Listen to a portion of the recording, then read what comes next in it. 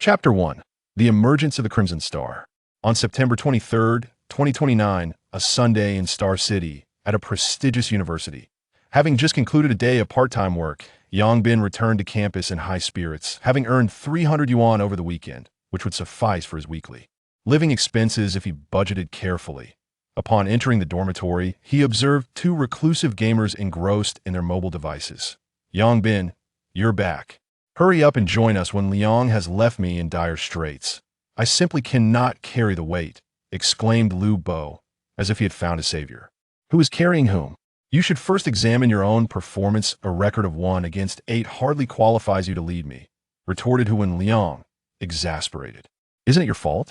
Every time I attempt to assist you, you refuse to engage, insisting on last hitting those 2 minions. The minions had already reached the tower. Couldn't you wait until I finished before jumping in? If you waited to finish last hitting, the enemy would have already fled. And yet, you charged in and ended up getting killed. Yang Bin shook his head, chuckling. All right, enough bickering. You're both equally matched. Neither should blame the other. You're both at fault. By the way, hasn't Chen Hao returned yet? Yang Bin inquired. Not yet. He's off on a date. He might not come back tonight, replied Huan Liang. Well then, are you two really content to spend every day holed up in the dormitory? You should consider finding girlfriends at your 3rd year. And still single, how shameful. A girlfriend can't possibly compare to the thrill of gaming. Wouldn't it be more enjoyable to play a few more rounds during that time? Lu Bo stated. Exactly. Don't point fingers at us, you're no different. I haven't seen you pursuing anyone either, Huan Liang added.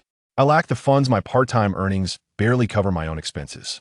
If I were to pursue someone, I'd be left starving, Yang Bin lamented. With your looks, which rival that of a reader who needs to spend their own money to woo a girl. There are plenty of wealthy girls at school, just charm one, and you'll be better off than working part-time, suggested Lu Bi. Oh, that I am not cut out for that. I can't live off someone else's generosity. But as he retrieved his phone to call Chen Hao, he noticed it was turned off, prompting a frown. What's wrong with this guy? Can't he charge his phone while out on a date? Shaking his head, Yang Bin decided not to dwell on it. He played a few rounds of games with his friends, leading them to victory a couple of times before taking a shower and retiring for the night. After 2 days of labor, he was indeed exhausted. In the dead of night, the dormitory lay in silence, each occupant deep in slumber. You are my little apple. The explosive ringtone of a mobile phone suddenly shattered the tranquility of the night. Startled, Yang Bin quickly covered the phone and glanced at the caller ID before answering in a hushed tone. How's he? Where have you been? I've been looking for you all day, and your phone is unreachable. After a moment of silence on the other end, Chen Hao finally replied. Bingu, could you come keep me company for a drink? Why on earth would you call at this hour? We have classes tomorrow. Yang Bin responded, exasperated but still asked, where are you? On the rooftop. Holy crap. Yang Bin instantly became alert, flipping out of bed. Don't do anything rash, you'll be right there. With that, he hastily donned his clothes and dashed out of the dormitory, racing towards the rooftop. He had known Chen Hao since middle school, their bond so close that they shared a pair of underpants. Upon hearing that this fellow was on the rooftop in the dead of night, Yang Bin could not help but worried. He rushed from the 3rd floor to the 7th in one breath. The rooftop of the dormitory was typically off-limits to students, with the iron gate locked almost year-round. However, this was not a challenge for some resourceful students. Many keys had long been made for that lock. It was unclear how Chen Hao had procured the key, but at that moment, the rooftop gate was ajar. When Yang Bin reached the rooftop, he found Chen Hao sitting despondently on the ground, surrounded by a pile of beer. Yang Bin sighed in relief, but felt a surge of anger as he said, what are you doing up here at this hour? I thought you were contemplating jumping off. Chen Hao looked at Yang Bin, whose face bore anger, yet whose eyes were filled with concern. That a flicker of gratitude crossed his face as he murmured, I'm sorry, Bingu, for worrying you. Yang Bin shook his head, moved closer, and sat down beside Chen Hao, casually grabbing a bottle of beer to take a sip. Now tell me, what's going on? Chen Hao gulped down a mouthful of beer, anguish etched across his face.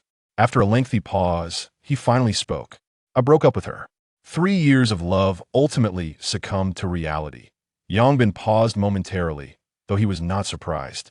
Given Chen Hao's despondent demeanor, he had already guessed the outcome. This fellow had invested too deeply in that woman in matters of love. Such individuals often suffered the most devastating defeats. Patting Chen Hao on the shoulder, Yang Bin offered consolation. Take it easy. It's hard to find a three-legged frog, but there are plenty of two-legged women out there. The road ahead is long. You're not unattractive, so why fear the absence of companionship? But I truly love her, Chun Hao lamented, his voice thick with emotion. Can love fill your stomach? It can. Just seeing her makes me forget my hunger. But she still betrayed you. How do you know? Given your personality, if she hadn't strayed, would you have ended it? Come on, tell me, whose bed did that woman end up in? Bingo, are you here to rub salt in my wounds? Chun Hao gazed at Yang Bin in exasperation. Not at all. I merely wish to know which scoundrel dared to betray my brother.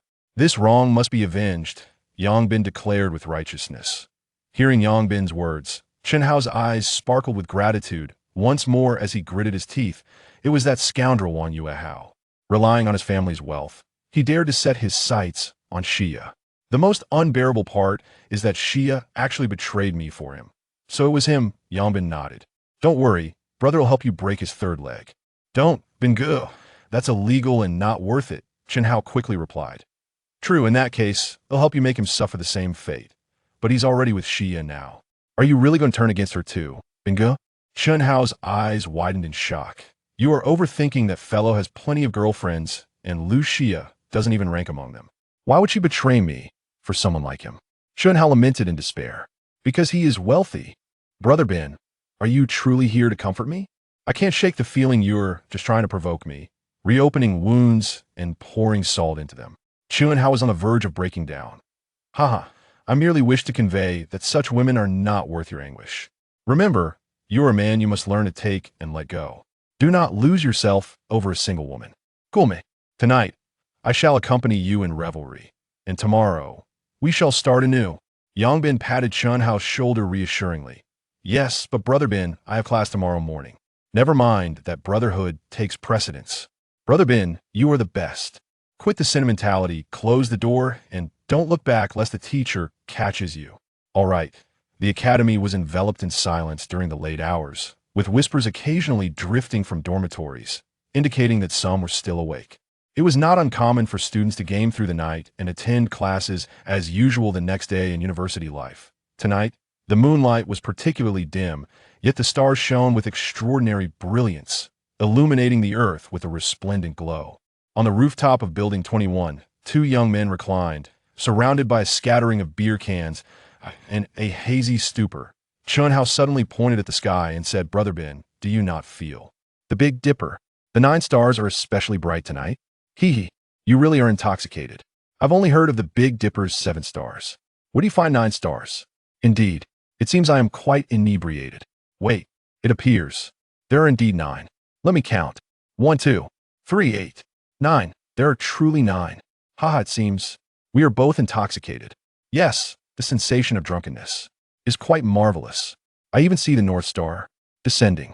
I see it too, trailing a long tail. Truly magnificent. Far more beautiful than a shooting star. Oh, look, another. North Star has appeared. Indeed, it is red. Ha! We're truly drunk. I can't handle it anymore. I shall sleep, and tomorrow everything will be fine. With that, Chun Hao collapsed into slumber. Yang Bin, also slightly inebriated, gazed with curiosity at the crimson North Star in the sky.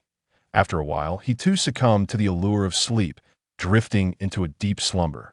Following the celestial phenomenon, it seemed as if a certain seal had been lifted, and suddenly copious amounts of spiritual energy surged forth across the blue planet swiftly, enveloping it entirely. However, this newly emerged spiritual energy carried a hint of decay. Ultimately, the energy infiltrated every living being on the blue planet. Some individuals showed no signs of change, yet the majority experienced mutations. Their eyes turned blood red, their bodies began to decay, and even their consciousness was consumed, rendering them as mere mindless zombies, driven only by the urge to devour. A select few individuals have acquired extraordinary abilities, predominantly those who have been directly illuminated by the Crimson Star. Chapter 2, The Onset of Doom. September 24th, 2029, early morning. Help! There are monsters!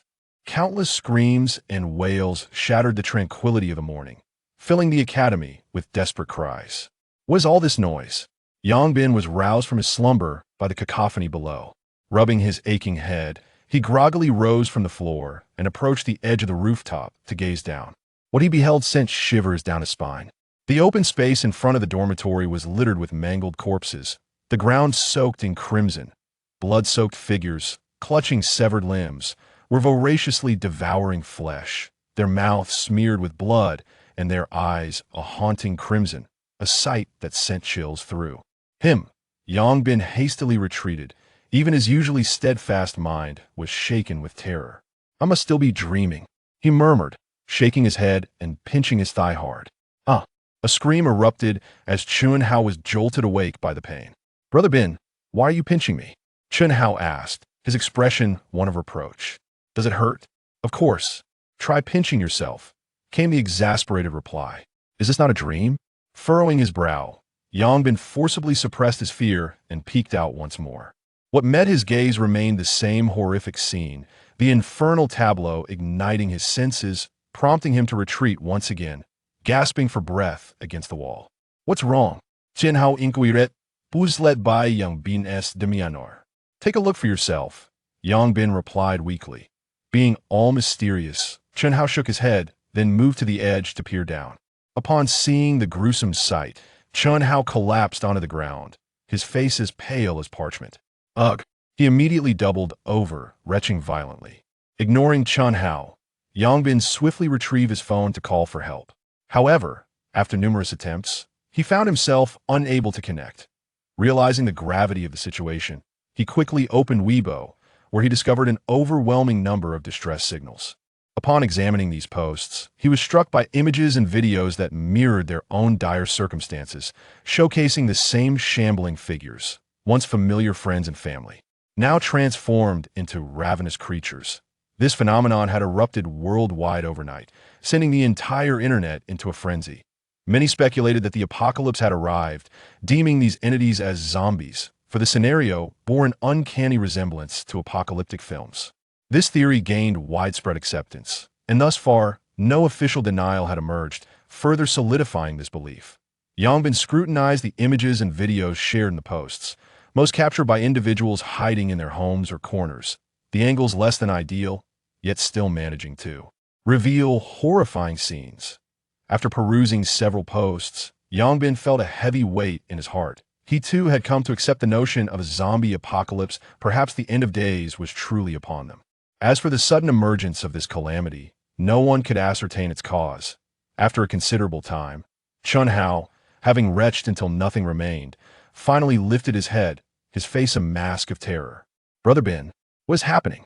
"The apocalypse has arrived," Yang Bin sighed, his voice heavy with resignation. "The apocalypse?" Chun Hao's eyes widened in disbelief. "Take a look online." Chun Hao hastily retrieved his phone, and after a brief examination, his pallor returned, even more pronounced than before. "What?" "Brother Bin, what should we do?" Chun Hao asked, his voice tinged with panic. "We must find something to brace the iron door and prevent the zombies from entering here," Yang Bin replied, his survival instincts honed from years of solitary existence. The two searched for a while and eventually discovered a long ladder left by a maintenance worker in a corner of the rooftop. They maneuvered the ladder into position, one end propped against the iron door and the other against the wall's edge, securing it tightly. The rooftop was seldom frequented, so the zombies were unlikely to discover their refuge quickly. For the moment, they were safe.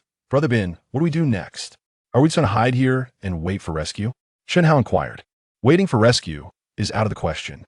From what I've gathered online, chaos reigns across the globe. The authorities are overwhelmed and incapable of providing assistance anytime soon. If we remain idle, we will surely starve," Yang Bin asserted gravely. "What then? First, let's observe the zombies' behavior to understand the situation better. Our vantage point is advantageous, allowing us to monitor the happenings below. We should also keep an eye online for any potential strategies to combat the zombies." Agreed to that moment. The cries from below had dwindled, suggesting that those who had been shouting had perished. These zombies seemed particularly sensitive to sound. Their screams served only to hasten their own demise. Aside from their dormitory, the nearby buildings exhibited a similar silence, transitioning from chaotic shouts to an eerie stillness, punctuated only by the growls of the undead. "Brother Bin, how did these zombies even come to be? So many down there have transformed," yet we remain unscathed. Are we somehow special? Chun Hao pondered, a note of curiosity in his voice. I cannot say. Perhaps we are merely fortunate after all. While many have succumbed to the infection, there are still those who remain unharmed. The odds are not insubstantial with just the two of us, Yang Bin replied. For reasons unknown, a vision of the Big Dipper and a crimson star flashed through his mind, remnants of a hazy recollection from the previous night. Could this be connected? He looked skyward once more, but the celestial bodies eluded him, prompting him to shake his head and momentarily set aside the thought. Indeed. Brother Bin, do you think Lu Bo and the others? Chun Hao expressed his concern. Among the four in their dormitory, though Chun Hao shared a close bond with Yang Bin, he also held a decent rapport with the other two. In the face of such adversity, worry was only natural. I don't know, Yang Bin replied, shaking his head. At this point, we can only rely on their luck. With just the two of them in the dormitory, the danger level is relatively lower compared to other dorms. However, if one of them were turned into a zombie, the other would be in dire straits as well. Upon hearing Yang Bin's words, Chun Hao fell silent, offering a silent prayer. Suddenly, a thought struck him, and he hastily picked up his phone, preparing to make a call. Yang Bin quickly intervened, asking, "Are you planning to call that woman or your family?" "Of course, my family. I'm worried about my parents and want to check on their situation," Chun Hao replied. "Oh, then don't make the call." "Why not?" "You've seen the situation below. The entire world is in chaos. If your parents were safe, your call might inadvertently attract nearby zombies with the ringing, turning their safety into peril." Chun Hao gasped, quickly putting away his phone, feeling a chill of apprehension. "I'm glad you're being rational. Been good at, if you really want to make a call, you could check on that woman." Let's skip that. Even though she has wronged me, I wouldn't go so far as to harm her. Since we've parted ways, we may as well treat each other as strangers, Chun Hao said with a bitter smile. "Well, I was merely joking. It's good to see you managing," Yang Bin chuckled. "Rest assured, Bin Ge, I'm not that fragile. That's good to hear. Bin Ge, do you think our phones will still have signal later?" "They might not. If the zombies destroy the communication towers, our phones will become mere flashlights that... while we still can, let's download some movies to watch later when we're bored. What if the battery dies? Then it will just be a brick." Chapter 3. Extraordinary abilities on the rooftop. The two individuals observed the situation with the zombies while browsing the latest news online.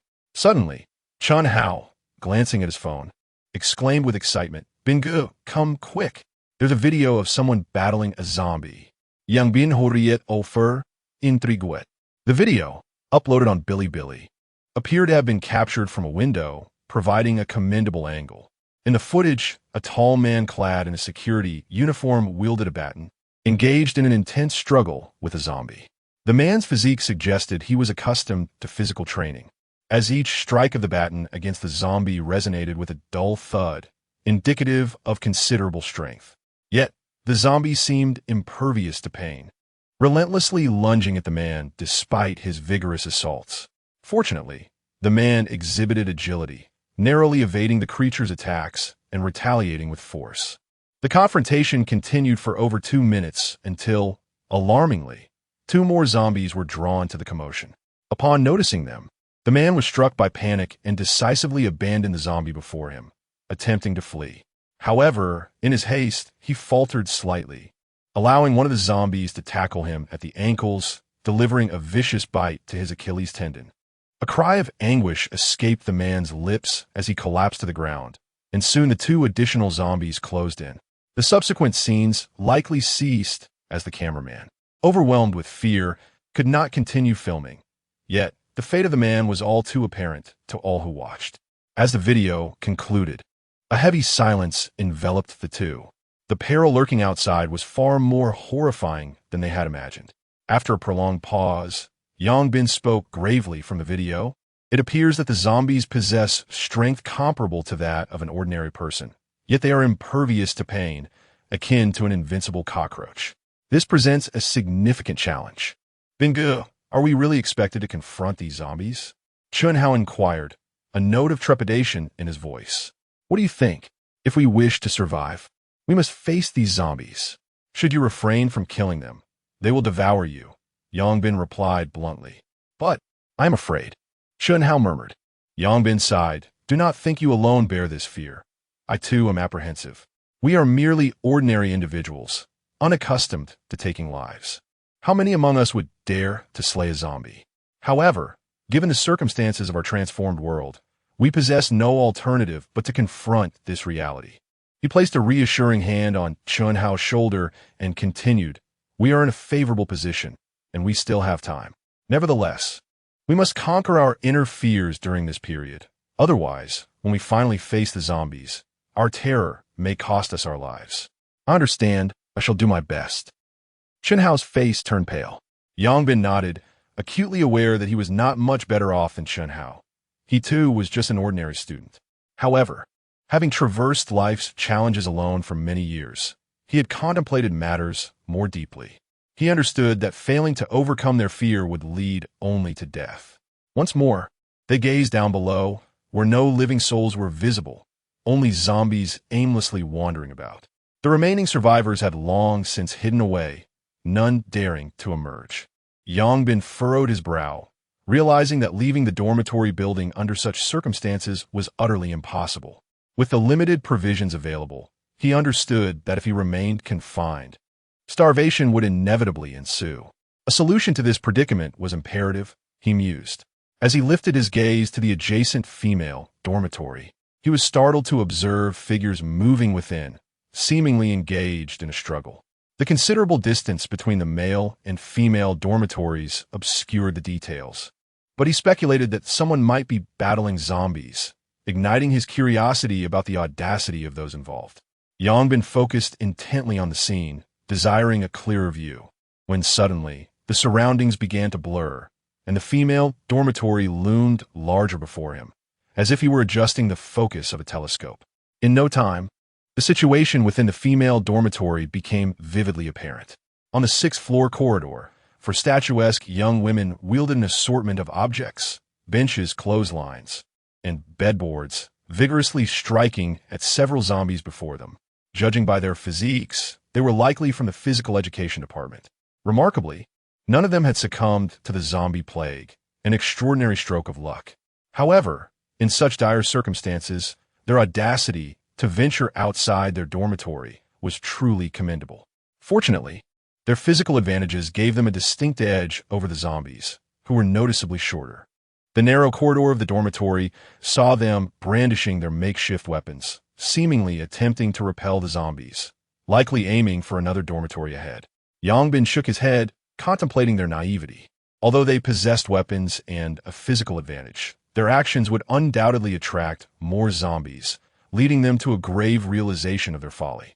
As he anticipated, it wasn't long before zombies from other dormitories, drawn by the commotion, emerged and charged frantically towards them. The four women, upon witnessing this alarming sight, turned pale and hastily retreated into their dormitory, promptly locking the door behind them. A throng of zombies surged to the entrance, battering against the door with fervor.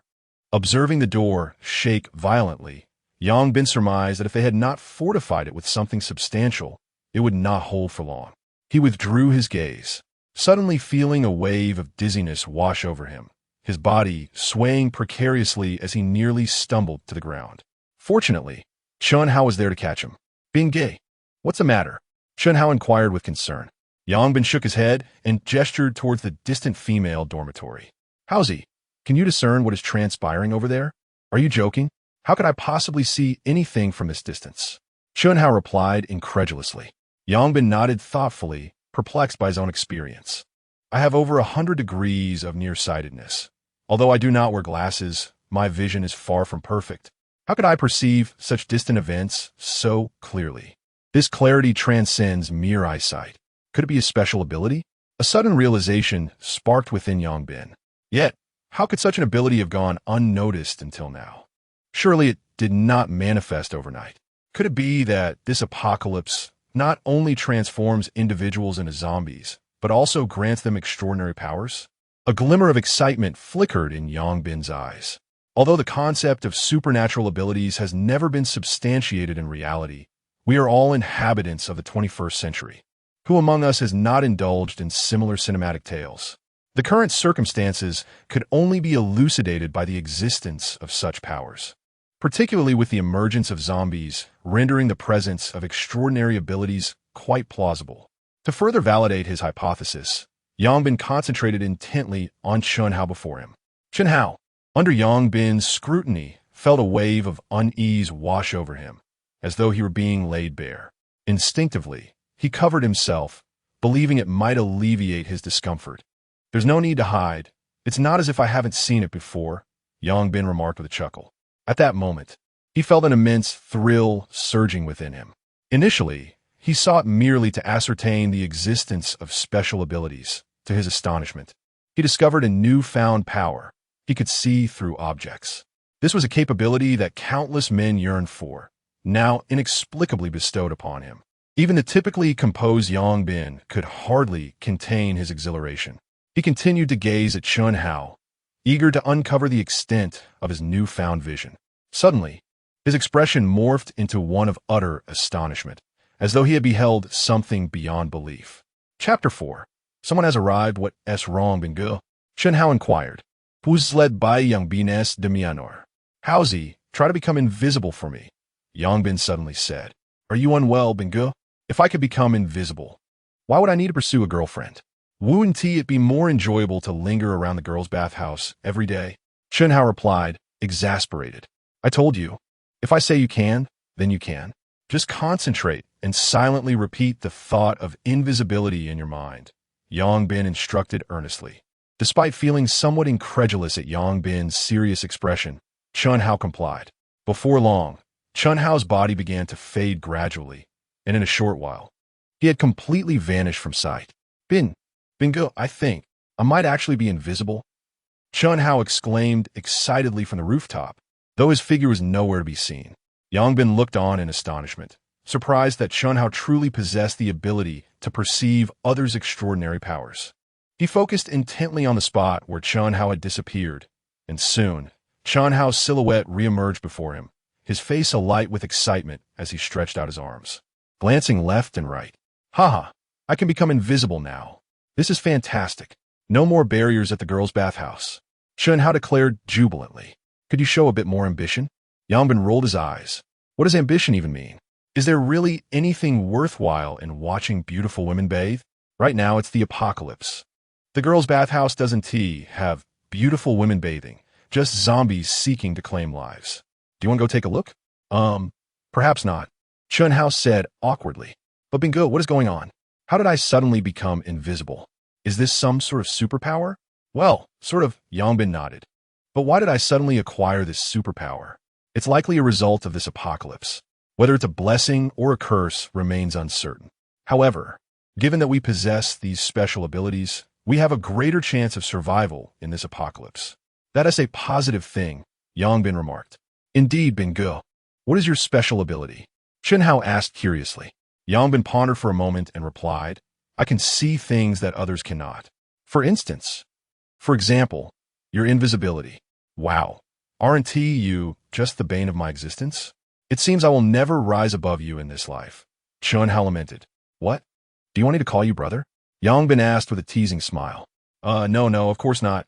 Chen Hao hastily waved his hands.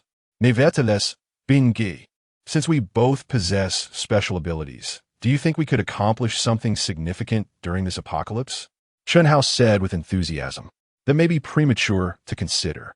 Let us focus on surviving first. Our abilities aren't designed for combat, and navigating a world teeming with zombies is far from easy. Yang Bin shook his head. True, but since I can become invisible, I could sneak around to steal food, ensuring we won't starve, Chen Hao suggested. Don't be overly optimistic. From my observations, these zombies seem to have remarkably acute hearing. If you can't move silently, then your invisibility won't be of much use against them. In the future, you must practice more diligently, striving to walk without making a sound. Let us seek out a zombie to test whether it can detect your presence. Are we certain this isn't a trial that could lead to demise? It won't happen. You must believe in yourself. Very well. By the way, Howsy, it seems that your invisibility extends even to your clothing. Is it possible that the objects you hold can also become invisible? Yang Bin suddenly inquired. I shall give it a try. Chen Hao picked up a brick from the ground and activated his invisibility once more. Indeed, as he became invisible, The brick in his hand vanished as well. This truly works, Chun Hao exclaimed with excitement. Yangbin nodded and asked again now. Let us see if he could take me along with you. Certainly. Chun Hao revealed himself, grasped Yangbin's hand, and attempted to activate his invisibility again. However, he soon discovered that not only could he not bring Yangbin along, but he could not remain invisible himself. It seems that won't work. Chun Hao furrowed his brow. It appears that living beings cannot be brought along, Yangbin speculated. In that case, would encountering a living creature while invisible cause one to become visible? I will test it again. Chun Hao resolutely decided to experiment further. With their knowledge of these extraordinary abilities still limited, it was essential to keep trying. Only through a deeper understanding of their powers could they better harness them in the future. Chun Hao activated his invisibility once more and patted Yangbin on the shoulder. As his hand made contact with Yangbin, his form immediately became visible again. He proceeded to conduct multiple tests, whether by touching with his body or the brick. As long as he made contact with Yangbin, he would become visible. It seems that as long as one touches a living being, invisibility will cease to function. Chun Hao lamented. Indeed, you must be cautious in the future. Invisibility is not infallible, and one must avoid contact with any objects while concealed. Yangbin stated solemnly. Understood. Chun Hao nodded earnestly. Suddenly, a loud banging echoed as someone struck the iron door on the rooftop with fervor. Who is inside? Open the door quickly. There's zombies. An anxious voice called from outside, and the banging grew more intense. This unforeseen turn of events startled both of them. Brother Bin, what should we do? Should we open the door? Chun Hao inquired, frowning. Yangbin stared intently at the iron door, his gaze piercing through it to see 3 terrified men standing behind it. One man was frantically pounding on the door, while the other 2 wielded an 80-centimeter long steel pipe and a high stool, desperately fending off 2 approaching zombies. Due to the staircase's elevation, they had the advantage, managing to repel the zombies back down. Yangbin furrowed his brow and reluctantly said, Let us open it, otherwise, if they continue to knock like this, who knows how many zombies will be drawn here. The wooden ladder might not be able to hold up under the pressure. However, one must exercise caution. There are 3 individuals, one of whom wields a steel pipe. We ought to remain vigilant. Although we are classmates in a world ravaged by catastrophe, human intentions are difficult to discern. Rest assured, Brother Ben, I comprehend. Chun Hao nodded in agreement. Very well. I will move the ladder aside shortly, and you shall open the door. Once they enter, swiftly close it behind them. Understood. After the 2 reached a consensus, Yangbin once more gazed at the scene beyond the iron door. Observing that the assailants had successfully repelled the advancing zombies, he promptly shifted the ladder, and Chun Hao quickly opened the door. The 3 men at the entrance, upon seeing the door ajar, surged inside and immediately shut it behind them. Yangbin hastily propped the ladder back into position. Soon, the sounds of impact echoed from outside, unmistakably indicating that the zombies had charged forth. Yet, the strength of the 2 zombies was insufficient to budge the iron door secured by the ladder. Phew! The 3 survivors collapsed onto the ground, gasping for breath, visibly shaken by the ordeal. After a prolonged moment, they turned their gazes toward Yangbin and Chun Hao.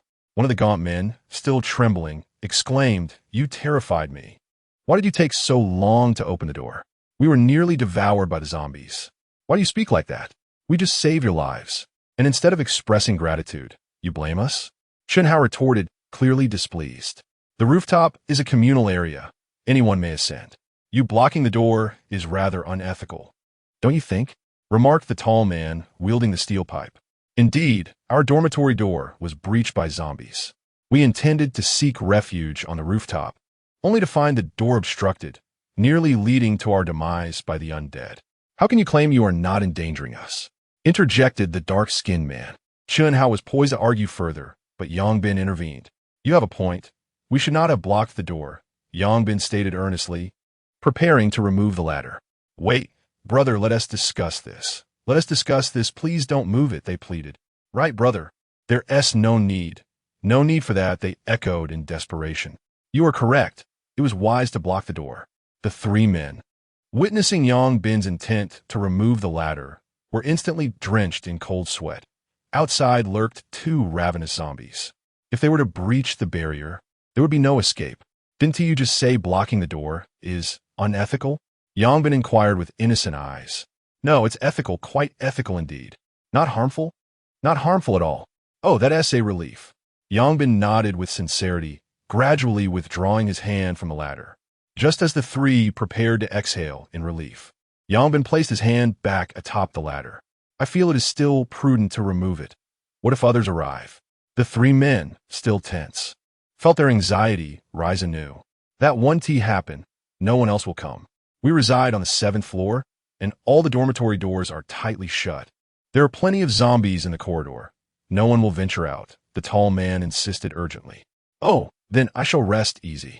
Yongbin nodded once more, then shook the ladder, a frown etched upon his brow. Why does this ladder feel somewhat unstable? He mused, causing the hearts of the three to race anew. We must quickly find something to brace it. This is no trifling matter. All right, Yongbin said, glancing at the base of the ladder before shifting his gaze to the steel pipe held by the towering man nearby. My friend, might I borrow your steel pipe? I shall see if it can support this ladder's footing. It appears to be of a suitable size. Sure, the tall man replied, tossing the steel pipe without a second thought, focused solely on preventing any zombies from breaching their defenses. Yongbin smiled, picked up the pipe, and gestured with it a few times before clapping his hands together. That should do it. It's stable now. Upon hearing this, the three finally exhaled in relief, unaware that the weapon they once held had now changed hands. Chapter 5. Conflict with weapons in hand. A smile graced Yongbin's face. One could hardly blame him for harboring a petty mindset. In these extraordinary times, he felt compelled to eliminate all threats in their infancy, as this was the only way to prolong his survival. We reside in Dormitory 308. My name is Yongbin, and this is Chunhao. How do you address yourselves? Yongbin introduced himself proactively. We are from Dormitory 716.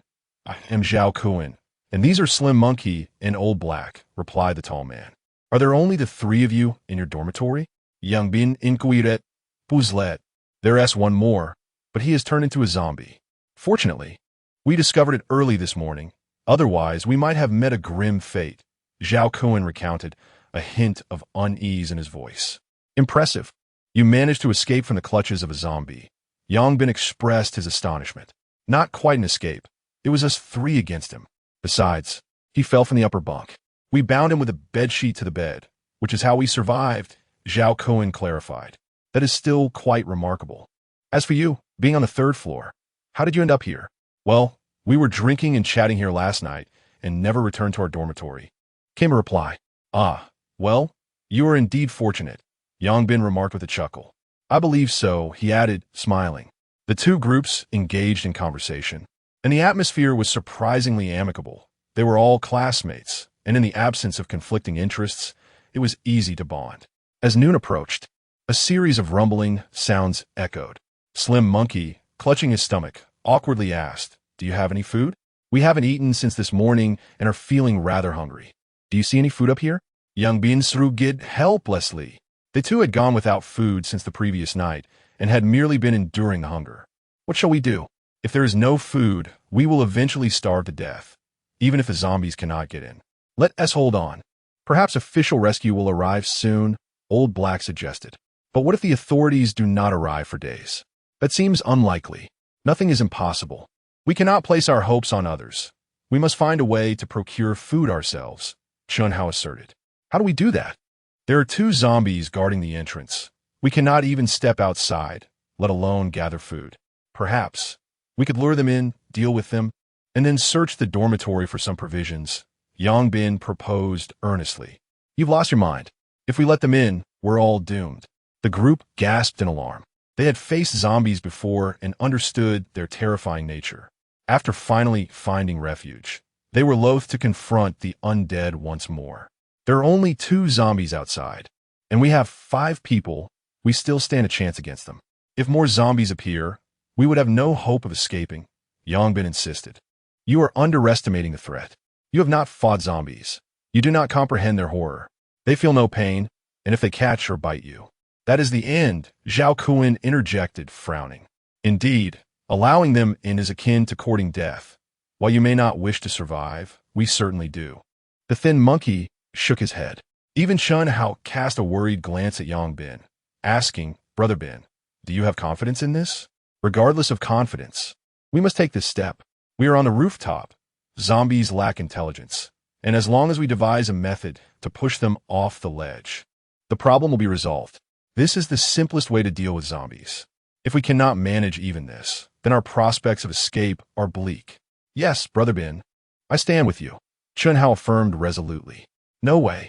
We categorically refuse to allow zombies in here. The other three interjected, shaking their heads. We were here first. When did we require your consent? Yang Bin retorted with irritation. Humph, we disagree, and I dare anyone to let them in. Zhao Kuan fumed, reaching for a steel pipe, only to discover it had somehow found its way into the hands of the adversaries, turning his expression dark. Return the pipe to me. Do you really think that is possible? Yang Bin scoffed. It was mine to begin with, and now it belongs to me. Damn it, without that pipe, I will never allow you to let the zombies in. This is not for you to decide. Yang Bin shot him a cold glance and abruptly kicked over the ladder, sending it crashing down. What the hell? Zhao Kuan and his companions gasped in shock, quickly bracing their bodies against the iron door. You lunatic! You're going to get us all killed. Tianquan sauted in fury. Rather than waiting here to meet our end, it's better to take a risk. If you're too frightened to fight, then brace yourselves. I'm curious how long you can hold out. Yang Bin's voice was icy, and the tension between them escalated to a breaking point. Bang! Bang! The iron door was once again slammed against, and the previously dormant zombies, alerted by the commotion inside, began to batter against the door anew. The three desperately held the door, and seeing that Yang Bin and his companion had no intention of assisting, their faces turned ashen. What do we do, Kuan-gu? The thin monkey asked anxiously. At this rate, we won't last much longer. Zhao Kuan's expression shifted multiple times. Finally, he gritted his teeth and addressed Yang Bin. If we're going to fight, we need a strategy. What kind of plan is it to simply kick the ladder away? You make a fair point. Yang Bin considered, nodding seriously. He then leisurely retrieved the ladder and propped it back against the iron door. Phew, the three collapsed to the ground, initially believing they would be safe on the rooftop, only to find the situation so thrillingly perilous. After a while, Zhao Kuan turned to Yang Bin and said, Speak up. What is our plan of attack? Yang Bin surveyed the surroundings and proposed, Soon, the thin monkey and Lao He will lift the ladder. Once the zombies enter, you will use the ladder to pin one against the wall while the three of us handle the other. We must strive to push both zombies off the building as swiftly as possible. That sounds easy, but zombies are quick, and the ladder is cumbersome. If they get too close, the ladder will not only fail as a weapon, but will become a liability, putting us in grave danger, Zhao Kuan countered. Upon my observation, the physical prowess of zombies is akin to that of ordinary individuals, with the distinct advantage of being impervious to pain. However, they possess a fatal flaw, an utter lack of intelligence, rendering them incapable of evading attacks. Once the zombies breach our defenses, the immediate course of action for the two of them is to utilize a ladder to pin the zombies against the wall. I believe this will preclude any opportunity for close combat. If such a strategy were to falter, one would have to reflect upon their own shortcomings, Yang Bin asserted. Very well. Even if I concede to your reasoning, what shall we do about the remaining one? I am devoid of any weaponry. It is hardly prudent to engage a zombie with bare hands, Zhao Kuan remarked, his frustration evident as he glared at the steel pipe in Yang Bin's possession, which rightfully belonged to him. Originally, there was a high stool available, but in the haste of our entry, it was left behind at the threshold, leaving them bereft of any means of defense. With so many bricks strewn across the ground, can't you simply wield a couple as makeshift weapons? Yang Bin retorted. Bricks? How clever of you to suggest that. Why don't you use the bricks to combat the zombies yourself? I have a steel pipe and find it sufficient, he replied dismissively. Chapter 6. The First Clash, are you ready? Yang Bin gazed sternly at the group. Yes, they nodded nervously, although Zhao Kuan and his companions were somewhat disgruntled. Yang Bin's overwhelming presence rendered them compliant. I will count to 3. Lao He, you and the others move the ladder, Yongbin instructed. All right. Lao He and Shou Ho gripped the ladder, their palms slick with sweat. 1, 2, 3. With Yongbin's command, Lao He and Shou Ho swiftly removed the ladder. Bang! With a resounding crash, the iron door swung open, and 2 bloodied zombies surged onto the rooftop. This marked Yongbin and Chun Hao's first close encounter with the undead. The sight of their blood-red eyes sent chills down their spines, and the overwhelming stench of blood nearly made them retch.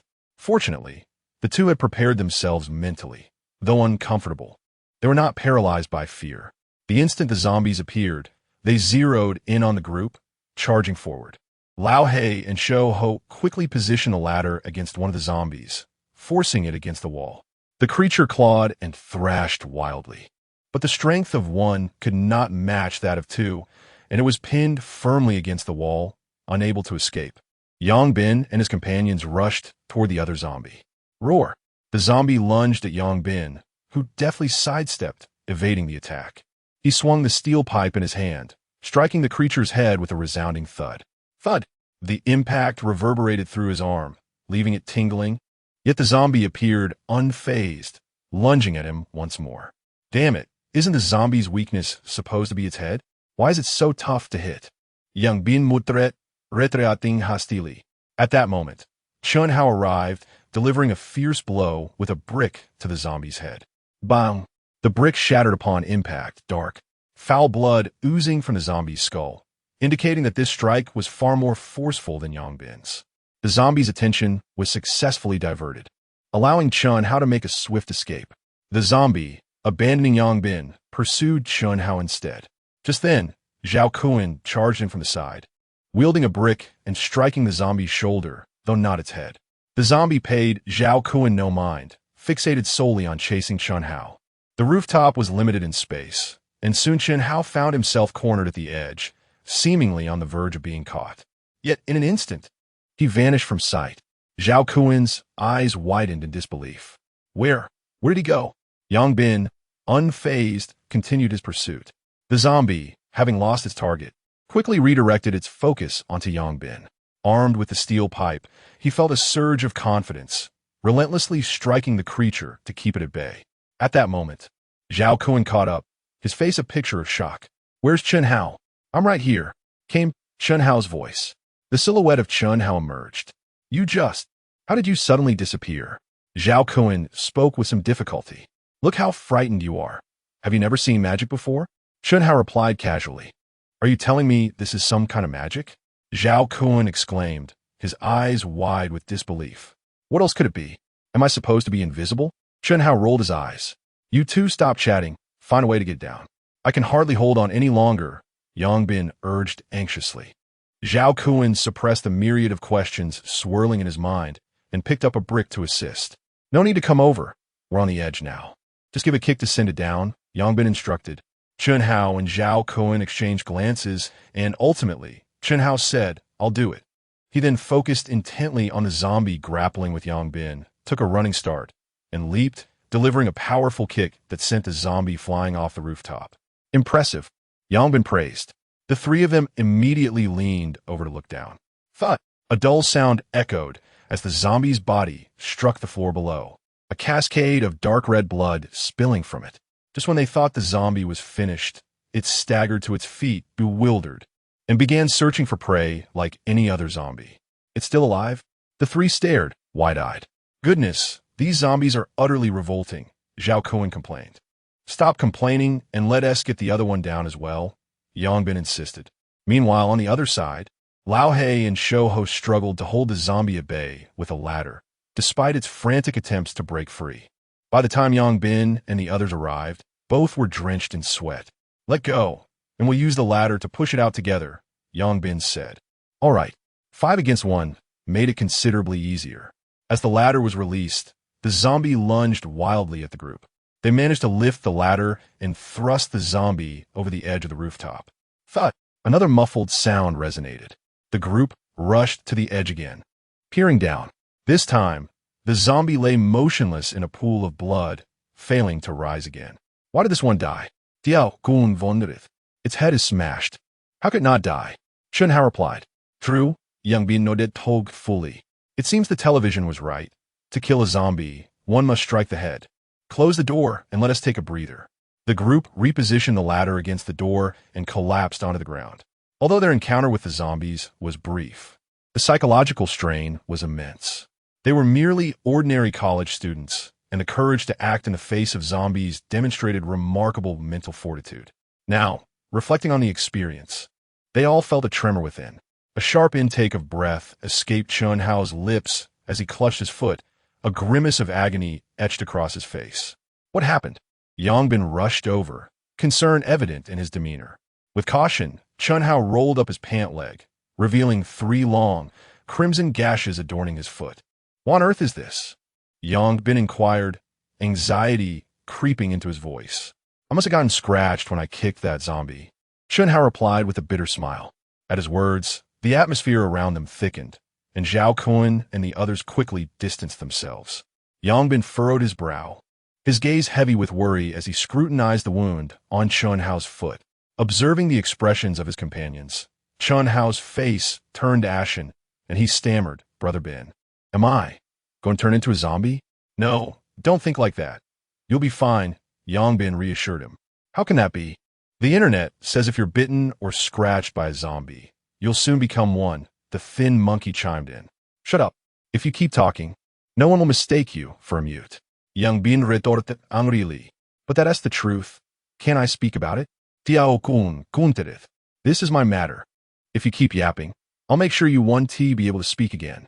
Yangbin threatened, gripping his steel pipe, his gaze icy as he glared at them. What? Do you want to take us all on? Zhao Kun shot back defiantly, having long harbored resentment towards Yangbin. You can certainly try. Yangbin replied coldly. Chapter 7. A false alarm. The atmosphere grew tense once more. At that moment, Chun Hao gently patted Yangbin's shoulder and whispered, Brother Ben, there's no need for concern. I am well aware of the situation. Yangbin withdrew his icy gaze, turning towards Chun Hao with reddened eyes, saying, Haozi, I am sorry. If I hadn't urged you to kick it, this predicament would not have arisen. Brother Ben, it's not your fault. I should have been more cautious, Chun Hao replied with a bitter smile. You know, the person I admire most in my life is you. Being your brother is my greatest pride. If I were to become a zombie, could you promise to end my life beforehand? I would never wish to harm anyone as a zombie. As he spoke, Chun Hao's eyes glistened with moisture. That won't happen. Do not entertain such thoughts. There will surely be a solution, Yangbin declared, activating his special ability as he focused intently on the wound on Chun Hao's foot. Soon, he noticed a faint gray energy steadily eroding Chun Hao's injury. Yet, it appeared that within Chun Hao's body, a unique energy was resisting the gray force's encroachment, leading to a stalemate between the two. Witnessing this, Yangbin's face brightened with surprise. Although he was uncertain why Chun Hao could withstand the gray energy, he held on to hope that perhaps Chun Hao would not succumb to zombification after all. Brother Ben, could you promise me one thing? Chun Hao continued, seemingly lost in thought. After I pass, could you check on my parents? They haven't responded to my messages, and I worry for their well-being.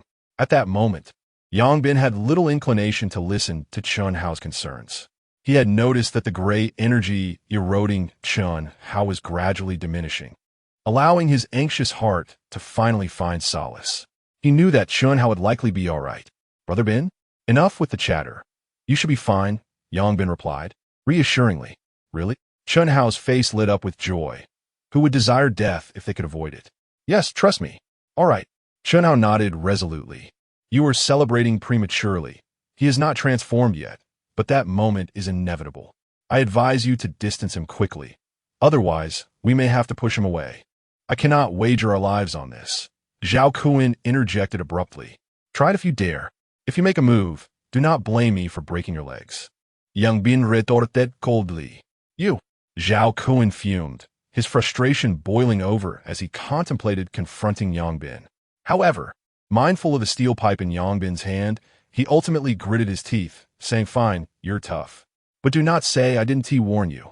You are closest to him, and if he becomes a zombie, you will be the first to be devoured. With that, he led the others away. Brother Ben, perhaps you should keep your distance from me. I fear the worst. Chun Hao expressed his concern. There is no need for alarm.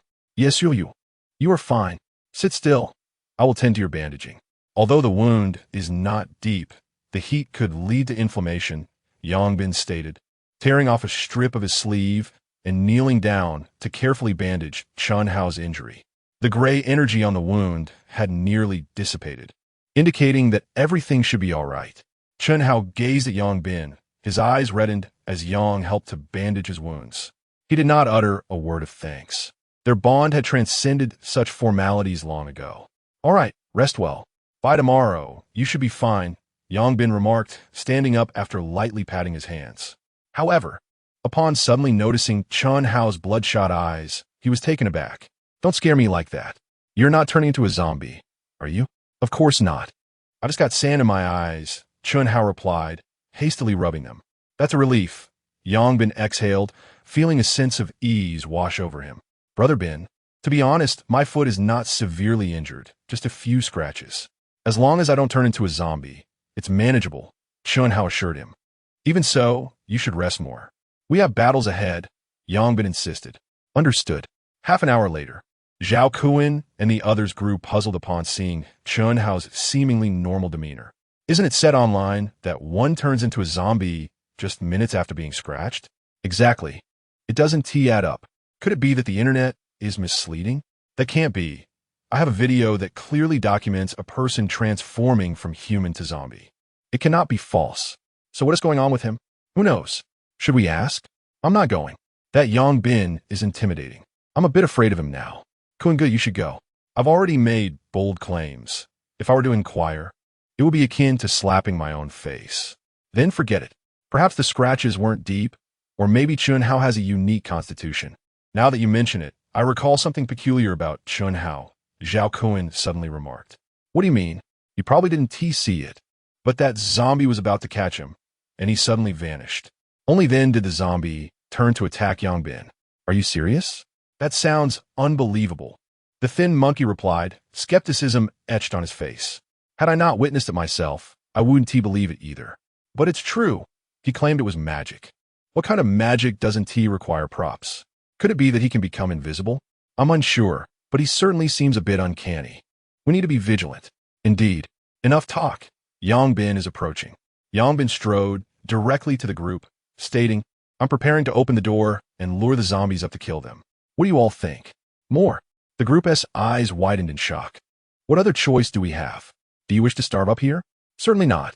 The thin monkey and old Hay quickly shook their heads. Who will lure them? Zhao Kuan inquired, his brow furrowing. I'll do it. As long as I can draw the zombies from the 7th floor one by one. We can then search for food in the dormitories. Upon hearing Yongbin's words, the group's faces lit up. Even Zhao Kuan couldn't help but regard Yongbin with newfound respect.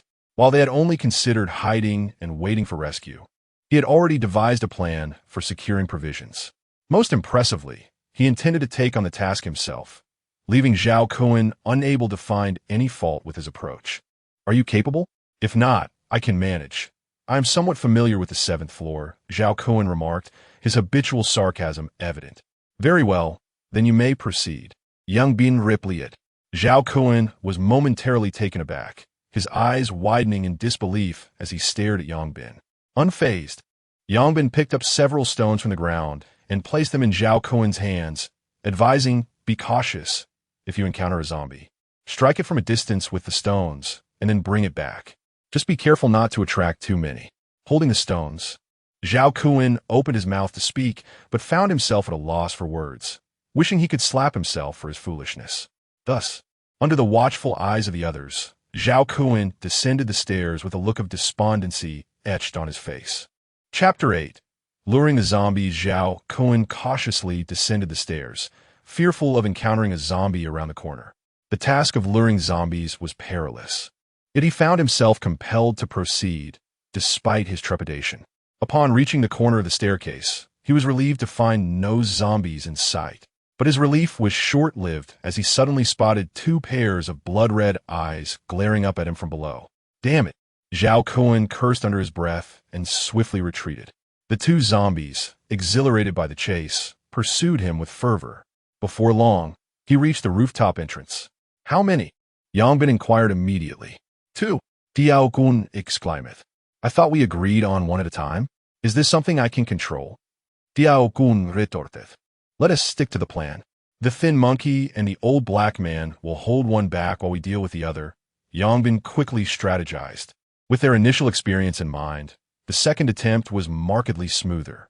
As the two zombies charged in, one was swiftly restrained by the latter, while the other, caught unaware, was met with 2 bricks and a steel pipe, all aimed at its head. The zombie roared in fury and lunged towards the trio that had attacked it.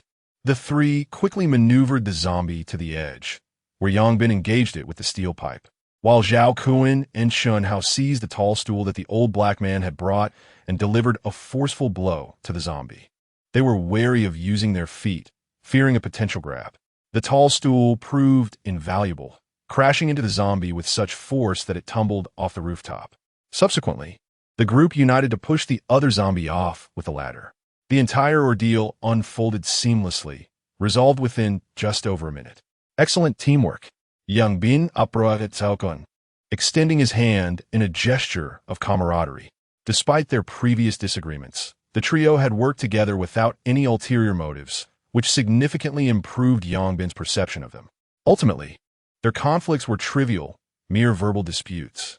Recognizing the necessity of collaboration, they understood that personal grievances must be set aside to avoid further complications. Zhao Kuan hesitated momentarily at Yongbin's outstretched hand, but quickly reciprocated, acknowledging the importance of unity in this dire situation. Great teamwork, but can we alternate on luring the zombies? It's quite hazardous, Zhao Kuan remarked awkwardly. All right, I'll go next, Yongbin replied without any hesitation. In truth, he had intended to lure the zombies from the beginning, utilizing his ability to perceive them in advance to minimize risk. Zhao Kuan's insistence had merely prompted him to acquiesce.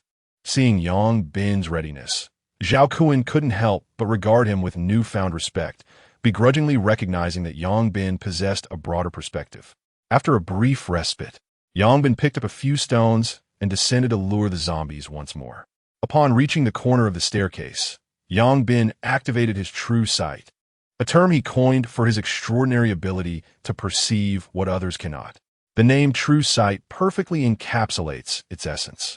Confirming the absence of zombies, Yongbin cautiously descended. As he approached the 7th floor, he activated his true sight once more, surveying both sides.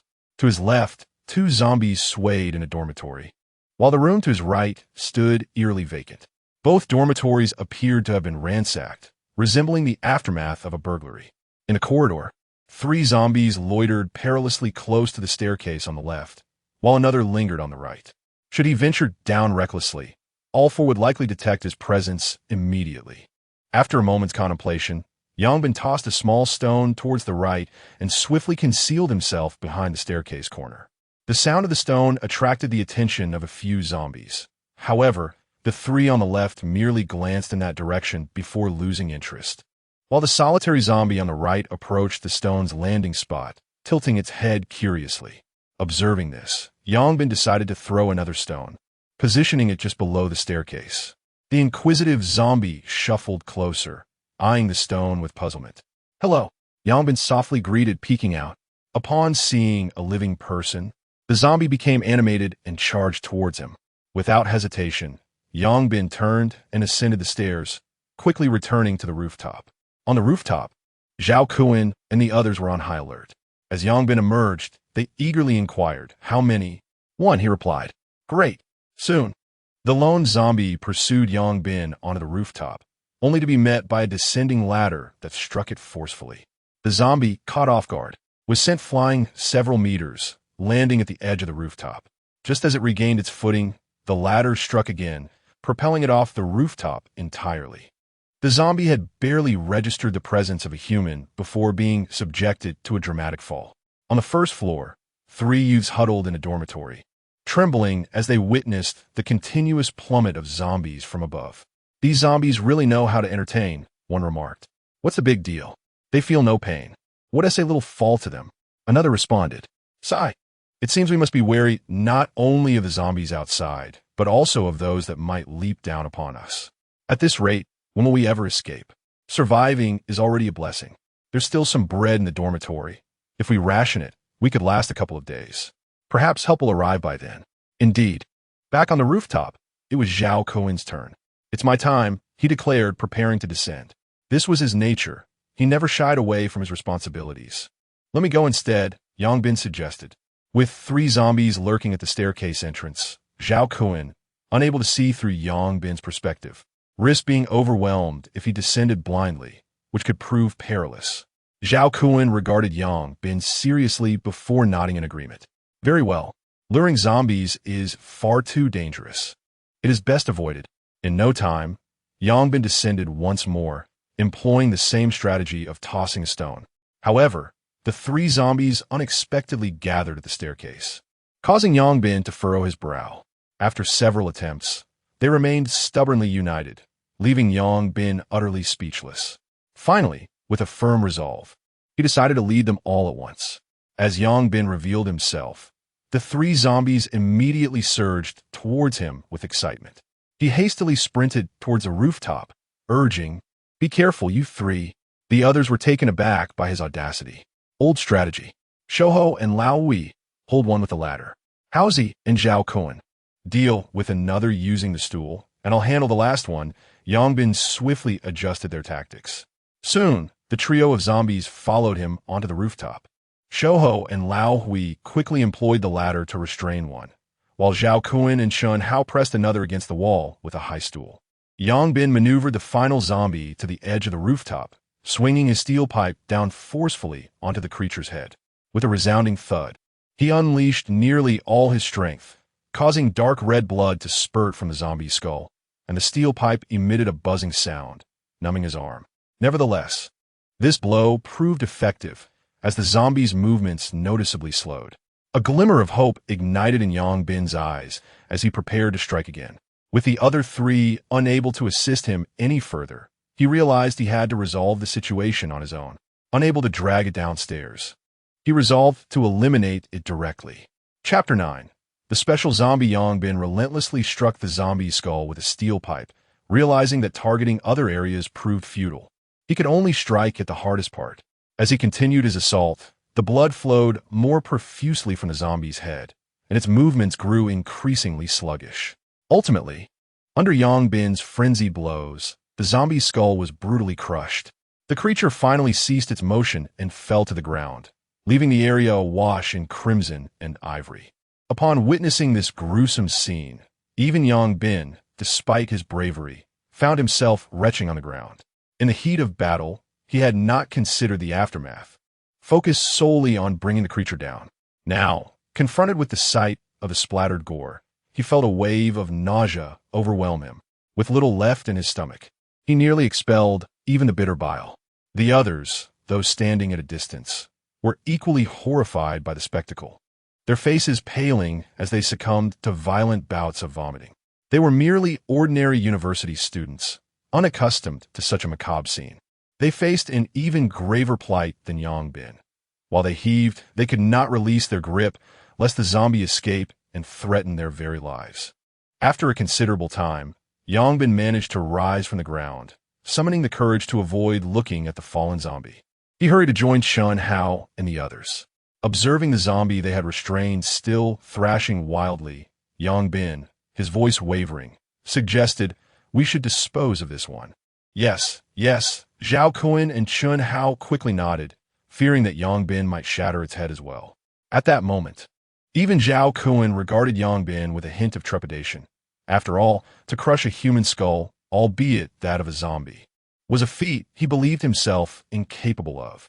Without further ado, Yang Bin instructed the 2 to release the zombie, subsequently guiding it to the edge. Shun Hao and Zhao Koen replicated their earlier method, using a high stool to propel it over the edge. Soon after, they collectively pushed another zombie off as well. Having completed these tasks, the group collapsed to the ground in exhaustion, each unwilling to move. It was not that this endeavor had been significantly more taxing than previous ones. Rather, it was the nausea that weighed heavily upon them. The sight of the shattered skull nearby triggered waves of revulsion. After a prolonged moment, Yang Bin rose from the ground and, amidst the terrified gazes of his companions, walked purposefully toward the corpse. To survive in this post-apocalyptic world, such encounters would become inevitable. He must conquer this mental barrier swiftly, he resolved inwardly. Standing before the lifeless body, Yongbin fought to suppress his disgust, steadfastly locking his gaze upon the corpse. Observing Yongbin's determination, Chunhao hesitated momentarily, but finally steeled himself and approached. Zhao Kun and the others regarded them with expressions of disbelief. Though Zhao Kun understood their intent, yet he lacked the courage to join them. Eventually, Yongbin turned to Chunhao and said, "Haozi, well done, Bing Yi. No matter what you do, I will follow you." Chunhao affirmed resolutely. "Good brother," Yongbin nodded, replying, "Let us dispose of it." Agreed. Two individuals together hoisted the lifeless body and discarded it from the rooftop, while the others finally exhaled in relief. However, unbeknownst to them, this incident had allowed Yongbin and Chun how to surpass them in certain aspects. "Let us rest for half an hour, then we shall continue," declared Yongbin. "Agreed," came a unanimous reply. At that moment, Zhao Kun and the others could not help but feel a twinge of fear towards Yongbin, even the notoriously rebellious Zhao Kun. "Could you refrain from attracting so many next time? It's quite overwhelming," Zhao Kun murmured. "I would prefer not to, but those three simply would not separate." "I had no choice but to bring them all along," Yongbin replied, exasperated. "How about I attract them next time?" Zhao Kun suggested. "That is unnecessary. If we attract again, we will have to descend to the 7th floor, and I fear you might end up drawing every zombie in that corridor." "How can you be so certain you want tea? I have my methods. If you insist on going, I won't stop you. But I must warn you, there are at least 30 to 40 zombies in that corridor. If they come rushing at you, you may find yourself utterly devoured." Upon hearing Yongbin's words, Zhao Kun instinctively shuddered and awkwardly replied, "Then perhaps it's best to leave it be." Half an hour later, Yongbin descended once more. The subsequent task proceeded relatively smoothly. The corridor on the 7th floor indeed harbored numerous zombies, yet they were quite dispersed and not congregated. Moreover, the zombies did not remain stationary. They wandered aimlessly about. Yongbin concealed himself at the stairway, carefully observing the zombies' movements with his enhanced vision. Upon noticing a zombie approaching, he cautiously tossed a pebble to lure it towards the stairway, subsequently leading it to the rooftop, where the group collectively pushed it off. Employing this method, Yongbin successfully attracted over 10 zombies without incident, until the 17th one, when an unexpected occurrence transpired. As before, Yongbin hid in a corner, observing the zombie with his enhanced vision, and discreetly tossed a pebble just ahead of it. The preceding steps went smoothly, and Yongbin gradually lured the zombie to the stairway. However, upon spotting Yongbin, this particular zombie exhibited an alarming speed, far surpassing that of its predecessors. Had Yongbin not been quick on his feet and maintained a safe distance, he likely would have been overtaken before reaching the rooftop. When the zombie ascended to the rooftop, the group, as per usual, attempted to use a ladder to push it towards the edge. Yet, when the ladder struck the zombie, it merely staggered a few steps before regaining its balance, leaving everyone utterly astonished. The zombie then charged towards them with remarkable speed. At that moment, the cumbersome ladder became a liability. The 4 individuals wielding it found it exceedingly cumbersome to maneuver, and soon the zombie was upon them. Without hesitation, they decisively swung the ladder at the creature and swiftly retreated. The zombie dismissed the ladder with a casual swipe and continued its relentless advance. Seizing the opportunity, Yongbin struck the zombie fiercely on the head with a club. With a dull thud, the steel pipe bent upon impact. However, the zombie's head remained largely unscathed, not even a drop of blood emerging. How could this be? Yongbin widened his eyes, having exerted nearly all his strength in that swing, yet had failed to draw blood. At that moment, the zombie once again fixed its gaze upon him, letting out a roar as it lunged directly towards Yongbin. He rolled to the side just in time to evade the attack, bringing the steel pipe down forcefully upon the creature's skull once more. Yet, this blow too failed to inflict significant damage, and the zombie charged at him again. "Everyone be cautious. This zombie is unlike the others," Yongbin shouted, swiftly dodging the creature's relentless assaults. However, the speed of this zombie was astonishing, making it exceedingly difficult for Yongbin to evade. Several times, he narrowly escaped being tackled. In the face of this formidable opponent, Yongbin felt utterly powerless. The steel pipe striking the creature's head seemed to have no effect whatsoever. The others, though frantic, were equally ill-equipped to assist, lacking suitable weapons. Chen Hao picked up a brick, ready to confront the zombie, but was quickly intercepted by Zhao Kuan. Going in like that is tantamount to courting death. If a steel pipe can't even phase it, what good is that brick? Then think of something.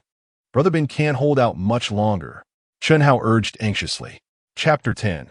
The Crimson Gemstone. Observing Yongbin perilously pursued by the zombies, the others were engulfed in anxiety. Should Yongbin fall prey to the undead, their own fates would be sealed. Zhao Kuan scanned the surroundings, seeking something to exploit, and suddenly his gaze fell upon a ladder lying on the ground. After a moment of contemplation, he proposed, "I have a plan. Let us position the ladder horizontally, with 2 individuals on each side, and charge at them. With our combined strength, we should be able to topple it. Once down, we can pin it beneath the ladder." Upon hearing Zhao Kuan's words, Chen Hao's eyes lit up. This plan was indeed feasible. The group swiftly picked up the ladder, and 2 of them positioned it horizontally, launching it with force towards the combatants. "Bin, duck!" Chen Hao shouted. Yongbin reacted swiftly, rolling to the ground just in time. Thud! The center of the long ladder collided with the zombie, successfully knocking it to the earth. As the zombie attempted to rise, the 4 quickly pressed the ladder down upon it. With 2 individuals on either end exerting their strength, the ladder pinioned the zombie beneath. Despite its relentless struggles, the creature's strength paled in comparison to that of the 4, and it was unable to break free. "Well done," Yongbin exclaimed in admiration. However, before they could bask in their success, a sudden crack echoed ominously. The group was horrified to see a fissure forming in the middle of the ladder, causing their hearts to race. Witnessing this, Yongbin was taken aback, yet he resolutely charged forward, brandishing a steel pipe and relentlessly striking at the zombie's head. Thud! Thud! Thud! The dull sounds reverberated as Yongbin swung with all his might, each blow landing squarely on the creature's skull. Blood began to flow from the zombie's head, and its struggles intensified. The crack in the ladder widened, sending a wave of dread through the group. Undeterred, Yongbin continued to hammer down on the zombie's head, focusing on the wound. The steel pipe became deformed from the blows, yet he persisted, the haunting thuds sending chills down everyone's spine. Finally, after an indeterminate number of strikes, the zombie's resistance began to wane, ultimately ceasing altogether. At that moment, Yongbin found his steel pipe nearly rendered useless, his body covered in a gruesome mixture of red and white, resembling a figure risen from the depths of hell. The other 3, except for Chen Hao, regarded Yongbin with expressions of sheer terror. Before their very eyes, he had brutally crushed a zombie's skull, and the madness of his actions left an indelible psychological scar on them. As the zombie lay still, Yongbin collapsed onto the ground, gasping for breath. The terror of the zombie had been overwhelming. Had it broken free, they all would have perished. Thus, his frenzied assault was driven by a singular thought. He must vanquish it, or face his own demise. After the chaos subsided, Yongbin suddenly felt a searing pain coursing through his body. He quickly glanced down, and his expression darkened. He bore numerous torn wounds across his body, unmistakably inflicted during the recent struggle with the zombies. The others, upon witnessing this, immediately changed their expressions. "Brother Bin, you won't be harmed, will you?" Chen Hao asked, his voice tinged with fear. Yongbin remained silent, instead activating his true vision to scrutinize the wounds. He observed a grayish energy incessantly eroding into his body, yet within him, a counteracting force similarly resisted this invasion. This sight prompted Yongbin to breathe a sigh of relief.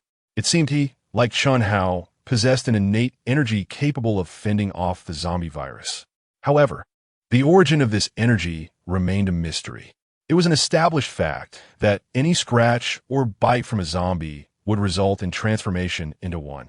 Yet both he and Chen Hao were unscathed, which stirred his curiosity. After pondering for a moment, he concluded that the only difference between them was their special abilities. Could this be the reason? Yongbin Mu said silently. "Brother Bin, please speak. Don't scare me," Chen Hao exclaimed, growing anxious at Yongbin's silence. Yongbin snapped back to reality, shook his head, and smiled reassuringly. It's fine. If you're unharmed, how could I be? Ah. Chunhao released a deep breath. Thank goodness, you nearly frightened me to death. Are you certain you're all right?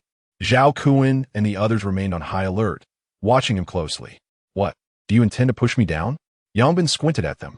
Oh, no. We were just concerned, Zhao Kuan replied, awkwardly. It was a jest. No one dared to provoke someone capable of such ferocity. Brother Bin, what is the nature of this zombie? How could it be so formidable? Chunhao asked, still shaken. I don't know either, Yongbin replied, shaking his head. He activated his true vision again, directing it towards the corpse ahead, intrigued by what set this zombie apart. After thoroughly scanning the body, he soon noticed something peculiar atop the zombie's head. A red crystal, roughly the size of a grain of rice. Curiosity sparked in Yongbin's eyes as he approached the corpse, suppressing his nausea, and reached toward the shattered skull. Ugh! The others, who had been fighting the urge to vomit, could no longer contain themselves upon witnessing this scene. They retched, though their stomachs were already empty, producing only dry heaves. Chunhao's face paled as he hesitated, wrestling with the decision to follow, remembering his vow to accompany Brother Bin in all endeavors. Yet, this venture felt excessively grotesque. Fortunately, Yongbin soon withdrew his hand from the zombie's head, now holding a small red crystal. He examined the mysterious gem closely. It was warm to the touch and quite pleasant. Brother Bin, what is this? Chunhao approached, whispering his inquiry. Yongbin shook his head once more and activated his true vision, focusing on the crystal in his hand. Under the gaze of the true vision, Yongbin beheld the crystal in his hand, which was composed of countless energies congealed into a pure form, devoid of any impurities. Strangely enough, he felt an overwhelming yearning emanating from within himself towards this exquisite gem. After a moment of contemplation, he steeled his resolve, wiped it on a clean part of his body, and, to Chunhao's astonishment, consumed the crystal without hesitation. Ugh! Chunhao, who had been valiantly suppressing his nausea, could no longer endure and collapsed to the ground, retching violently. It was not due to a lack of fortitude, but rather because Yongbin's actions were exceedingly grotesque. Witnessing the spectacle, Zhao Kuan and the others, who had just expelled their stomach contents, were once again overtaken by waves of nausea, heaving until they released their bile. Ignoring the commotion around him, Yongbin was engulfed in astonishment as he experienced the profound transformation within his body. As the crystal was ingested, it swiftly transformed into energy, permeating his limbs and core. A wave of exhilarating comfort washed over him, as his body felt as though it was being continuously fortified. Once the energy was fully absorbed, Yongbin sensed that his physical capabilities had nearly doubled compared to before, while the gray energy that had been gnawing at him was entirely vanquished. Awash with newfound vigor, a gleam of joy sparkled in Yongbin's eyes. At that moment, he suddenly perceived the emergence of something within his mind. With his eyes closed in contemplation, he soon discerned a faint image of the Northern Dipper constellation, where one corner of the first star had ignited with a dim light. Yongbin's expression shifted to one of astonishment, for he recognized this constellation as one he had encountered the previous night. Initially believing it to be a mere figment of drunken hallucination, he now realized that the configuration in his mind was identical to that which he had seen before. Was it mere coincidence, or was there a deeper connection at play? Yongbin found himself ensnared in a web of contemplation. Chapter 11. The Quest for Sustenance. After a prolonged moment, Chunhao finally expelled the remnants of his stomach's contents, and his gaze towards Yongbin transformed. Brother Bin, I understand your hunger, yet you cannot consume everything. That morsel was extracted from a zombie's head. Are you truly brave enough to eat it? Yongbin chuckled softly and replied, This is a delicacy. I'll explain later. He then turned his attention to Zhao Kuan and the others, only to find them observing him with peculiar expressions akin to that of gazing upon a monster. Yongbin sighed, Is it really that serious? It's merely a matter of filling our bellies. You cannot be serious about turning into a zombie. How else could you be willing to eat anything? Zhao Kuan exclaimed, a hint of terror in his voice. Such incredulity. When hunger gnaws at your very being, You might even consider human flesh, Yang Bin retorted. Impossible. I would rather perish than consume human flesh, the lean monkey declared resolutely. Indeed, we are not as twisted as you. Old Black chimed in. Yang Bin Sruget. I hope you all uphold your convictions. Though he had never tasted human flesh, he was acutely aware of the extreme sensations of hunger, having once fought fiercely with wild dogs for mere scraps of food. Let's rest for a moment and then proceed, Yang Bin suggested to the group. I can't go on. I'm utterly drained. I was already starving, and now I feel completely depleted after vomiting. I doubt I could even lift a brick now. Old Black lamented, slumped on the ground. Me too. If we don't eat something soon, I'll one day be able to stand, the lean monkey added. Yang Bin shook his head. Whose fault is it that your mental resilience is so feeble, causing you to vomit at the slightest provocation? The others stared wide-eyed at Yang Bin, internally grumbling. Isn't it because of you? Yang Bin, we must devise a means to procure some food. Otherwise, we will lack the strength to take action, Zhao Kuan said with a wry smile. Yang Bin nodded, surprisingly no longer feeling particularly hungry, likely due to the energy he had just absorbed. However, observing the state of the others, he recognized that continuing to confront zombies in their current condition was utterly impractical. Very well, let us descend to find some food. The zombies near the stairwell have been mostly dealt with, and there is a dormitory nearby that appears unoccupied by zombies. We shall find a way to enter and search for provisions. All right. Upon hearing the prospect of food, the others' eyes sparkled as if invigorated with newfound energy. I will go with Chun Hao. You should remain above. Too many of us may attract the zombies. The others hesitated, clearly concerned that the two might hoard the food. Perhaps I should accompany you instead, Zhao Kuan suggested suddenly. Yang Bin considered this for a moment before nodding in agreement. Initially, he had thought it safest to go with Chun Hao, who could turn invisible, but given their current division into two groups, it would be more appropriate for him to venture with Zhao Kuan. Ultimately, it was decided that Yang Bin and Zhao Kuan would descend together in search of sustenance, while the others would wait above. The two cautiously made their way to the 7th floor stairwell, where Yang Bin activated his true sight to confirm that the dormitory was devoid of zombies and that the creatures in the adjacent corridors were sufficiently distant. Zhao Kuan gestured to Yang Bin, who then crouched and cautiously made his way to the dormitory entrance. Noticing the door ajar, he decisively slipped inside. Zhao Kuan followed suit, emulating Yang Bin's movements, albeit his stature was somewhat larger, perhaps causing his actions to be more conspicuous. In the distance, two zombies turned their heads curiously towards them before lurching closer. Once inside, Yang Bin promptly locked the door behind them, and the two began to rummage through the disordered room. The dormitory was a chaotic mess, clearly having been the site of a struggle, the outcome of which was painfully obvious.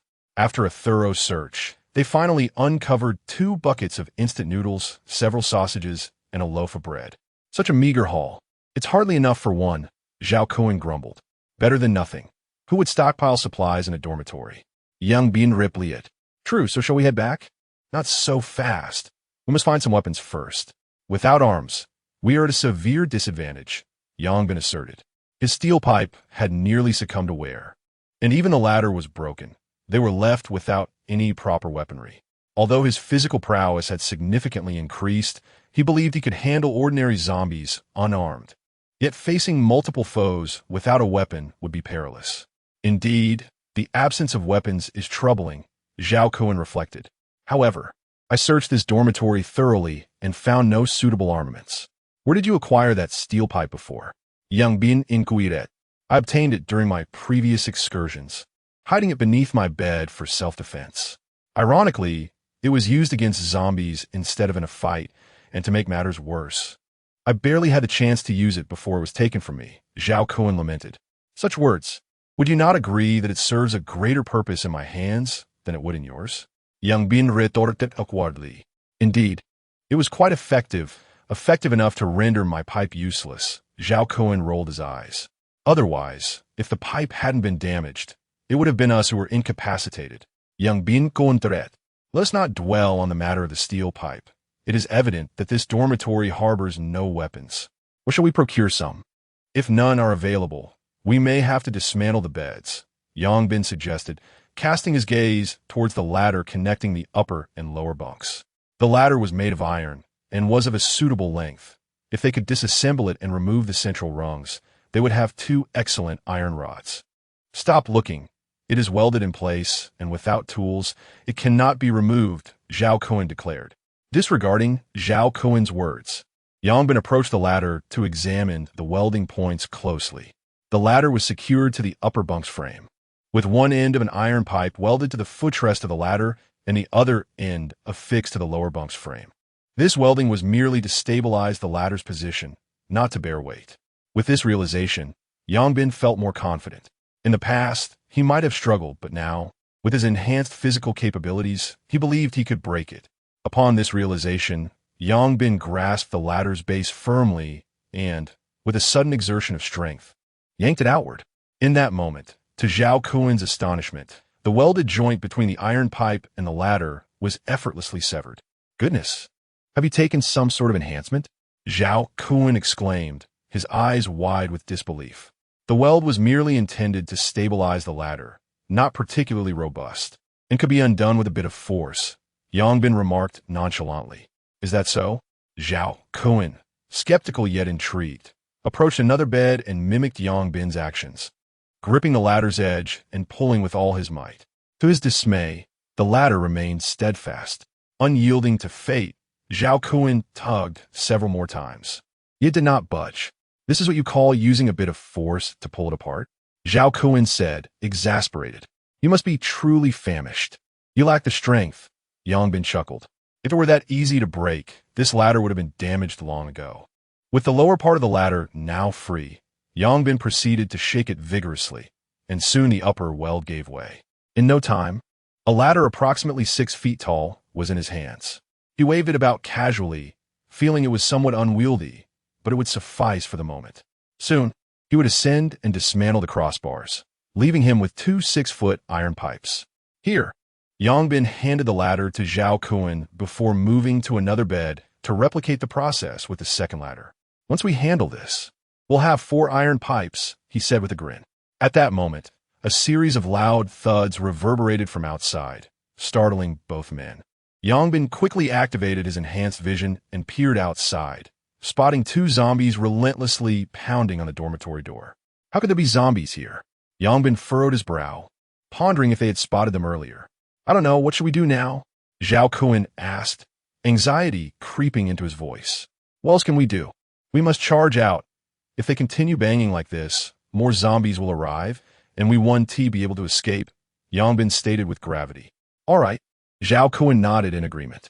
After enduring numerous battles, the once skeptical Zhao Kuan no longer doubted Yang Bin's words. Deep within, he had come to acknowledge Yang Bin's capabilities. I will lead the way, and you follow with the equipment, Yang Bin instructed. Very well. Chapter 12. A fatal strike after a brief consultation. Yang Bin tightened his grip on the ladder and approached the door, casting a knowing glance at Zhao Kuan. Zhao Kuan nodded and abruptly flung the door open. Before the 2 zombies could react, Yang Bin raised the ladder and forcefully struck them. Instantly, both zombies were sent tumbling outwards. Zhao Kuan, wide-eyed, was evidently taken aback by Yang Bin's strength. Seeing Yang Bin rush forward, Zhao Kuan dared not hesitate and quickly followed suit.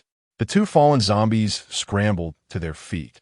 Charging towards him once more, Yang Bin swung the ladder again, and with tremendous force, he knocked the zombies down once more.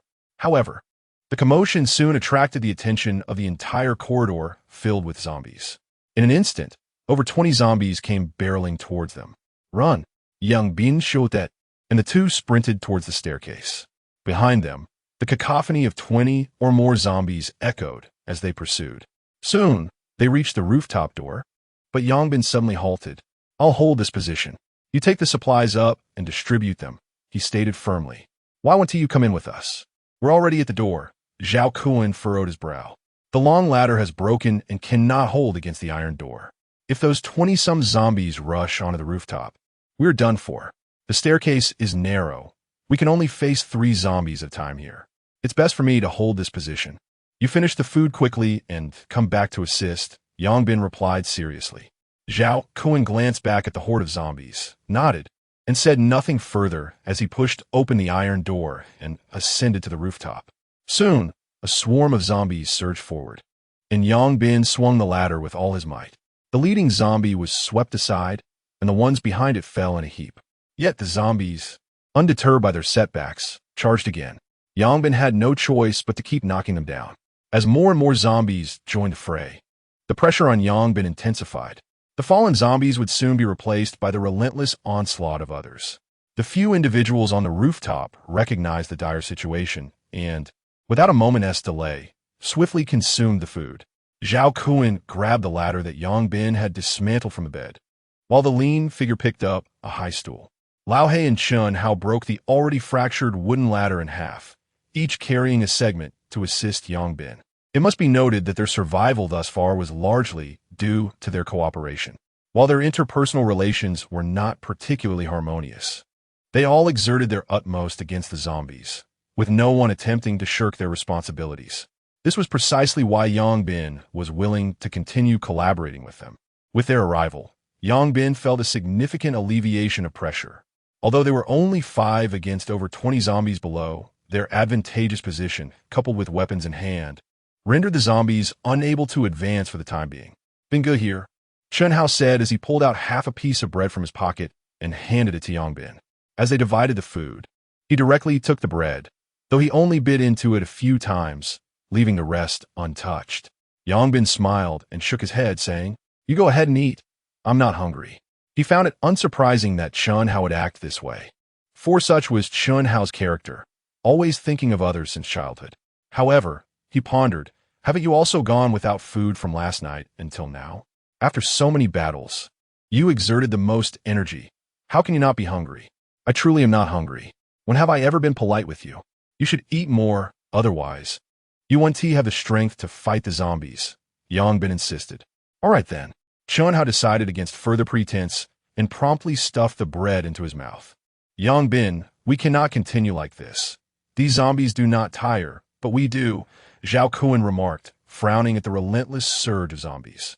Yang Bin nodded thoughtfully and replied, "You all hold them off. I will deal with the ladder." All right. Returning to the rooftop, Yang Bin picked up a brick and smashed down all 3 horizontal bars of the ladder. Soon, 2 iron pipes lay in his hands. Although these pipes were not solid, their walls were sufficiently thick and sturdy. Back at the stairwell, he handed one of the iron pipes to Chun Hao and addressed the group. "You all hold the line. I will take care of them."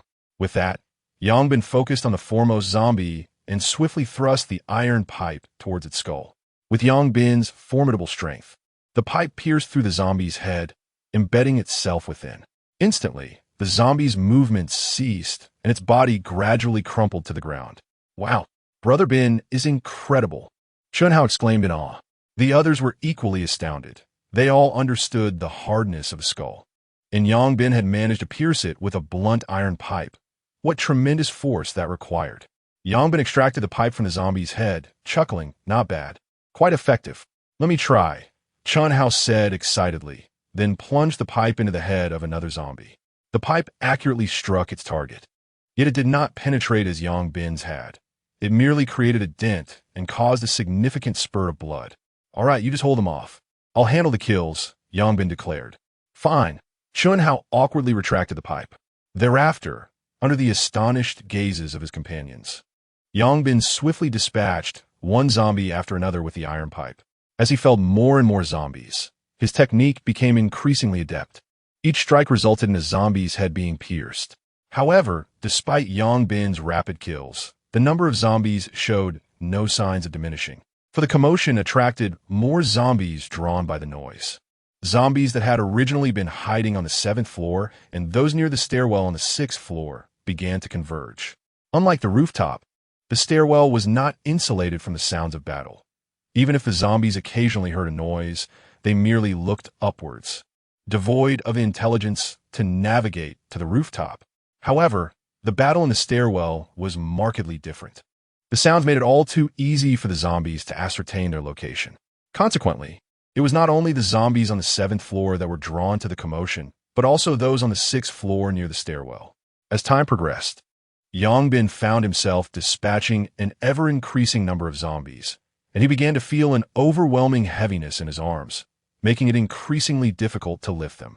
Despite his significantly enhanced physical capabilities, penetrating a zombie's skull with a metal pipe required considerable effort each time.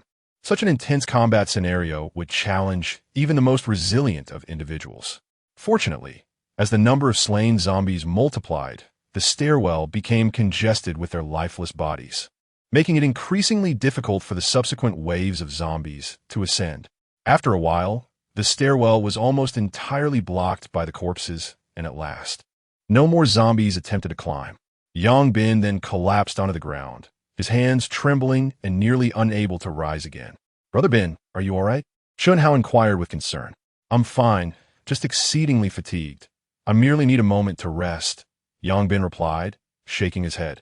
Perhaps due to their shared experiences, the sight of the stairwell filled with zombie corpses did not provoke any nausea among them, though their faces were as pale as parchment.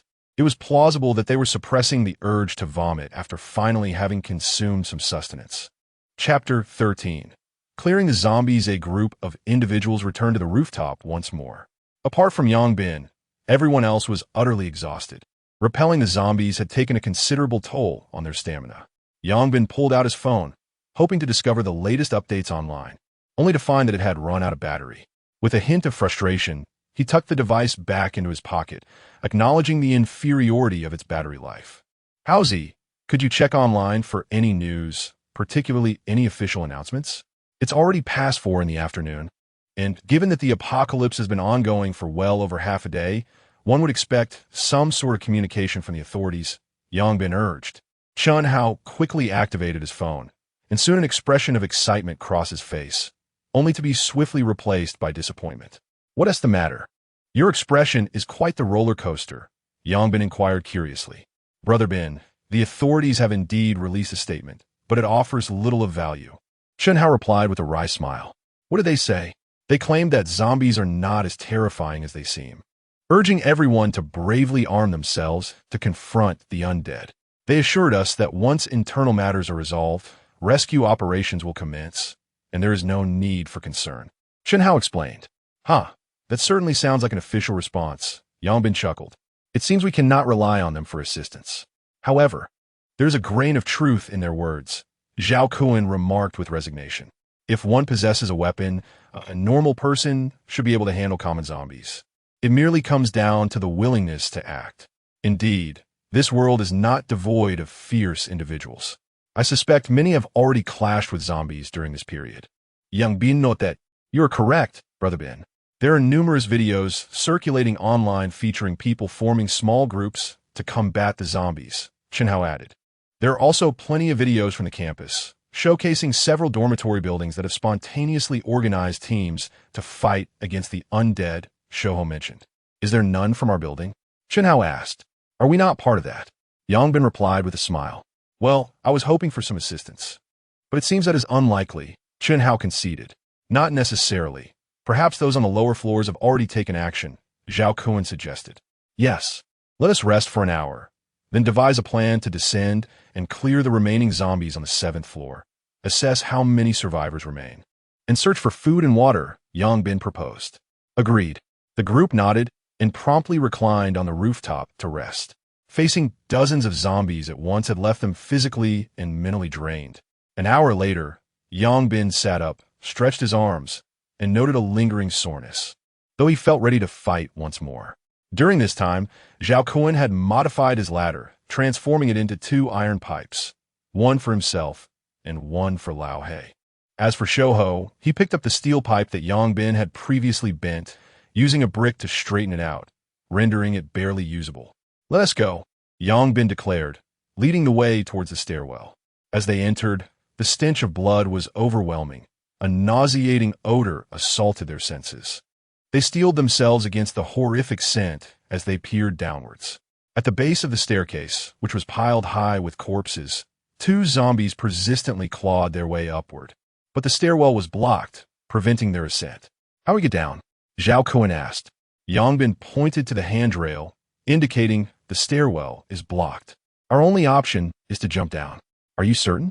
That's nearly 3 meters. Jumping down could easily break a leg," and there are 2 zombies below. Are you suggesting we deliver ourselves to them? One of them retorted, dismayed by the suggestion. Yongbin shook his head, asserting, I will descend first. Once I have dealt with these 2 zombies, you can follow. With that, he effortlessly vaulted over the railing and leaped down. Upon landing, he slightly crouched to absorb the impact, standing firmly in the 7th floor corridor.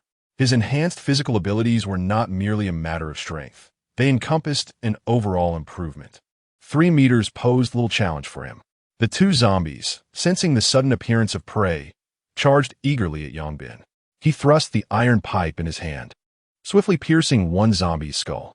Immediately afterward, he delivered a powerful kick to the other, sending it crashing to the ground.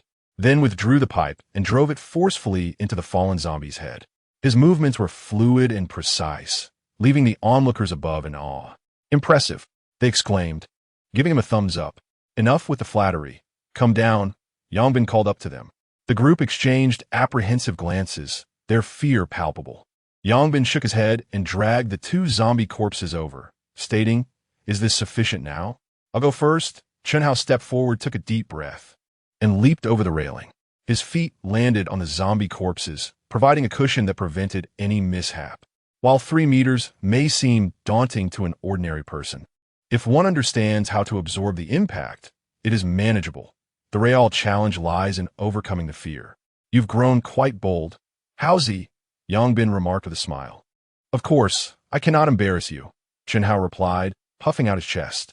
Seeing Chunhao jump, Zhao Kuan and the others exchanged determined glances and, with a resolute bite of their lips, followed suit. The unfortunate zombies, having been slain, were now being used as makeshift footrests, nearly crushed underfoot. The 7th floor corridor was now devoid of zombies, yet numerous remained within the rooms. The dormitory floor contained 20 rooms, 10 on each side of the stairwell, housing 4 individuals per room, totaling at least 80 people on the floor. They had eliminated approximately 60 zombies, including some from the 6th floor, indicating that at least 20 to 30 zombies still lingered on the 7th floor, potentially alongside some survivors. Let us clear each room one by one, Yongbin instructed. Agreed. He led the group to the left, arriving at the entrance of the first dormitory, which stood open and devoid of zombies. They entered and began rummaging through the space. But aside from a half-full bottle of mineral water and a pack of chewing gum, they found no other food.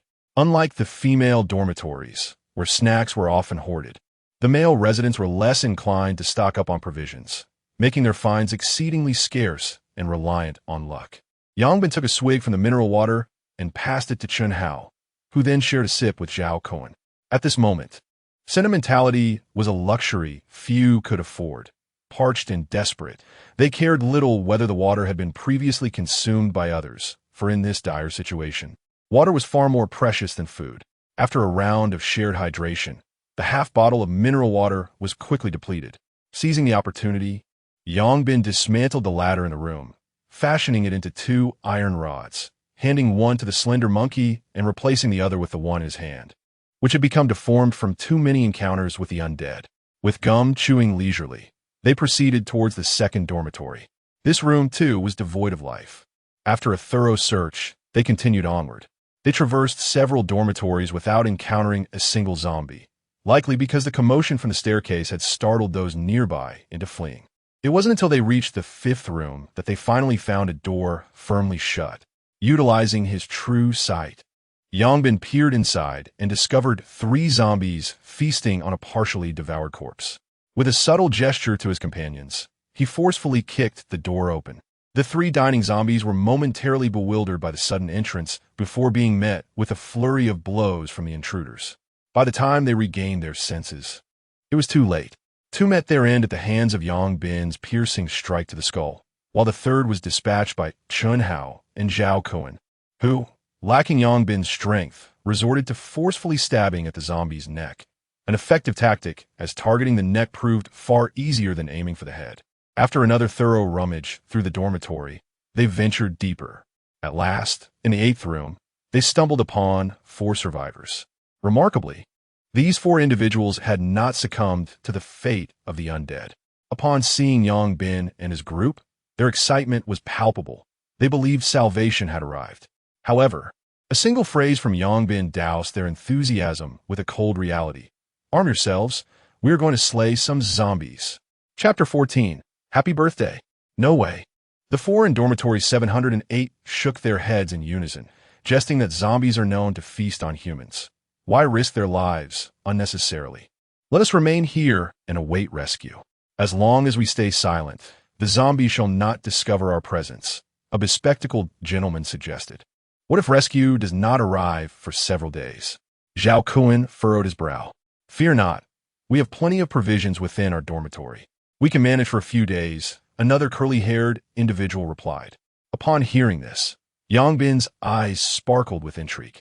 They had scavenged numerous rooms, but only found a meager assortment of snacks. He was astonished that this group had enough food to last several days. May we join you inside? Standing in the corridor might attract the zombies, Yongbin remarked with a grin. Coming quickly. The mention of attracting zombies sent the occupants of the dormitory into a flurry. Yongbin led his companions inside, and to their astonishment, a table laden with snacks, sodas, and cakes greeted them, causing Chun Hao and the others to salivate. Did someone celebrate a birthday last night? Yongbin inquired. Yes, it was my birthday. They bought a mountain of goodies to celebrate. The curly-haired fellow beamed. Happy birthday, Yongbin replied with a smile, then naturally approached the table and began to indulge without hesitation, exhibiting a familiarity that was quite unreserved. Happy birthday, Chun Hao and the others mimicked, offering their congratulations to the curly-haired individual before diving into the feast with unrestrained enthusiasm. Thank you. The curly-haired man stammered in gratitude. Wait, this is not right. They're consuming our food. What will we eat?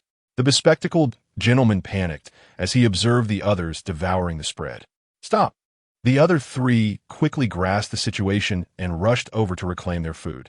However, by the time they reached the table, the ravenous newcomers had nearly depleted the offerings. They were not only stuffing their faces, but also pocketing the remaining snacks. Are you bandits? The curly-haired man exclaimed in outrage. Certainly not. We are merely celebrating your birthday, Yongbin replied, holding a soda in one hand and bread in the other, speaking with a mouthful. My birthday has already passed. I do not require your celebration. Compensate us for our food. The curly-haired man glared, his hair nearly standing on end with anger. The other three shared his indignation, staring incredulously at the audacity of these newcomers. Well, you've already ingested the food. You cannot simply regurgitate it, can you? Yongbin chucklet. But rest assured, I shall not partake of your provisions without offering something in return. As he spoke, Yongbin approached the foot of the bed and dismantled the two ladders from the adjacent beds, tossing them to the others. These items are far more valuable than food in the apocalypse. With them, you may save your lives. The group stood in stunned silence as they accepted the ladders, evidently taken aback by Yongbin's strength. Yongbin pocketed 2 bags of spiced peanuts and departed with his companions, leaving behind a mixture of confusion and astonishment. If you are too timid to confront the undead, then ensure your doors are securely shut, and may you endure until rescue arrives. Once the crowd had dispersed, only a few in the dormitory dared to speak. These wretched bandits devoured our provisions accumulated over several days. How can we possibly await salvation now? Indeed, they are severing our means of survival. In the corridor, a few indulged in Sprite and cake, their faces adorned with bliss. This is delightful, Yongbin exclaimed. Do you think our actions are excessively cruel? Zhao Kuan furrowed his brow. Excessive? Do you genuinely believe rescue will come? Yongbin retorted. Well, even if it does, it will at least take 10 days or more. Do you think they can survive on such meager rations? No. Then it is settled. We have consumed their food, but I have also armed them. Relatively speaking, the hope of survival that comes with weaponry outweighs their previous predicament. That is true. Zhao Kuan nodded, evidently in agreement with Yongbin's reasoning. Subsequently, the group dealt with the few remaining zombies in the other 2 dormitories before proceeding to the opposite side. After more than half an hour, they had thoroughly cleared the 10 dormitories on the right side. Amidst their rummaging, they discovered some snacks, bottled water, as well as a few clean garments and essential supplies. Each person filled a backpack with their findings. Yes, the backpacks were also scavenged. Not a single survivor was found in the 10 rooms on the right, which underscored the grim reality of their survival rate. Out of nearly 80 individuals on the 7th floor, only 4 from room 708 and 3 from Zhao Cohen's group remained alive. The rest had either succumbed to zombification or been devoured by the undead. With a survival rate of less than 10%, a heavy pall hung over the group. However, this was largely due to the high occupancy of the school dormitory. Conditions elsewhere might be more favorable. After clearing the 7th floor, the sun began to set, and the group decided to seek refuge in a clean dormitory for the night, postponing further concerns until morning. For now, their food and water supply was adequate, alleviating their worries about hunger. Ultimately, they selected 2 undamaged dormitories. Zhao Kun and his companions occupied one, while Yang Bin and Shun Hao took the other. After tidying up their room, Yang Bin and Shun Hao lay directly on the beds, utterly exhausted from the day's exertions. Yang Bin retrieved a charging cable from their scavenged goods and plugged in his phone, then fell into contemplation. Brother Bin, do you think we can survive this apocalypse? Shun Hao whispered. Absolutely. Yang Bin asserted firmly. Shun Hao nodded, his eyes reflecting uncertainty. Watching apocalyptic films had once seemed exhilarating, but experiencing it firsthand revealed the profound terror of living with the constant threat of death. Don't dwell on it too much, just focus on the path ahead. In a bit, you will accompany me to the 6th floor, Yang Bin instructed. Why go to the 6th floor? Aren't we quite comfortable here? Shun Hao queried, puzzled. While clearing the zombies, I activated my special ability and caught a glimpse of something unusual on the 6th floor. I inadvertently spotted a unique zombie in the corridor. Yang Bin refialet. A unique zombie? The kind that nearly wiped out our group of 5? Indeed. Isn't it rather perilous with those zombies around? Why should we even venture down? Shun Hao inquired with a hint of perplexity. Do you not wonder why my strength has suddenly surged so dramatically? Yang Bin posed a sudden question. Indeed, I've been meaning to ask. How did your strength increase so significantly? Could it be the crystal? Shun Hao's eyes widened in realization. Precisely. After consuming that crystal, my physical capabilities have been immensely enhanced, Yang Bin affirmed with a nod. This crystal may very well be the key to surviving this apocalypse. Hence, we should seize the opportunity to gather more before others take notice. Brother Bin, are you suggesting that this crystal is only found on special zombies? Shun Hao queried. Indeed, despite having slain numerous zombies, we have encountered only one such creature, indicating that special zombies are exceedingly rare. It would be a grave mistake to let such an opportunity slip by. Understood. Should we enlist their help? Shun Hao gestured towards the room occupied by Zhao Kun and his companions. There's no need. Our relationship with them is merely one of cooperation. As long as there are no conflicting interests, all is well. However, once profit becomes involved, complications are inevitable. I cannot afford to relinquish this to them. Very well. When shall we descend? Let us rest briefly before we proceed, ensuring we do not disturb them. Agreed. Chapter 15. The second crystal in another room. Cool Wen, have you noticed that Yang Bin seems to have gained an extraordinary amount of strength? Whispered Shouho. Indeed, I have noticed. His strength has become astonishingly excessive. Zhao Kun replied with a frown. What on earth is happening? Initially, though he was fierce, the 3 of us could undoubtedly overpower him. Now, I feel that even united, we would be utterly defeated, Lao He remarked darkly. If I am not mistaken, it is likely due to the red crystal he extracted from the zombie's head. Tianquan konderith. Upon hearing Zhao Kun's words, both Shouho and Lao He reflected on the matter. Now that you mention it, it does seem plausible. It appears that his strength increased after consuming that substance. But how did he know that such a thing existed in that zombie's head, and furthermore, how did he dare to eat it? Lao He inquit purpa. This is precisely what puzzles me. There is something distinctly unusual about the 2 of them.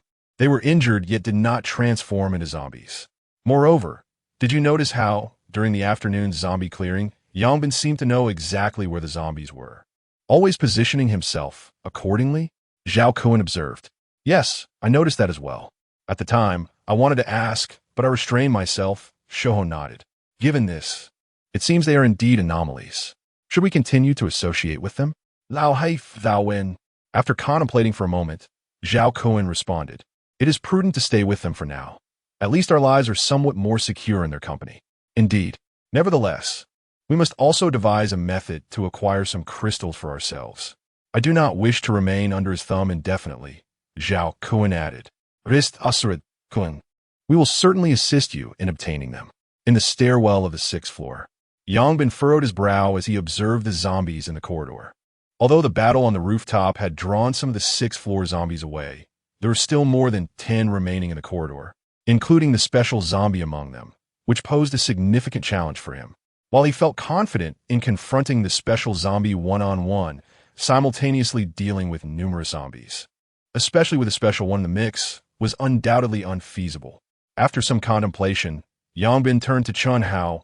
Haozi, the special zombie, is amidst that group. The tall one in black clothing. Do you have a way to lure him over or into one of the dormitories? Chun Hao leaned out to glance at the distant zombies and considered for a moment. It's worth a try. Be cautious. If it proves ineffective, then do not force it. Remember, utilizing special abilities consumes mental energy. If you start feeling dizzy, retreat immediately, or your invisibility will falter, Yangbin cautioned. He then retrieved a handful of pebbles from his pocket, which he had prepared for attracting zombies, and handed them to Chun Hao. He had quite a few in his possession. Do not worry, Ben. I understand. Chun Hao grasped the stone, and his figure swiftly vanished from sight. Under the watchful gaze of Yangbin's true sight, Chun Hao cautiously approached, halting 5 meters away from a cluster of zombies. The undead continued to stumble about aimlessly, oblivious to Chun Hao's presence. Observing this, Chun Hao exhaled in relief and promptly tossed a stone into the adjacent dormitory. The sound promptly startled several zombies, prompting 2 of them to charge into the dormitory. Seeing this tactic succeed, Chun Hao repeated the maneuver, throwing several more stones and successfully luring away 7 or 8 zombies. At that moment, the special zombie was exposed. Chun Hao retreated a few steps and tossed a stone at its feet. The special zombie glanced curiously at the stone on the ground, but remained motionless, appearing to possess a higher degree of intelligence than the ordinary zombies. Undeterred, Chun Hao continued to retreat while tossing stones. Eventually, the special zombie could no longer suppress its curiosity and followed him, accompanied by the 2 ordinary zombies trailing behind it. Witnessing this, Chun Hao felt a twinge of frustration. He intended to lure only the special zombie, not 3 of them. After several attempts, he discovered that the 2 ordinary zombies were like shadows, following the special zombie wherever it went. Resigned, he glanced at Yangbin in the distance. Yangbin had noticed the situation as well and signaled Chun Hao to proceed, then ascended the stairs to conceal himself around the corner. With Yangbin's approval, Chun Hao carefully tossed stones, gradually leading the trio of zombies to the corner of the stairway. At that moment, Yangbin gripped his iron pipe, poised for action. The instant the 3 zombies approached, he thrust the pipe forcefully into the skull of an ordinary zombie. The impact caused the zombie's head to rupture, and it collapsed to the ground. Yangbin was not averse to targeting the special zombie, but he understood that a single blow would not suffice to dispatch it, and facing 3 zombies simultaneously would be perilous. Thus, he opted to eliminate one first. As Yangbin struck, the remaining 2 zombies became aware of his presence and lunged at him, especially the special zombie, which charged with remarkable speed. Yangbin swung the iron pipe, delivering a sweeping blow that struck both zombies. The ordinary zombie was sent tumbling down the stairs, while the special zombie staggered back a step before launching another assault. Yangbin thrust the iron pipe once more, accurately targeting the zombie's head. However, unlike the ordinary zombie, the special one did not succumb so easily. The pipe pierced its skull but could not penetrate further.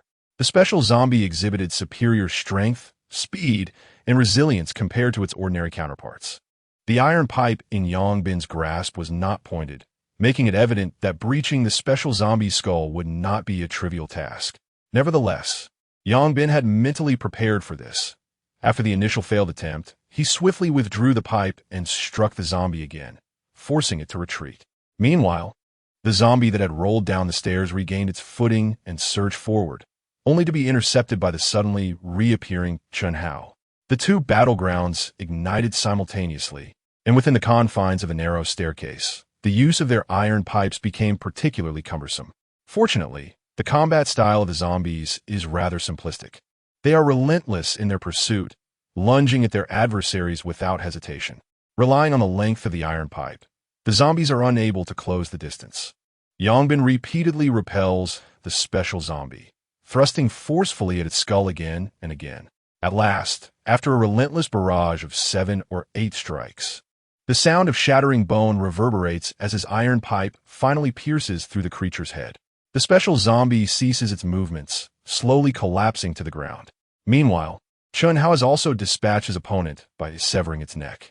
At this moment, a cacophony of roars erupts from below, indicating that their commotion has undoubtedly attracted the attention of the zombies on the 6th floor.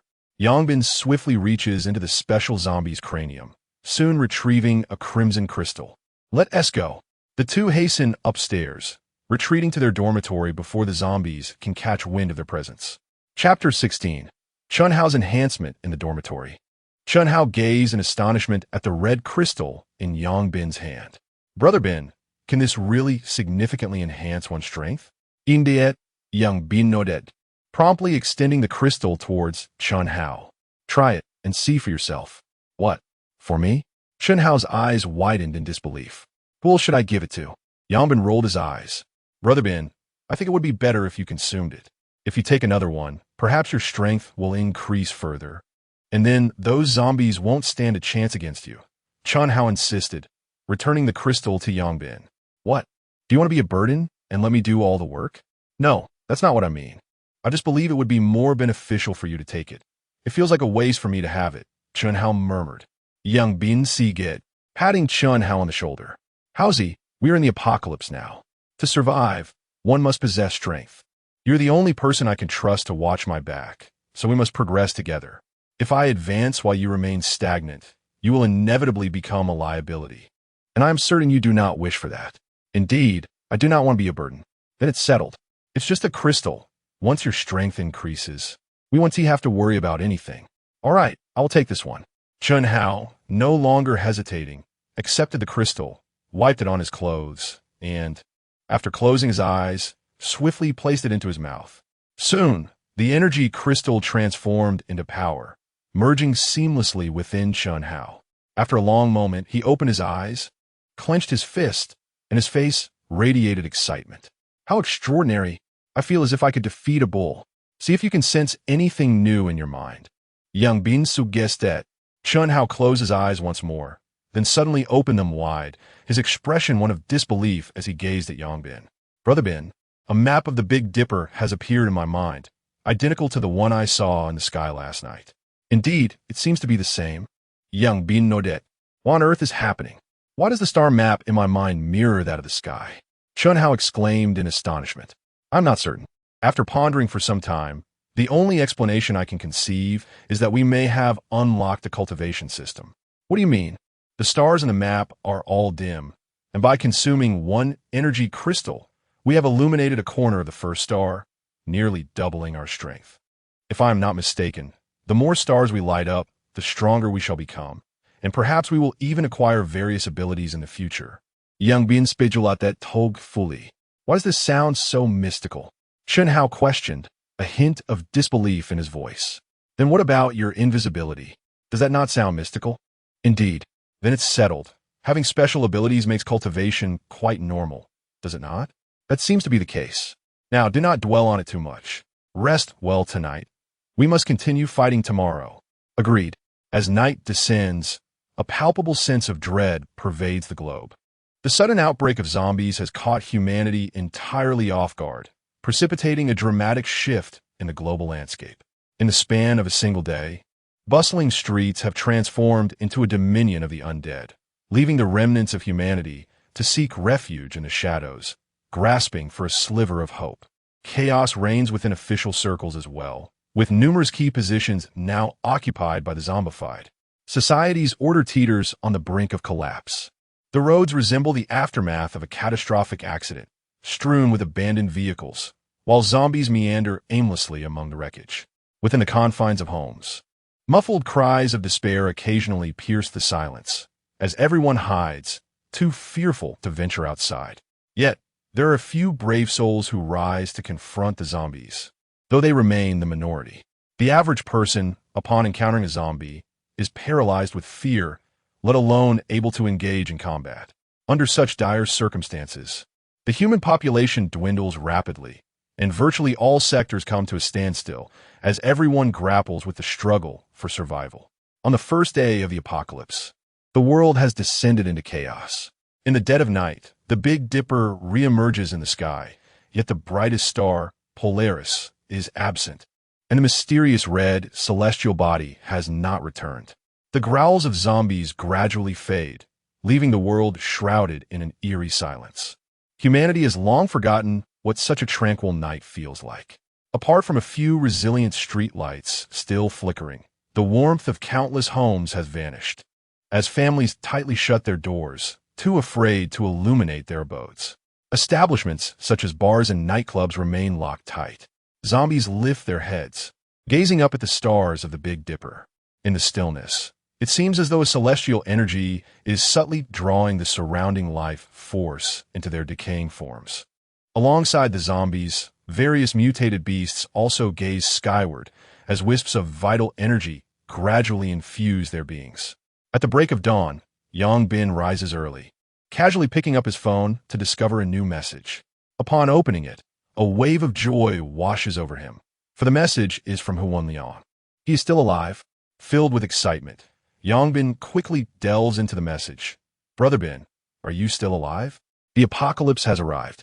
Lu Bo has turned into a zombie. I narrowly escaped by hiding in the toilet, but it seems he has found my hiding place. I don't know how much longer I can hold out. If you're still alive, find a place to hide, and above all, stay alive. Reading Huanliang's words, Yang Bin's heart grows heavy. Lu Bo has indeed succumbed to the transformation. However, it is a relief that Huanliang remains alive. How's he? Wake up. Yang Bin jowls, kicking Chun Hao's bed. What is wrong, Brother Bin? Chun Hao stirs groggily. Huanliang is still alive. Yang Bin exclaims, his excitement palpable. Really? Chun Hao sits up in surprise. What about Lu Bo? He has turned into a zombie. Yang Bin replies softly.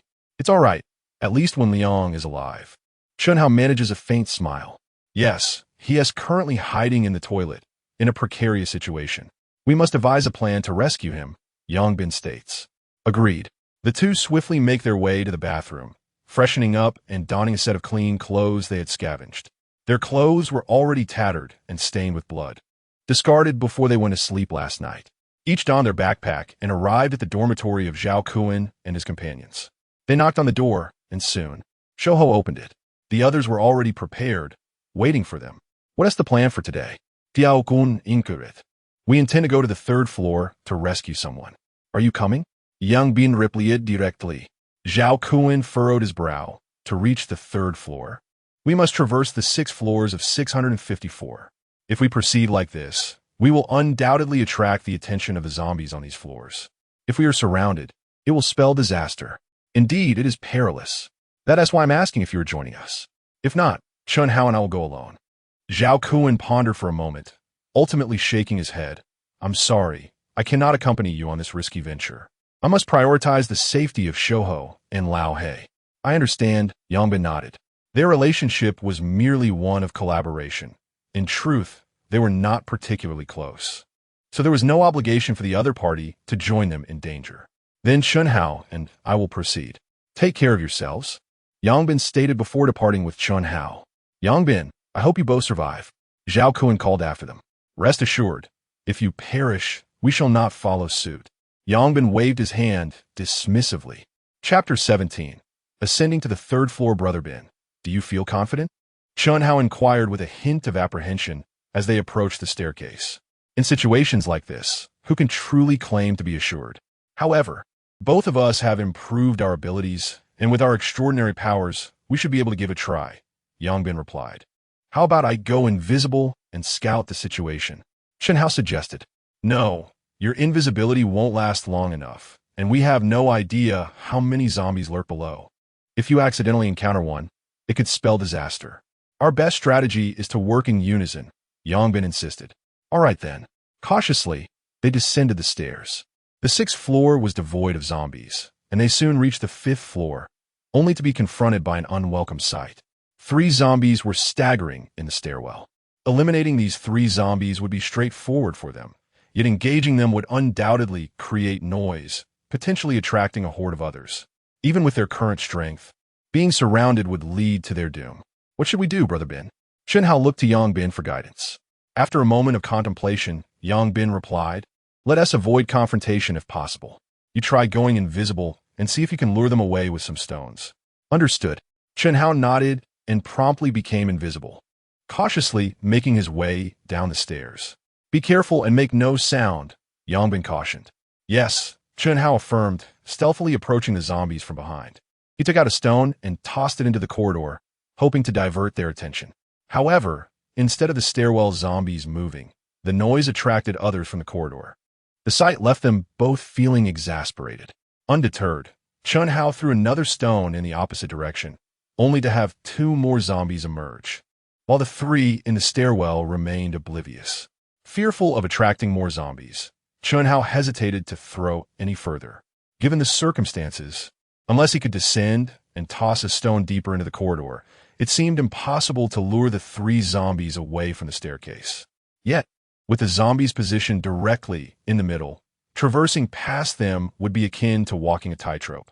Though the 3 zombies were not side by side, they were perilously close to one another, shuffling about. Any misstep could result in a fatal encounter. Just as Yang Bin was about to call Chen Hao back for a reassessment, Chen Hao resolutely pressed onward. Yang Bin's heart raced in alarm. It was too late to call him back. Gripping the iron pipe tightly, he prepared to act at the first sign of trouble. Chen Hao advanced slowly, step by step, drawing ever nearer to the zombies, while Yang Bin's anxiety mounted. In contrast, Chen Hao remained remarkably composed. As the first zombie staggered past him, he took a decisive step forward, deftly maneuvering past it and inching closer to the second. He patiently awaited the second zombie's departure before attempting to slip past it. At that moment, however, a few zombies from behind began to sway toward Chen Hao's position. At that moment, both Chen Hao and Yang Bin were drenched in cold sweat. If the creatures approached, an encounter with Chen Hao was inevitable. In a critical moment, Chen Hao swiftly tossed several pebbles behind them. A few zombies halted, turning their heads in curiosity before shuffling toward the sound. Phew! Both Yang Bin and Chen Hao exhaled deeply. The zombie that had been leading the pack was almost nose-to-nose with Chen Hao. Had it not been for Chen Hao's extensive experience, that scene would have surely caused him to vomit on the spot. Several zombies, including a third, wandered off, allowing Chen Hao to swiftly press himself against the wall, retreating to a corner where he again threw a handful of stones into the corridor. The zombies were successfully distracted, and even the 2 remaining on the staircase curiously followed suit. Soon, the zombies in the stairwell had vacated the area. Chen Hao gestured to Yang Bin, who quickly descended, and the 2 made their way to the corner where the stairway from the 5th to the 4th floor met. "Howsy, don't take such risks next time," Yang Bin admonished. "Rest assured, Bingu, I have it under control," Chen Hao replied confidently. "Control? You nearly kissed a zombie just now." That was purely accidental," Chen Hao said, a hint of embarrassment in his voice. "Next time, consult me before doing anything like that," Yang Bin stated seriously. "All right," Chen Hao murmured. Yang Bin nodded and activated his true sight, looking downwards. There were no zombies on the 4th floor stairs, but a few were meandering in the corridor. This posed no challenge for them. Chen Hao stealthily descended and tossed some stones, easily luring the creatures into a nearby dormitory. The 2 quickly made their way down the stairs, but as they reached the 4th floor corridor, Yang Bin suddenly halted. "What's wrong?" Chen Hao whispered. "A group," Yang Bin said, his expression darkening. "All in the stairwell?" "Yes, feasting." "Feasting?" Chen Hao momentarily struggled to grasp the situation. "Yes, a tall one with fair skin. It must be that delicate fellow from room 312, Yang Bin remarked. "They're eating people." Chen Hao finally comprehended. Zombies don't dine on rice, after all. "Bingu, I've noticed you're becoming increasingly strange." "What is so strange?" "Haven't we encountered many such scenes? But you've never observed them with such intensity. You even recognize someone by just their leg. Standard procedure. If one day you were to be consumed, I'd be able to identify you by a single bone." "All right, enough of that. The real issue now is that those creatures are thoroughly enjoying their meal and likely won't leave anytime soon." Yang Bin frowned. "Then, should we wait?" Chen Hao suggested. Wait for what? Our position is terribly awkward. If the zombies from the fourth floor come this way, we're finished. You can become invisible, but I cannot. What should we do then? Let's charge down, all the way to our dormitory. Young bandits. But isn't that too perilous? What if we encounter a horde of zombies below? That would be disastrous. There is no alternative. If we get trapped in a corridor, we would be utterly at their mercy. All right, I'll follow your lead. Yes, stay close to me. Given our abilities, I believe we can manage to make it through without any significant issues. Understood. Yongbin gripped the iron pipe tightly, his gaze fixed on the zombies below, who were engrossed in their meal. Noticing they were oblivious to his presence, he leaped down, landing a foot squarely on one zombie's head, deftly vaulting over a cluster of others feasting in the stairwell. Chun Hao followed closely, using the distraction to push off the shoulder of the same zombie, propelling himself past it. A roar erupted as the horde, now aware of the two living souls, abandoned their meal and surged towards them in frenzy. Chapter 18. Hu Liang. The two raced down the corridor on the third floor, only to be struck by a wave of dread upon encountering a horde of zombies. The hallway was teeming with the undead, conservatively estimating there were at least 30 to 40, with nearly 20 clustered in the left corridor alone. Howsy, we must fight for our lives. I will take the lead, and you cover the rear. Young Bin declared solemnly. Understood. Chun Hao replied with a serious nod. Yongbin tightened his grip on the iron pipe and charged forward. Gur! The zombies ahead lunged towards him. Yongbin thrust the pipe forward, piercing the skull of the first zombie with a swift motion. However, his expression darkened. He sensed that the resistance he encountered while penetrating the zombie was greater than that of the previous ones. Yet, there was no time for contemplation. He kicked the zombie away, sending several others sprawling to the ground as the two pressed onward. In no time, the zombies scrambled back to their feet, lunging at the duo once more. The zombies behind them were quickly closing in as well. Chun Hao mimicked Yongbin's movements, executing rapid strikes with the pipe. Although not as adept as Yongbin, his enhanced physical prowess allowed him to pierce through the skull of the foremost zombie. He too kicked it away. The two fought valiantly, employing both their limbs and the iron pipe to fend off the relentless onslaught, continuously sending the advancing zombies sprawling. After dispatching several, Yongbin was increasingly convinced that these zombies were indeed stronger than those they had encountered the previous day. Both their physical strength and speed seemed superior. Could it be that the zombies downstairs were more formidable? Or was it possible that they could evolve? Bingi, holy, I can't hold them off much longer. Chun Hao's anxious voice broke through Yongbin's thoughts. Yongbin glanced back, his heart sinking. The number of zombies trailing them exceeded those ahead. Now, they had surged toward Chun Hao, who found himself unable to thrust the pipe forward, resorting instead to pushing sideways to repel the creatures. However, there were too many to fend off, and he was left gritting his teeth to endure, blood streaming from his hands where the zombies had clawed him. How's he? Hold on, Yongbin shouted, thrusting the iron pipe through another zombie's skull before leaping up and delivering a powerful kick that sent the creature flying several meters away, causing a cascade of the undead to tumble. Let us go. With no time to deliver finishing blows, Yongbin stepped onto the fallen zombies and sprinted ahead. Chun Hao surged forward, hastily following. Ahead, Yongbin shifted his strikes from stabbing to swinging, knocking one zombie after another to the ground as he propelled himself forward. Chun Hao closely pursued him, and just as they were nearing Dormitory 308, a fallen zombie suddenly clutched Chun Hao's leg, biting into his ankle. His Chun Hao inhaled sharply, a pained expression crossing his face. How's he? Yongbin was taken aback as he swiftly brandished the steel pipe, dispatching the zombie that had seized Chun Hao. He then hoisted Chun Hao onto his shoulder, forcefully pushing aside several zombies as they charged into the dormitory, quickly securing the door behind them. Just as they were about to breathe a sigh of relief, a chilling roar echoed through the room, revealing yet another zombie lurking within. Lubo. Upon seeing the creature, a wave of sorrow washed over both of their faces. Having shared 3 years as roommates, their bond was forged through countless memories, and witnessing their former companion transformed into a zombie was a bitter pill to swallow. However, Lu Bo, now devoid of his humanity, surged towards them with an insatiable excitement upon detecting their presence. Forgive me, brother. Yang Bin sighed, and with a swift motion, he thrust the iron pipe. Pirsink Lu Bo's neck. He refrained from striking the head, at least allowing Lu Bo some semblance of dignity in death. As they watched Lu Bo collapse to the ground, grief etched on their faces, they realized it was their first time slaying a friend amidst the countless zombies they had faced. Bang! Bang! Bang! The relentless banging on the door reverberated, the dormitory quaking under the assault of the zombies that were evidently unwilling to let them escape. The two quickly regained their composure, working together to drag a nearby bed against the door for added barricade. Just as they secured it, a familiar voice pierced through the chaos. Bingay, Haozi. Hu Wenliang peeked out from the restroom, his face lighting up with joy upon seeing them. Lianzi. The two exclaimed, equally exhilarated. The three men embraced tightly, overwhelmed with emotion. I thought I would never see you again. Hu Wenliang's eyes glistened with tears. Indeed, it is truly a relief to see you alive. Chen Hao echoed, sharing in the sentiment.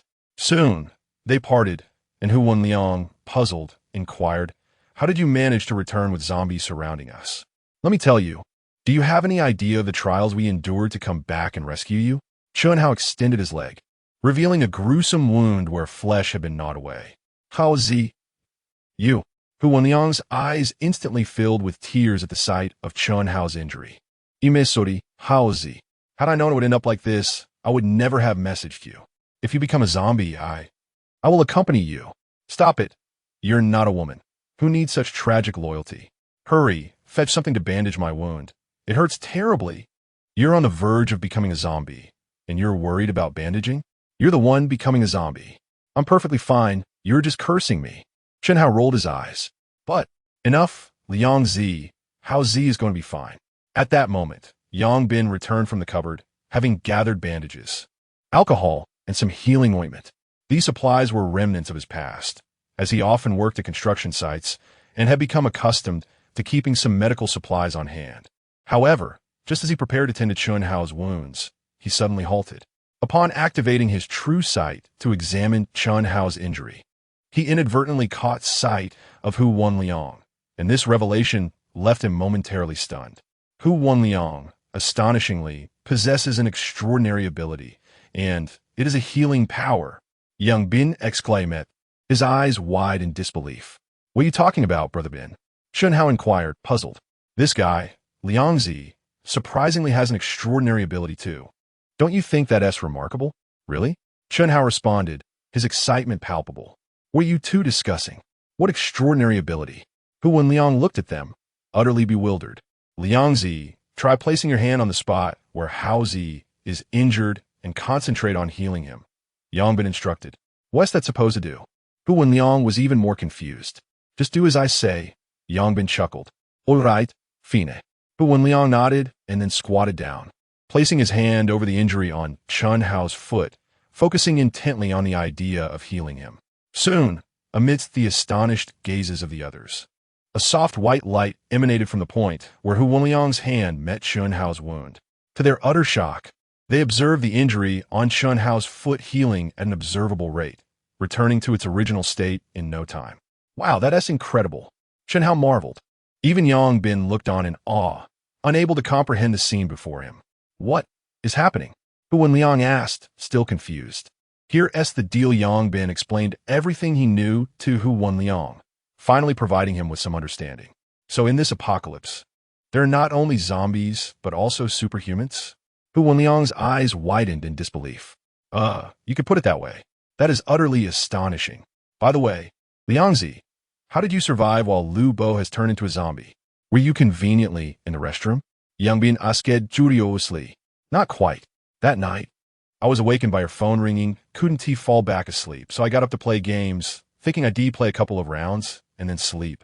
But I kept losing, which only fueled my frustration, and I ended up playing until past 4 o'clock before finally winning a match. Just as I was about to quit the game and go to bed, I noticed a strange bright light outside my window, some red hues as well.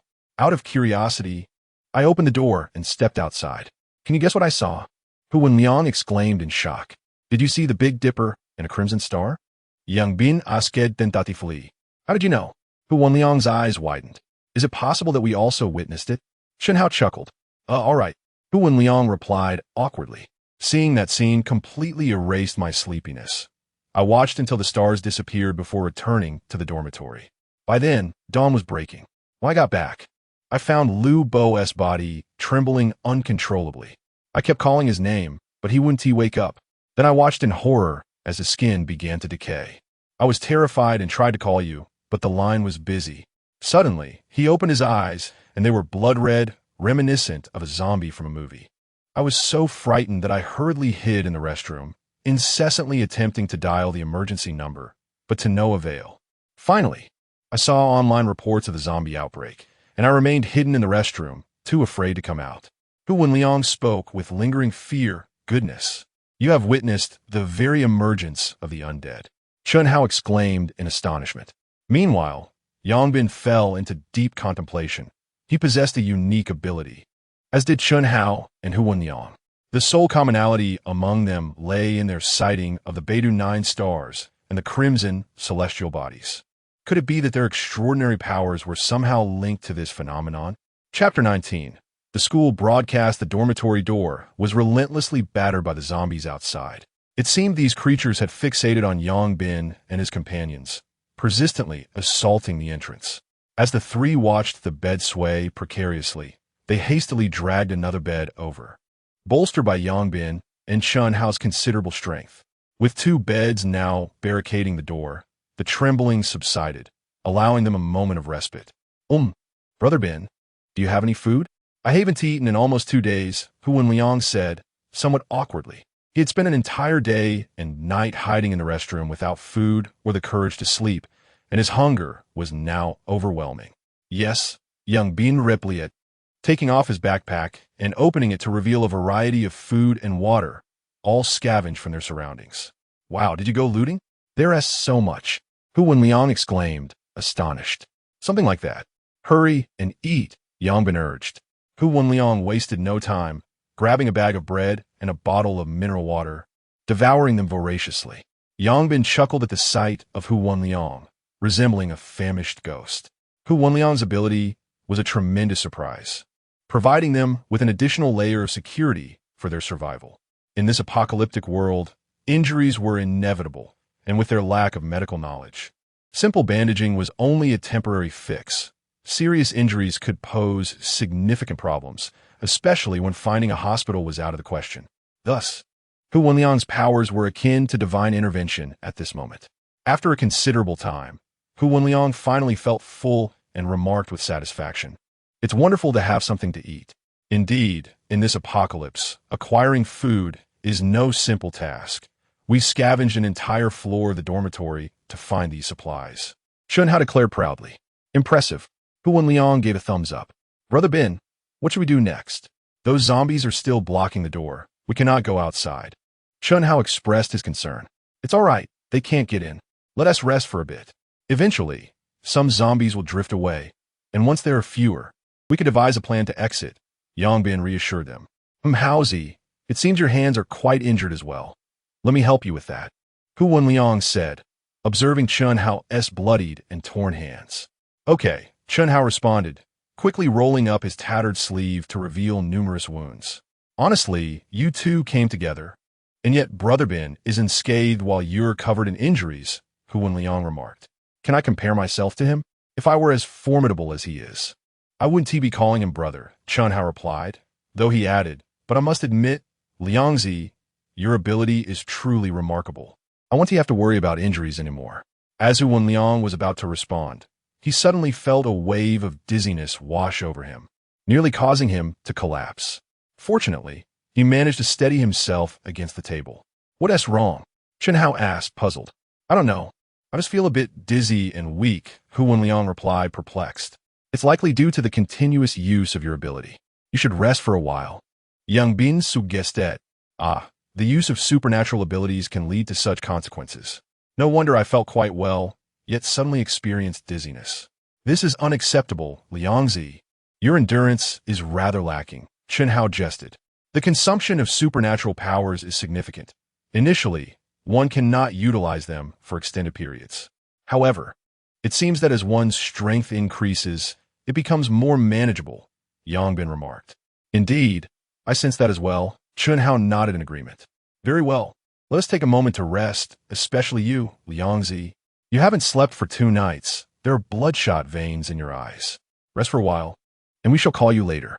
But the zombies outside, fear not, with the bed shielding you, they cannot enter. You may lie down and let them rock you to sleep. All right, I shall rest for a bit. Hu Wenliang nodded and promptly collapsed onto the bed, utterly fatigued.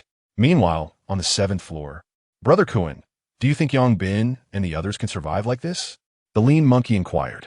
I am uncertain, but they should manage. Yang Bin is quite intelligent, Zhao Kuan replied. So, shall we continue scavenging for food on the 6th floor? Our current supplies will only last until tomorrow. If we do not gather more, we shall face hunger. Just a few of us cannot manage. Unless we bring along those 4 from room 708. Those cowards would surely hesitate. No worries, their food supplies are dwindling as well. When hunger becomes unbearable, they will naturally seek us out. Haha, that is true.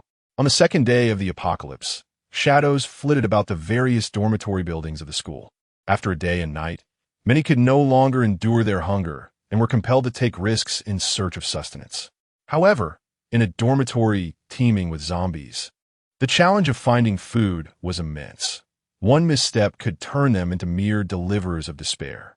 Fortunately, around noon, the school's broadcast system suddenly activated, successfully drawing the attention of a majority of the zombies. The undead are particularly sensitive to sound. Upon hearing the announcement, a throng of them surged towards the source of the noise. Luckily, the zombies could not comprehend the broadcast content, which was a message from a school official urging the surviving students to gather at the dining hall. There are 4 dining halls on campus, but when the large dining hall is mentioned, everyone understands it is the venue capable of accommodating 3,000 diners simultaneously and is the closest to the dormitory buildings. This official likely recognized that the zombies lacked understanding, which emboldened him to make such an announcement.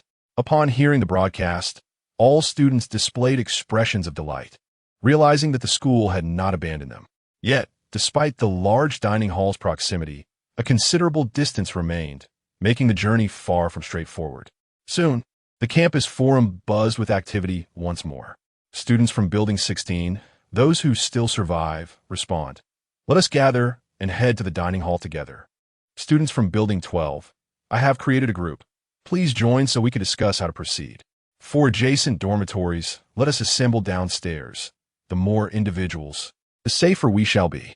In each dormitory, individuals gather to discuss the matter of how to reach the dining hall. Similarly, residents of Building 21 began posting as well. How many people remain in Building 21? Let us tally the numbers and combine our efforts to venture to the dining hall together. Soon, numerous comments flooded in, and after careful counting, it became evident that only 53 individuals from Building 21 were still alive, excluding a few silent members like Yang Bin. On average, merely 7 or 8 individuals remained on each floor, casting a pall over the spirits of all present. At that moment, someone suddenly exclaimed, in our building, there are those who have already begun to eliminate the zombies. They have eradicated all the zombies on the 7th floor and can lead the way. Is that true? Are there truly such formidable individuals? It is indeed true.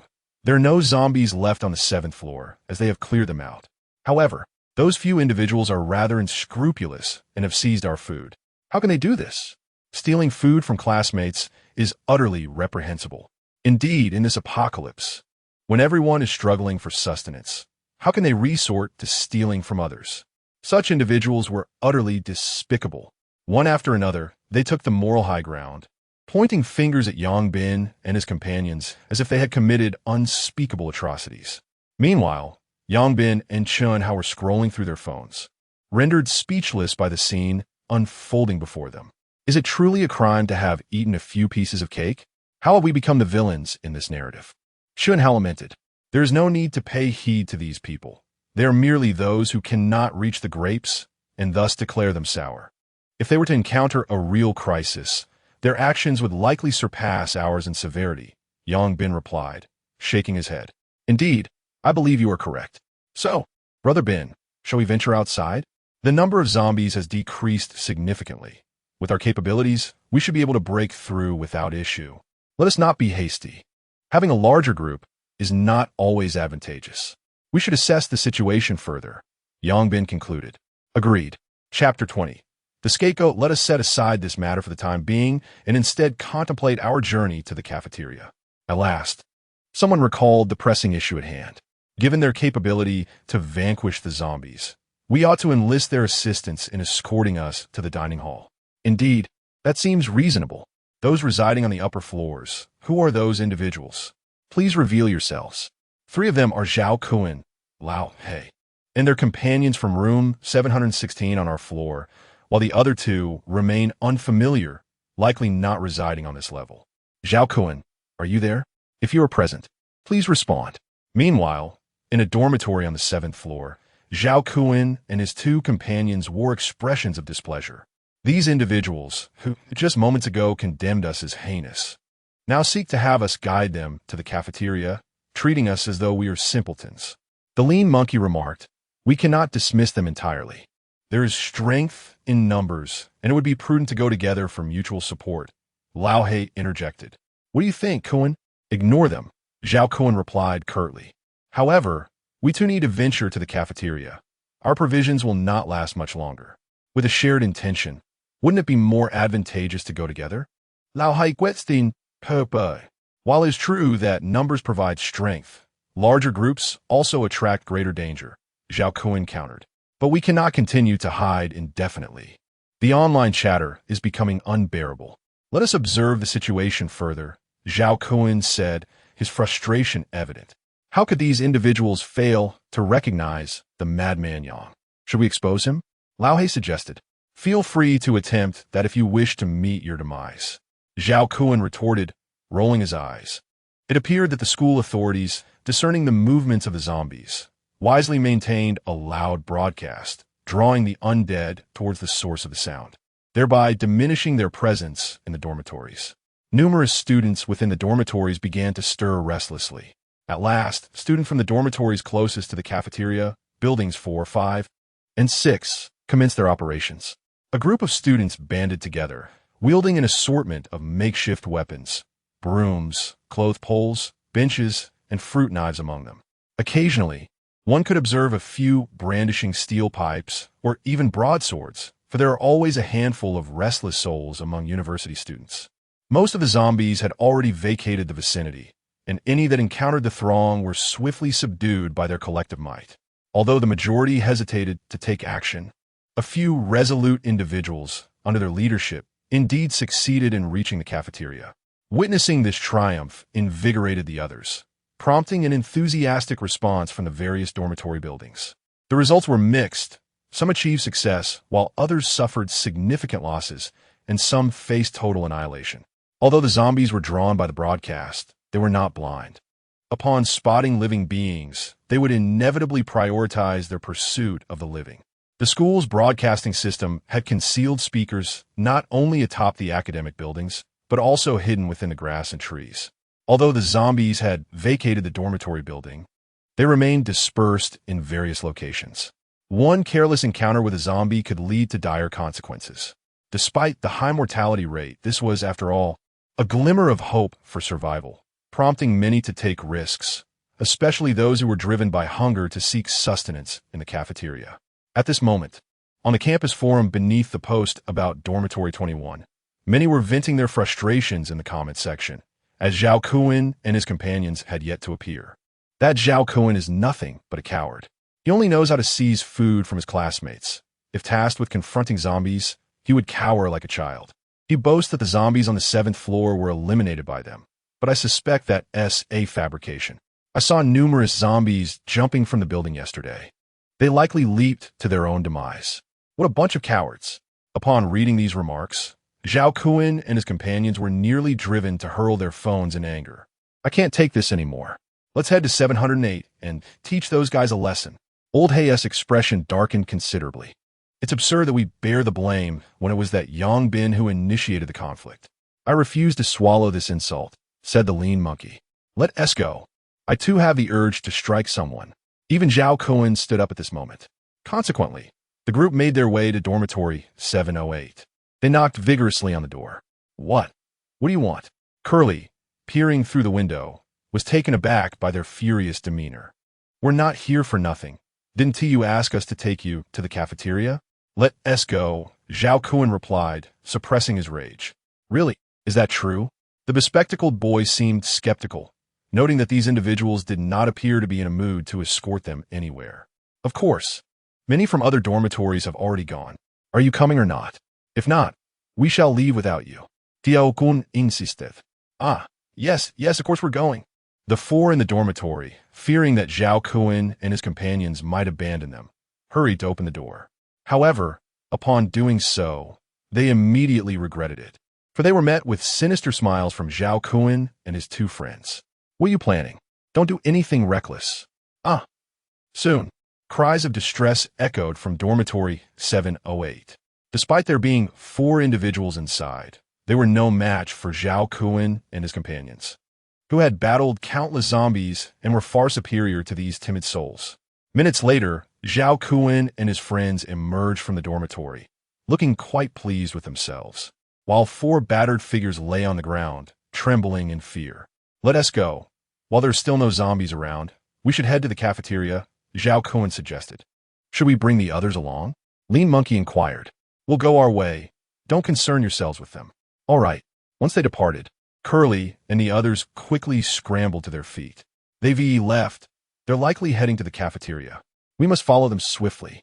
Indeed, although they harbored immense resentment towards those who had assaulted them, they were acutely aware that these individuals were indeed brave enough to confront the undead.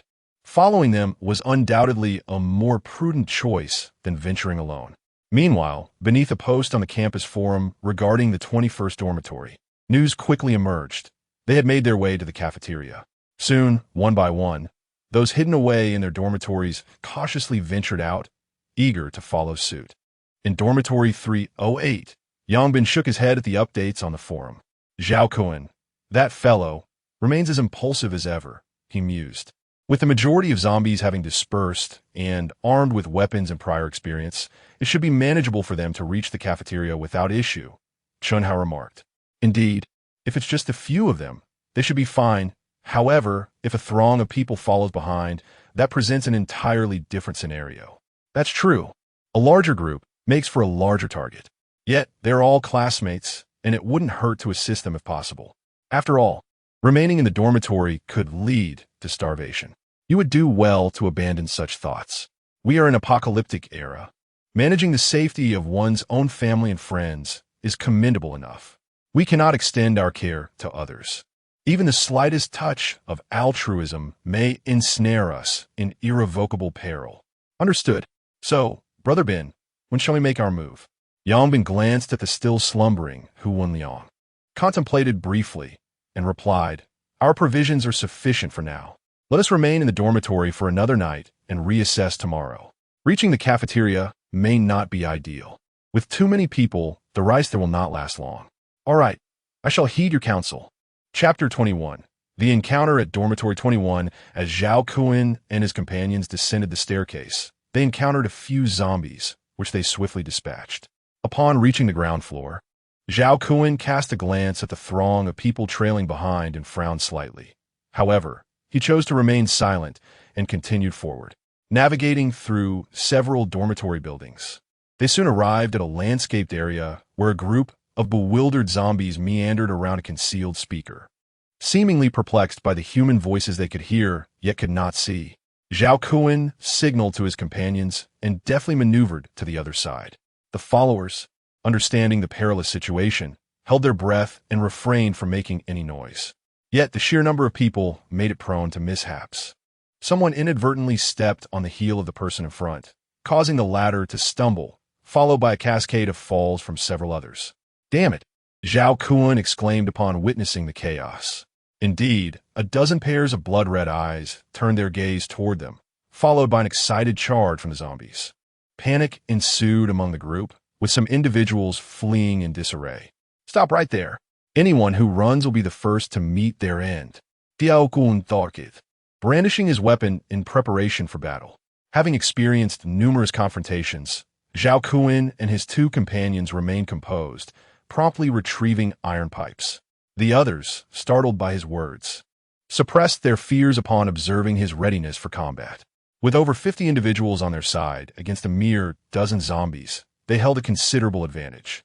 As the zombies charged, Zhao Kun and his companions acted swiftly, thrusting their iron pipes toward the necks of the approaching undead.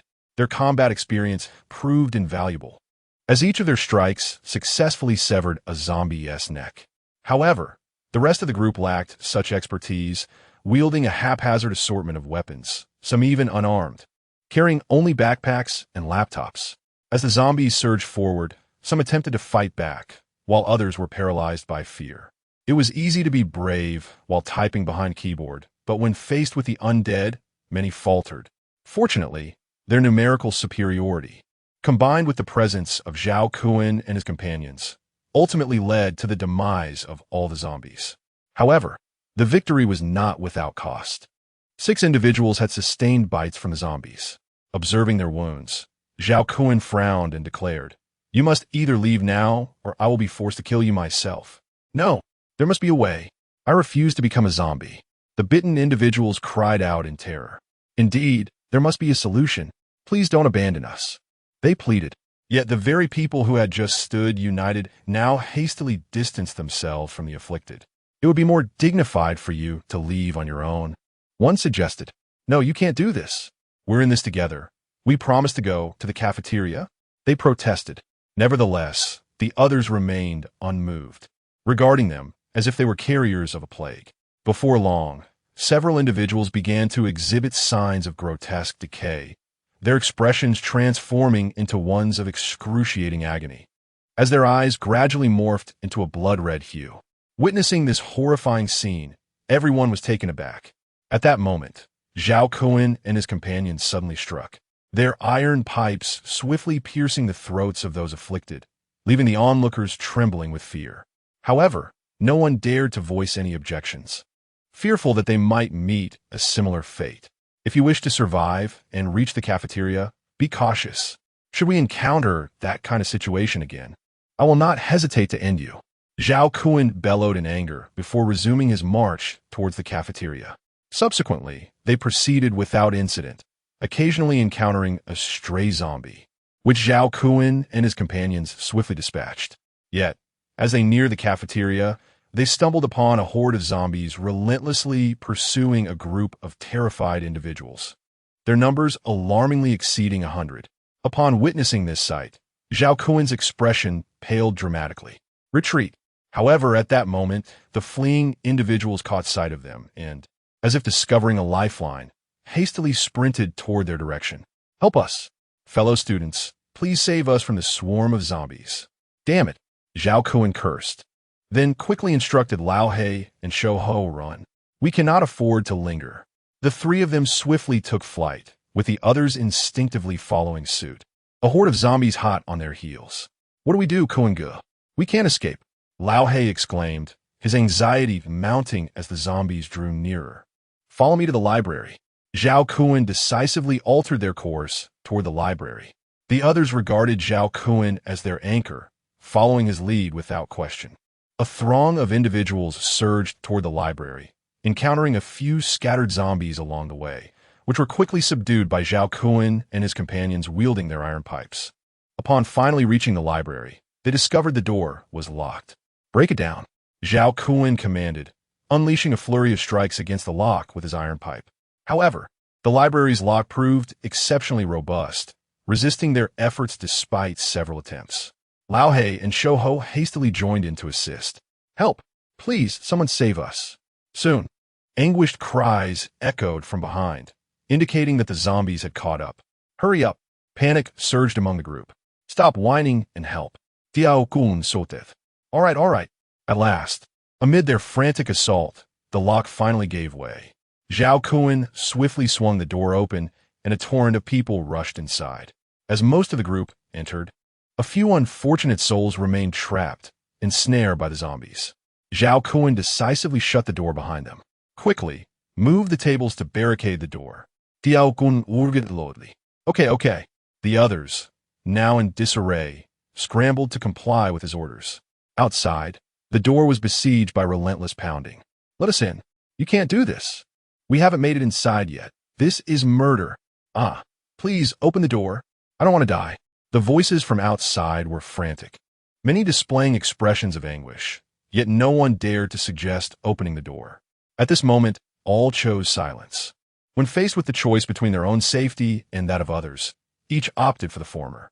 Before long, the cries from outside gradually diminished, clearly indicating that those trapped beyond had lost their lives. Within the library, only a little over 30 individuals remained. This ordeal had directly cost more than 20 lives, leaving despair etched upon the faces of the survivors. Yet, the most disheartening aspect was that they had yet to reach the cafeteria. The library offered no sustenance. In truth, it was less comfortable than the dormitories. At this moment, many harbored regrets, wishing they had never ventured out. Zhao Kuan and his companions also wore grim expressions, taken aback by the outcome. "Brother Kuan, what shall we do next?" The lean monkey murmured. "I don't know. We can only wait and see if these zombies will leave." Zhao Kuan replied. "What terrible luck." Old Hay scoffed. "It's not merely a matter of bad luck. It's our own failure," Zhao Kuan asserted. "Why? If Yangbin were here, he would never have allowed these people to follow." Chapter 22. The search for special zombies in the 308 dormitory. "It seems that everyone has left," Yangbin remarked as he gazed out of the window. "Indeed, it appears that only a few of us remain in this building," Chun Hao replied. "Wake up, Wen Liang. We shall continue our search of the dormitories." "Brother Bin, are you planning to linger in the dormitory for another day, solely for this purpose?" "Of course not. The main reason is that the bed is rather comfortable," Yangbin chuckled. "Moreover, after the zombies departed, those individuals likely scavenged the nearby dormitories, so our finds may be limited. However, our primary aim this time is not to search for food, but rather for daily necessities, such as clothing, power banks, and lighters." "I understand." Chun Hao nodded, promptly awakening Huan Liang, and the trio moved the beds aside to exit. Inside the dormitory, zombies were nearly non-existent. The broadcast continued to blare, playing energetic songs that particularly attracted the undead. However, it wouldn't be long before the speakers were destroyed by the zombies, at which point they would commence wandering aimlessly. The three scoured room by room, occasionally encountering a stray zombie, yet this posed no challenge for them. After more than 2 hours, they had thoroughly searched the dormitories from the 1st to the 6th floor. As Yangbin had predicted, food was scarce, but they had managed to collect an abundance of daily supplies, filling a backpack to the brim. "Let us return these items to the dormitory before heading out," Yangbin suggested. "Where to?" Chun Hao and Huan Liang inquired, their faces alight with curiosity. "To find special zombies." Upon hearing Yangbin's words, Chun Hao's eyes sparkled with excitement, while Huan Liang appeared bewildered. Nevertheless, he refrained from asking further and simply followed along. After stowing their findings, Yangbin equipped Huan Liang with a metal pipe, and the three ventured out. While others were evading zombies, they boldly approached them to confront the undead. A truly unique endeavor. However, this was indeed within their capabilities. Even if others were aware that special zombies contained crystals within their heads, locating them was a formidable challenge. Special zombies bore the same outward appearance as ordinary zombies, making discernment nearly impossible, with the only difference being their enhanced strength. Yet, it would be unfeasible to test the strength of every zombie they encountered. Herein lay Yangbin's distinct advantage. With his true vision, he could identify even the special zombies hidden within hordes of the undead. Once outside the dormitory, it was not long before they encountered a group of zombies gathered around a speaker, captivated by the music. Yangbin took a glance and shook his head, continuing to walk in another direction. After traversing a considerable distance, they encountered several waves of zombies, but did not spot any special ones. Fortunately, with Yangbin's true vision, they were able to detect zombies in advance, allowing them to evade danger and minimize risk. After a prolonged journey, they only had to deal with a few zombies that were unavoidable, which were swiftly dispatched by the duo. Finally, as the three passed through a small grove, Yangbin suddenly halted, a look of delight illuminating his features. "Did you find something?" Chun Hao inquired eagerly. "Indeed, some of it is quite inappropriate," Yangbin chuckled. "What's the situation?" "In the small grove, a lone man and woman, you understand," he replied. "Wow, that is rather bold," Huan Liang exclaimed, eyes wide. It's rare to see such things. Back in the day, I had my moments with Shia. Stop right there. Don't reminisce about your glory days. Shia is with someone else now. Yongbin harshly interrupted. 2 zombies await. The female is a special type. The male is ordinary. I'll handle the female. You take the male, and Liangzi can stay back. Let us be swift and decisive. We must not attract other zombies, Yongbin stated seriously. Understood. Let us move. The group swiftly plunged into the dense thicket, where visibility was nearly non-existent from the outside. It was no wonder they felt so audacious. Had it not been for Yongbin's keen sight, they might not have detected them at all. As they advanced, they quickly identified their targets. However, upon seeing the 2 zombies, Chunhao and Hu Wenliang's eyes widened in shock. Goodness, this is indeed inappropriate. Chunhao gasped. Could they be transforming mid-act? Hu Wenliang speculated, equally astonished. That's a real possibility. Enough chatter. They're coming for us. The 2 zombies, devoid of any sense of shame, lunged excitedly at the 2 men upon spotting them. However, their trousers were only down to their ankles, not fully removed. After a few steps, both zombies collapsed to the ground. Witnessing this, the 3 men broke into a cold sweat. Now I see why they weren't drawn to the sound of the broadcast. They simply can't run, Chunhao remarked. After falling, the 2 zombies struggled to rise again, only to tumble down once more. The female zombie's top was lifted high, exposing her ample form, which made contact with the ground each time she fell. I hope she doesn't get hurt, Hu Wenliang said. She won T. Those parts are quite soft, Chunhao assured with experience. Enough talk. Let us finish this before more zombies arrive, Yongbin urged. Right. The 2 sprang into action, targeting the heads of the zombies. It was indeed their first time dispatching zombies so easily. The male zombie fell to Chunhao's strike, while Yongbin needed 7 or 8 thrusts to bring down the female zombie. The special zombie exhibited significantly greater strength than the ordinary kind. Furthermore, Yongbin sensed that this particular special zombie was even stronger than the 2 he had defeated the previous day.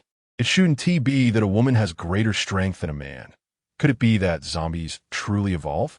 Yongbin pondered, feeling a sense of urgency arise within him. What a shame, Hu Wenliang lamented as he gazed at the fallen female zombie. If you wish to take advantage of the situation, now is your chance. Yongbin said. Ugh, I'm not that twisted.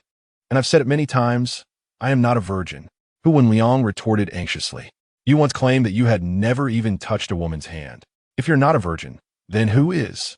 Yongbin's hand delved into the zombie's skull, probing for a moment before swiftly retrieving a crimson crystal. Is this what you refer to as an energy crystal? Hu Wenliang inquired, his curiosity piqued. Yes, take it, consume it quickly, Yongbin replied, extending the crystal towards Hu Wenliang. Off for me? Hu Wenliang exclaimed, taken aback. Who else? Among the 3 of us, you are the least capable. Do you wish to remain a burden? Very well. Hu Wenliang understood the significance of the crystal.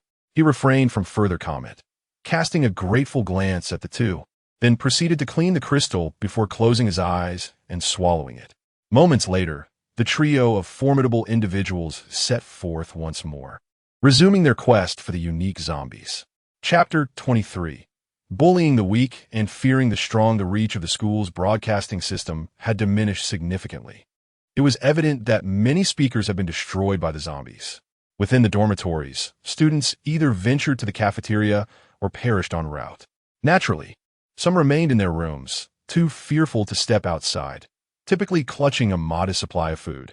Others, like Zhao Kuan and his companions, were compelled to seek refuge elsewhere. Nevertheless, a considerable number still found their way to the cafeteria. At that moment, the cafeteria's doors were firmly locked, and all the windows were plastered with newspapers, rendering the interior invisible from the outside. Inside, a throng of people crowded the space, resembling a chaotic market, with incessant cries and clamors filling the air. The school authorities were tirelessly attempting to maintain order, yet a group of students, teetering on the brink of despair, remained unresponsive. Above, the principal gazed grimly at the compiled statistics. With over 30,000 faculty and students combined, a mere 2,000 had made it to the cafeteria, a situation he found utterly unacceptable. Are there no more survivors who have yet to arrive? The principal inquired. Certainly, but the area outside is swarming with zombies. Even if there are survivors, they cannot enter, the director lamented. With a deep sigh, the principal conceded, very well, let us serve the students their meals. They must be ravenous by now. Soon, a variety of dishes were delivered to the service window. Upon sighting the food, the din of weeping ceased, and the crowd surged forward in a frenzy. Students, please do not push. Form an orderly line. There is enough for everyone. The principal called out through a megaphone. Yet, the students, driven by hunger, paid little heed to his words, with some even attempting to climb onto the windowsill to snatch food. In exasperation, the principal instructed the cafeteria staff to withdraw the food. This moment of withdrawal jolted the students into a semblance of order, and they ultimately lined up as instructed. The cafeteria staff returned with the meals. The first students in line, eyes gleaming with anticipation, gazed at the offerings. This, I want it all. Please give me extra rice, one exclaimed. However, the cafeteria staff did not fulfill his demands. Instead, they served him a single scoop of rice and a spoonful of potatoes before turning to the next in line. What does this mean? I have money on my meal card. You could charge me for a full day's worth. Another protested. Indeed, is this meager portion sufficient for anyone? Came a collective outcry from the crowd. Students, please quiet down. The principal reiterated through the megaphone. I understand that you are all hungry, but as you can see, we are enduring one of the most arduous and darkest periods in human history. Food is exceedingly scarce. We do not know when aid will arrive, but we must believe that our nation will not abandon us. Let us conserve our rations so that we may endure a few more days and maintain hope for the arrival of rescue. As the principal's words resonated, the crowd gradually quieted, clearly beginning to comprehend the gravity of their situation. Soon, as the students received their meals and took their seats, they began to devour their food ravenously. Perhaps for the first time during their lengthy stay at school, they found the cafeteria food to be exceedingly delightful. Many finished their meals, even licking their plates clean, still unsatisfied. Observing the scene of voracious consumption below, the principal turned to the cafeteria staff and inquired, based on the current number of students, how long can the rice and vegetables last? The staff member pondered for a moment and replied, if we ration the rice, it could last about 7 or 8 days. However, the vegetables spoil easily. We typically purchase them fresh each day, even with the reduced number of students. Most vegetables won't keep long, perhaps 3 to 4 days at best. Hearing this, the principal furrowed his brow, uncertain of when help might arrive. He could not fathom the consequences if the food ran out before assistance came. We should cook less in the future to extend our supplies as much as possible, he decided. The staff member nodded in agreement, equally troubled, realizing they might have to resort to porridge. Inside the library, over 30 individuals sat dejectedly on the floor. Though they had escaped the clutches of zombies, they now faced the dire issue of hunger, as there was no food available in the library. Outside, the zombies still lingered, making it impossible for them to venture out. Many regretted their choices, wishing they had stayed in their dorms instead. At that moment, a sudden crackling sound pierced the air, capturing everyone's attention. There stood curly-haired with a bag of instant noodles, just opening it and preparing to eat, when he sensed an unsettling atmosphere around him. He looked up, bewildered, only to meet the fervent gazes of those nearby. What are you all doing? Curly-haired asked timidly. Why didn't you share your food? Someone exclaimed. We're all classmates. We should help each other. A group of individuals began to inch closer to curly-haired. Alarmed by their approach, he stammered, I only have this one pack. Before he could finish, they lunged at him, snatching the noodles from his hands and rummaging through his backpack and belongings. What are you doing? You can't do this. That's mine, curly-haired shouted. However, the crowd, once quick to admonish others for stealing, had transformed into a pack of ravenous wolves, thoroughly stripping him of his possessions. The other 3 inhabitants of Dorm 708, initially intending to snack, hastily concealed themselves upon witnessing the chaos. Yet, their small act of concealment did not go unnoticed, and soon those who had missed out on the food turned their attention to them. In no time, the 3 found themselves in the same predicament as curly-haired, thoroughly stripped of their belongings. Serve them right, Old Black and Thin Monkey said, filled with a sense of vindication. I can't believe they still had food. Tianquan. Although they did not join in the fray, they merely observed, silently reflecting on the nature of humanity. With a sigh, Zhao Kun pulled a piece of bread from his backpack and began to eat. His actions instantly captivated those who had missed out. As the crowd began to approach him, Zhao Kun picked up the bloodied iron pipe and cast a cold glance in their direction. Warning, try to come any closer. The throng halted abruptly, their gaze fixated on the iron pipe stained with crimson, which quelled their desires. They were acutely aware that this man was truly capable of taking a life. Noticing their hesitation, Zhao Kun proceeded to eat right in front of them. Lao He and Shouho also took out some food to eat, having fought fiercely and grown ravenous. Although the onlookers gazed greedily at the food in their hands, none dared to step forward. Witnessing this scene, Curly and his companions were left in despair. It was evident that they were bullying the weak while fearing the strong. Chapter 24. The Art of Assassination on the other side. Yang Bin and his companions embarked once more on their quest to locate the unique zombies. The school was bustling with numerous individuals, and naturally, the presence of zombies was abundant. Nearly every stretch of their journey revealed a horde of the undead. Before long, Yang Bin once again spotted a special zombie. Do you see the group of zombies? Yang Bin pointed toward the cluster meandering on the grass. Among them is a unique one. There were over 20 zombies in that group, evidently drawn by the siren's call, though the speaker on the grass had already been rendered inoperative by their hands. Over 20, this could pose a problem, Chunhao remarked with a furrowed brow.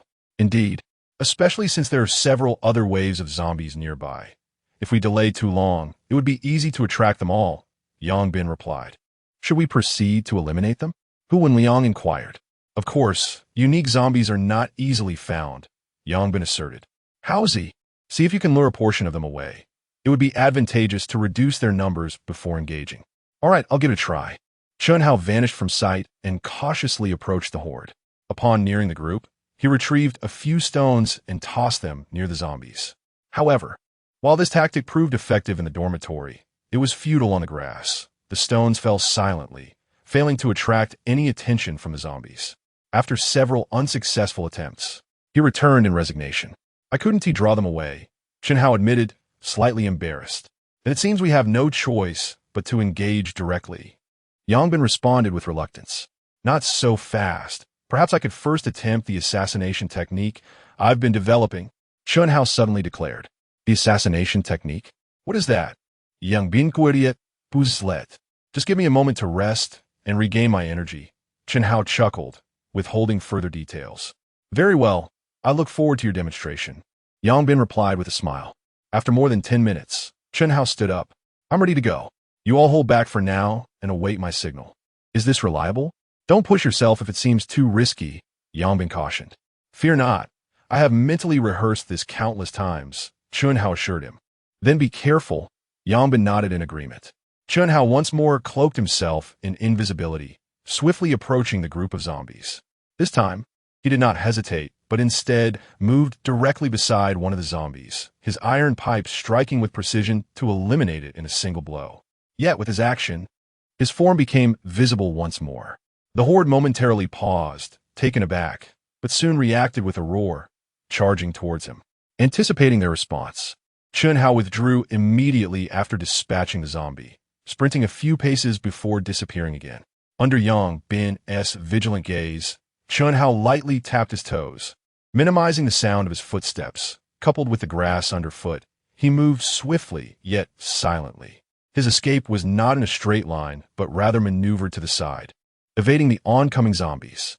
The horde, bewildered by the sudden disappearance of the individual, swayed aimlessly, their lack of intelligence rendering them incapable of comprehending how he had vanished so abruptly. Before long, they resumed their aimless wandering. At this moment, Chunhao circled around another zombie, striking with the iron pipe to deliver a fatal blow, then swiftly retreated and vanished once more. A horde of zombies was left bewildered, unable to locate his presence. This was indeed the art of assassination he spoke of, and it was quite impressive, Yang Bin remarked with surprise. How good, you're incredible. Hu Wenliang, unable to see the cloaked Chunhao, could only witness him suddenly appear, eliminate a zombie, and then disappear again, only to reappear elsewhere. Each strike was lethal. He vanished after every kill, showcasing remarkable prowess. After Chun Hao had consecutively dispatched 9 zombies, he finally felt overwhelmed, a dizzy sensation washing over him.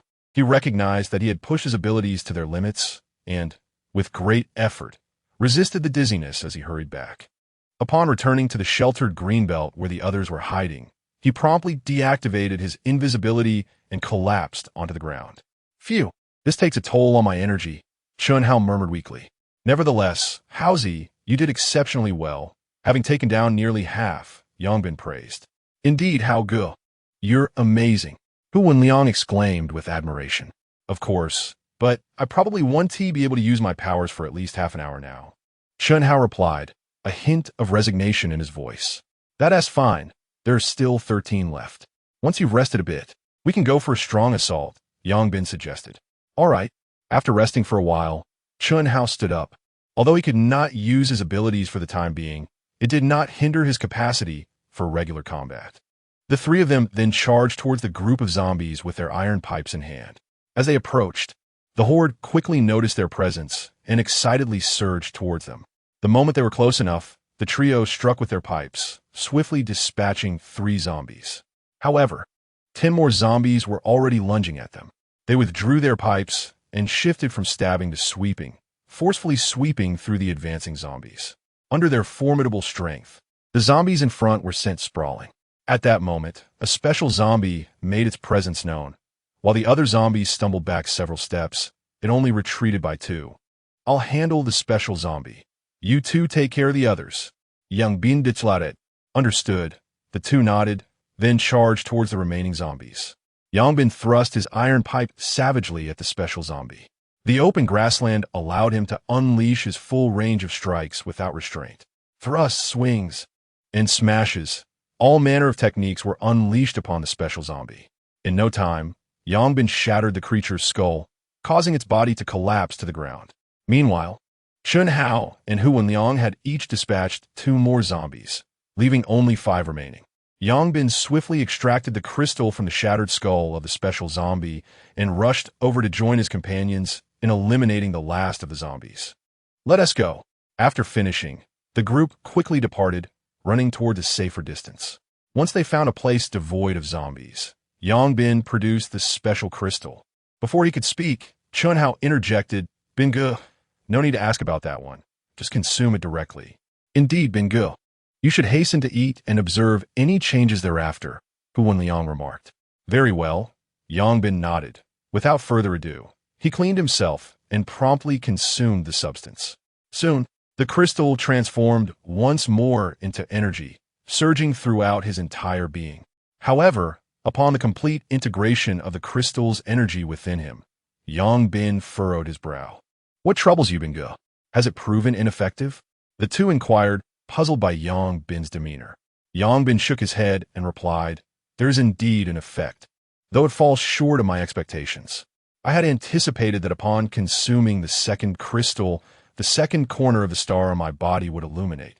Yet, it remains dim. Nevertheless, my strength has increased, albeit not as markedly as it did with the first crystal. Ah, I see. No matter. As long as there is an enhancement in your power, Chun Hao responded with a smile. Indeed, I surmise that the crystal may be insufficient. Perhaps more crystals are required to ignite the second corner, Yongbin conjectured. I believe you may be right. Let us continue our search. The school is vast, and with so many zombies around, we need not fear the absence of crystals, Hu Wenliang declared. Very well, let us proceed. Chapter 25. Can zombies swim? Outside the library. Brother Ben, are you certain this will work? Chun Hao gulped as he gazed at the hundreds of zombies ahead. We have to give it a try.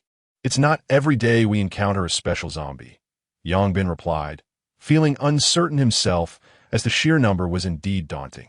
Haozi, why don't you employ your assassination technique to whittle them down slowly? Hu Wenliang suggested. With this many, even with the assassination technique, there's nowhere to hide. They'll just swarm me, Chun Hao lamented. So what do we do? Yongbin activated his true sight, scanning the surroundings. And suddenly his eyes lit up. I have a plan.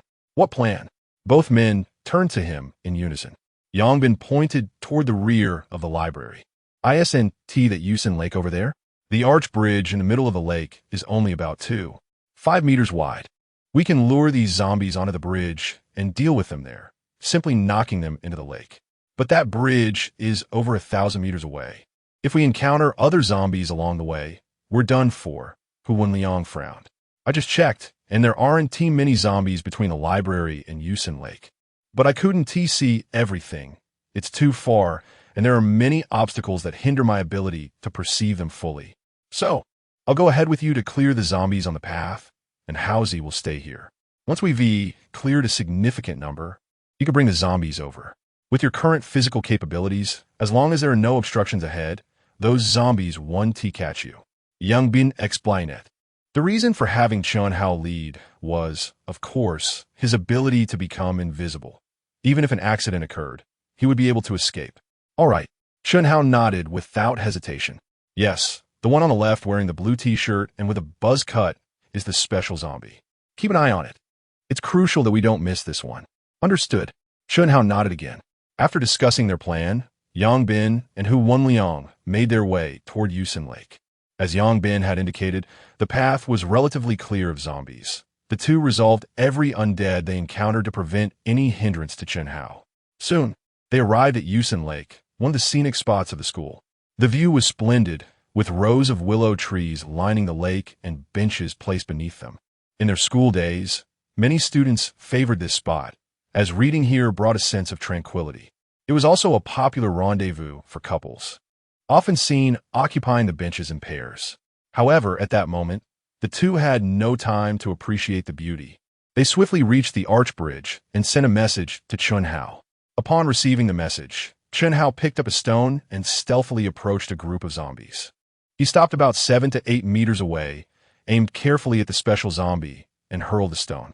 With a resounding thud, the stone struck the special zombie squarely on the head. Although it did not draw blood, the impact was significant. Roar! The special zombie let out a loud bellow, causing chaos among the horde. Hey! Chun Hao manifested his presence and courteously greeted those around him. Upon encountering the sudden emergence of a living being, a throng of zombies eagerly surged towards him. Particularly, the special zombies fixated their blood-red eyes intently on Chun Hao. Realizing that his plan had succeeded, he swiftly turned and fled. A large horde of zombies pursued him with fervor, creating a truly magnificent scene. Inside the library, why are these zombies leaving? Someone exclaimed, surprised as they caught sight of the unfolding spectacle through a crack in the door. Sao kun hui doa. And upon witnessing the zombies indeed departing, he was filled with exhilaration. They've really gone. That's splendid. Prepare yourselves. Once they've ventured far enough, we shall make our exit, he instructed the nearby Lao He and Shou Ho. Understood. Chun Hao led the swarm of zombies towards Yusen Lake, while Yang Bin and his companions had already cleared the path of any lurking zombies, ensuring a smooth passage without any unforeseen incidents. With his enhanced physical capabilities, Chun Hao's speed surpassed that of the zombies, allowing him to guide them to the designated location with minimal effort. Yang Bin and Hu Wenliang were now fully prepared for battle. You've worked hard, Housie. Would you like to take a break? Yang Bin inquired. No need. It's just a short distance. I'm not fatigued, Chun Hao replied. The three positioned themselves at the highest point of the arch bridge, which measured 5 meters in width, adequate for them to defend. Would inserting an image enhance the atmosphere? Soon, a vast horde of zombies rushed towards them. However, due to the limited width of the bridge, they could not all surge forward simultaneously, causing many of the frontline zombies to tumble into the lake below. Fortunately, the water was not deep, and they quickly resurfaced. One by one, the zombies ascended the arch bridge, lunging at the trio. Yang Bin struck first, swinging the iron pipe, and several zombies were knocked off the bridge and into the lake. Though there were railings on the bridge, they only stood 70 centimeters high, allowing Yang Bin's strength to easily sweep them away. Chun Hao and Hu Wenliang joined in, each dispatching the advancing zombies with force. Haha, Bin Ge, your cleverness shines through. This approach is truly effective, Chun Hao laughed. Indeed, it's far simpler than slaying zombies outright, Hu Wenliang agreed, chuckling as well. But you both are celebrating too soon, Yang Bin suddenly interjected. What's wrong? They inquired. Take a look below. Yongbin replied helplessly. The two quickly glanced downward, their expressions shifting to one of astonishment. Whoa, these zombies can swim. They observed as the fallen zombies paddled with their hands, gradually making their way to the shore. Technically, it wasn't swimming, as their heads remained submerged and their hands moved instinctively. The crucial point was that they were unbothered by the prospect of drowning. They simply needed a paddle. Goodness. So, our efforts were in vain. Chen Hao lamented. Yongbin, equally disheartened, found this unexpected turn of events perplexing. He had assumed that the zombies, lacking intelligence, would perish upon falling into the water. However, their ability to swim rendered their defeat meaningless, as they would merely resurface and continue their relentless pursuit. Alas, it seems we cannot afford to be complacent. Let us engage them, Yongbin sighed. Very well. Chen Hao acquiesced. Chen Hao and the other two exchanged wry smiles before transitioning their sweeping motions into thrusts. Fortunately, with the advantage of their combined strength and the terrain, dispatching the zombies proved to be a manageable task, albeit a tiring one. One by one, the zombies fell beneath their iron pipes, staining the bridge with a crimson hue. After eliminating over 30 zombies, the unique zombie finally charged forward. Yongbin gripped the iron pipe tightly, exerting all his might as he thrust it forcefully into the creature's skull. Despite the immense resistance, his iron pipe pierced through the zombie's head, delivering a fatal blow. After consuming the second crystal, Yongbin's strength surged once more, enabling him to deliver a strike that even the special zombie could not withstand. Chapter 26. Dormitory conflict. After the peculiar zombie collapsed, Yongbin swiftly kicked the one behind it down, subsequently dragging the body of the unique zombie over to avoid having to turn back later. Half an hour later, all the zombies had been dealt with. Leaving the bridge and its surroundings littered with corpses, the lake almost stained crimson with blood. The three of them collapsed onto the ground, utterly exhausted. After a while, Yongbin finally rose, walking over to the body of the special zombie, and skillfully extracted the crystal from its head. Before he could utter a word, Chen Hao interjected, Brother Bin, no need to ask us, just consume it quickly and see if you can illuminate the second corner. Indeed, Brother Bin, I'm also quite curious. Hu Wenliang added. All right. Yongbin nodded, not hesitating as he swallowed the crystal whole. After a moment, however, Yongbin furrowed his brow once more. What's wrong? Brother Bin, has it not illuminated yet? Chen Hao inquired. Not yet. Yongbin shook his head. Has your strength increased? Yes, but it's not as effective as the previous one. Yongbin replied with a hint of resignation. That's all right, as long as there's an enhancement. We can always consume a few more until it lights up, Chen Hao reassured. Indeed, after resting for a while, the group rose and headed towards the dormitory. By this time, the sky had darkened, making it clear that they could no longer continue the fight. Upon returning to the dormitory building, they were surprised to find that their fellow residents had returned as well. A group of individuals stood solemnly at the entrance, evidently just back themselves. The arrival of Yongbin and his companions immediately drew their attention. Zhao Kuan and the others gazed at Yongbin with expressions of resentment. Yongbin looked at Zhao Kuan with curiosity. Why are you back? It's a long story filled with tears, Zhao Kuan replied with a bitter smile, then recounted the events of their journey to Yongbin. The area outside the cafeteria is swarming with zombies, making it impossible to enter. We had no choice but to return. Well, that does sound rather unfortunate, Yongbin empathized. If it weren't for a foolish one leading those zombies away, we'd probably still be trapped in the library, Lao He remarked, visibly shaken. Upon hearing this, Chen Hao immediately took offense. I say, hey, who are you calling foolish? I didn't mention you. Could it be that you were the one who led them away? Lao He exclaimed with wide eyes. Well, who do you think? I saved your lives. Now, tell me how you plan to show your gratitude. Chen Hao chuckled. It really was you. How did you manage to escape from over 100 zombies? Simple, I just killed them all and escaped, Chen Hao replied nonchalantly. Hearing this, Zhao Kuan and the others were left speechless, yet they did not doubt Chen Hao's words, for they understood that with Yang's madness, it might indeed be possible. However, while Zhao Kuan and his crew believed, the others clearly did not, and upon hearing Chen Hao's proclamation, some became displeased. What nonsense are you spouting? Over 100 zombies, and you kill them all?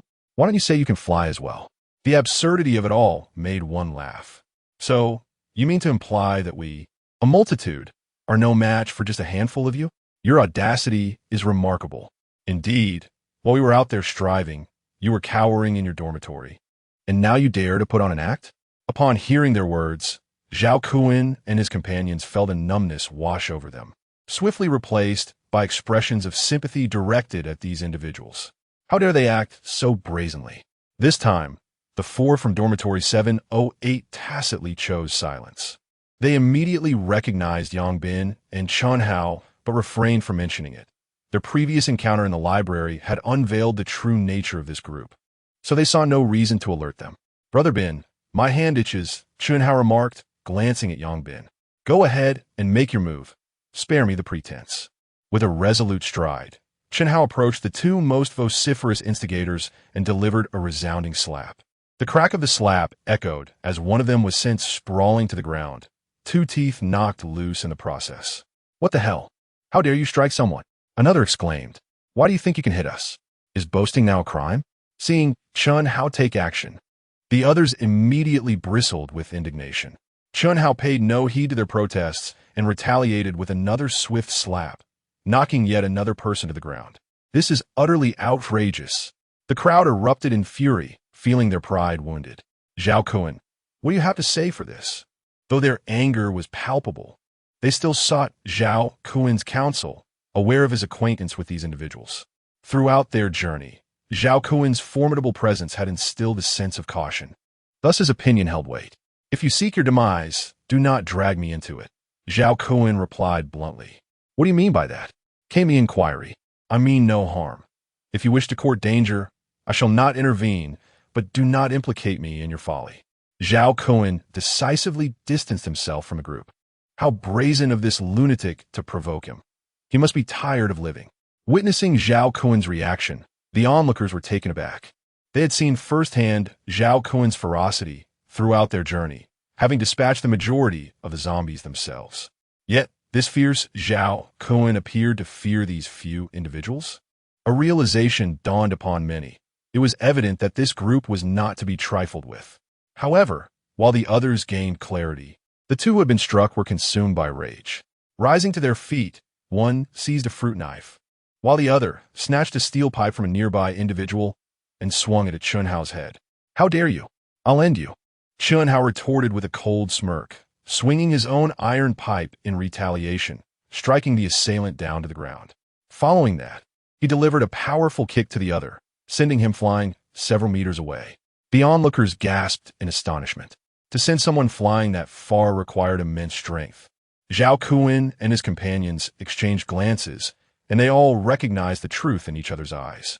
It was clear that Chun Hao's strength had also grown. The two sprawled on the ground appeared severely injured, struggling to rise, their gazes towards Chun Hao now filled with dread. This time serves merely as a lesson for you. Remember to be more cautious with your words in the future, Chun Hao remarked calmly. After speaking, he returned to stand behind Yang Bin, and the group proceeded upstairs, the individuals in their path hastily parting ways. It soon became apparent that the one who had struck was not the leader. Could the one at the front possess even greater ferocity? As they departed, a collective sigh of relief swept through the crowd. Zhao Kuan glanced at the two men sprawled on the ground and shook his head, saying, "Consider yourselves fortunate. Had Yang the Mad acted, you would likely have met your end." Could he really take a life? He scoffed. In this day and age, is it truly difficult to kill someone? Upon hearing his words, everyone involuntarily shivered. Indeed, the world had changed, and human life seemed to hold little value. Scattered limbs littered the streets, and one could never be certain when their own fate might befall them. It appeared prudent to exercise caution in future conversations. The two beaten men were equally terrified, closing their mouths and refraining from further speech. Chapter 27. The third day of the apocalypse, Yang Bin and his companions returned to their dormitory, retrieving several bags of bread and water from their backpacks to quell their hunger. Having ventured out at noon without their supplies, they found themselves quite famished. Brother Bin, our food supplies are dwindling. We can only last until tomorrow at most. It seems we must seek out more provisions, one remarked. Indeed, We must consider where to find sustenance, Yang Bin replied thoughtfully. Observing Zhao Kuan and the others' predicament, he mused, it is likely that the cafeteria is no longer an option. It is obvious that with so many people there, a horde of zombies would be drawn to the location, making entry and exit virtually impossible. Then it seems our decision to avoid the cafeteria was prudent, another noted. Certainly, if we had entered and become trapped, it would have been dire, especially with so many people inside. How long could the food there last? Yang Bin shook his head. True, if rescue does not arrive, those inside the cafeteria will be in a grim situation. That is a concern for the school administration. We should focus on where to find food, Yang Bin asserted. I have an idea for a potential food source, Chunhao interjected. Where? They inquired. The supermarket. With so many supermarkets around the school, if we can seize one, we could sustain ourselves for 10 days or even half a month. Indeed, the supermarket sounds promising. Let's plan to go there tomorrow. Yang Bin de Feliz. By the way, how? Check online for any information regarding the crystals, he added. Okay. Chunhao promptly opened his phone to search, taking a while before reporting. I found nothing. The internet is filled with pleas for help, videos of groups fighting zombies, and tutorials on how to combat them. Yang Bin nodded. Either no one has discovered the crystals yet, or those who have are keeping it to themselves. After all, many prefer to profit quietly. Just like us, another chimed in. All right, let's rest early. Tomorrow we continue the fight, Yang Bin concluded. As night fell, the constellation of the Big Dipper reappeared, and the zombies grew eerily silent. In the zoo, beasts seemed to awaken their primal instincts, effortlessly breaking free from their enclosures and reclaiming their freedom. The third day of the apocalypse. In the early morning, Yang Bin and his companions changed into fresh clothes and had a light meal before leaving the dormitory. Upon descending the stairs, they were met with a throng of people gathered below, seemingly waiting for them. Yang Bin furrowed his brow and turned to Zhao Kuan, asking, "What is the situation?" Zhao Kuan sighed. These folks are so hungry they can hardly bear it. They wanted to venture out early to find food, but were driven back by zombies. Now, they're hoping you will lead them. I certainly do not have the capability to escort so many dead weight, Yang Bin replied bluntly. We are not dead weight. We dare to fight zombies. One declared. Yes, we are no longer afraid of zombies. Another added. Huh, then how did you flee back so quickly? Chunhao chuckled. Well, it is because those zombies have become stronger and we were unable to defeat them, came the hesitant response. Do you think I would believe that? Chunhao laughed. It's true, I'm not deceiving you. A group of people exclaimed urgently. Yang Bin's gaze shifted, and he said, let us go take a look. What about them? If they can keep up, let them come, but I must warn you in advance. It is perilous to follow us. Do not expect me to save you. Hearing his words, the group hesitated momentarily. Nevertheless, Zhao Kuan and his companions promptly followed. Observing this, the others gritted their teeth and followed suit. The broadcast had ceased since last night, perhaps deemed futile by the authorities, as most of the loudspeakers had broken down and the sound could not travel far. As Yang Bin and the others stepped out of the dormitory, they soon encountered two zombies feasting on a corpse. Upon seeing the group of living humans, the zombies surged forward in excitement. Yang Bin was the first to act, swinging his iron pipe with force, crushing one zombie's skull. He then swiftly jabbed the other, achieving a similar swift kill. The entire sequence was seamless. Everyone watched in wide-eyed astonishment. Was killing zombies truly this effortless? Even Chun Hao and Hu Wenliang were taken aback. They had always used the iron pipe to jab, and this was their first time witnessing such a method. It seemed Brother Bin's strength had indeed increased significantly. At that moment, Zhao Kuan and his companions gazed at Yang Bin in shock, clearly recognizing his enhanced prowess. They exchanged wry smiles, realizing that the gap between them was widening. Yang Bin, puzzled, looked at the group of awestruck individuals and remarked, I don't feel any different. The crowd stared at him in disbelief. After dispatching the zombies so easily, it was absurd to suggest he felt unchanged. Everyone was profoundly impressed by Yang Bin's capabilities, finally understanding why he was the leader of this group. Those who had previously harbored discontent quickly suppressed such thoughts, fearing the consequences of provoking him. How about we give it a try next? Zhao Kuan suggested suddenly. They had already encountered numerous zombies, and if their strength had indeed improved, they would know by testing it. All right, that works, Yongbin nodded in agreement. Not long after they ventured out, they encountered 5 more zombies.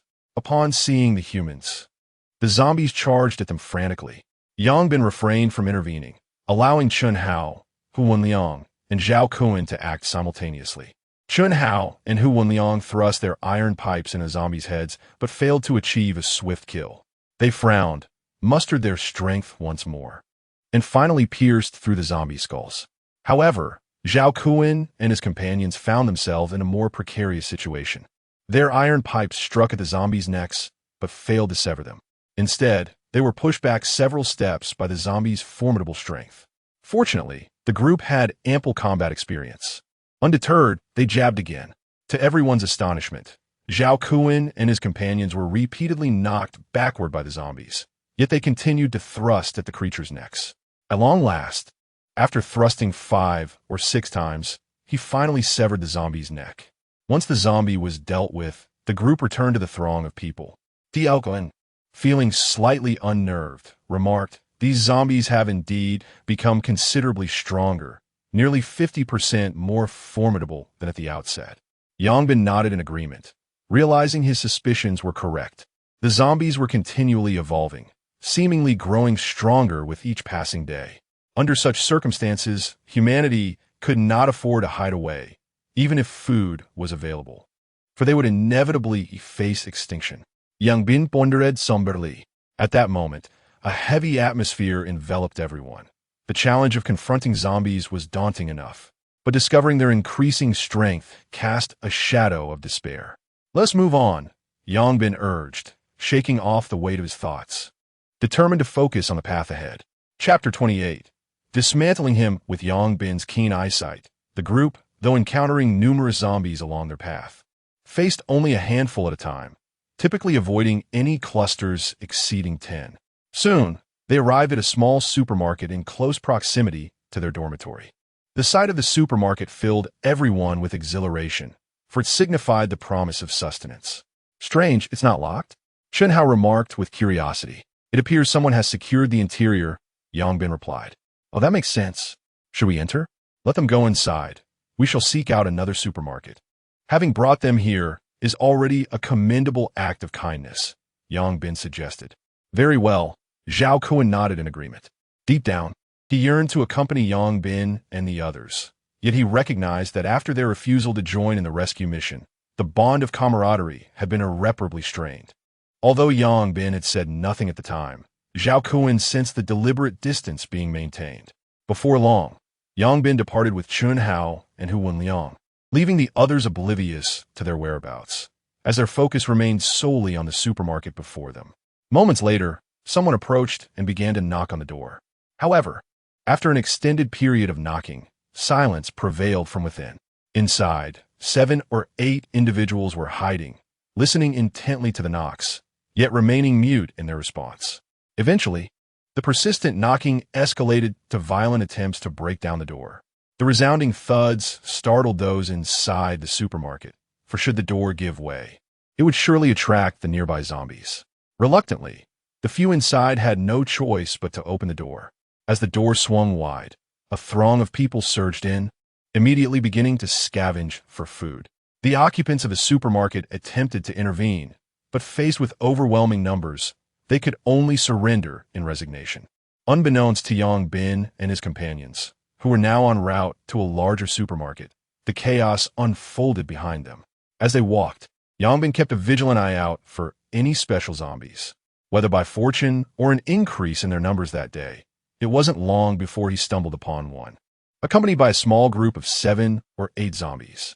Without hesitation, Yongbin led his companions toward the cluster of zombies. The confrontation was swift. Yongbin struck first, swinging a metal pipe that crushed a zombie's skull, followed by a precise thrust that dispatched another. Chun Hao and Hu Wenliang quickly joined the fray, efficiently neutralizing the zombies before them. In an instant, 4 zombies lay vanquished as the special zombie lunged at Yongbin, with his pipe still extended. He could not retract it in time, and instead delivered a powerful kick to the creature, sending it sprawling. Seizing the moment, he withdrew his pipe and, before the special zombie could regain its footing, swiftly pierced its skull, securing a decisive kill. Although he has yet to illuminate his second horn, he has already consumed 3 crystals, significantly enhancing his strength compared to before. Against such unique zombies, a second strike is no longer necessary. At that moment, Chun Hao and his companion had dealt with the remaining zombies, completing the task in less than a minute. Yongbin approached the corpse of the special zombie, extracting the crystal and promptly offering it to Chun Hao, saying, "Would you care to consume another one?" However, Chun Hao shook his head and replied, "Brother Ben, I feel my current strength is sufficient for now. We need high-end combat power to ensure our safety, so you should take it." "Indeed, Brother Ben, your increased strength has made things much easier for us. Furthermore, we are eager to witness the prowess bestowed by illuminating the second horn," they urged. After considering their words, Yongbin nodded in agreement. "All right, I shall save it for you once I reach the second tier."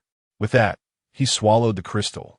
As he contemplated the enhancement, he noted a slight increase in strength, though it paled in comparison to the previous effect. Yongbin furrowed his brow, realizing that if this continued, the crystals would eventually lose their efficacy. How was he to illuminate the second horn? After much deliberation, he found no answers and resigned himself to taking one step at a time. "Let us proceed," he declared, and the group continued onward, avoiding zombies when possible and dispatching those they could not evade. After approximately half an hour, they finally arrived at their destination, the Wumei supermarket, the largest in the vicinity of their school. However, it too had been locked up tight. Yongbin activated his true sight to peer inside, quickly revealing an expression of intrigue. "What's the matter, Brother Ben?" Chun Hao inquired, curiosity piqued. "I've injunted on Ajquain Tianji, Yang bin Ripliet." "An acquaintance? Who?" "Your old flame, Lucia." "Indeed, and your rival as well." "Haha, we must hasten to investigate." Hu Wenyang exclaimed, eager for chaos. "Just the 2 of them?" Chun Hao asked again, a hint of sadness in his gaze. "No, there are about 20 others," Yongbin clarified. "But that won't hinder you from confronting him. Liang and I will be your strongest support." "Exactly. How's he confront him? Let us see who else dares to intervene." Chun Hao took a deep breath and declared, "Let's go inside." The group approached the supermarket entrance and knocked on the door. To their dismay, the once bustling store fell eerily silent, clearly unwilling to admit anyone further.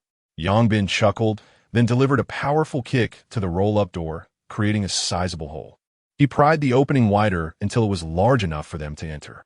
Chun Hao and Hu Wenliang quickly followed suit.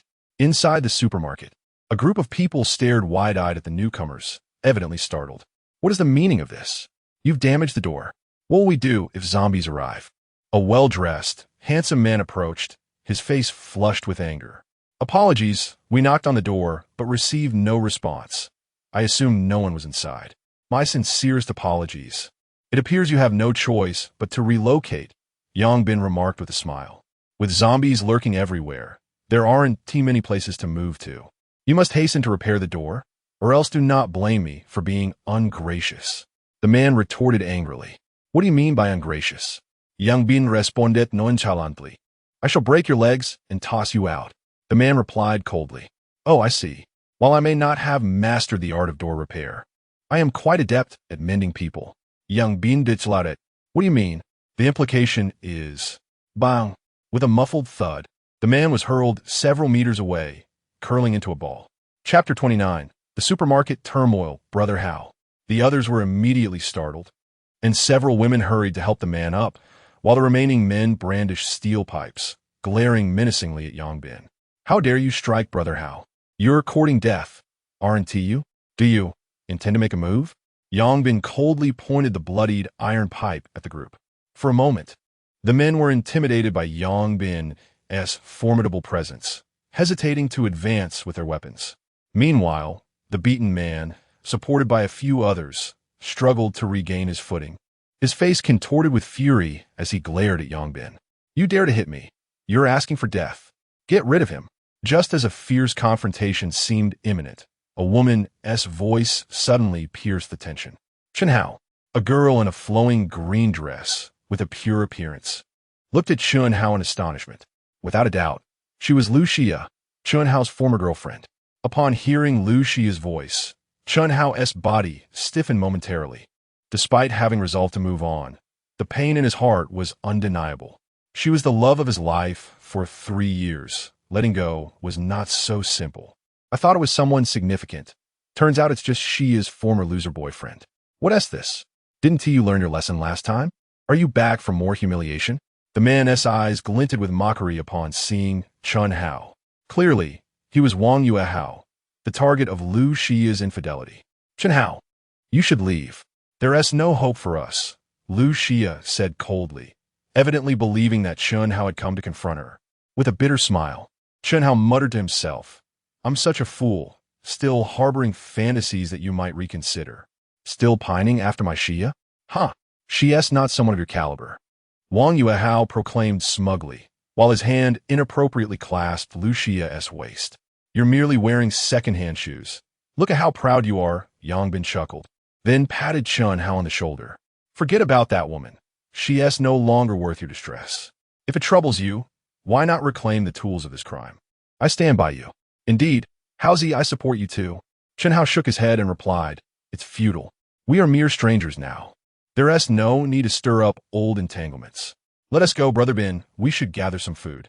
All right then, Yang Bin conceded with a nod. However, while they chose to walk away, some individuals were evidently eager for conflict. Haha, a loser is just a loser, only knowing how to cower. Do you think food here is meant for people like you? Break their legs. How dare you strike me? I'll make sure you leave on stretchers today. Upon hearing Wang Yuehao's words, those who had been hesitant gritted their teeth and charged at the group wielding steel pipes. Alas, self-inflicted misery. Young Bin Sigit, swinging the iron pipe effortlessly, knocking the foremost attacker to the ground, leaving him incapacitated. Then, with another sweep, he struck the chests of 2 more men, causing them to spurt blood and crash to the ground. Chun Hao and Hu Wenliang swiftly took action, wielding steel pipes as they struck at a group of people. Those who were hit fell and could scarcely rise again. In no time, over 10 individuals lay sprawled on the ground, groaning in agony. Witnessing this scene, the remaining onlookers gazed at the assailants with disbelief. How could these few individuals have subdued so many in mere moments? Chun Hao approached Wang Yuehao with a menacing stride. What do you intend to do? I'm the heir of the Wang group. If you dare to act recklessly, you will face dire consequences. Wang Yuehao's voice trembled with anxiety as he retreated.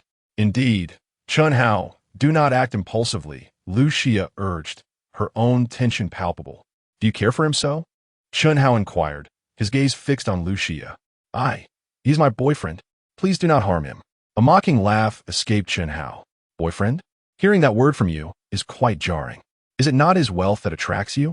In this apocalyptic world, what good is his money? He is but a useless being now. Chun Hao's voice was icy as he turned his attention back to Wang Yuehao. I had no desire to engage with you, yet you insist on courting death. Very well, let us settle this score. With that, Chun Hao delivered a fierce kick towards Wang Yuehao. A chilling scream pierced the air, causing everyone to shudder involuntarily. Remember, in your next life, keep this thing in check and do not let it run amok.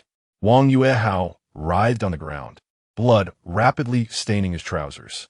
Chun Hao, Lu Xia stared wide-eyed at him, clearly taken aback by his ruthlessness.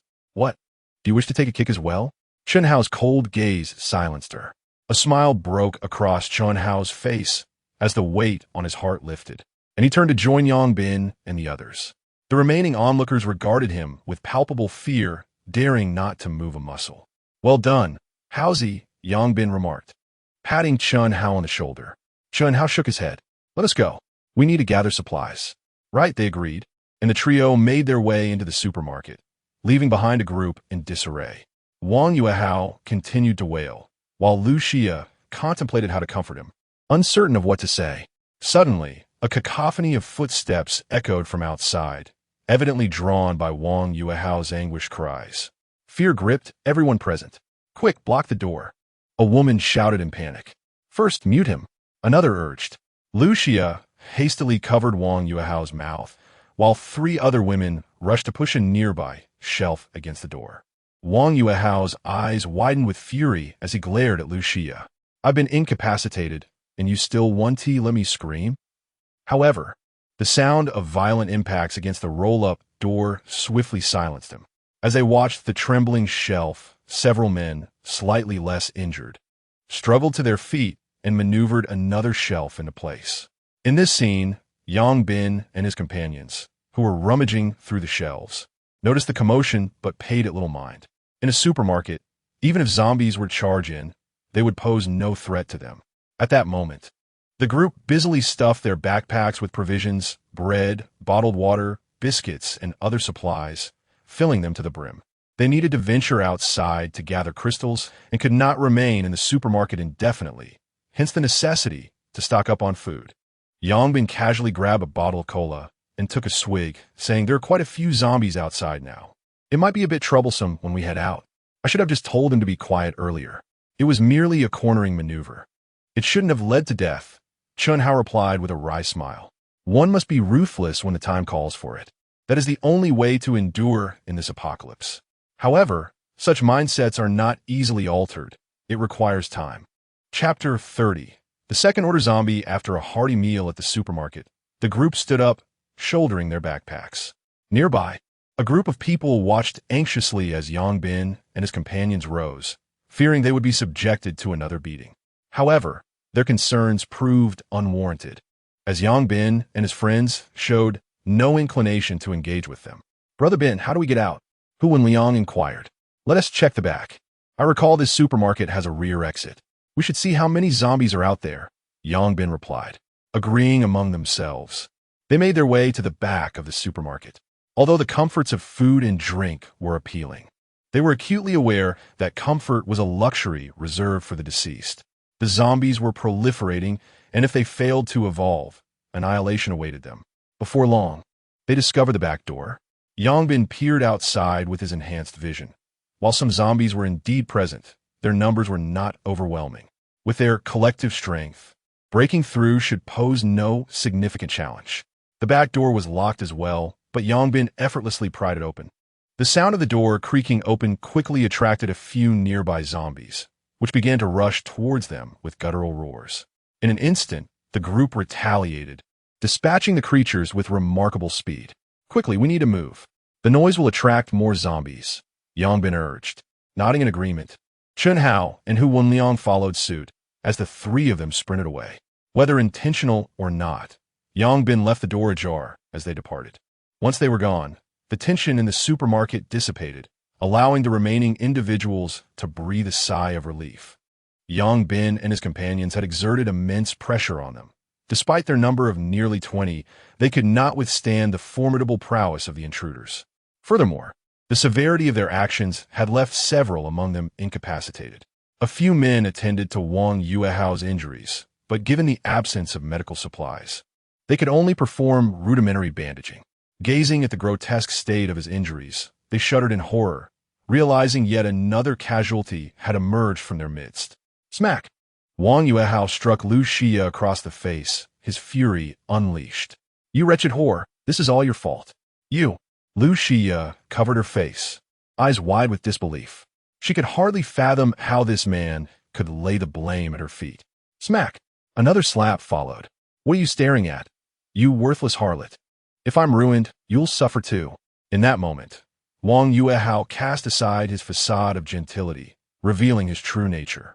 With his manhood maimed, pretense was no longer an option. Blood trickled from Lu Xia's lips, a testament to the force of his blows. Feeling the contempt radiating from Wang Yuehao, Lu Xia lowered her gaze, silenced by shame. Regret washed over her as she realized she had sacrificed the man who had devoted himself to her for someone like him. One day, I will make them pay. Wang Yuehao seethed with rage. However, at that moment, a sudden noise erupted from behind, prompting Wang Yuehao to hastily silence himself, fearing that Yang Bin and his companions had returned. Before long, two figures emerged before them. Upon sighting these figures, the group was instantly struck with terror. Zombies! How did the zombies get in? Damn it, the back door must have been left ajar. Upon catching sight of the crowd, the zombies surged forward, filled with frenzy.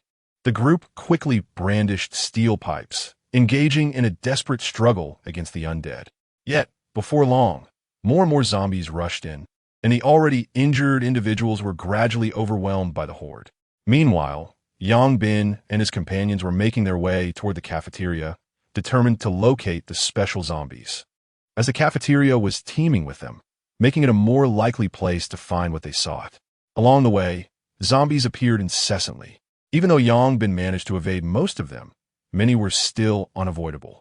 With over 30,000 people in the school, there were at least 27 or 28,000 zombies. It was nearly impossible to avoid encounters. Were it not for Yang Bin's true sight, he would have hesitated to venture out. The three soon arrived near the cafeteria and gasped at the sight of the zombies surrounding it. Goodness, there must be at least a few thousand here, Yang remarked, swallowing hard. The people inside must be trapped. Yuheng was equally astonished.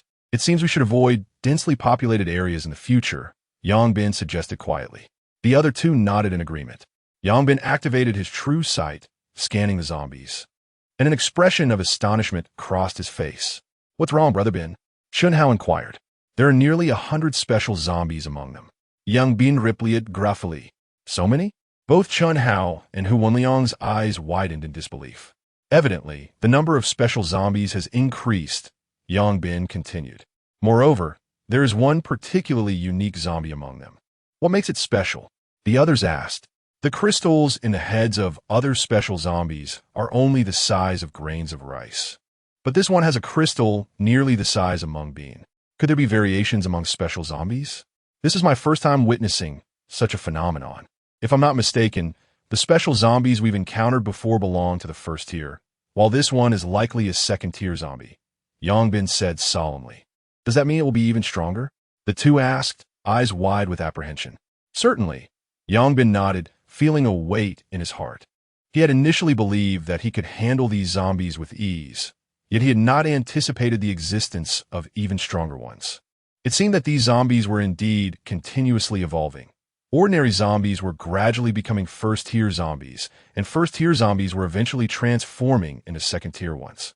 If humanity continued to hide, extinction was inévitable, Yang Bin fawned in contemplation. Should we make the information about the crystals public? Yuheng asked. Yang Bin pondered for a moment before responding. Yes, we must disclose it. Otherwise, humanity is doomed. However, we should avoid being the ones to announce it, or else we will undoubtedly face endless troubles in the future. In recent days, the military has likely been engaged in exterminating the undead, with an array of formidable weaponry at their disposal. Confronting the zombies should be a relatively straightforward task. It is plausible that they have already discovered the crystals. Let us remain patient. An official announcement would be more reassuring. Are we still going to fight? One inquired. What's the point? Let us relocate. This place is untenable. A small group hastily departed from the area. In the cafeteria. Why is it porridge again? This is hardly filling. I want a proper meal. Indeed, eating porridge every day. Do they intend to starve us? Many voices rose in discontent, their hunger palpable. If you're not going to eat it, then don't complain. If you're capable, go find food outside. Someone retorted. Exactly. You're fortunate to have anything to eat at all. Do you not understand the current situation? Still dreaming of the good old days. You are destined to subsist on porridge. The school undoubtedly has provisions, but they refuse to distribute them. If we do not protest, how can we expect to fill our stomachs? Outside is teeming with zombies. Even if there is food, we must ration it. Who knows when rescue will arrive? At this rate, if aid does not come, we shall perish from hunger before salvation reaches us. The crowd was divided into two factions, embroiled in heated debate, which caused the principal to furrow his brow in concern. It was only the third day of the apocalypse, and already matters had deteriorated to this extent. What would happen in a few more days? One must commend the principal for his sense of responsibility. Even in these dire times, his thoughts were with the students, fearing their starvation, which prompted him to gather them in the cafeteria. Yet, human nature is ever insatiable. Chapter 31. Conditions for ascending to the second tier after departing from the cafeteria. Yang Bin continued to lead Yuheng and the others in search of special zombies. It must be said that today, the number of special zombies was indeed significantly greater than that of the previous day. After more than half an hour, they successfully eliminated 2 more special zombies. Yongbin consumed both crystals, adding to the previous 3, resulting in a total of 5 crystals ingested. Yet, he still had not illuminated the second corner. Moreover, as he consumed more, the efficacy of the crystals diminished, and the last one provided only a meager enhancement. Yongbin furrowed his brow, sensing an ominous premonition that the next one would probably yield no effect at all. "Brother Bin, haven't you illuminated it yet?" Shenhao inquired. Puzzled. "No, let's try one more," Yongbin replied. All right. The two were in agreement, for Yongbin's advancement was tantamount to their own. They resumed their search, and before long, they stumbled upon another group. However, the numbers were rather overwhelming. There were at least 40 to 50 of them. Thus, Chunhao's assassination skills came into play once more. He expended his energy twice in rapid succession, stealthily eliminating over 20 zombies, while the remaining ones were dispatched by the group. Nevertheless, they sustained some injuries, but fortunately, with Hu Wenliang's assistance, they were soon healed. Yongbin extracted the crystals once again, and amid the expectant gazes of the others, he consumed them. "How about it, Brother Bin? Did you illuminate it?" Chunhao hurriedly asked. Yongbin shook his head. "Still not working? It's not that it doesn't work, but rather, it has become ineffective." Yongbin replied with a wry smile. "Ineffective?" "Yes, there was hardly any improvement." "How could this happen?" Both Chunhao and Hu Wenliang frowned in concern. After pondering for a moment, Yongbin suddenly had a realization. "I believe I understand the situation now." "What situation?" "If I'm not mistaken, to illuminate the second corner, one must require a second-tier crystal." Yongbin stared earnestly. "A second-tier crystal?" "Indeed, the one we just saw outside the cafeteria?" "I think that could be the case." Chunhao concurred. "Should we go after it?" Hu Wenliang asked. "Let us first check if there are any second-tier zombies elsewhere. We should avoid that place unless absolutely necessary, as it could be deadly," Yongbin advised. Understood. The group resumed their search.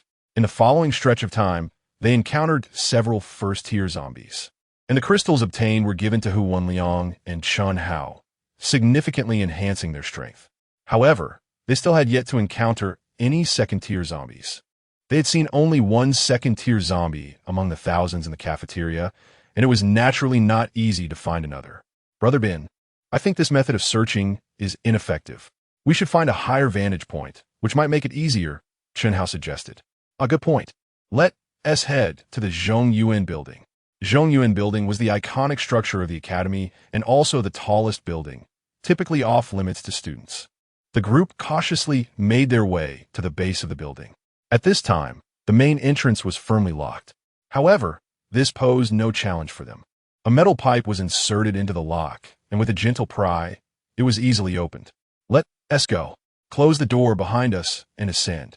The Zhongyuan building comprises a total of 18 stories, originally equipped with an elevator.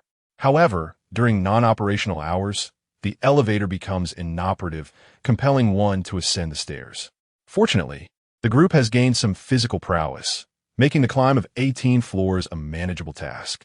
Upon reaching the rooftop, a breathtaking panorama unfolds, revealing the entirety of the school. "How could I have overlooked such a splendid view?" Yongbin lamented. "It's better late than never to discover it," Chunhao replied with a chuckle. Yongbin nodded and activated his true sight, scanning the campus for zombies. This vantage point was advantageous, albeit distant from the ground.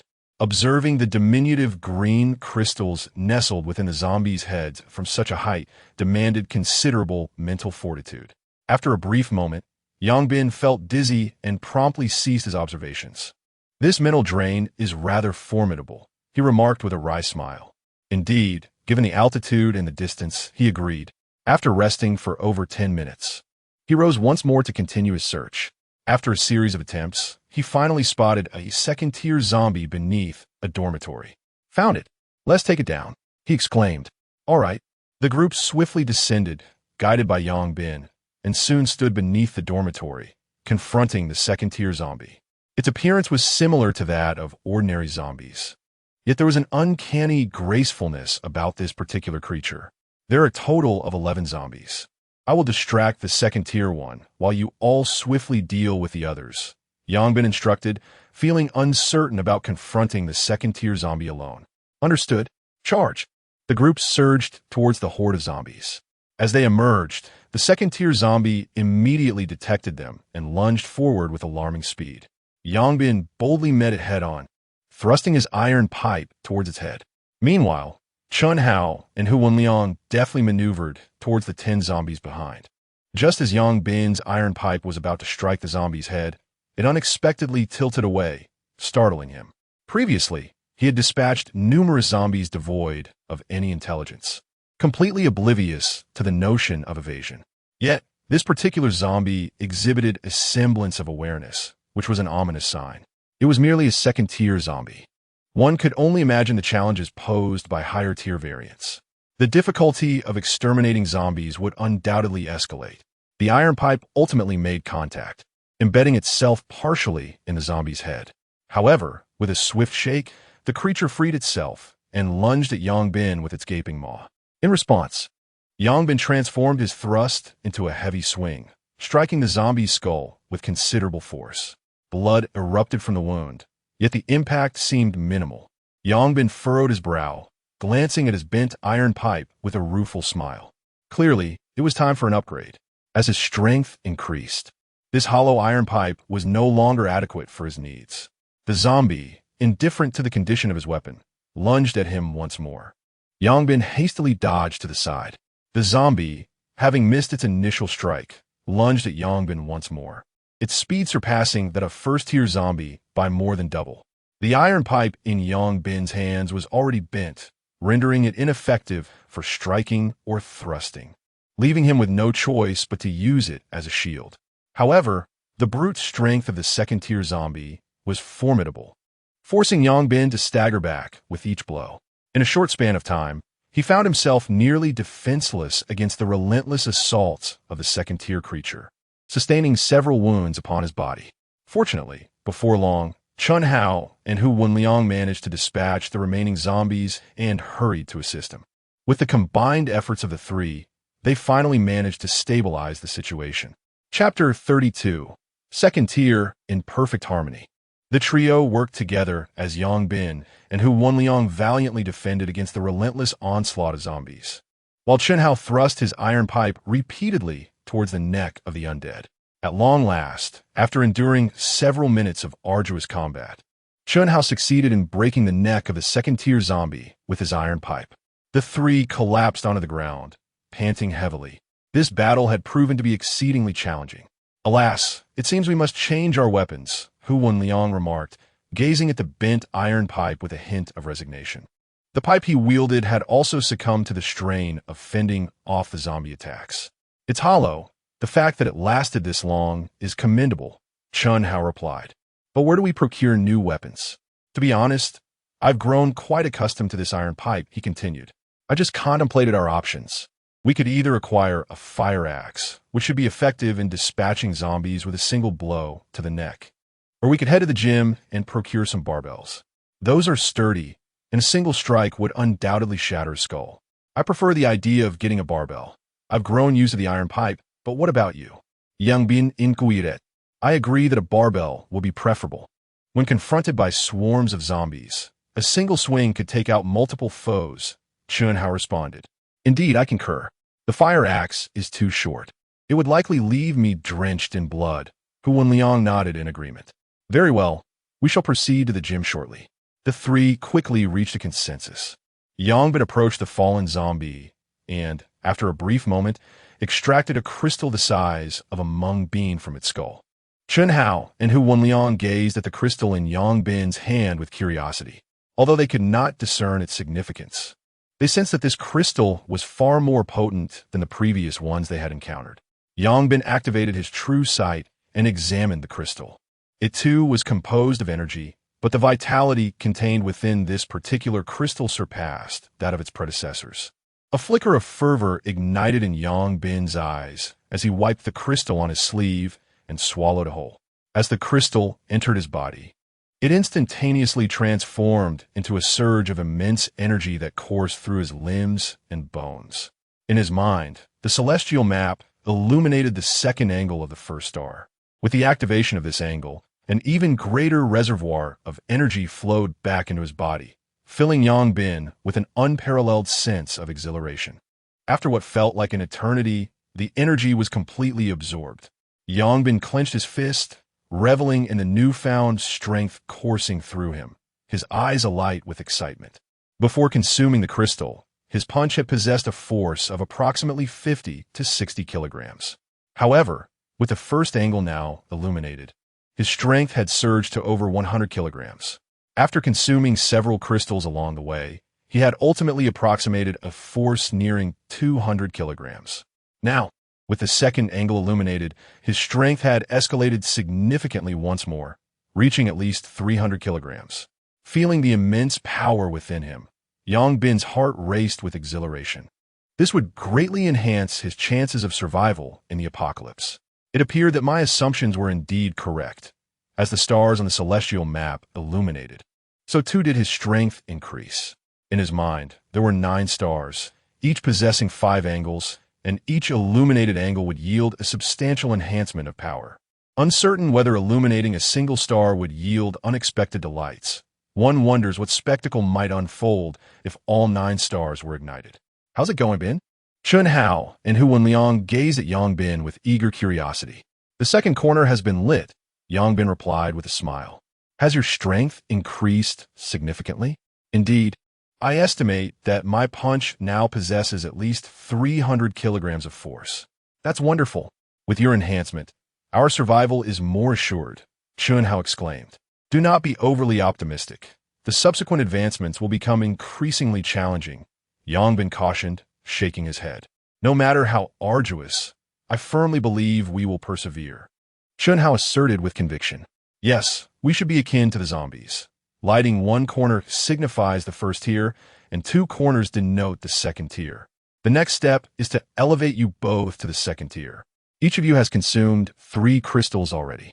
Ingesting 2 more first-tier crystals will elevate your strength to the pinnacle of the first tier, and then consuming 1 second-tier crystal will promote you to the second tier.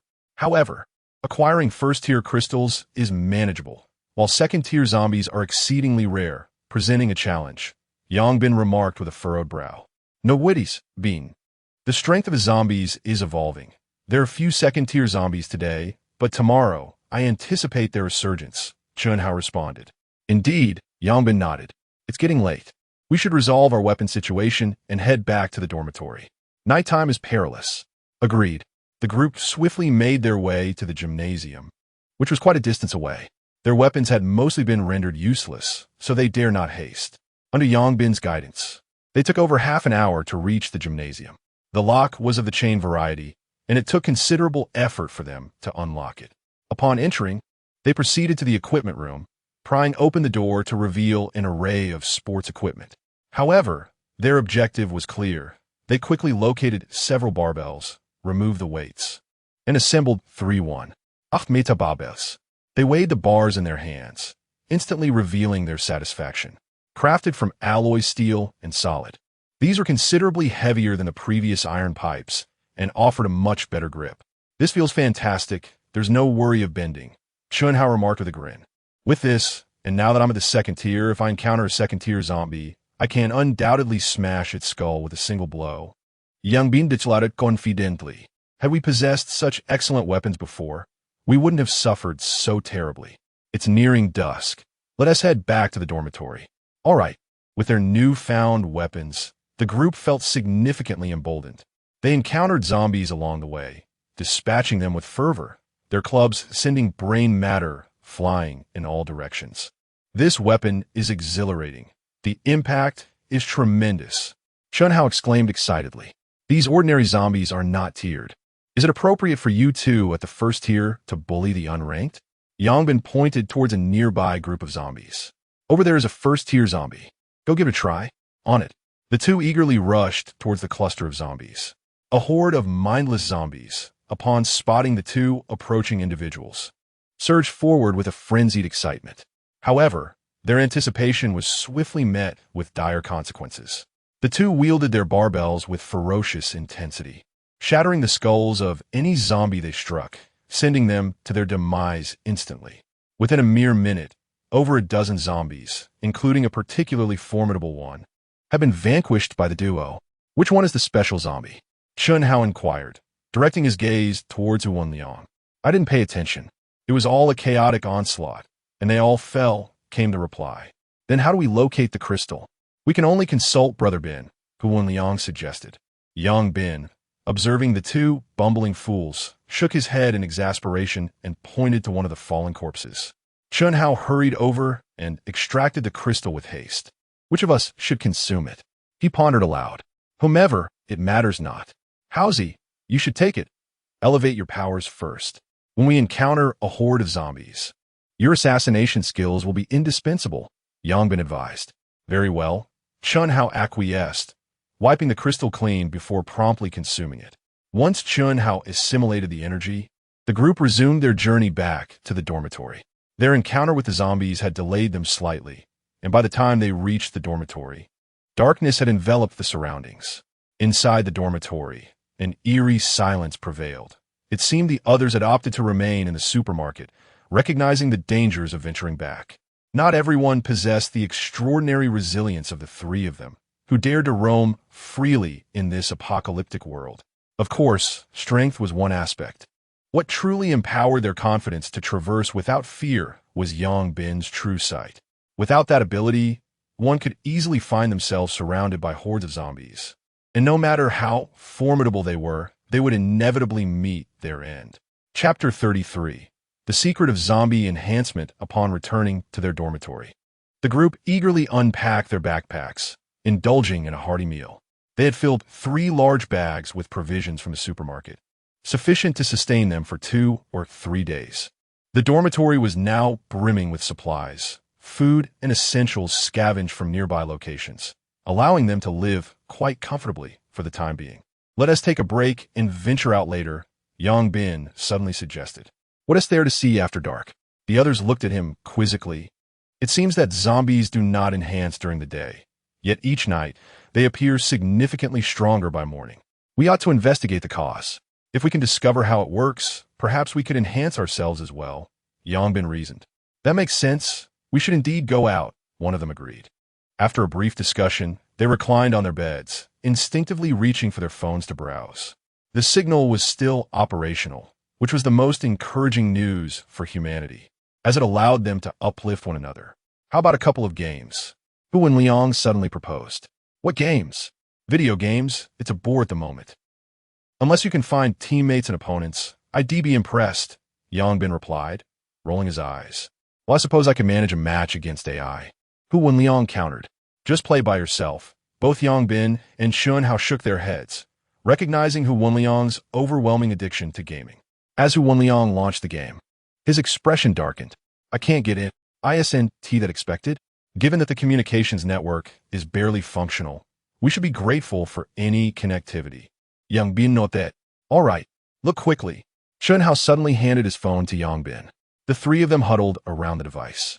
The screen showcased a video of a group battling zombies. Suddenly, the leader unleashed a burst of flames that struck a zombie, igniting it in an instant and ultimately leading to its demise. In awe, the trio was visibly shaken by the scene. The comments below exploded with reactions. Some claimed it was special effects. Others suggested it was a magic trick, while many speculated about supernatural abilities. The myriad of opinions flooded in. But one undeniable truth emerged. This video had gone viral, serving as a beacon of hope amidst the despair of the apocalypse, igniting the imagination of the hopeless. They exchanged glances, each finding the answer mirrored in the other's eyes. Supernatural beings, Chun Hao declared gravely. Indeed, and it appears to be fire-based abilities, showcasing formidable offensive power. Yang Bin observed with seriousness. Damn, that's what true powers look like. I can't help but feel our abilities seem rather pathetic, Wu Liang exclaimed, his eyes wide. Who says that? If it came to a fight, I could dispatch them in an instant with my invisibility. Chun Hao responded, somewhat disgruntled. Well, I suppose mine and Yang Bin's abilities do seem a bit lacking, Wu Liang conceded. Without my powers, could we truly be thriving like this? Yang Bin said, somewhat exasperated. That's a valid point, Wu Liang admitted. Indeed, our abilities are not to be underestimated. In fact, their rarity surpasses his by far. However, our powers are not of a combative nature. and thus our performance in battle lacks the immediacy of his. Nonetheless, in a post-apocalyptic world, our chances of survival are undoubtedly greater than his, Yongbin remarked. Do you truly believe your abilities are inferior? In this hospital's paralyzed apocalypse, should they find themselves injured, what awaits them? I dare say, as long as anyone is aware of your powers, even the most formidable individuals would seek your inclusion in their ranks, Chen Hao added. Ha! Hearing you say this puts my mind at ease, Yongbin replied. However, we do indeed lack combat-oriented abilities. We must find a way to acquire one if the opportunity arises. True, but the human heart is complex. Finding a combatant who will one-stab you in the back is quite the challenge. We shall take our time. With my keen insight, I shall surely find one. He continued with a laugh. Indeed. Now, let us rest and venture out later tonight to investigate, came the agreement. At 11 o'clock at night, the trio rose once more and exited their dormitory. Utilizing the scant illumination from the remaining streetlights, they soon spotted several zombies. They concealed themselves behind a flower bed and observed these creatures, but after an extended period, they discerned no notable differences. These zombies are staggering about just as aimlessly as during the day. There seems to be nothing unusual, Chen Hao frowned. Let us continue to observe. We must uncover the reason for the zombies' enhancement tonight, Yongbin insisted. Very well, they concurred. Thus, the trio patiently crouched in surveillance for an hour. As the clock struck midnight, the previously wandering zombies abruptly ceased their movements and quietly raised their heads to gaze at the sky. Upon witnessing this, Yongbin and the others instinctively looked upward. The Big Dipper, they exclaimed in hushed tones. Could it be that the Big Dipper only manifests at midnight? Yongbin pondered. Why can't we see the North Star? Hu Wenliang queried, perplexed. It appears to have fallen, Chen Hao noted. The night I was somewhat dazed. I believe that Red Star emerged only after the North Star had descended. Indeed, I saw it too. Yet now that Crimson Star is nowhere to be found, Yongbin remarked, his curiosity piqued. In ancient times, the North Star was referred to as the purple microstar. Its movement portends significant events. If the purple microstar has fallen, it foretells tumult in the cosmos, Hu Wenliang observed with a frown. Given that we are already amidst an apocalypse, is it not indicative of such turmoil? Yongbin contradicted. Well, that seems to be the case, he acknowledged, casting his gaze toward the nearby zombies, who appeared to be entranced by some unseen force. He activated his true sight once more and discerned that a subtle, transparent gas was seeping into their bodies. Could this be spiritual energy? Yongbin pondered. If so, it would explain why these zombies grow stronger each night. But how is it that they can absorb spiritual energy? Why not humanity? He glanced back at their group, yet found no trace of spiritual energy in their vicinity. Haozi, Liangzi, direct your attention to the 7 stars of the Big Dipper in the sky, Yongbin suddenly instructed. Oh, very well. Upon hearing Yongbin's words, the two raised their heads and earnestly gazed at the celestial formation. Meanwhile, Yongbin activated his true sight, scrutinizing the vicinity around the two. Eventually, after a while, a subtle stream of spiritual energy began to flow into their bodies. However, the energy present near them was considerably less than that of the zombies. My neck is really starting to ache from this position. Hu Wenliang rubbed his neck and shook his head. Under Yongbin's watchful gaze, as Hu Wenliang moved, the spiritual energy surrounding him vanished in an instant. So that is how it is. I understand now. A look of delight spread across Yongbin's face. Come, let's ascend to the rooftop. With that, Yongbin made his way towards the top of the building. Though the two were filled with many questions, they refrained from asking further and quickly followed suit. Chapter 34. Cultivation Methods. The three rushed to the 7th floor, and as they ascended to the rooftop, they were immediately overwhelmed by the foul stench emanating from the stairwell, rendering them momentarily disoriented. The corpses that had accumulated there remained, and after several days of decay, the odor was nearly unbearable. Yongbin quickly held his breath, for the stairwell was blocked, leaving him no choice but to climb up the handrail. Chen Hao and Hu Wenliang hastily followed suit. Upon reaching the rooftop, they promptly shut the door, inhaling deeply the fresh air, as lingering for even a moment longer would have suffocated them. Brother Bin, Why have we come to the rooftop? Chen Hao asked, perplexed. To observe the stars. Young Bin replied. Observe the stars? The two were instantly taken aback, their faces a portrait of confusion. I just utilized my abilities to examine those zombies, and noticed that when they gazed at the Big Dipper, a surge of spiritual energy flowed into them. I also let you try. When you concentrated on the Big Dipper, you too experienced a similar influx of spiritual energy. This may very well be a method of cultivation, so we ought to give it a try, Yang Bin explained earnestly. Really? Upon hearing Yang Bin's words, the two widened their eyes in astonishment. Indeed, Yang Bin nodded. Thereafter, the three found a clean spot to recline and earnestly directed their gaze toward the constellation of the Big Dipper in the sky. Before long, wisps of spiritual energy began to flow into their bodies. Among them, Yang Bin exhibited a noticeably greater influx of spiritual energy than the other two, whether due to his innate talent or his second-tier status, or perhaps a combination of both. The trio felt little sensation had they not trusted Yang Bin. Both Chen Hao and Hu Wenliang might have given up. Staring intently at a singular object, especially a luminous one, was taxing on the eyes. Despite having surpassed the first tier, they found it difficult to endure beyond 20 minutes. In contrast, Yang Bin appeared unaffected, his gaze unwaveringly fixed upon the heavens. The two refrained from interrupting Yang Bin and took a brief respite before once again turning their eyes skyward. Subsequently, they would rest every 20 minutes, while Yang Bin maintained his focus without pause. They exchanged glances, each reflecting the astonishment they felt. Initially, they assumed that Yang Bin's superior strength allowed him to gaze longer, but it soon became evident that it was not merely a matter of strength. However, the two quickly recalled Yang Bin's innate talent, which offered clarity. If his gift lay within his vision, it was understandable that his eyes would be exceptional. Thus, the three spent the entire night on the rooftop, observing the stars.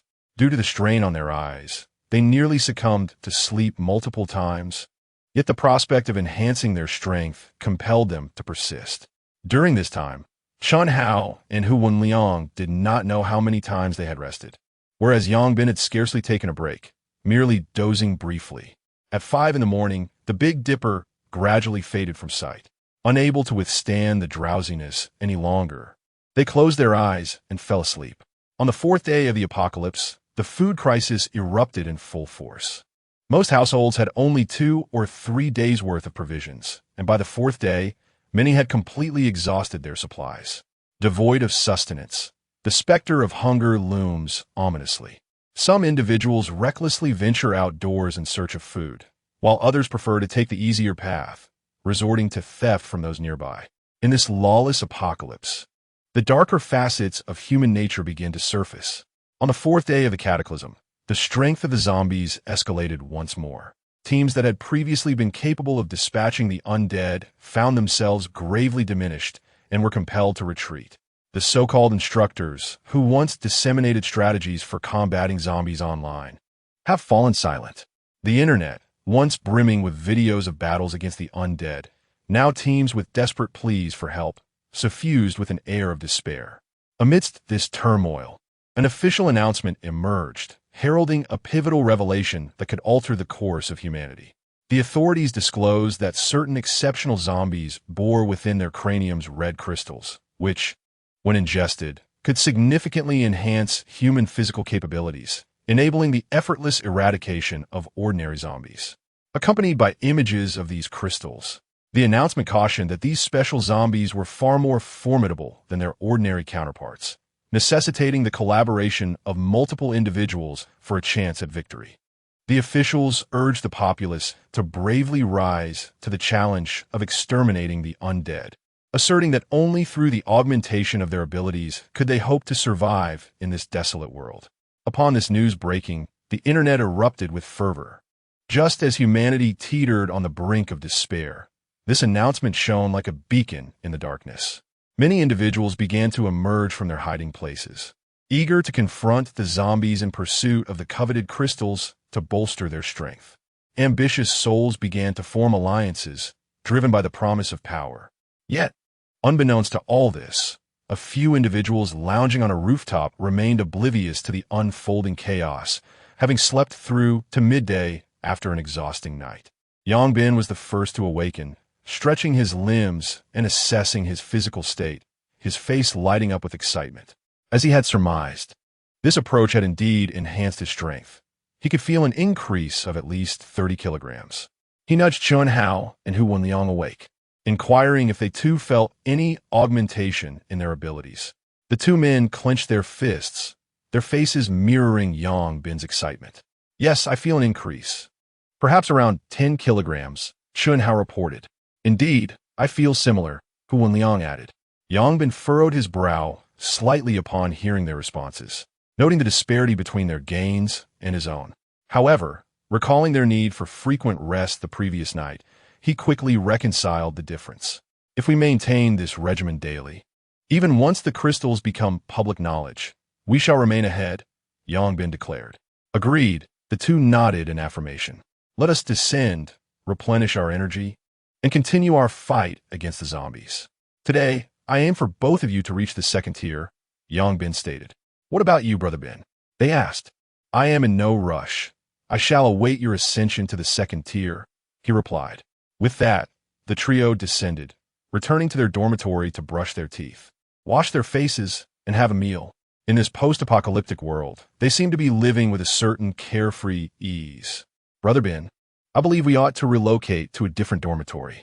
This one poses too many inconveniences when accessing the rooftop, and even with the doors shut. An unpleasant odor pervades the area, Chun Hao remarked. Indeed, I too have noticed it. It is quite unbearable, Hu Wenliang remarked. All right, let us tidy up our belongings and seek a more comfortable dormitory, Yang Bin suggested. Why not consider the graduate students' dormitory? I have heard that the accommodations there consist of double rooms, fully equipped and significantly better than ours. Moreover, the rooftop also features a terrace, Chun Hao added. Very well. Let us proceed there, Yang Bin nodded in agreement. Subsequently, the group organized their belongings, clothes, food, and daily necessities, filling several backpacks, each individual carrying one at the front and one at the back. Once their items were arranged, they departed from the dormitory building, making their way towards the graduate student dormitory area. Chapter 35. New dwelling along the way. The presence of zombies remained pervasive. Although the route to the dormitory had been cleared several times, the erratic movements of the undead ensured that they would reappear after a while. The group deduced from the zombies' running speed that their strength had significantly increased. For an ordinary person, unless equipped with formidable weapons, it would be exceedingly challenging to overcome them. Moreover, the number of special zombies today was notably higher. Within just 20 minutes, they encountered several, a stark contrast to the previous day. Chun Hao and Hu Wenliang had both reached the pinnacle of the first tier. A mere acquisition of second-tier crystals would elevate them to the next level. As the group passed through a cluster of dormitories, they unexpectedly stumbled upon another group of individuals. Comprising over 20 people, each towering and wielding iron pipes reminiscent of those they had previously used, they were engaged in combat with a horde of zombies. What astonished the group was the presence of two exceptionally powerful individuals, whom they estimated to be at the first tier. Could they have learned about the crystals? Hu Wenliang pondered aloud. Howsy, check the internet, Yang Bin suggested. All right. Chun Hao swiftly produced his phone and soon lifted his gaze, exclaiming, Bingo, your speculation was correct. The authorities announced the existence of crystals this morning. No wonder, Hu Wenliang replied. I was wondering how these people suddenly had the courage to confront zombies. Indeed, it is the promise of profit that surmounts all obstacles. Just like us, if we were unaware that the crystals could enhance our strength, would we still venture out daily? Wouldn't it be more comfortable to remain hidden in the dormitory? Yang Bin remarqued. True. It seems that now many are venturing out to hunt zombies for crystals. This is a positive development. At least humanity has a chance to survive. If we continue to hide, extinction is inevitable.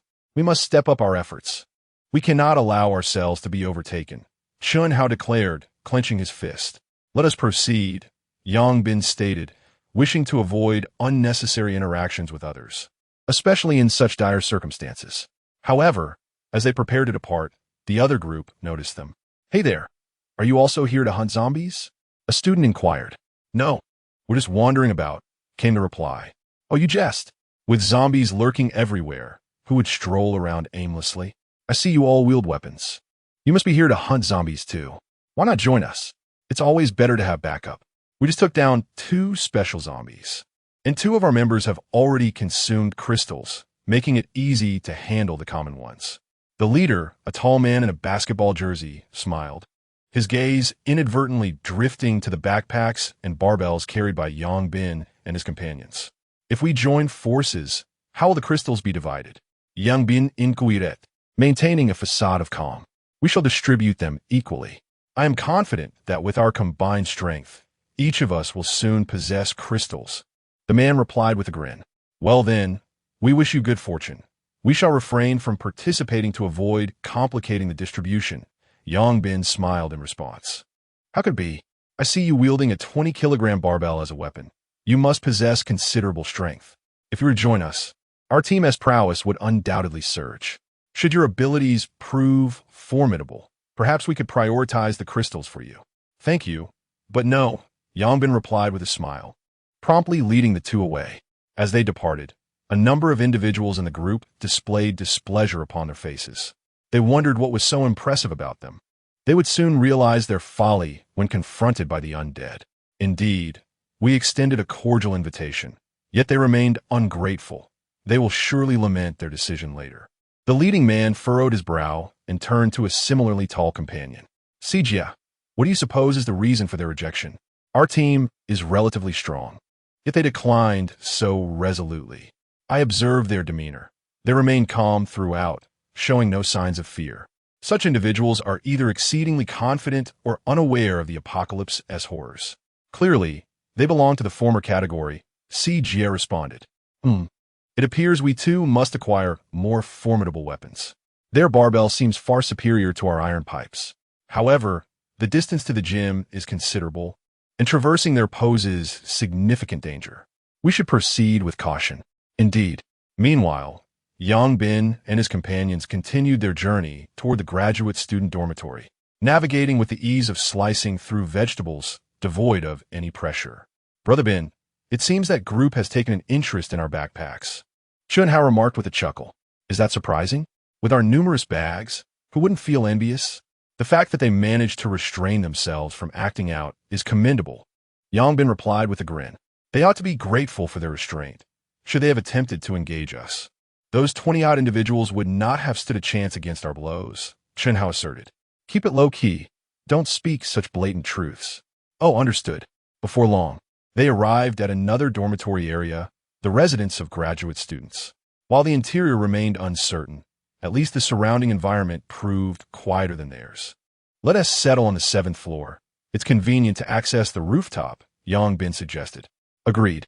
The group sought out a more secluded dormitory building and ascended directly. Within this building, they encountered no one but did face a few zombies, which lunged at them unexpectedly while they were ascending. Soon, they reached the 7th floor, where most doors had been destroyed and the stench of blood permeated the air. Fortunately, they discovered a room at the far end with its door still relatively intact. After tidying the room, they prepared to stay there temporarily. The graduate student dormitory surpassed their own in quality, boasting a washing machine, water heater, and various amenities, even featuring a small balcony. Once they had settled their belongings, the group readied themselves to head out as others had begun to venture forth to combat zombies. They could not afford to be idle. Brother Bin, what if someone comes while we leave our belongings here? Chunhao suddenly inquired. Indeed, locking the door wouldn't prevent someone from prying it open. Perhaps we should lure a few small creatures to guard the entrance? How do we attract them? It is a simple matter. Let us lead them to the 2nd floor, and then we shall gracefully leap down from there. For the average zombies appear incapable of scaling walls. Very well. A few individuals descended, luring several zombies to the 2nd floor, and promptly leaped down with a flourish. Meanwhile, the zombies in the corridor continued to roar futilely, unable to escape. Subsequently, Yang Bin and his companions resumed their search for special zombies. Today, there seemed to be a significant increase in their numbers. By their estimation, they constituted at least 1/5 of the total. From a mere 1% on the first day to 1/5 by the 4th day, the proliferation of zombies was alarmingly rapid. Before long, they had slain several first-tier zombies. Yongbin consumed another crystal, curious to ascertain whether the first-tier crystal would still hold any benefit for him as he sought to advance to the second tier. The outcome was evidently fruitless. Shenhao also tried one, but to no avail. "What shall we do with this, Binge? It seems to be of little use," Shenhao remarked, holding the remaining crystals with a sense of resignation. "Let's keep them for now. While they may not serve a purpose for us, they are highly coveted by others. If we later wish to expand our team, they could prove advantageous," Yongbin replied. "Agreed," Shenhao nodded, subsequently placing the crystals into his pack. "We shall no longer pursue first-tier zombies. Let us seek out second-tier ones instead. Shall we head to the Yinyuan building then?" Indeed. Chapter 36. The gamble of human nature once again ascending the Yinyuan building. Yongbin promptly activated his true sight to survey the surroundings. The vantage point afforded by the Yinyuan building allowed him to behold the entirety of the campus, and through his enhanced vision, he could discern every nook and cranny of the school. Unlike the previous day, the campus was no longer solely populated by zombies. After a thorough observation, he astonishingly noted several groups engaged in combat against the undead, comprised of both boys and girls. The allure of the crystals must indeed be tremendous, Yongbin mused. It pertains to the very essence of survival, without a doubt, Shenhao remarked. Indeed, were it not for the majority trapped within the cafeteria, the numbers would likely multiply significantly, Yongbin asserted. I wonder if those confined in the cafeteria harbor resentment towards the school authorities? One need not ponder. They undoubtedly will. Even if the intentions of the school leaders were noble, the outcome is clearly intolerable for the students, Yongbin replied. As Yongbin had anticipated, chaos reigned within the school cafeteria. Following the official announcement regarding the crystals, the already discontented students erupted in fury. They had initially believed that arriving at this place would spare them from hunger, only to discover that they were relegated to a diet of thin gruel that left them unsatisfied. With hordes of zombies surrounding the exterior, any hopes of venturing out to procure crystals were dashed. Observing numerous videos online showcasing individuals who had dramatically enhanced their abilities after consuming the crystals, even shared on the campus network, only served to exacerbate their anguish. The students began to vent their ire towards the school leadership. It's all your fault. Had you not summoned us to the cafeteria, we might have been thriving outside. Every day, we are fed this watery porridge. Are we being raised like cattle? These individuals conveniently forgot that they had initially sought refuge in the cafeteria precisely due to the lack of food. Without the school's porridge, many might have perished from starvation. The principal, witnessing the enraged students, felt a profound sense of desolation. Had he erred? Perhaps, for if he had not been overly concerned for their welfare, such a predicament might have been avoided. The apocalypse truly instills a deep-seated terror. In the Yinyuan building, Yongbin did not linger long before identifying several targets. As anticipated, the number of second-tier zombies had indeed increased significantly. Within a short span, he spied a dozen or so, though some were ensconced among the horde, making them difficult to engage. The targets he had in mind were, however, vulnerable to attack. Targets confirmed. Let us proceed. Agreed. The trio swiftly descended the stairs and made their way toward the first target. Upon nearing their objective, they discovered that a group of individuals had already approached the zombies. Yongbin furrowed his brow. He had initially chosen this target precisely because he noticed the presence of others, fearing they would reach it first, yet they arrived too late. His concern was not that these 20 or so individuals would claim the kill. To be candid, they would struggle to take down the second-tier zombies. Rather, he feared that their shouting would attract the surrounding undead, complicating their own efforts. At this juncture, it was too late for Yongbin to intervene, as the group surged toward the zombies, likely believing that 20 against 4 or 5 would yield a favorable outcome. Upon encountering a throng of humans, a horde of zombies surged forward with palpable excitement, led by a formidable second-tier zombie. At the forefront, 2 individuals wielded a fire axe and a saber, respectively, striking at their adversary with determination. It must be acknowledged that those brave enough to confront zombies possessed considerable skill, at least in terms of their weaponry.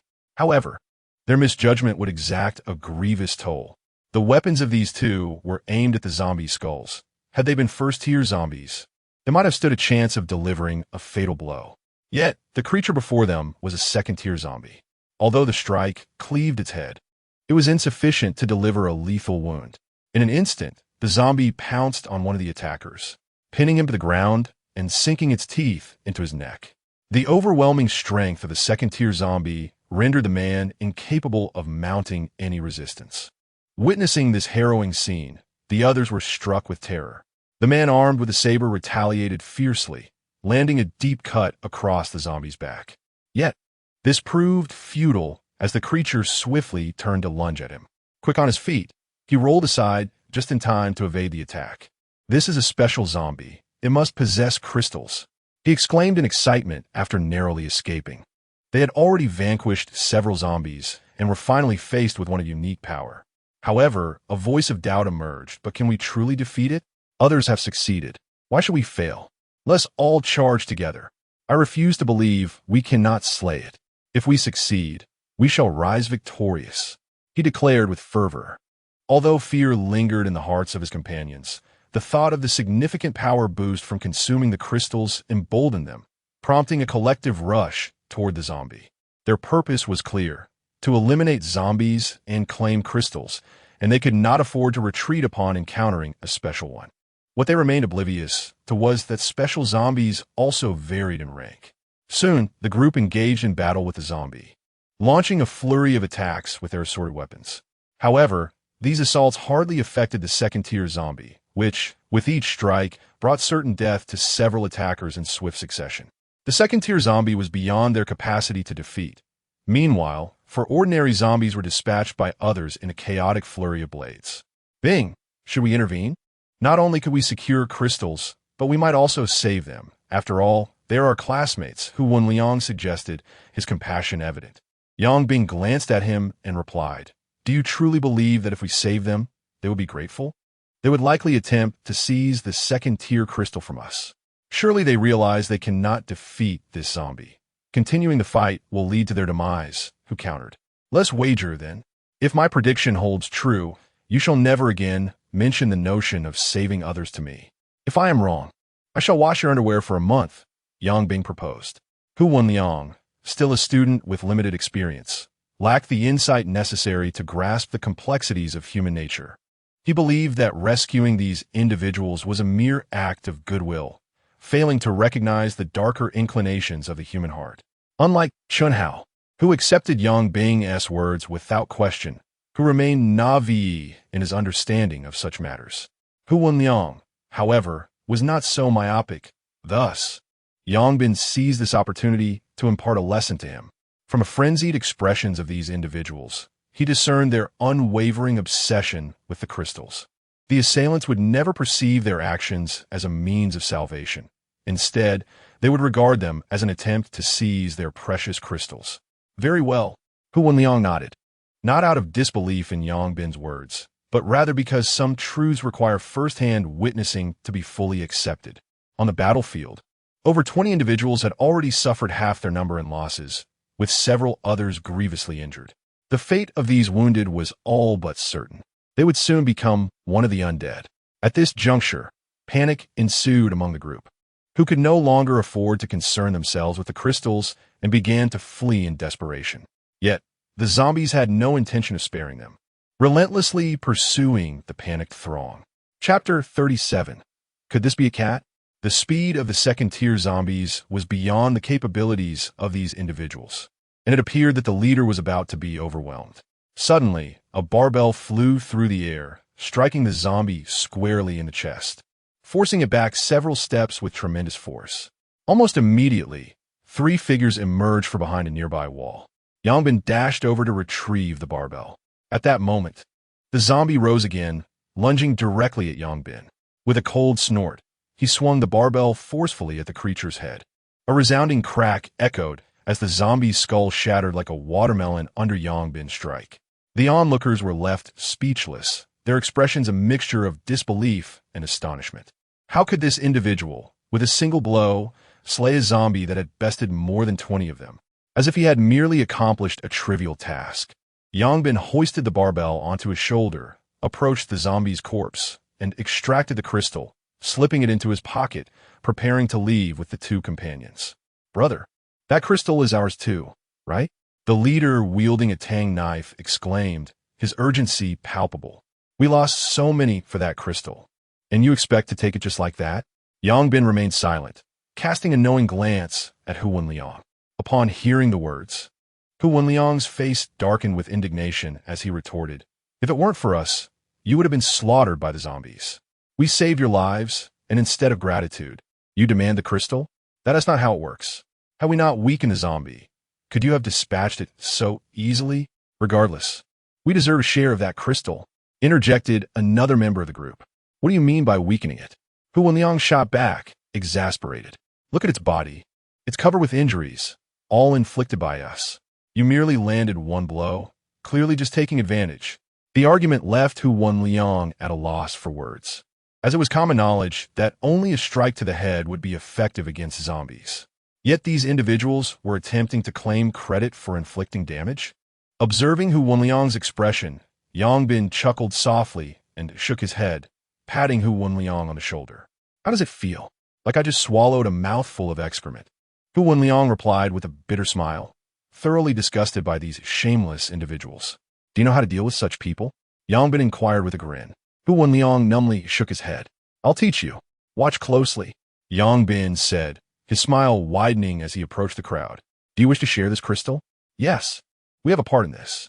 Hurry and bring it out so we can discuss the division, the leader insisted. Very well. Let me show you, Yang Bin responded, genuinely producing the crystal from his pocket. The leader's eyes ignited with fervor upon seeing the crystal, and he swiftly reached out to seize it. Bang! A shadow of a stick whizzed past. A piercing scream erupted as the man's outstretched hand fell limply, clearly severed. Everyone present was taken aback, astonished that someone would act so ruthlessly. Damn it! The man, undeterred, grasped a tang knife with his other hand and swung it menacingly at Yang Bin. Bang!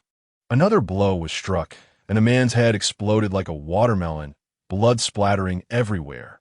Subsequently, the headless corpse toppled to the ground.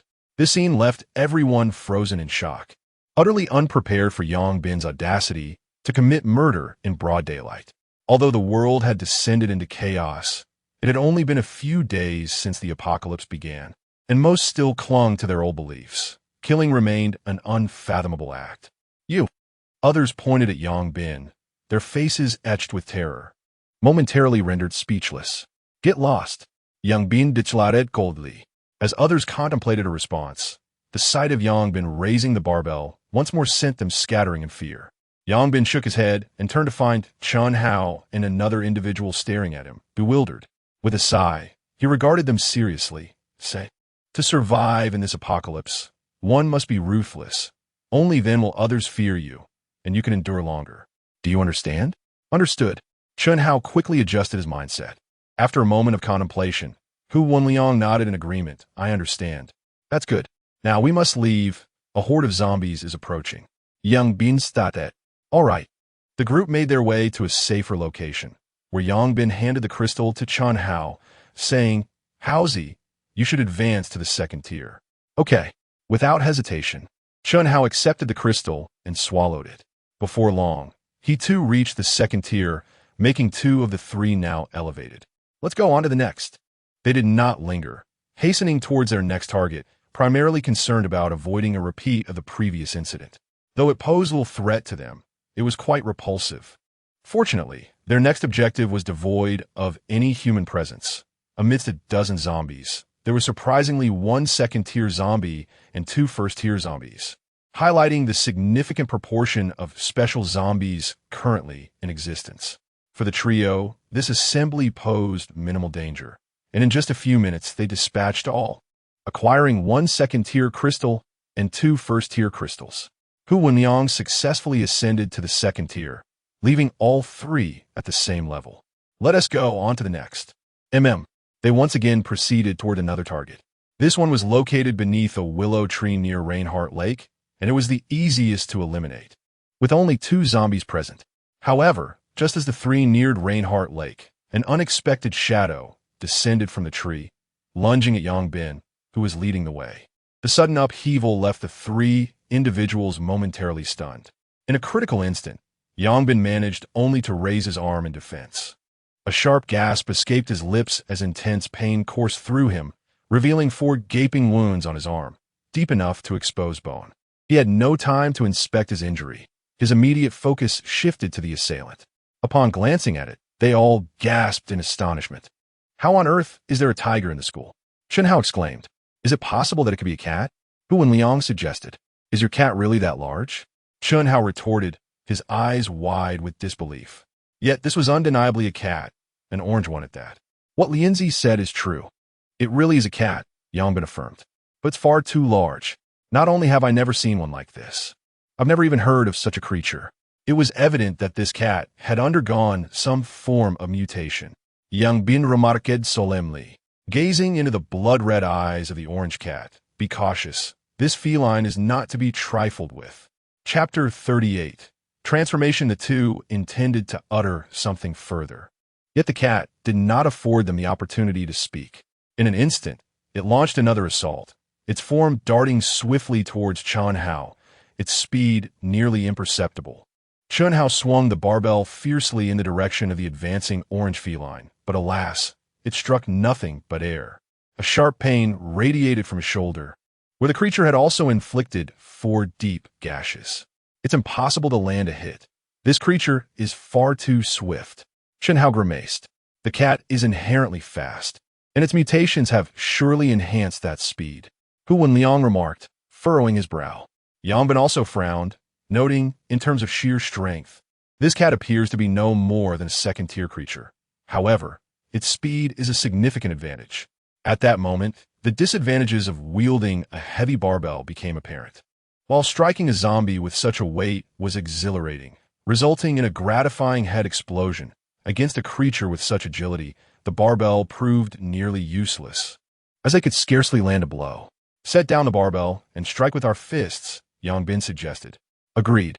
The two nodded, discarding the barbell and tightening their fists, their gazes fixed intently on the orange cat before them. This feline stood over 60 centimeters tall and nearly a meter long. It was no wonder Chen Hao initially mistook it for a tiger, for he had never encountered such a large cat. At that moment, the orange cat, observing their movements, exhibited a glimmer of derision in its eyes. "Goodness, this cat is mocking us," Chen Hao exclaimed, irked. "Is this something we can tolerate? We cannot allow this to stand. Let us go for it." The trio sprang into action, lunging towards the orange cat on the ground. However, the cat deftly propelled itself away, inflicting several new wounds on Hu Wenliang in the process. "Why does this creature's claws hurt so much?" Hu Wenliang frowned. "It seems the cat possesses some sense of fairness, ensuring everyone receives their share of pain." Chen Hao chuckled. "You still have the presence of mind to jest. Perhaps you should contemplate how we are to combat this beast. At this rate, it will toy with us to our demise," Hu Wenliang retorted, rolling his eyes. Yang Bin, his expression grave, scrutinized the orange cat ahead. Its speed rendered it nearly untouchable. It would indeed be quite the spectacle if 3 second-tier warriors were to fall to a mere cat. With urgency, Yang Bin activated his true sight, hoping this ability would allow him to discern the creature's movements. Otherwise, they would surely meet their end. In a flash, the orange cat surged forward once more, its legs propelling it towards Yang Bin. Under the scrutiny of his true sight, while the creature's speed remained formidable, it was not beyond detection. Just as the orange cat was poised to strike at Yang Bin's face, he reacted with lightning speed, delivering a punch that caught the creature off guard and sent it sprawling backward. "Brother Bin, you are incredible," Chen Hao and Hu Wenliang exclaimed in unison, elated to finally have struck the adversary. The orange cat, having hit the ground, quickly regained its footing, its eyes reflecting a newfound astonishment as it realized that it had been struck. Now, it began to tread cautiously, pacing nearby as it sought a new opportunity to attack. Yang Bin dared not let his guard down, his gaze fixed intently upon the creature, awaiting its next assault. As for taking the initiative, that was out of the question. He couldn't even touch a hair on it. "Brother Bin, how did you manage to hit it just now?" Chen Hao inquired softly from side. "I activated my special ability," Yang Bin replied with a hint of resignation. "No wonder," Chen Hao nodded, having initially assumed Yang Bin possessed some secret technique. It turned out he had merely exploited an advantage that Chun Hao could not replicate. After several taxing minutes, Yongbin fell on the verge of collapse when the creature suddenly launched another attack. This time, instead of charging directly at him, it leaped onto a nearby tree, propelled itself off the trunk with its legs, and accelerated directly towards Yongbin. With his true vision at its peak, he clearly discerned its every movement. Clenching his fists, he struck out just as its claws were about to make contact. The orange cat's fur bristled, instinctively seeking to evade the blow, but it was too late. A deep thud echoed as Yongbin's punch landed squarely on the cat's midsection. This strike was significantly more forceful than the last. The orange cat rolled several times upon impact before struggling to rise again. As it regained its footing, the cat's fur stood on end, sensing imminent danger, and it swiftly darted aside. Yet it was ultimately a moment too late, for a figure had materialized behind it, and, as it sprang back, a fist came crashing down upon its head. With a resounding thud, the orange cat's body was sent crashing to the ground, skidding several meters away. The assailant was none other than Chun Hao, who had stealthily concealed himself while the cat was distracted. As the cat attempted to rise once more, it was swiftly pinned down by Hu Wenliang, who had been waiting for the opportune moment. Yongbin and Chun Hao rushed over, their combined weight of 3 large feet pressing down upon the orange cat, rendering it immobile. "Damn, daring to claw at me? Let us see how arrogant you remain now," Chun Hao exclaimed with excitement. "This creature is far more challenging than a zombie," Yongbin remarked with a wry smile. "Indeed, if it weren't for you, Brother Bin, we would have truly been at a loss," Hu Wenliang reflected. "Meow." The orange cat struggled fiercely beneath the weight of the 3, yet its strength was no match for theirs, leaving it unable to break free. "How should we handle this? Should we kill it?" Chun Hao asked. "You want to let go? Aren't you afraid it will scratch you?" Hu Wenliang chuckled. "Let us put it down. This creature has a crystal on its head, and it seems different from that of a zombie," Yongbin stated. "All right," Chun Hao agreed, picking up a barbell and preparing to strike the cat's head. The orange cat appeared to sense its impending fate. Devoid of fear or pleas, its eyes reflected a mixture of resignation and nostalgia. It was hard to fathom that a mere cat could exhibit such a range of emotions. Just as Chun Hao's barbell was about to descend upon the cat's head, Yongbin suddenly called out, "Wait!" Chun Hao hastily halted his actions. The barbell weighed a mere 20 kilograms. It was not something that could simply be stopped on a whim. He quickly altered his trajectory, causing it to crash onto the ground beside the orange cat's head. With a resounding thud, dust and debris erupted, underscoring the force of the impact. The orange cat's body stiffened entirely, clearly startled by the sudden commotion. "Oh dear, my poor back. Brother Bin, could you possibly give me a heads up next time? I nearly strained my back," Chun Hao lamented, clutching his waist. My apologies." "It was a spur-of-the-moment decision," Yongbin replied, a hint of embarrassment coloring his words. He then glanced down at the orange cat, remarking, "This creature seems quite different from the others. It appears to possess a remarkable intelligence. Do you think it might be possible to adopt it as a pet?" "Brother Bin, you certainly have a bold imagination. I dare say that the moment we loosen our grip, it will undoubtedly vanish without a trace," Chun Hao asserted confidently. "True enough. Let us just dispose of it then." "Agreed." Chun Hao raised the barbell again. "Meow, meow." At that moment, the orange cat, which had seemingly resigned to its fate, suddenly began to meow urgently, as if it had something to convey. What does it mean? Who knows? Could it possibly understand our words? That seems implausible. However, to the astonishment of the 3, the cat nodded its head, its eyes filled with an unmistakable urgency. Goodness, could it be that this creature has attained some form of sentience? Chapter 39. Little Orange. It is likely that this cat was once domesticated, having spent considerable time in human company.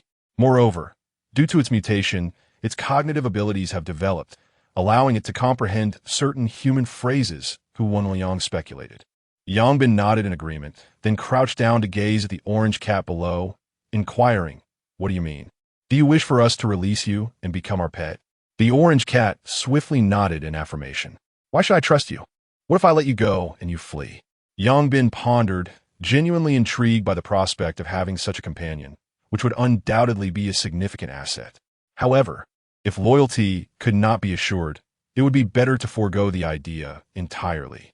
The orange cat contemplated for a moment before lifting its neck, at which point they noticed a small bell hanging from it. Due to its enlarged size, the bell was tightly constricted, concealed within its fur, which they had previously overlooked. Do you want me to remove this bell? Yangbin asked, somewhat perplexed. The orange cat nodded, its expression resembling that of someone parting with a treasure possession. Curiosity piqued. Yangbin grasped the bell and pulled it off, inspecting it closely. It appeared to be an ordinary bell. Yet, the look of longing in the orange cat's eyes as it gazed at the bell was unmistakable. This bell was a gift from its owner, the most cherished item it possessed, and despite the pain it caused, the cat had never considered removing it. Though most cats are known for their wild and untamed nature, there are indeed gentle souls among them. This cat had been with its owner for 8 years. The two bonded in a profound companionship. Unfortunately, the apocalypse struck, and its owner suddenly transformed into a zombie, which led the cat to become fierce and aggressive, attacking Yangbin and his companions. Nevertheless, deep down, due to its fond memories of its owner, it did not entirely reject humans. Rather, it yearned for companionship. Believing its life was at an end, it eagerly expressed its intentions upon hearing their words. In its mind, offering its most cherished possession was a gesture of sincerity. Yet, Yangbin remained perplexed. How can I trust you with this? However, upon witnessing the cat's longing gaze at the bell, he felt a flicker of temptation. He then turned to Chun Hao and the others, saying, "Could you loosen your grip?" "Brother Bin, you can't possibly be considering trusting it," one of them replied. "Let's give it a try. If it attempts any clever tricks, we can deal with it again. If we caught it once, we can certainly catch it again." Yangbin asserted confidently. Despite the cat's speed, he believed it could not escape his watchful eye. Very well, they agreed, releasing their grip while remaining poised for action. As soon as they did, the orange cat flipped over and stood up, yet it neither attacked nor fled. Instead, it fixated on the bell in Yangbin's hand before obediently lying down at his feet. Witnessing this scene, the group felt a sense of astonishment. Yangbin tentatively reached out to stroke the orange cat's head, and to his surprise, it did not shy away. Rather, it seemed to relish the attention. A surge of joy filled Yangbin's heart as he proclaimed, "From now on, I shall call you Little Orange." "Brother Bin, that name you've chosen," one remarked. "What's wrong with it?" "It's quite lovely," Hu Wenliang replied, albeit with some reluctance. "Indeed, it is essential," Yangbin responded with a grin. "Brother Bin, is this truly feasible?" Chun Hao inquired with lingering concern. "It remains uncertain for now. Let us observe for a while," Yangbin replied, sharing the same apprehension. "Indeed, if we were to possess such a pet, it would significantly enhance our capabilities. However, if it fails to meet expectations, I shall dispose of it without hesitation. Let us proceed to locate that zombie." Agreed. The trio made their way towards Yusen Lake, with Little Orange hurriedly trailing behind. Soon, they discovered the second-tier zombie rendezvousing by the lakeside. "Little Orange, go," Yangbin commanded, eager to assess the pet's utility. If it proved ineffective, he preferred to eliminate it swiftly. The orange cat seemed to sense Yangbin's intent and lunged towards the zombie with remarkable speed. In an instant, it pounced upon the two zombies, landing a decisive strike on the neck of the second-tier zombie, causing blood to splatter. The second-tier zombie roared and swiped at the orange cat, but the feline's agility was unmatched, evading every attempt. With relentless precision, the orange cat targeted the zombie's neck, and before long, it had severed it, causing the creature to crumple lifelessly to the ground. "That was impressive," Chun Hao remarked in awe. Yangbin nodded in agreement. "Indeed, quite formidable. Now, let's excavate the crystals." As they approached, the orange cat had already dispatched another ordinary zombie. Spotting Yangbin and the others, it leaped in front of Yangbin, as if seeking praise. "Well done, Little Orange," Yangbin said, affectionately stroking the cat's head. Chun Hao moved beside the zombie's corpse and smashed its skull with a club, promptly extracting the crystal within. "This crystal should go to Brother Bin," he suggested, glancing at Hu Wenliang. "Absolutely," Hu Wenliang affirmed with a nod. "Here you go, Brother Bin." Chun Hao offered the crystal to Yangbin. Yangbin accepted it without hesitation. Both he and Chun Hao had reached the second tier, and he indeed needed to enhance his strength. Upon swallowing the crystal, he felt the energy swiftly permeate his body. As anticipated, ascending to the second tier requires second-tier crystals, Yang Bin mused, acknowledging the necessity of such resources. The next second-tier zombie was located near the girls' dormitory. This would be the final one they could confront, as the others were clustered in overwhelming numbers. Brother Bin, after we deal with this second-tier zombie, we shall have accomplished enough for today. New second-tier zombies are likely to emerge by tomorrow, Chunhao remarked. Agreed, let us go. The group made their way towards the girls' dormitory, and upon arrival, they were greeted with a delightful sight. Although they were all zombies, those clad in pajamas, with their bosoms bouncing, were evidently more visually appealing than their counterparts from the boys' dormitory. We should have come here to slay zombies sooner, Hu Wenliang commented. Are you genuinely interested in exterminating zombies? Yang Bin asked, casting a skeptical glance his way. I suspect you merely wish to see if anything has rotted beneath those pajamas. Shen Hao chuckled. I can assure you, it has not, Yang Bin replied. How can you be so certain? I can see. Brother Bin, let us exchange our abilities. I shall no longer belittle yours. It is anything but trivial. In fact, it is nothing short of divine, Hu Wenliang expressed with fervent desire. Alas, such a trade is impossible. Come, let us seek out the second-tier zombies. After a moment's contemplation regarding the whereabouts of these creatures, Yang Bin guided the two to the base of a dormitory. However, upon gazing ahead, they were rendered speechless. Brother Bin, are you certain we can confront this? Shen Hao gulped nervously. Can I confess that when I first laid eyes on them, there were scarcely 20? Yang Bin also swallowed hard.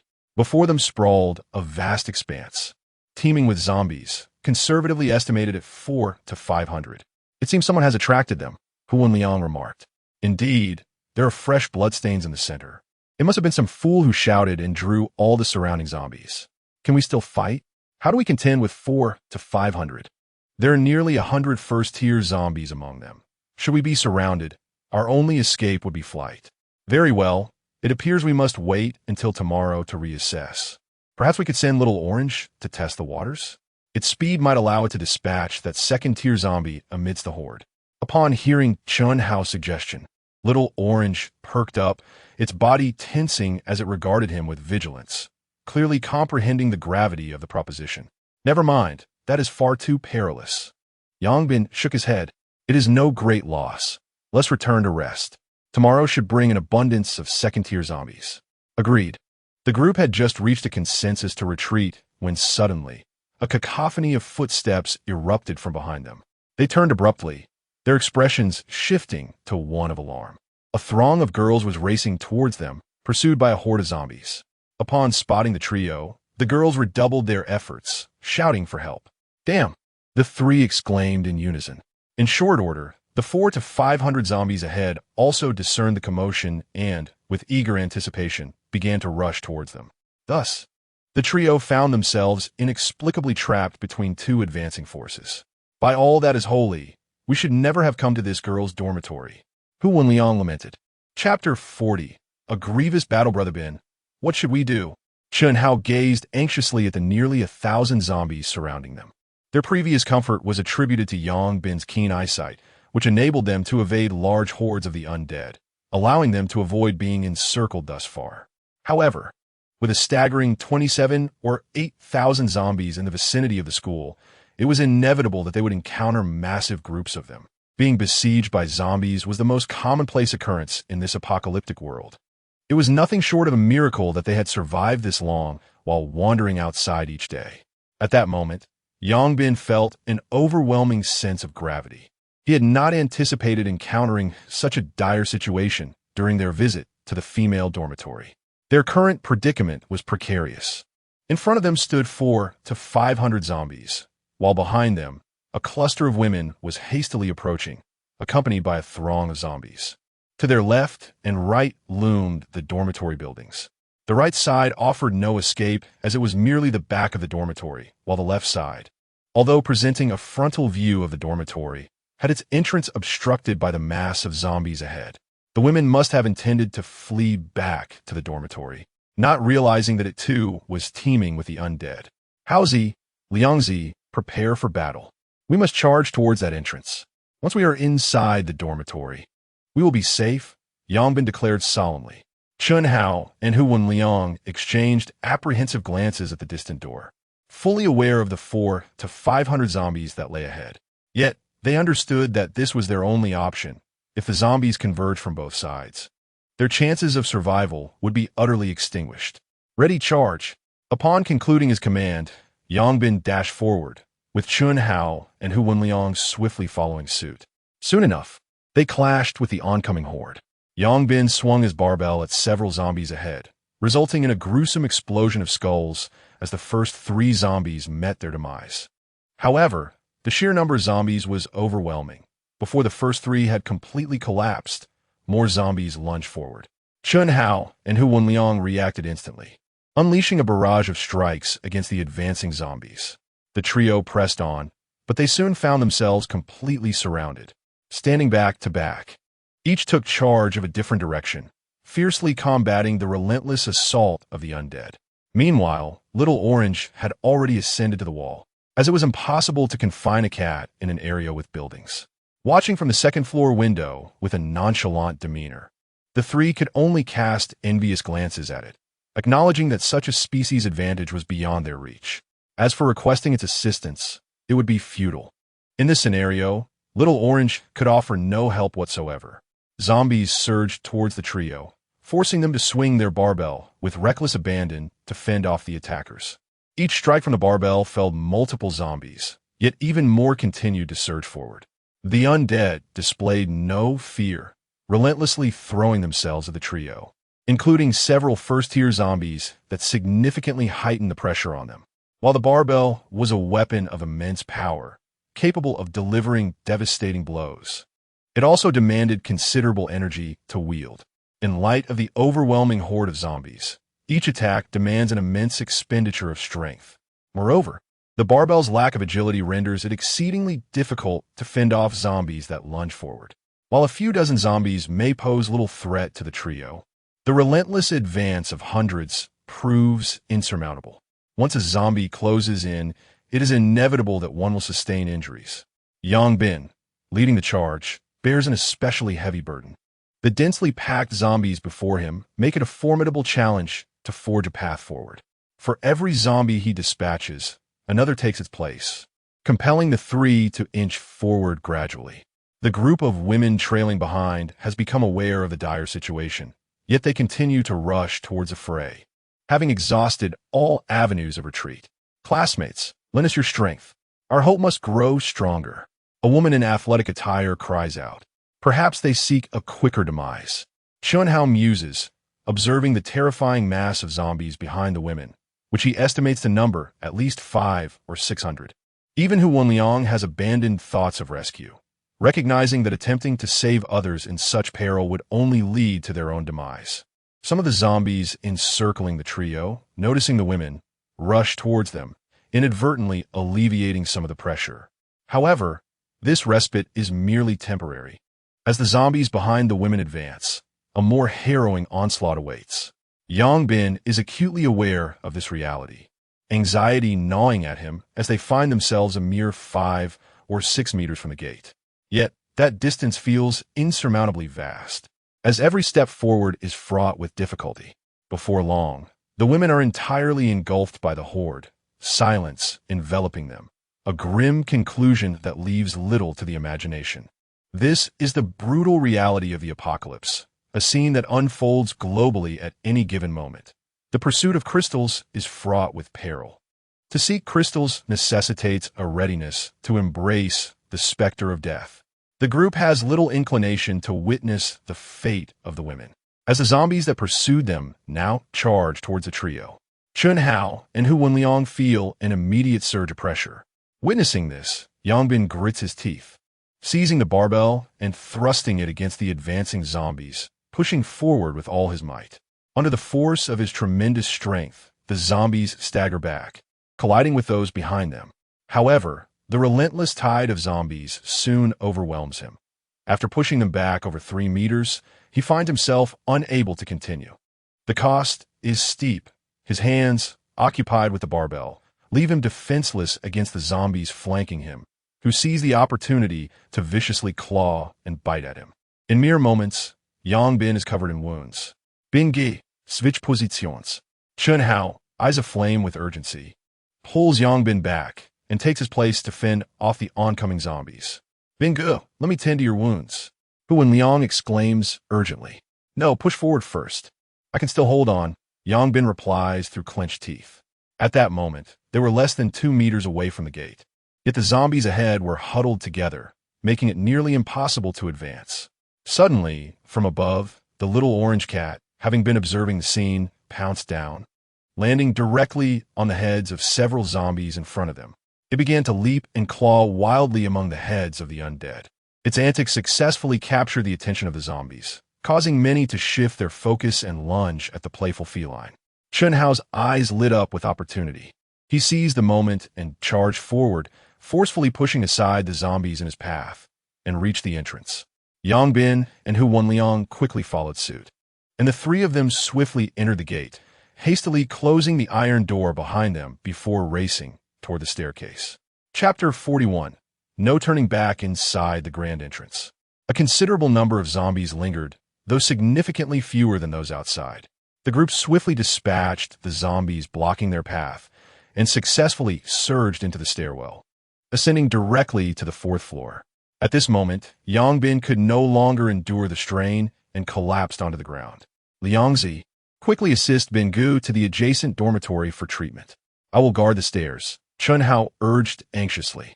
Understood, Hu Wenliang nodded, lifting Yang Bin and guiding him into the nearby dormitory. Upon witnessing the multitude of wounds adorning Yang Bin's body, Hu Wenliang momentarily found himself at a loss for how to proceed. However, he soon noticed a massive gash on Yang Bin's shoulder, a result of a zombie bite that had taken a considerable chunk of flesh. Had it been any deeper, it would have reached his neck. Hu Wenliang hastily placed his hands upon the wound, and soon a radiant white light emanated from his palms, causing Yang Bin's injury to heal at a visibly rapid pace. With his elevation to the 2nd tier, Hu Wenliang's healing abilities had clearly improved. Before long, the gash on Yang Bin's shoulder had returned to its original state. He then proceeded to treat Yang Bin's other bite wounds. The areas where he had been bitten were evidently far more grievous than those that had merely been clawed. Each bite had taken a significant piece of flesh, and the blood flowed freely, necessitating immediate attention to avert peril. Were it not for Yang Bin's formidable strength, he would have succumbed to his injuries long ago. Nevertheless, Yang Bin persevered, gritting his teeth to stave off unconsciousness. Had it not been for Hu Wenliang's presence, he would surely have met his demise. Downstairs, the iron door succumbed to the relentless onslaught of zombies and was soon breached. A horde of zombies surged upwards in a frenzy.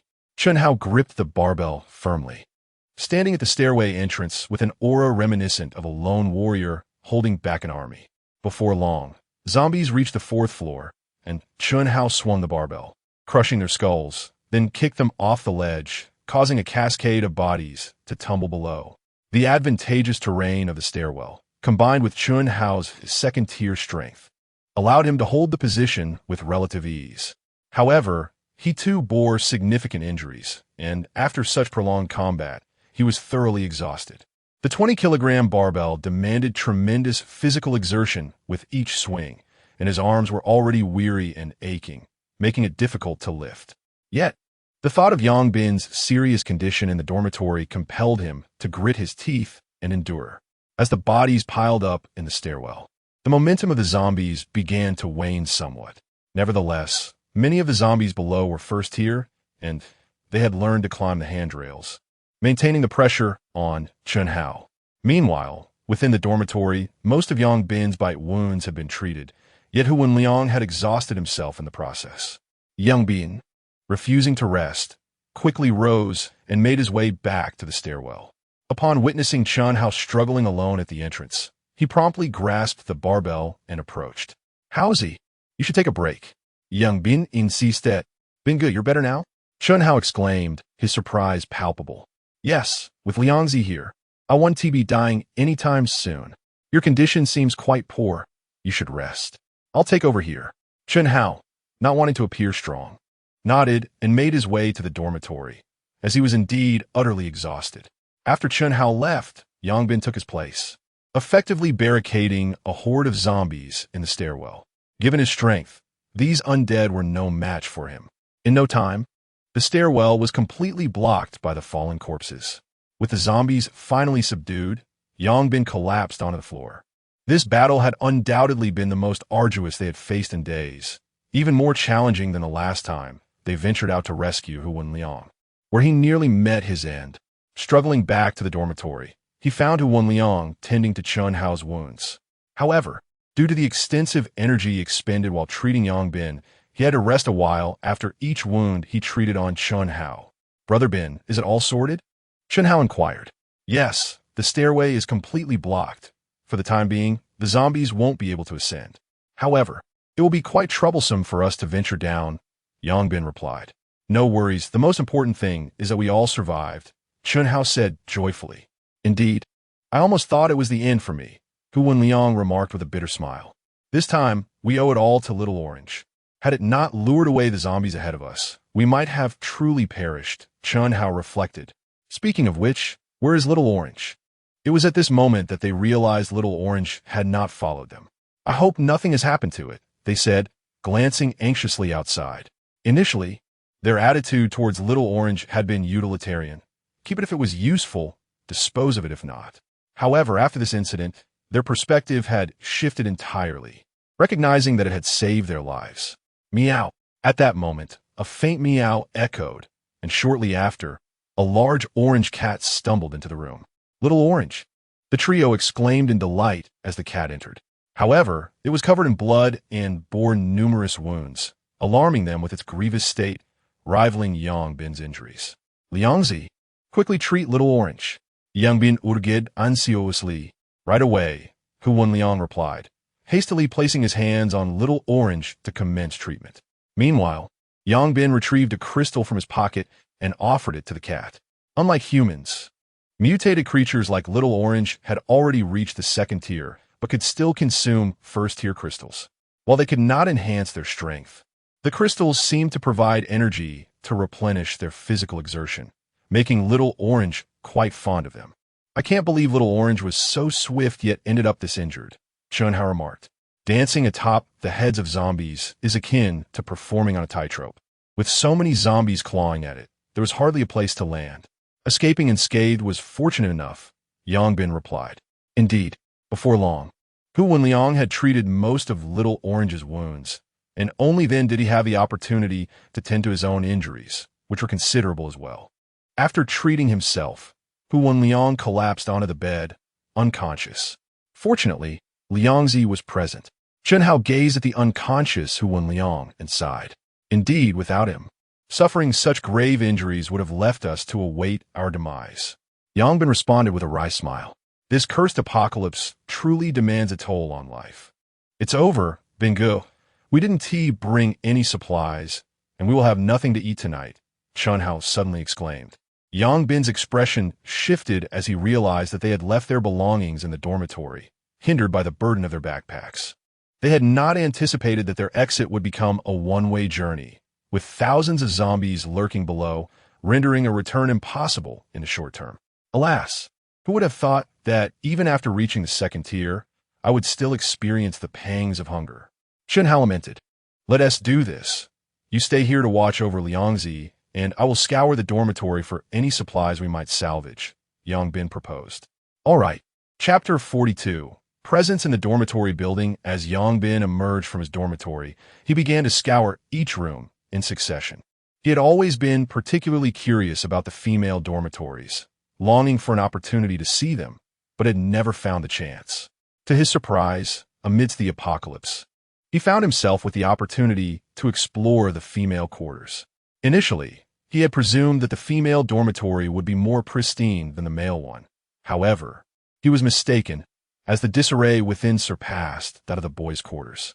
This chaos could possibly be attributed to the zombies, yet the sight of various undergarments strewn about was quite jarring. Furthermore, this revelation challenged his perceptions.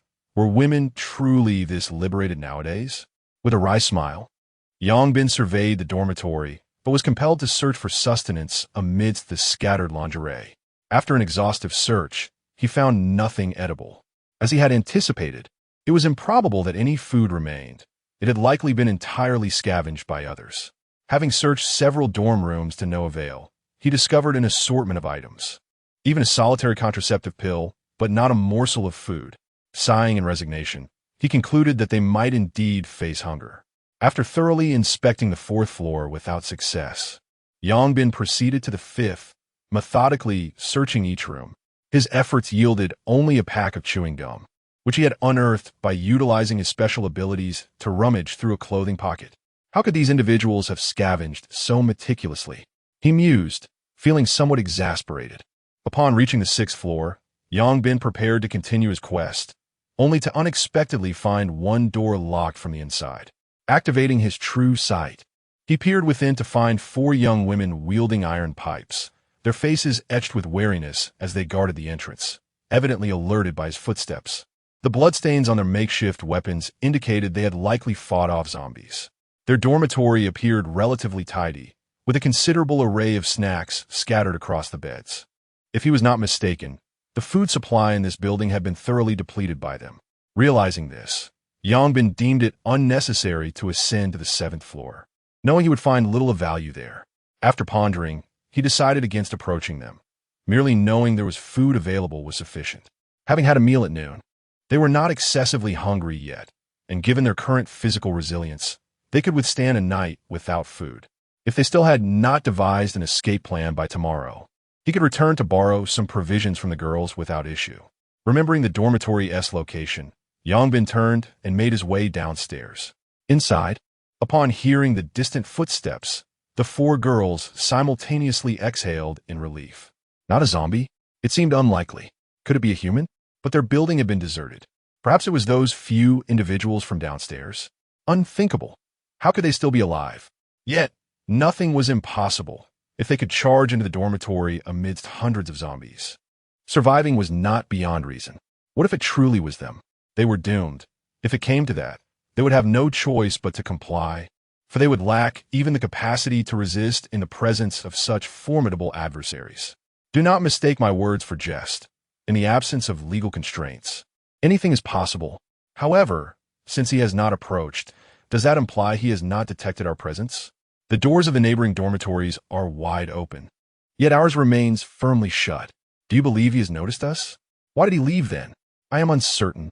In any case, we must exercise caution and conceal our belongings. Sister Qingqing, how could they be so formidable?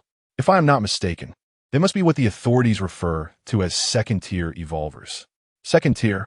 Indeed, surviving amidst the onslaught of hundreds of zombies could only be attributed to second-tier evolvers. I never anticipated that our school would witness the emergence of 3 second-tier evolvers so swiftly. It is ironic that those from the Taekwondo club boast of being the strongest team in our institution. Should they encounter these 3, they would likely face annihilation.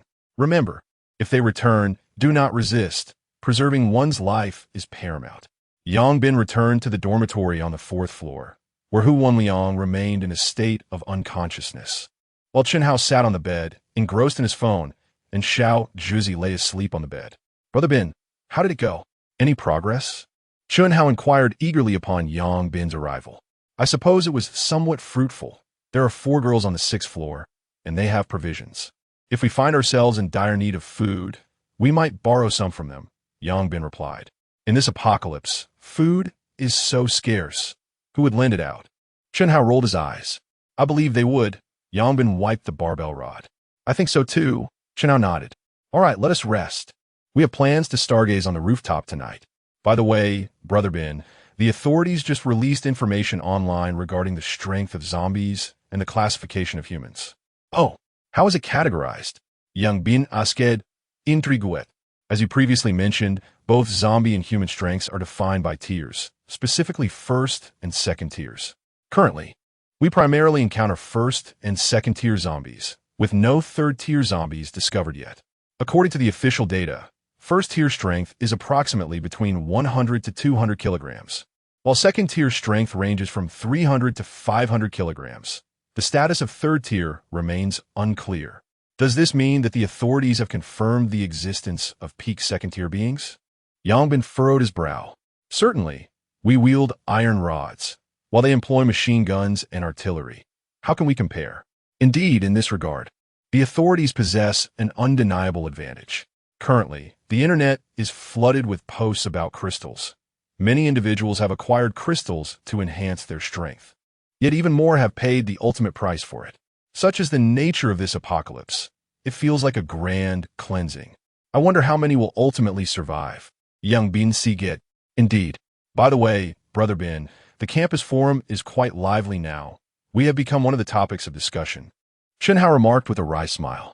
Given your expression, it seems this is not a positive development. Indeed. It must have been those rascals in the afternoon who spread such malicious rumors, claiming we engaged in murder and theft of crystals. Now, the campus network is awash with denunciations. I should have anticipated this and dealt with them decisively. Young Bin remarked coldly. Is there no information about us? Surprisingly, there is. They described our appearances, and our enthusiastic class monitor promptly revealed our identities. Shenhao replied with a wry smile. That fellow has always harbored disdain towards us. Nevertheless, let it be. We shall not concern ourselves with their words. These individuals have yet to truly grasp the harshness of the apocalypse. Once they do, they will come to understand just how gentle we can be. Chapter 43. Cooperation. The group slumbered soundly from dusk until 11:50 p.m., at which point Hu Wenliang had also regained his strength. Together, the three individuals and one cat ascended to the rooftop terrace. The iron gate leading to the terrace remained locked, suggesting that no one had ventured up there recently. Utilizing a barbell to pry open the lock, they entered and securely closed the door behind them. Finding a clean spot, the trio lay down, eagerly awaiting the appearance of the Big Dipper. As the clock struck midnight, the Big Dipper appeared in the night sky, precisely on time.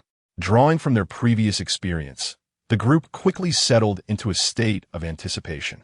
Nearby, the little orange cat raised its head, entranced by the celestial display. A gentle surge of spiritual energy gradually flowed into their bodies. Below, thousands of zombies simultaneously lifted their heads to gaze at the sky, as the night grew increasingly tranquil. Most of the remaining humans succumbed to exhaustion and drifted into slumber. Through several days of exploration, humanity had discerned a pattern. In the latter half of the night, zombies would quiet down and cease their search for humans. This marked a time for humans to rest. As on the previous night, Chun Hao and Hu Wenliang took turns watching, while Yang Bin remained fixated without a moment's respite. At 5 o'clock in the morning, the Big Dipper vanished, and Yang Bin once again enhanced his strength by over 30 kilograms, while Chun Hao and Hu Wenliang each gained around 10. The trio and the cat descended and returned to their dormitory, locking the door behind them before collapsing into bed. This time, they awoke around 9 o'clock, for they had pressing matters to attend to, finding a way to escape. Brother Bin, the zombies below haven't dispersed. How do we leave? Chun Hao asked, his scalp prickling as he surveyed the dense mass of zombies below. If they haven't left, we shall eliminate them all, gradually whittling them down using the stairwell, Yang Bin replied solemnly. They could not remain trapped indefinitely. They needed to venture out and grow stronger. However, the stairwell was too confined. It would take an eternity to clear even 100 zombies. Let us divide our tasks. One person will be responsible for dispatching the zombies in the stairwell, while two will drag the bodies to the adjacent dormitory. We will take our time, but we shall eventually finish, Yang Bin proposed. Agreed, the two responded with nods. By the way, Brother Bin, didn't you mention there are 4 girls upstairs? Perhaps we could call them down to assist with moving the bodies? We 3 could handle the killing, while they 4 manage the transporting. Wouldn't that expedite things? That's a splendid idea. Yang Bin's face brightened. You really dare to suggest that those delicate girls should carry the bodies? If they agree, it would be astonishing.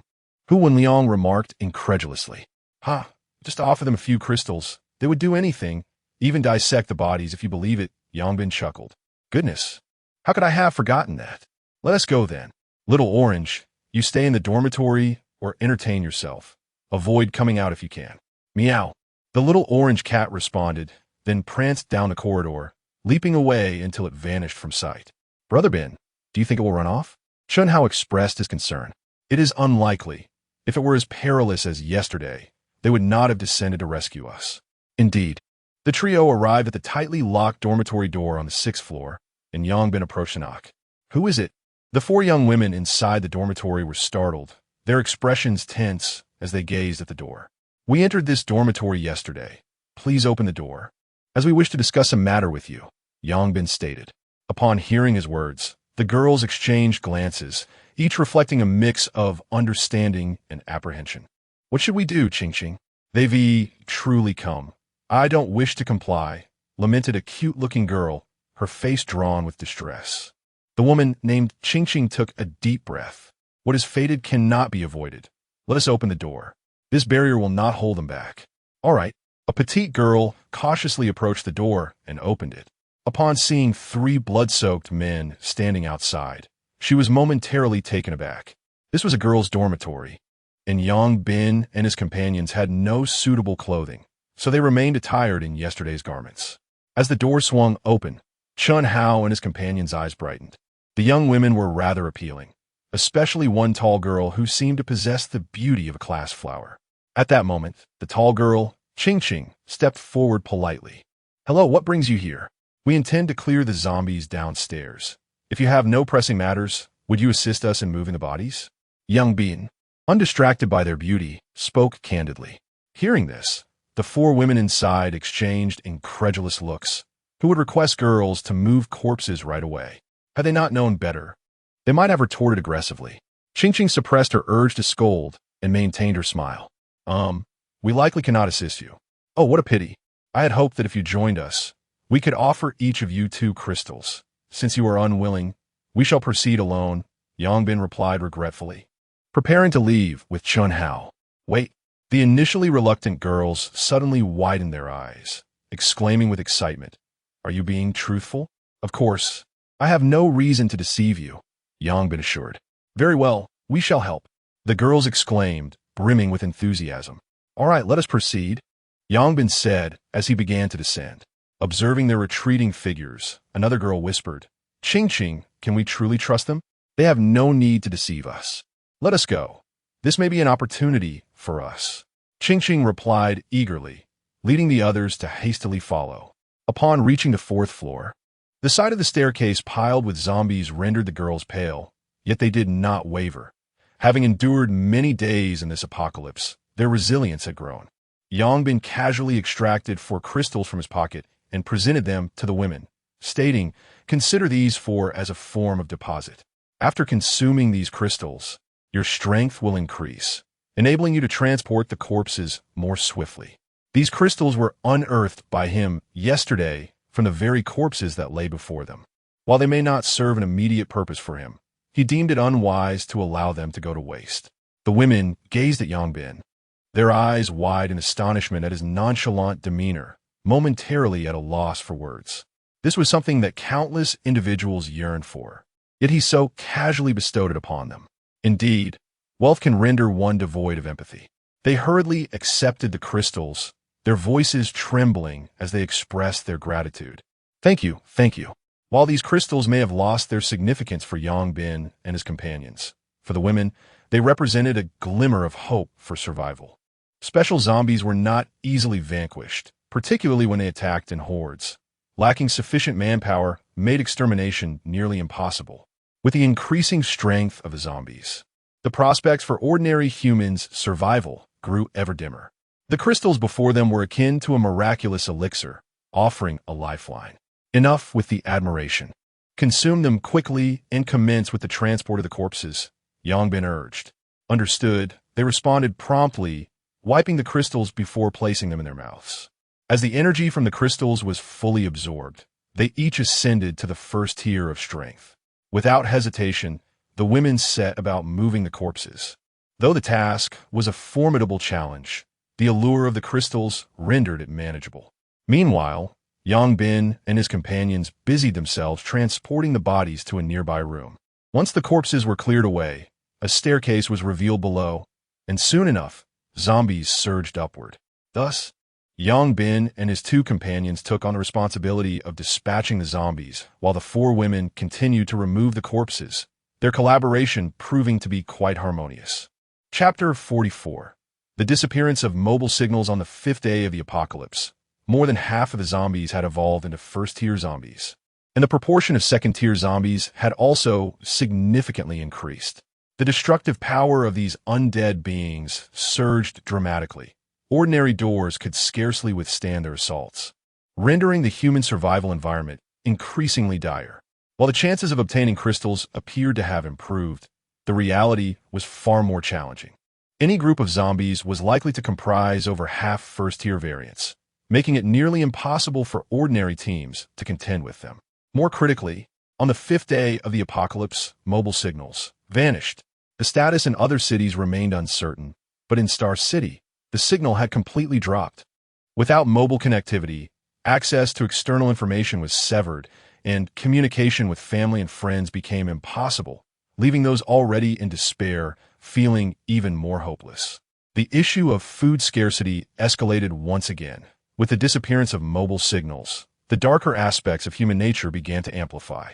Famished beyond endurance, those who dared not confront the zombies turned their gaze towards their companions.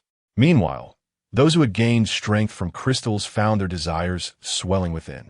In the cafeteria, as the mobile signals vanished, the emotions of the students erupted in chaos. No longer content with mere bowls of thin porridge each day, they yearned for sustenance. They stormed into the kitchen, fighting fiercely for food. In that moment, any thoughts of teachers or school authorities were completely cast aside. The cafeteria descended into utter disarray. The principal, witnessing this scene, sighed in resignation. He understood all too well that this path would only hasten their demise. Yet, he also recognized his inability to control the students any longer. Outside, the multitude of zombies remained, and with the passage of time, they grew increasingly formidable, diminishing any hope of escape. Absent rescue, their fate was to be trapped within the confines of the cafeteria. The principal could only pray for the swift arrival of assistance.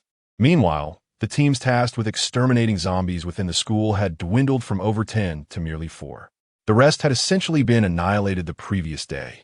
Among these 4, one group consisted of those from the sports department, who had increased from over 20 to 30 members, nearly 20 of whom were now first-tier evolved beings. Another group belonged to the Taekwondo club, boasting more than 20 members, most of whom had also reached the first tier. A third group, led by a contingent of female athletes from the sports department, numbered between 70 to 80 individuals, with many having attained first-tier status. The final group comprised those led by Zhao Kuan and his companions from Dormitory 21. Zhao Kuan and his peers had been among the earliest to learn about the crystals and were also among the first capable of defeating zombies. After Yang Bin and his group brought them to the supermarket, the group, having filled their bellies, saw Zhao Kuan and his companions take a few armed individuals willing to confront the undead and venture forth to slay zombies. In that foray, they vanquished 2 special zombies, resulting in Zhao Kuan and Lao He advancing to the first tier. By the following day, the authorities had announced the situation regarding the crystals, and the inhabitants of Dormitory 21 clung to Zhao Kuan like a lifeline, thus forming their formidable team. At that moment, 4 groups were cautiously lurking in the corners, waiting for the zombies to appear. Having learned from the bloody lessons of the past, they no longer dared to wander aimlessly. Instead, they concealed themselves, biding their time for the undead to approach. Meanwhile, in the girls' dormitory of Building 12, Yang Bin and a few others, along with Lu Qingqing and her companions, continued to methodically slay zombies. With Yang Bin and his 2 allies guarding the stairwell, not even a first-tier zombie could breach their defenses, let alone a second-tier one. Lu Qingqing and her fellow girls had become adept at transporting the corpses, a task they had never imagined undertaking in their wildest dreams. Yet in this moment, they found a peculiar joy in their work, for as Lu Qingqing aptly stated, it was an opportunity for them. The prowess of Yang Bin and his companions left them utterly astonished. The terrifying zombies before them fell like mere fowl beneath their hands. With such allies, how could they possibly fear a lack of crystals? Within just a few hours, they had dispatched over 200 zombies, among which surely some bore crystals. Unbeknownst to them, more than half of the corpses they dragged into the dormitory contained crystals. Suddenly, a formidable opponent appeared. As they were engaged in battle, Yangbin's eyes sparkled with excitement. A second-tier zombie? Indeed. Let's take it down, he exclaimed. A robust female zombie squeezed through her companions, lunging toward the trio. However, as she leaped, 3 barbells came crashing down upon her forehead. The dull thud echoed, and her skull shattered upon impact. The second-tier zombie met her demise before she could even strike. Yangbin skillfully retrieved the crystal from the zombie's shattered head, wiped it clean, and promptly consumed it. They had previously agreed that Yangbin would enhance his strength first, and only after he had consumed the second-tier crystal would they elevate Chen Hao and Hu Wenliang's abilities, so he refrained from asking further questions. The girls, witnessing Yangbin and his companions extract the crystal for the first time, were taken aback. Having seen them kill countless zombies without retrieving any crystals, the singular one they now held must surely be extraordinary. Their astonishment grew as they beheld the crystal, noticeably larger than those depicted online, a second-tier crystal. Upon entering his body, the crystal transformed into energy, further augmenting Yangbin's strength. He clenched his fist to gauge his newfound power, realizing he possessed approximately 400 kilograms of strength. Not bad, he mused with a smile before resuming the slaughter of zombies. The group continued their relentless assault until just past 1 in the afternoon, when exhaustion and hunger finally overcame them. Let us stop moving the bodies for now, block the stairwell, and take a short break, Yangbin instructed. All right. The girls complied obediently. Before long, the stairwell was once again obstructed by the corpses of the undead, and the 3 of them collapsed onto the ground. Phew, these barbells are effective, but they are quite heavy. Using them for long periods is truly exhausting. Hu Wenliang gasped. I also feel exhausted. I can hardly lift my arms. Chen Hao replied with a wry smile. Indeed, it's nothing to worry about. Once your strength improves, it will be better, Yangbin chimed in with a laugh. He certainly did not share the same level of fatigue as the other 2, given his superior capabilities. Brother Bin, why don't we ask them to fetch us some food? I am utterly famished, Chen Hao whispered to Yangbin. They had merely eaten a little something the previous noon and had not consumed anything since. While one might not feel hunger after a day of inactivity, they had been engaged in strenuous exercise, which was quite unbearable. Yangbin nodded in agreement, then turned to the group of girls, asking, Do you have any food? Could you possibly bring us something to eat? No. One girl was about to respond when Lu Qingqing quickly pulled her behind her and said with a smile, Yes, we will go and get some for you. With that, she led the other girls upstairs. This Lu Qingqing is quite clever, Chen Hao remarked with a smile. Indeed, she is quite astute, Yangbin agreed with a nod. Chapter 45. A short film upstairs. The short-haired girl, recently detained, questioned in confusion, Sister Qingqing, these provisions are hard-won. If we give them away, what shall we consume? Indeed, Sister Qingqing, they surely have not noticed our supplies.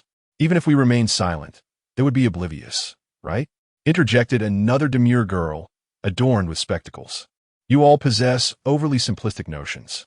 Should we inform them of our scarcity, and they subsequently discover our stash, what would ensue? That, I can assure you. They have undoubtedly searched other rooms. Upon realizing those rooms have been rummaged through, do you not believe they would suspect us? Yes, precisely. Even though we have concealed the food, they could easily deduce that our dormitory harbors provisions. Otherwise, they would not inquire. The difference between them unearthing the supplies and us voluntarily relinquishing them is immense. Do you understand? Understood. The other 3 girls nodded in agreement. Rest assured, even if we distribute the food to them, we shall not starve. Once they have cleared the zombies below, we can venture out in search of sustenance. Let's not forget, we are now first tier of all beings. Moreover, have you not noticed? They seem to disdain even the most ordinary crystals. Provided we perform our duties diligently and exhibit commendable behavior, they may reward us with additional crystals. In due time, our prowess will elevate further. We need not fret over food scarcity, Lu Qingqing declared with a smile. Indeed, Sister Qingqing, we shall heed your words. However, remember this, do not be clever in a petty manner. If they offer, we shall accept. If they do not, we shall not demand. Is that clear? Lu Qingqing said earnestly. Understood. Soon after, the group transported the majority of their food and water down from the dormitory, consisting primarily of bread, biscuits, and sunflower seeds. Yang Bin surveyed the considerable pile before him and chuckled, turning to Lu Qingqing. You are quite astute. Rest assured, we shall not partake of your provisions in vain. We will grant each of you an additional crystal as compensation for this meal. How does that sound? Really? The four girls' eyes widened in astonishment, brimming with excitement. Of course, Yang Bin nodded. For them, the quantity of crystals was paramount. They had vanquished over 300 zombies that morning, and among them, at least 100 were first-tier zombies. Retrieving crystal from this endeavor would undoubtedly require effort. That is splendid. Thank you, the girls exclaimed, their faces flushed with elation. Indeed, Sister Qingqing was correct. The group consumed a modest meal, rested briefly, and resumed their hunt for zombies. This time, they alternated in their assault, continuing until just past 6 in the evening when darkness began to envelop the sky. In the course of a single day, they had dispatched over 700 zombies, their hands weary from the exertion. Among the slain, more than half were first-tier zombies, and they encountered 3 second-tier zombies, 1 in the morning and 2 in the afternoon. Yang Bin consumed the second-tier crystals, and combined with the one he had ingested the previous day, he had now consumed 4 second-tier crystals since ascending to the second tier. As with the first tier, the effects diminish with each subsequent level, and upon consuming the 4th crystal, only a modest increase of approximately 30 kilograms in strength was achieved. However, at this moment, Yang Bin found himself in a state of perplexity. The official data indicated that the pinnacle of the second tier should correspond to around 500 kilograms of strength. Yet, he felt that he had already attained that level of power. Although lacking precise measurements, he believed the difference was negligible. Could it be that the second tier could be reached by consuming merely 4 crystals? Or was it a result of his training? Yang Bin pondered. It shouldn't be. I sensed that the second tier crystals should still hold efficacy. Could it be due to the nature of my cultivation? Regardless, I shall train again tonight to ascertain the truth. Yang Bin retrieved 4 crystals and offered them to the women, fulfilling his promise of remuneration. You may return now. We shall continue tomorrow. Thank you. The women expressed their gratitude. There is no need for thanks. It's merely a mutual exchange, Yang Bin replied with a smile. Once Lu Qingqing and the others departed, Yang Bin and his companions surveyed the rooms piled with the corpses of zombies, a sense of unease creeping over them. Brother Bin, shall we proceed on our own? What other choice do we have? Why not invite them to join us? I doubt they would dare to be greedy. It's unnecessary. They are unaware of the number of crystals within. If they were to witness such abundance, it might breed discontent, diminishing their efforts. Furthermore, crystals remain a scarce commodity. It's prudent to keep our possession of them discreet, Yang Bin explained. But why do we need so many first-tier crystals? Hu Wenliang inquired, puzzled. Little Orange needs to consume them, and if we are to expand our team in the future, the more we have, the better, Yang Bin replied. Very well. Let us proceed. I will direct, and you two can search. On what basis? I know which corpses contain crystals. Do you wish to examine each one individually? The group coordinated their efforts, spending over an hour to extract all the crystals, totaling 368, which left the 2 exhausted. All right, gather the crystals and rest. We must rise tonight to gaze at the stars. The trio relocated to a different dormitory, as the previous one near the stairs had been repurposed for the zombies. Lying on the bed, Yang Bin instinctively took out his phone, only to discover it had no signal. Well, it appears this device is now merely a flashlight. Shunhao lamented. Didn't T.I. suggest you download some films? I didn't have the time. What a pity, Yang Bin sighed, as his phone was of such poor quality that its memory was nearly full, rendering downloads impossible. Why you lack? I possess. Hu Wenliang declared triumphantly. It's all thanks to you. Quickly, let us see. The 2 hurried over. All right, Hu Wenliang, not want to hold back. Open the media player. Would you prefer foreign films or domestic ones? The island nation asks. The 2 exclaimed in unison. Very well. Hu Wenliang swiftly discovered a film from the island nation. However, the moment the spectral figure of Sadako graced the screen, both he and Yang Bin immediately lost interest. What is the matter? This horror movie is quite fitting.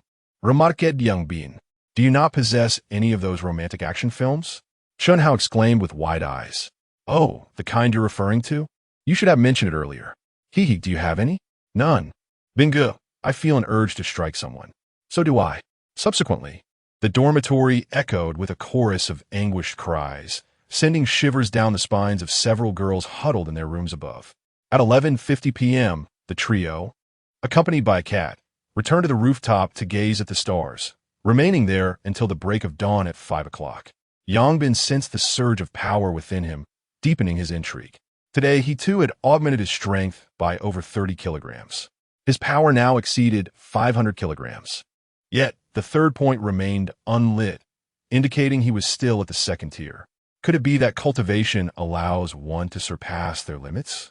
A glimmer of excitement sparkled in Yangbin's eyes. If this were the case, then their collective strength would surely surpass that of their peers within the same realm. Chapter 46. A fortuitous opportunity on the sixth day of the apocalypse. Ordinary zombies were a rare sight outside, with predominantly first-tier zombies roaming. Those who had not acquired crystals earlier found it nearly impossible to obtain them, now, through their own efforts. Ordinary individuals struggled against a single first-tier zombie, let alone a horde. Of course, possessing a firearm would change the scenario considerably. However, gun control in China is exceedingly stringent, making it improbable for common citizens to own firearms. Moreover, even if one were to possess a gun, the limited ammunition and the loud noise deterred its indiscriminate use. Thus, those who were timid and refrained from confronting zombies in the early days were left to helplessly await rescue in the shadows. Yet, is rescue truly that simple? In a conference room within Star City, several high-ranking officials were engaged in fervent discussion. We must initiate a rescue operation immediately.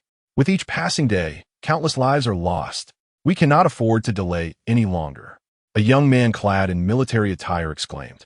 Star City boasts a population exceeding 10 million, and the exact number of survivors remains uncertain. However, it is a grim certainty that the zombie count is no less than 8 million. With our current ammunition, we can hardly make a difference, replied a middle-aged man, shaking his head. Lack of ammunition? We can have the brothers engage in close combat. I cannot bear to watch the citizens fall victim to zombies. The young man retorted. Close combat? Are you suggesting we sacrifice our soldiers? Once surrounded by zombies, none would return. The middle-aged man shot back angrily. If I fear death, I would not be a soldier. I am but a simple man without your cunning. I know only that my duty as a soldier is to serve the people. Now, the people need us, and I must stand up, the young man declared resolutely. Xiaohu, calm down. I understand your sentiments, and we share the same feelings. However, in such dire circumstances, we must remain composed. Let us not even discuss the feasibility of a rescue. Even if we could save them, how would we accommodate them? We must consider their needs for food, sanitation, and shelter. It is not merely about rescuing them, a middle-aged man at the forefront articulated. Then what do you propose? The urgent priority is to establish a sufficiently large survival base to provide the citizens a safe haven, then use broadcasts to inform them to come. Are you suggesting they should come on their own? Indeed, while a rescue is essential, it must be conducted in phases. It is impossible to rescue everyone at once with our current manpower and weaponry. Thus, if they can make their way here themselves, it would be ideal. Do you believe ordinary people possess the capability to arrive? Xiaohu replied coldly. If they cannot come, we can only hope they endure until help arrives. As Xiaohu appeared ready to voice further objections, the leading figure interjected, Enough, it is decided. Now we must discuss the establishment of the survival base. Very well. Schools. Girls' dormitories. Yangbin stood in the corridor, gazing down at the zombies below, his expression grave. What is wrong, Bingo? Below, there lie numerous first-tier zombies and 8 formidable second-tier zombies. The rate of their evolution is rather alarming. Indeed, it seems we must hasten our pace. Let us summon the girls to join us in our relentless pursuit of extermination. Very well. Once the women descended, they resumed their gruesome journey. With only a little over 300 zombies remaining, the group dedicated the entirety of their morning to the eradication of this undead menace. When no more zombies surged forth, the trio experienced a profound sense of relief, as if they had narrowly escaped death. Phew, at last we are no longer confined here. Chunhao exhaled in relief. Indeed, It appears that both female and male zombies are equally repulsive. One can easily grow nauseated from the sight of them. As Yangbin had previously noted, among the 300 zombies, there were indeed 8 second-tier ones. After consuming 2 crystals, Yangbin discovered that further consumption bore no additional benefit. It appeared that 6 second-tier crystals were required to reach his maximum potential. Upon achieving this limit, his strength soared to approximately 600 kilograms, a figure exceeding the official report by a full 100 kilograms. Strangely, after 3 nights of cultivation, his power seemed to align perfectly with this number. It became evident to Yangbin that the enhancements gained through cultivation were indeed supplementary. At this rate, I shall begin to transform into something extraordinary. The remaining second-tier crystals were divided between Chun Hao and Hu Wenliang, significantly augmenting their own powers. Once the zombies had been dealt with, Yangbin withdrew a handful of crystals from his pocket and presented them to the women. You have performed admirably. Take these as a token of appreciation, and may you endure in this apocalyptic world. However, to Yangbin's surprise, the women, who typically displayed exuberance at the sight of the crystals, hesitated to accept them. Lu Qingqing gazed earnestly at Yangbin and inquired, "May we accompany you?" Yangbin was momentarily taken aback and queried, "What prompts your desire to join us?" "Because we wish to survive," Lu Qingqing asserted resolutely. Observing the unwavering determination in Lu Qingqing's eyes, Yangbin contemplated for a moment before shaking his head. "At present, we prefer not to have too many companions. Given your current capabilities, as long as you are willing to confront the zombies, survival should not be insurmountable. Should we cross paths again and you have enhanced your strength, I would consider your request." Upon hearing Yangbin's words, disappointment flickered in the eyes of the women. "It's all right. I believe we can survive. When we meet again, we shall not disappoint you." Lu Qingqing quickly reassured him with a smile. Yangbin regarded Lu Qingqing thoughtfully, recognizing her as a formidable individual. Suddenly, an idea struck him. "How about this? I shall offer you an opportunity. The zombies we have slain today undoubtedly possess a significant number of crystals, but we are pressed for time and cannot excavate them. Hence, I shall bestow them upon you, with hopes that you will thrive." "Ah, you would? Give them to us." The women's eyes widened in astonishment. With so many corpses, there should be dozens of crystals at the very least. "Indeed. Take your time to dig them out. I hope that when we meet next, you will not let me down." After Yangbin finished speaking, he led Chun Hao and the others downstairs. The first-tier crystals had become inconsequential to them. Since they could depart, there was no need to squander time mining crystals. It was far more prudent to seek out second-tier zombies and swiftly enhance their strength. The girls watched the trio's retreating figures, a medley of emotions swirling within them. "They truly are remarkable," the cute girl murmured. "Indeed, but why won't they allow us to accompany them? Clearly, they deem us too feeble." Lu Qingqing gazed at the three, silently vowing, "I will make you see me in a new light. Now, let's quickly gather the crystals." Yes. After 2 days of moving corpses, they had indeed bolstered their courage, and now they felt no discomfort in touching the crystals. However, as they collected more, their astonishment deepened. How could there be crystals everywhere? Hadn't the authorities stated that only a select few zombies possess crystals? Could it be that they had only encountered special zombies? The group exchanged glances, each reflecting a shared sense of dread. This truly is a monumental opportunity. Chapter 47. Have you both advanced to the second tier? On the other side, Brother Ben, I feel that these few girls are rather impressive. They're efficient in their tasks and do not ask too many questions. Besides, they are quite beautiful. Why do you not want them? Chun Hao inquired, somewhat perplexed. It is not suitable to bring too many people along. The more individuals there are, the more resources we require, which does not benefit us. Unless they are ability users, it is unnecessary. Then why did you give those crystals to them? If we do not give them, do we have to dig them up one by one? Now that we can venture out, wouldn't it be better to spend that time defeating a few more second-tier zombies? That seems reasonable. Currently, first-tier zombies are everywhere.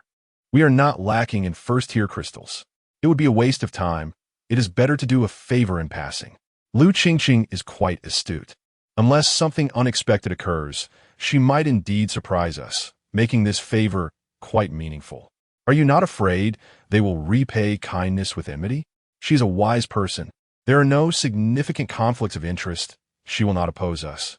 They may surprise us, but they cannot surpass us. I still have that much confidence. Yang Bin replied with a smile.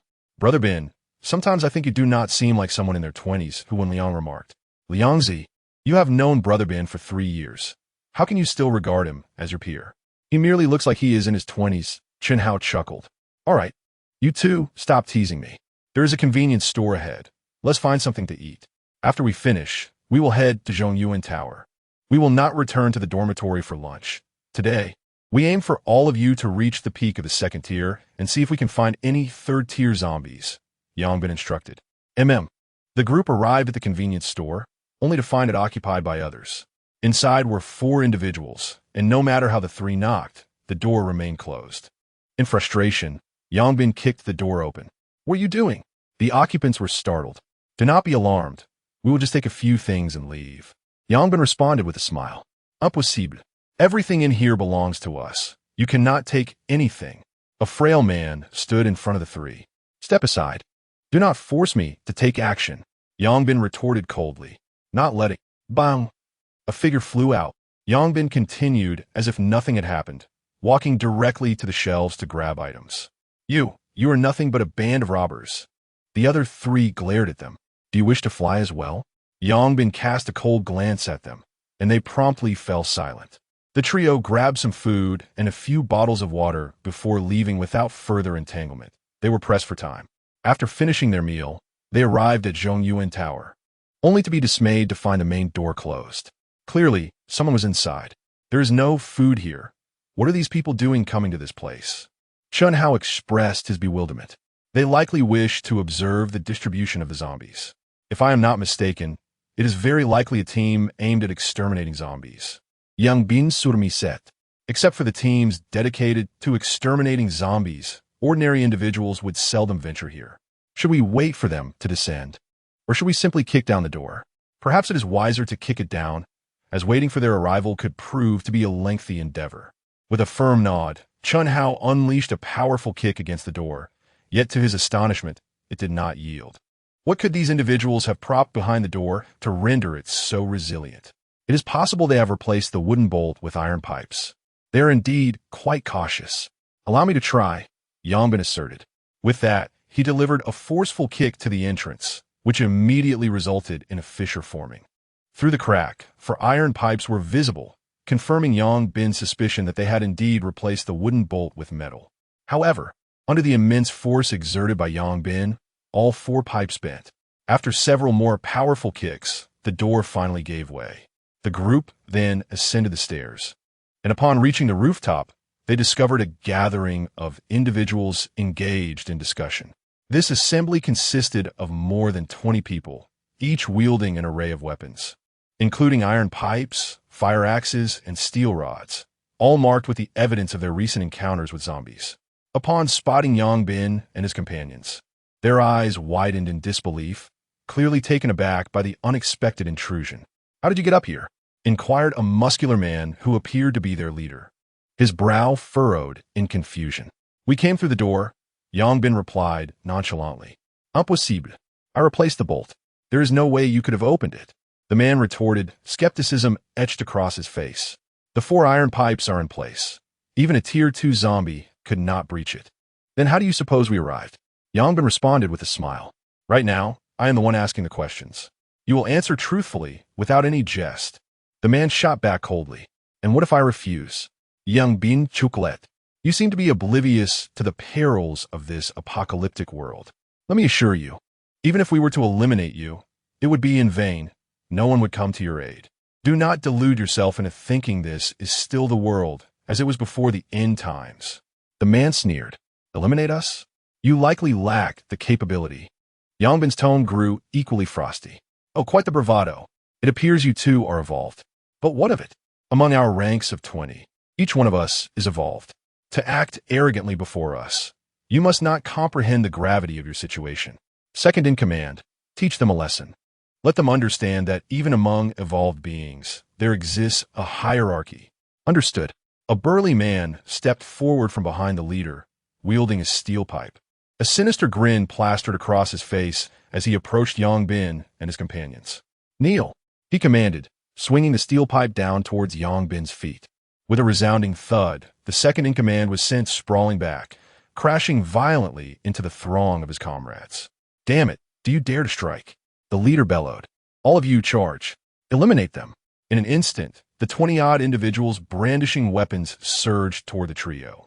Yang Bin and his companions merely snorted in disdain, seizing a barbell to retaliate against the advancing horde. As the two sides clashed, the air filled with anguished cries. These individuals may possess some strength, yet the most formidable among them barely reaches the pinnacle of the first tier, a stark contrast to the immense power exhibited by the trio. Under the might of their barbell, resistance is futile. A single blow is sufficient to send several opponents crashing to the ground. Particularly striking is Yang Bin, whose 600 kilograms of force, when unleashed, could incapacitate or severely injure anyone in its path, leaving them unable to rise.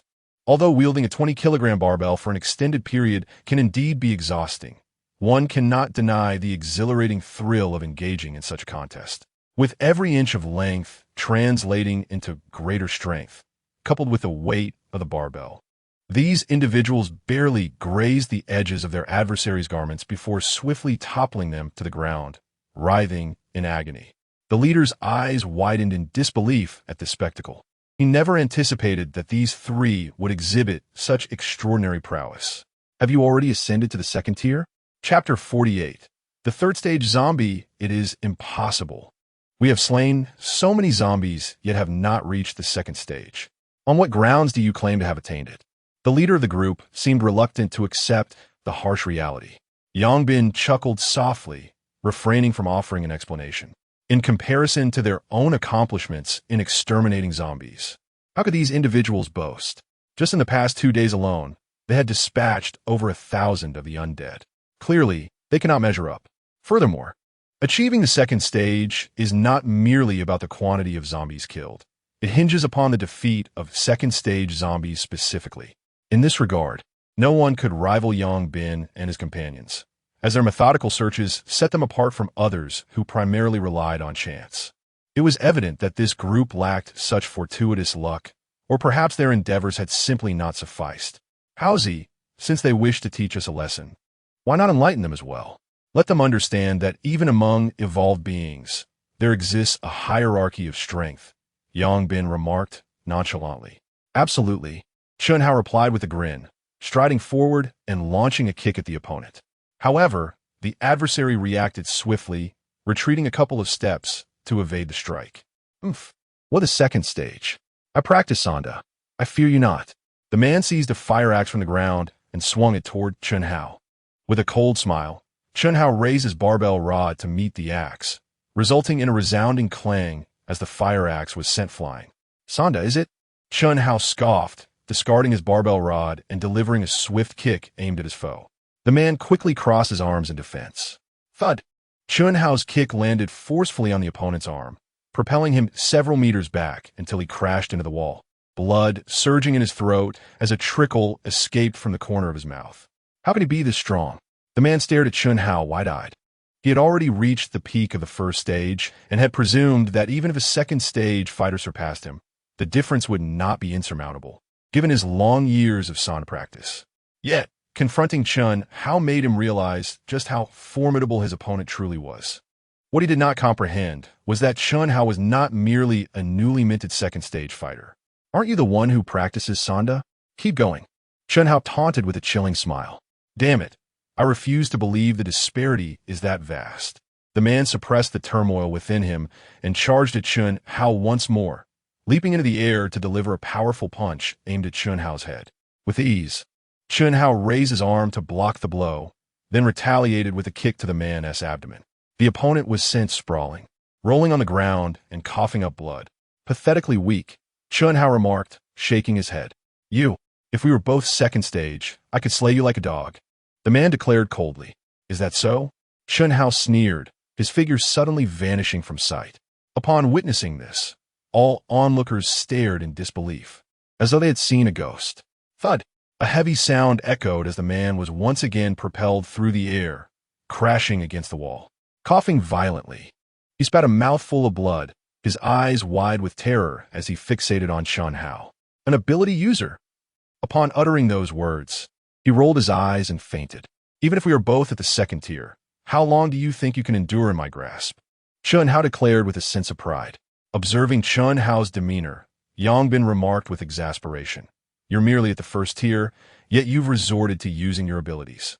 This fellow's words were infuriating. He must be taught a lesson. However, let it be. If it must be done, so be it. No one will be the wiser. Haven't they already found out? Hu Wenliang questioned. But the dead cannot convey the message. Yang Bin replied coolly. Brother Bin, are you suggesting? They intend to eliminate us, so we have no obligation to spare them. Remember, once enmity is established, leave no potential threat. Otherwise, it will inevitably lead to our own ruin one day. But there are over 20 of them here. Hu Wenliang expressed his hesitation. Do you recall what I mentioned earlier? In this apocalypse, one must be ruthless. Shen Hao asserted. That is precisely it. You have slain numerous zombies, yet you have never taken human lives. These individuals are entrusted to you. Understood. Shen Hao nodded and immediately approached the group. He seldom questioned Yang Bin's decisions, always following his lead. After a moment of struggle, Hu Wenliang ultimately followed suit.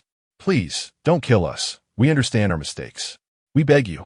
We are all classmates. Spare us. A group of individuals knelt, pleading relentlessly. Witnessing this scene, Shen Hao took a deep breath and swung the barbell down upon them. A flicker of reluctance crossed Hu Wenliang's eyes, but he steeled himself and lifted the barbell. Instantly, a chorus of anguished cries erupted. Before long, silence enveloped the area. Shen Hao and Hu Wenliang returned to Yang Bin, their bodies stained with blood. Shen Hao's expression remained largely unchanged, while Hu Wenliang bore a heavy countenance. Yang Bin placed a reassuring hand on Hu Wenliang's shoulder and said, Liangzi, I hope you grasp that in this apocalypse, to survive for long, one must be ruthless. Otherwise, no matter how strong we are, we will eventually fall victim to treachery. Brother Bin, I understand. It's just that I struggle with this inner turmoil, but I will adjust. Hu Wenliang affirmed resolutely. Good. That's reassuring. Yang Bin nodded before moving to the window, activating his true sight to gaze below. They had not ascended merely to kill, but rather to seek out zombies. After expending considerable energy multiple times, Yang Bin withdrew his gaze, an unusual expression crossing his face. What is wrong, Brother Bin? Shen Hao whispered. I have spotted third-tier zombies. Yang Bin refielet. Third tier? Shen Hao and Hu Wenliang's eyes brightened. Is there a way to handle them? Yang Bin shook his head. It's not feasible. It's rather peculiar. I have seen 3 third-tier zombies within the entire school, yet each is surrounded by hundreds, if not thousands of lesser zombies. What's so strange about that? A large number of zombies increases the likelihood of higher-tier zombies emerging. Shen Hao remarked, puzzled. Perhaps. But I sense it's not that simple. Yang Bin furrowed his brow. What do you mean? I suspect that the third-tier zombies possess the ability to summon nearby zombies. Yang Bin stated gruffly. This cannot be true. Shen Hao and the others looked at Yang Bin with skepticism. Aren't zombies devoid of intelligence? How could they possibly summon their kin? Perhaps I am overthinking it. However, if it were indeed the case, eliminating a third-tier zombie would prove exceedingly difficult. Yang Bin si get. It must be a coincidence. Since we cannot defeat these few, let us refrain from engaging them for now. New third-tier zombies should emerge by tomorrow, and we shall discern the truth then. Yes, let us proceed to eliminate the second-tier ones and elevate your strength to the pinnacle of the second tier first. Very well. After reaching a consensus, they departed from the Zhongyuan building. Yang Bin, from the upper floor, identified 10 second-tier zombies that he could dispatch. Upon descending, he led the others in systematically eliminating them one by one. Once they had vanquished all 10 second-tier zombies, Shen Hao and his companion finally ascended to the pinnacle of the second tier. Like Yang Bin, their strength had surpassed 500 kilograms, an increase of over 30 kilograms, a testament to their rigorous training. After slaying the zombies, the trio returned to their dormitory. As they were currently unable to confront the third-tier zombies, they decided to rest early and see what the morrow would bring. Chapter 49. Slaying the third-order zombie, the trio returned to their dormitory, consumed a light meal, took a shower, changed into clean clothes, and retired early for the night. The graduate dormitory was designed for 2 occupants, featuring twin beds, with desks situated beneath. Chun Hao and Hu Wenliang shared one bed, while Yangbin occupied the other alone. As for the little orange cat, it had mysteriously vanished during the day, but returned in the evening. Yangbin provided it with a blanket, allowing it to curl up and sleep behind the door. Animals possess a heightened sense of alertness compared to humans. With the cat present, it would be the first to detect any potential danger. At precisely 11:50 p.m., the 3 awoke and ascended to the rooftop to gaze at the stars, remaining there until 5 in the morning before returning to the dormitory for some additional rest. As Yangbin had anticipated, although they could no longer enhance their abilities through crystals, their cultivation remained unrestricted and continued to progress. He was uncertain whether this advancement had a ceiling, but for the time being, there was still room for improvement. Rising again after 9 o'clock to freshen up, their structured routine felt oddly normal amidst the apocalypse. Once they completed their morning rituals, the 3 headed straight to the Yuheng building, with a singular objective: to locate a third-order zombie they could confront. Upon reaching the rooftop, Yangbin activated his true sight to survey the zombies below. After a considerable time, he withdrew his gaze, his expression somber. "Brother Bin, how does it look?" "There are 5 more third-order zombies today, however, similar to yesterday.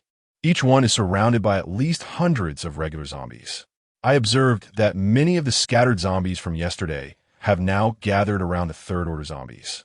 Thus, I can conclude that third-order zombies possess the ability to summon nearby zombies, or perhaps the regular zombies instinctively gravitate towards them." Yangbin stated gruffly. Upon hearing Yangbin's words, Chun Hao and Hu Wenliang's expressions turned serious as well. If that's the case, eliminating a third-order zombie will be quite challenging. Indeed, it's troublesome. However, we must take action. The longer we delay, the more complicated it will become. If third-order zombies are this formidable, I can hardly imagine the nature of a fourth-order zombie. If it possesses command over other zombies, I would not be surprised. If we have not enhanced our strength by that time, we could find ourselves in dire straits. Brother Bin, what are your thoughts on our approach? I just observed that the third-order zombie near the laboratory has the fewest surrounding zombies, only around 300. We should target it. 300. Is that considered few? The 2 stared at Yangbin incredulously. Please don't look at me like that. This is indeed the minimum. The others exceed 500. Well then, does that 300 include second-order zombies? Yes, there are approximately 10 of them. Is this truly feasible? We must find a way to enter the laboratory. Inside, there are numerous tables and experimental equipment that can prevent them from encircling us, which should make it manageable.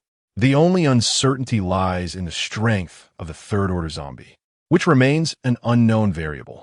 Thus, my focus will shift to the third-tier zombies, while the others will be left to your care. Very well. The 2 nodded solemnly. Confirming their objective, the group descended the stairs once more. Under Yangbin's guidance, they swiftly arrived at the laboratory's entrance. With no obstructions in front of the laboratory, they were quickly spotted by the horde of zombies as soon as they appeared. With a series of piercing howls, the zombies charged wildly towards them. No time to linger. Let us head into the laboratory, right? The 3 humans and 1 cat dashed towards the laboratory's entrance. The zombies were not positioned directly at the door, allowing them to avoid confronting them head-on. However, just as they approached the entrance, the zombies surged from the side. The trio wielded their barbells with fervor, swiftly dispatching the advancing zombies. After eliminating over 20 of the undead, they finally reached the threshold.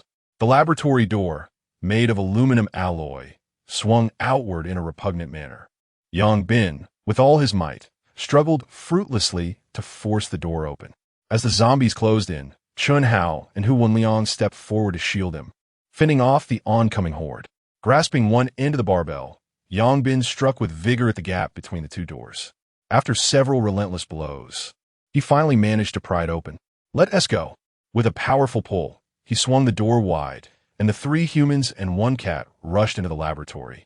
The zombies surged in closely behind them, trailing like a relentless tide. Those who had intended to guard the entrance quickly realized the futility of their efforts and hurried inside. The laboratory was vast, filled with tables and experimental apparatus. Yang Bin and his companions navigated swiftly among the furnishings while the zombies rampaged, toppling tables and equipment in their chaotic charge, which momentarily slowed their momentum. Utilizing the obstacles, the trio occasionally struck back, gradually diminishing the number of zombies. At that moment, a zombie leapt suddenly onto a table, launching itself at the three. A third-tier zombie. Yang Bin's gaze sharpened as he swung his barbell violently at the creature. Thud! The barbell landed squarely on the zombie, successfully repelling it, though Yang Bin staggered back a few steps as well. Such formidable strength. Yang Bin murmuret. Can you handle it, Brother Bin? Shunhao inquired softly. I've got this. You take care of the other zombies. Understood. The repelled, third-tier zombie charged at Yang Bin once more.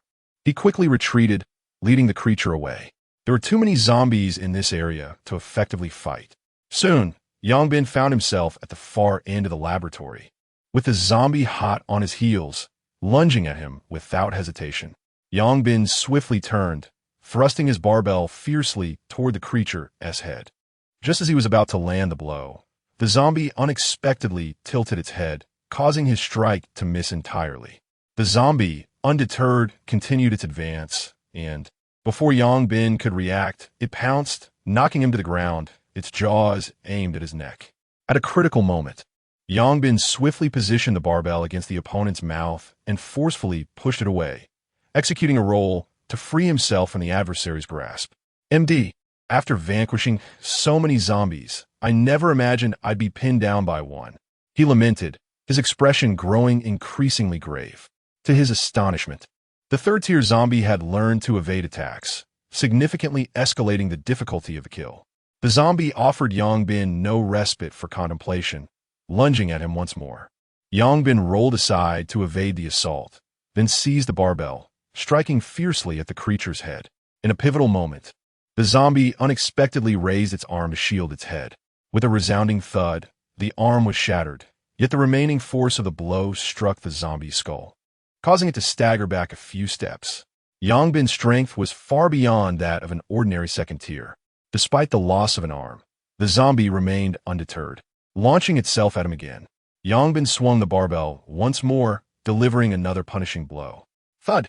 Another arm crumbled under the impact, forcing the zombie back once again. This time, let's see how you defend yourself. Seizing the opportunity, Yang Bin attacked proactively, directing the barbell towards the zombie's head once more. Thud! This time, the zombie could not evade. The barbell struck true, shattering its skull and erupting in a spray of blood. Yang Bin's formidable strength, combined with the solid barbell, proved too much even for a third-tier zombie's head to withstand. Chapter 50. Third tier. The third-tier zombies, regardless of their physical strength, power, or speed, far surpass their second-tier counterparts. Most notably, these zombies have begun to exhibit a semblance of intelligence by protecting their heads, rendering them significantly more difficult to eliminate. Yang Bin sighed as he glanced over at Chun Hao and his companions, who were systematically dispatching the zombies behind cover without immediate concerns. Approaching the corpse of a third-tier zombie, Yang Bin extracted the crystal from its skull.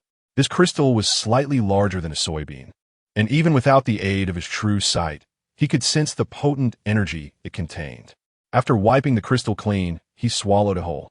Almost instantly, a tremendous surge of power flooded into his body, illuminating the third star in his mind's celestial sphere. The vast energy continued to reinforce Yang Bin's physique, and after a considerable duration, it was fully absorbed. Clenching his fist, he could not suppress the excitement on his face. His strength had undoubtedly surpassed 800 kilograms. The exhilarating sensation of enhanced power was intoxicating. With a deep breath, Yang Bin grasped a barbell and made his way toward Chun Hao and the others. Brother Bin, all done, Chun Hao exclaimed upon seeing him approach. Indeed, Yang Bin nodded, swinging the barbell horizontally and shattering the skulls of several approaching zombies. Third tier, truly impressive, Hu Wenliang remarked in awe. Enough with the admiration. Let us finish them off. Yang Bin urget. The trio spent over an hour exterminating all the zombies and collecting the crystals. Brother Bin, shall we continue hunting third-tier zombies? Chun Hao inquired. Yes. but the others will be much more formidable. Yang Bin pondered for a moment. Let us first check behind the teaching building for any opportunities. With that, the three departed from the laboratory, heading towards the teaching building. However, midway through their journey, they suddenly felt the ground tremble slightly, accompanied by distant, thunderous roars. Startled, Yang Bin quickly activated his true sight to investigate, and his expression shifted dramatically. What is wrong, Brother Bin? The zombies near the cafeteria have gone berserk. Thousands are charging this way. We need to find a place to hide. Right. The trio swiftly took refuge in a nearby multimedia classroom. Who has the audacity to provoke the zombies at the cafeteria? Hu Wenliang asked in astonishment. Rats. Enormous rats, larger than cats. Yang Bin replied with a wry smile. Rats? Aren't they Little Orange's favorite? Shenhao glanced to the side. At that moment, Little Orange licked her lips, seemingly eager at the prospect. Yang Bin delivered a light smack to Little Orange's head. Behave yourself. Hundreds of rats could reduce you to nothing but bones. Don't be naive. Today us rats don't fear cats anymore. Meow. Little Orange let out an indignant cry, but promptly settled down. How did these mice come into conflict with the zombies? Shenhao inquired, perplexed. It seemed as though the mice were attempting to change their location, only to be pursued by the zombies upon their emergence. Yang Bin chucked softly. It appears that mutated beasts and zombies are indeed natural enemies. Under such circumstances, humanity does not seem to be besieged on all fronts, Hu Wenliang remarked. You are overthinking it. The three factions are adversaries to one another, but at present, humanity is the easiest to bully. All right then. The commotion continued for over 10 minutes, ultimately concluding when all the mice burrowed back underground. Yang Bin activated his true sight and gazed towards the cafeteria, his eyes suddenly brightening. A splendid opportunity. What opportunity? Shenhao and his companion hurried over. The zombies near the cafeteria, adjacent to the teaching building, had all pursued the mice, yet the third-tier zombies did not join the chase. So, the third tier is isolated? It cannot be deemed isolated. But there are merely a few dozen zombies over there. Then what are we waiting for? Let's take action. Shenhao exclaimed with excitement. Let us make it swift. We'll eliminate them and flee. I fear the zombies may return. Agreed. The group hastily made their way towards the cafeteria. Meanwhile, 70 to 80 individuals were sheltering in a classroom, stealthily observing the scene. Sister Wei Wei, the zombies have departed, leaving only a few dozen here. Should we take action? Take action. A woman who appeared to be the leader decisively commanded. Immediately, the group of 70 to 80 individuals stealthily exited the classroom, cautiously advancing towards the cluster of zombies. In no time, both parties found themselves face to face. Yang Bin and his companions were somewhat taken aback by the sudden emergence of such a large group. The opposing party was equally astonished to see Yang Bin and his friends. At that moment, the few dozen zombies near the cafeteria, upon sighting the crowd, charged towards them, completely disregarding Yang Bin and his companions. Prepare for battle, shouted the woman resembling a muscular Barbie, and in an instant, the 70 to 80 individuals engaged the horde of zombies. This group comprised both men and women, all of whom were evolved beings, and many had consumed more than one crystal. 2 had even reached the second tier of evolution. 70 to 80 evolved beings easily overwhelmed 40 to 50 zombies, causing the latter to falter. Brother Bin, what should we do? Seeing the situation, Shenhao asked anxiously. We must also engage, disregard everything else, and focus on that third tier. Without hesitation, Yang Bin charged towards the fray. This team was exceptionally strong. They could certainly eliminate the third-tier zombie at a cost. As a fellow classmate, he could not bear to witness their losses. Thus he resolved to assist in taking down the third-tier zombie. At that moment, the third-tier zombie had already clashed with the formidable woman leading the group. To Yang Bin's astonishment, the muscular Barbie was evenly matched against the third-tier zombie. Something feels off. Yang Bin activated his true sight to scrutinize the opposition, and soon a look of realization crossed his face. She is a power-type ability user. No wonder. As zombies began to fall, the others from the opposing group were preparing to assist, and without further hesitation, Yang Bin decisively launched his attack. As the confrontation with the zombie unfolded, a swift blow was delivered from behind, resulting in a resounding crack as the skull shattered, blood splattering in all directions. The unexpected scene left the Amazonian Barbie momentarily stunned. Seizing the opportunity while her attention was diverted, Yongbin quickly extracted the crystal and concealed it in his pocket. "You!" the Amazonian Barbie exclaimed, her face flushed with indignation. "How could you do this? What is the matter? I'm assisting you." Yongbin feigned innocente, his eyes wide with feigned surprise. "Who asked for your help? Hurry and return the crystal. I killed the zombie. It is only just that I take the crystal," he asserted with an air of entitlement. "What is happening, Sister Weiwei?" At that moment, the others had already dispatched the remaining zombies and gathered around them. "He stole my crystal." The Amazonian Barbie pointed an accusing finger at Yongbin. As her words echoed, the others swiftly encircled Yongbin and his companions. Chapter 51. An unexpected turn in the cafeteria. Classmates, isn't it rather inappropriate for you to seize the crystals in such a manner? A handsome young man directed his gaze at Yongbin and his companions. "Seize? I dispatched the zombies and took the crystals. How can this be deemed as seizing?" Yongbin replied indifferently. The young man furrowed his brow, then turned to the formidable Barbie, Jean Gang Ba Bai, asking, was this zombie slain by him? "Indeed," she confirmed. "Since he killed it, it seems reasonable for him to take the crystal. This is a third-tier zombie." Xingang Ba Bi Weetspa. Goodness, that complicates matters. The young man suddenly seemed alert, looking back at Yongbin. "Regardless, without our diversion against the other zombies, you wouldn't have been able to defeat this one. Moreover, Weiwei also contributed significantly to its defeat, so you certainly cannot claim this crystal for yourself." Yongbin shook his head. "To be honest, without you, we would likely have been quicker in dispatching it. Stop boasting. Weiwei, why are you being so polite to them? Just snatch it away." Another young man from the group interjected, visibly displeased. The one known as Tang Weiwei, the formidable Barbie, frowned and turned to Yongbin. "That one crystal is very important to us. How about this? You can have all the others on the ground. I only want that one. What do you think?" "Not all. I adhere to my principles. I will only take what I have personally slain." "You may keep the others for yourselves," Yongbin replied coolly. "Have your people step aside. Do not compel me to take action. Who do you think you are? Just 3 of you dare to be so arrogant. Be quiet." Jianxiong. Tang Weiwei chastised sharply, then turned back to Yongbin. "What would it take for you to relinquish that crystal to me? Forget it. That crystal is not going to be yours. Of course, you can have your people attempt to seize it, but I hope you can bear the consequences." Yongbin's tone turned frigid. Tang Weiwei fixed her gaze on Yongbin for a long moment before sighing and instructing her companions, "Step aside." "Weiwei, step aside." Seeing Tang Weiwei's anger, the others reluctantly parted to create a path. Yongbin smiled and led Chun Hao and the others away. "Weiwei, why let them go? That is a third-tier crystal. If you could reach tier 3, our chances of survival would increase significantly." The handsome young man who had initially spoken frowned. "Do you think I do not desire it?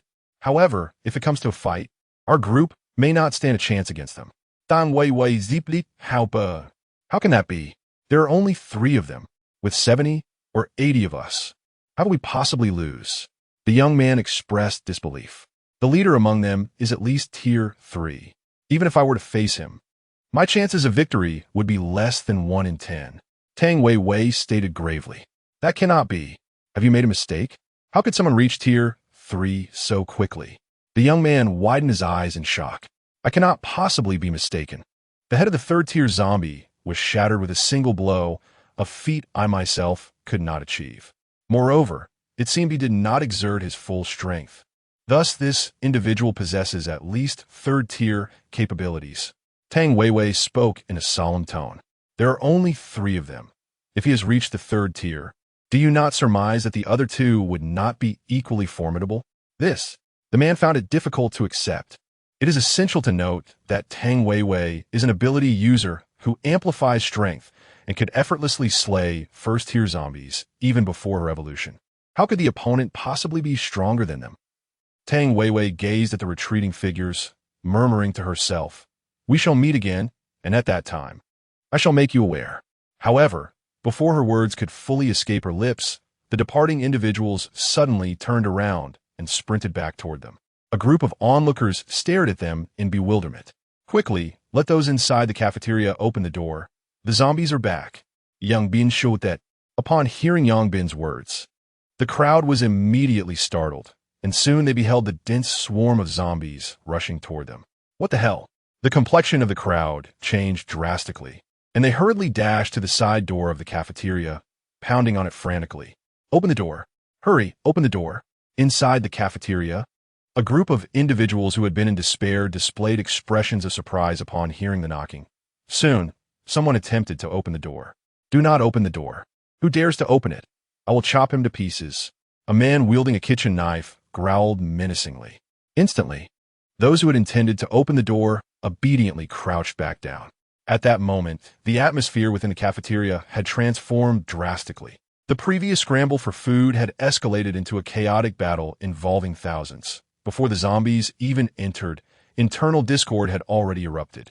This conflict resulted in devastating consequences, with dozens dead and hundreds injured. Ultimately, a faction of students who had always relished brawling united to become the tyrants within the cafeteria. Some already bore weapons, while others procured kitchen knives from the kitchen. After ruthlessly slaying dozens, they thoroughly intimidated the remaining individuals. Subsequently, they commandeered the kitchen and indulged in a lavish feast. Initially, they had no intention of sharing with others, but fearing potential backlash, they allowed the chef to continue serving porridge to the rest. Those who expressed dissent faced severe beatings or even the amputation of limbs. Eventually, the others fell silent, too fearful to voice objections. After all, they had been eating porridge before, and now it was the same. They quickly accepted their new reality. However, as they adjusted, this group grew increasingly brazen, resorting to violence against anyone they found displeasing. Some teachers who had previously scolded them or spoken ill of them were also subjected to brutal assaults. Eventually, they even began to harass certain female classmates.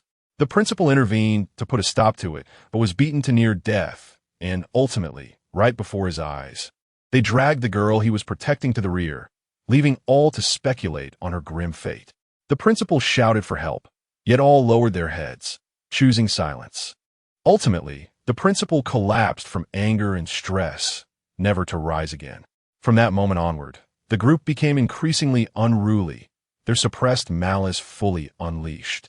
Occasionally, girls were dragged into the kitchen, yet no one dared to intervene on their behalf. Those who attempted to step forward either met a brutal fate or were left severely injured. Ultimately, no one had the courage to act, and all chose to prioritize their own safety. Initially, it seemed that the only way to escape this dire predicament was to await rescue. Yet unexpectedly, someone knocked on the door today. The sound of a knock suggested that perhaps the zombies outside had departed, igniting a flicker of hope in countless hearts. However, upon witnessing the ferocious gazes of that group, those inside ultimately lacked the courage to open the door. Chapter 52. He became anxious outside. Yang Bin and his companions had returned to the cafeteria, but the door remained shut. Is it not open yet? Yang Bin inquired, a hint of impatience in his tone. No, those inside are unresponsive, Tang Weiwei replied, shaking her head. With your strength, don't you know how to kick the door down? Yang Bin retorted, so hat exasperated. I fear it might break, and then we'd be unable to fend off the zombies. Tang Weiwei zet ponde aqua di li. Damn, if you don't kick it soon, the zombies will be circling around you. Yang Bin scoffed, then delivered a powerful kick to the door. Thud! To his astonishment, the door did not budge despite the force of his kick, which weighed over 800 kilograms. He then activated his true vision to peer inside, only to discover that the door was barricaded with tables, chairs, and various heavy objects. Goodness, must it be this extreme? Yang Bin muttered. Yet he understood, without these barriers, the zombies might have already breached the premises. After a moment's contemplation, Yang Bin shouted, "Open the door. We are here to rescue you. The zombies have retreated. Everyone can come out now." Tang Weiwei and the others stared at him, wide-eyed, incredulous at his audacity. However, to their astonishment, as soon as Yang Bin finished speaking, the sounds of furniture being moved echoed from within. The word rescue was sufficient to overshadow their fear. They had endured this ordeal solely in anticipation of salvation. The occupants inside, startled by the announcement of rescuers, attempted to intervene, yet most had already begun to act, rendering their efforts futile. Yang Bin observed their movements while glancing at the encroaching horde of zombies, his heart racing with urgency. The zombies were drawing nearer, and a portion of the furniture still blocked the entrance. Unable to wait any longer, Yang Bin delivered another forceful kick to the door. Thud! Instantly, the door flew open, sending the barricading furniture tumbling to the ground. Everyone rushed into the cafeteria, quickly shutting the door behind them. "Hurry, move the furniture back," shouted several individuals bracing against the door. However, the people inside looked utterly bewildered at the sudden influx. "Didn't you say the zombies had left?" one of them exclaimed. "You took too long to open the door. The zombies are back." Yang Bin replied calmly. "Can we still get out?" came the tentative question. "For now, we cannot." Fortunately, Tang Weiwei's group was numerous, and they quickly moved the furniture back to barricade the door. Phew! A collective sigh of relief escaped everyone's lips. Facing 4,000 to 5,000 zombies was no trivial matter. Subsequently, they surveyed the cafeteria's grim state, their expressions turning somber. The air was thick with the stench of blood, and in one corner lay a heap of corpses. This was far from what they had envisioned. Moreover, the individuals present appeared dazed, many bearing visible injuries. What on earth transpired here? Tang Weiwei queried, her brow furrowed. Yet, no one responded. All heads hung low in silence. Tang Weiwei approached a girl who was quietly weeping and inquired, "What happened?" The girl seemed poised to respond, yet suddenly glanced in a particular direction, immediately lowering her head in fear. Following the girl's gaze, Tang Weiwei observed a group of individuals standing nearby, their expressions icy as they scrutinized everyone present. Upon noticing Tang Weiwei's gaze, their faces quickly transformed into forced smiles. "Is this your doing?" Tang Weiwei pointed at a pile of corpses in the corner. "Impossible. Just 2 days ago, a fierce battle erupted here over food, and these individuals were merely collateral damage," the leading man replied with a forced grin. The newly arrived group held bloodied weapons, which instilled a sense of caution in him. "Is that so?" Tang Weiwei turned to a person beside her. "Ah, yes. It is." The person nodded vigorously. Tang Weiwei furrowed her brow, sensing that the situation was far from straightforward. "We have over 1,000 people in the cafeteria. Conflicts over food are inevitable, and this is beyond our control," a man beside her remarked. Tang Weiwei nodded slowly, still frowning. On the other side, Shenhao glanced at Yang Bin and said, "What do you think? I feel there's something off about this. There's definitely something amiss." Yang Bin replied coldly. He then turned to Tang Weiwei. "Fat woman, do you want to check behind the kitchen?" At Yang Bin's words, the group of individuals immediately turned pale, glaring at him with hostility. "Where am I fat?" "I am merely robust." Tang Weiwei shot back angrily. All right, robust woman. I have a name. I am Tang Weiwei." She retorted furiously. Fine, Tang Weiwei. Do you wish to take a look in the back kitchen? What is back there? You'll find out once you go in." "Very well." Tang Weiwei nodded and proceeded towards the kitchen with her companions. However, the previously smiling group suddenly blocked their path. "Stay outside. There will be food for you. As for everything else, do not meddle," the leader of the group coldly declared. His smile vanished. "And what if I insist on intervening?" "Tang Weiwei ziplit defianti. Then it would be detrimental for everyone involved. Just based on you." "Tang Weiwei snot." Then kicked out, sending the man flying. "Dare to lay hands on me." The man's companions instantly brandished their weapons, glaring fiercely at Tang Weiwei. Those behind Tang Weiwei likewise drew their weapons, pointing them at the opposing group. Tension filled the air as both sides stood poised for confrontation. Though the opposing group outnumbered Tang Weiwei's, their aura was vastly inferior. Tang Weiwei's team consisted entirely of first-tier individuals, most of whom were at their peak, with 2 at the second tier, whereas the opposition was merely a band of fierce yet ordinary individuals, clearly not of the same caliber. "Step aside. Tang Weiwei goman gon li." Though the group in front felt a twinge of fear, they did not yield. "Attack!" Tang Weiwei ordered decisively. The individuals behind surged forward in an instant, engaging in a fierce confrontation. However, what was termed a battle was decidedly lopsided. This group found themselves utterly overwhelmed before Tang Weiwei and her team. unable to mount any form of resistance. Within a mere 2 minutes, they were all left sprawled on the ground. Tang Weiwei stepped over them and made her way into the kitchen. Suddenly, Chunhao remarked upon the impressive presence of their sizable team. Indeed, Yangbin nodded in agreement. We must devise a strategy to augment our ranks, but we must proceed with caution. Quality over quantity. My sole requirement is that they possess special abilities. Is that truly a simple request? Chunhao replied. After all, we are aiming for an elite path. Well, with you around, I have no doubt we shall find those with extraordinary talents. Yangbin conceded. It is a pity that this stout woman already has a team. Otherwise, she would have been quite an asset. Who is stout? That is merely a sign of health, Hu Wenliang interjected. Is this your type? Yangbin inquired with a teasing smile. And no, of course not. Hu Wenliang stammered, flustered. If you like her, then boldly admit it. Don't be shy. But to be fair, she is indeed quite attractive, albeit a bit robust. However, her physique complements your rather lean frame rather well. Wangzi, fear not. I shall teach you a few techniques for wooing women. I guarantee you will win her over, Chunhao encouraged, giving Hu Wenliang a reassuring pat on the shoulder. Please, what you call techniques are merely the ways of a sycophant. In the end, one is left with nothing. I refuse to learn such ways. Should you dare to speak of this matter again, do you believe I would not fight back? Ah, he is truly agitated now. Chapter 53. The madwoman. After a considerable time, Tang Weiwei emerged from the kitchen, her expression dark and foreboding. You damned fools, she seethed, her body trembling with rage as she glared at the group. Her companions shared her pallor, their faces ashen with fury. At the end of the world, we are all destined to perish. Why restrain ourselves? I dare say many men here harbor such thoughts, yet they lack the courage to act. The leader of the opposing group raved. Today, we concede our defeat, but can you truly escape? The food in the cafeteria is nearly depleted, and outside lurks a horde of zombies. We are all bound to starve, waiting for salvation. How likely is that? Even if help were to arrive, you wouldn't survive until that day. That is not your concern any longer, MOU. Kill them. Dang Wiwi Goman Gon Li. As her words echoed, a striking young man beside her advanced, wielding a fire axe that cleaved through the air, sending a large head soaring. The horrified screams of many filled the cafeteria.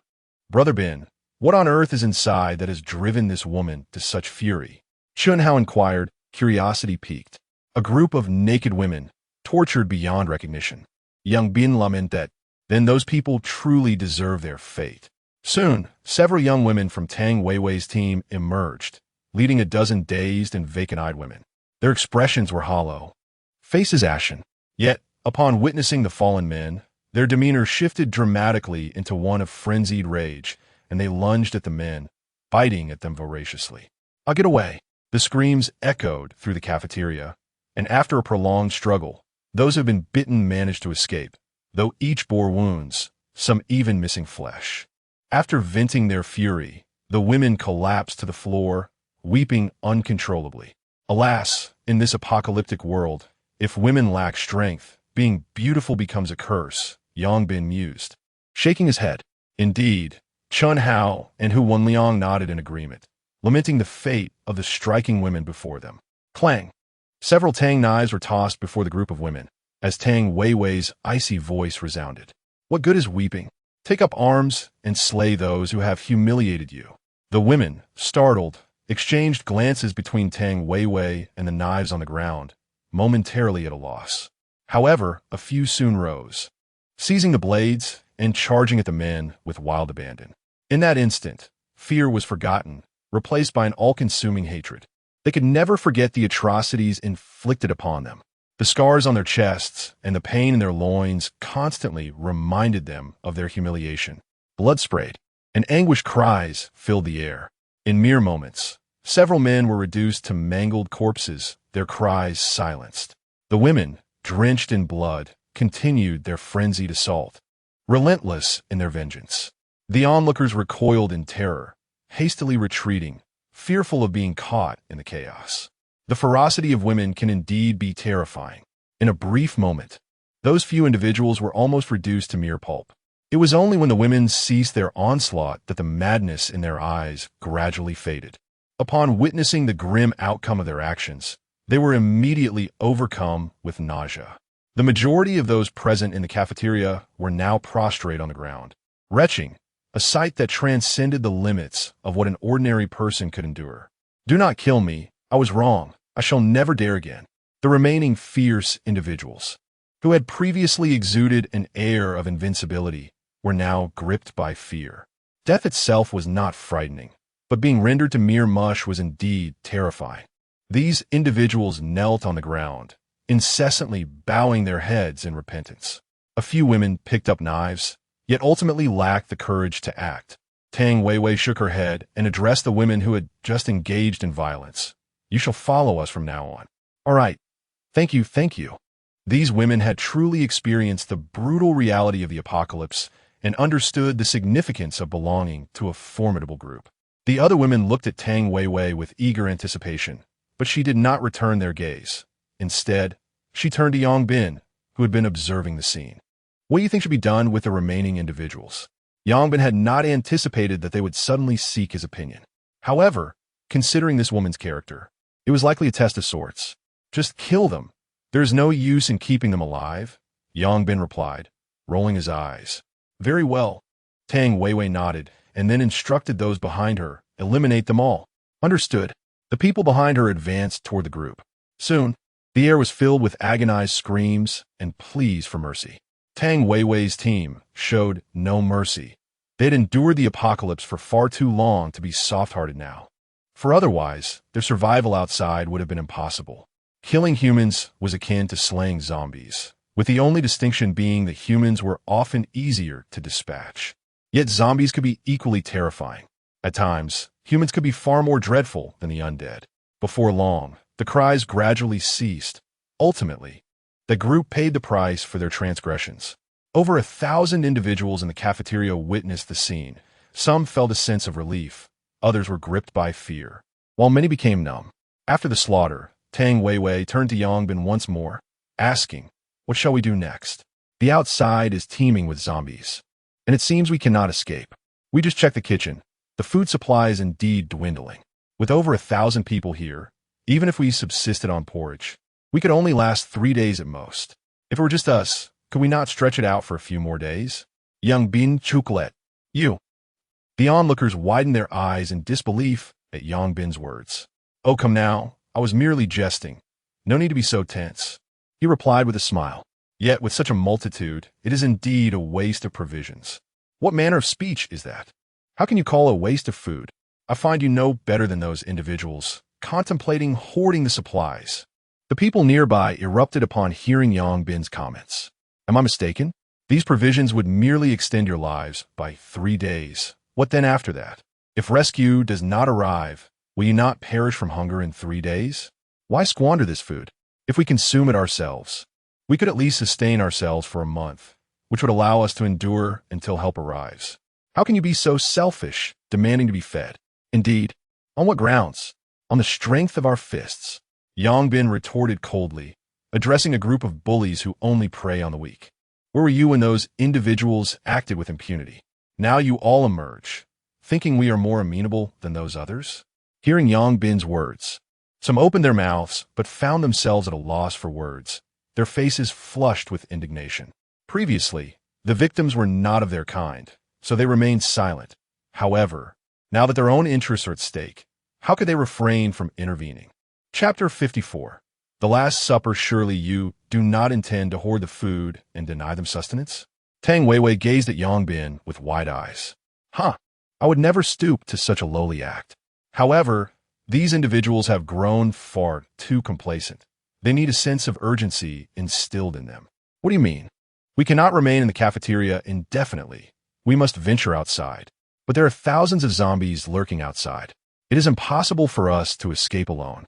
We must coordinate our efforts as one collective." Yet they are aware that food remains. Until they face utter starvation, these individuals will never dare to fight for their lives.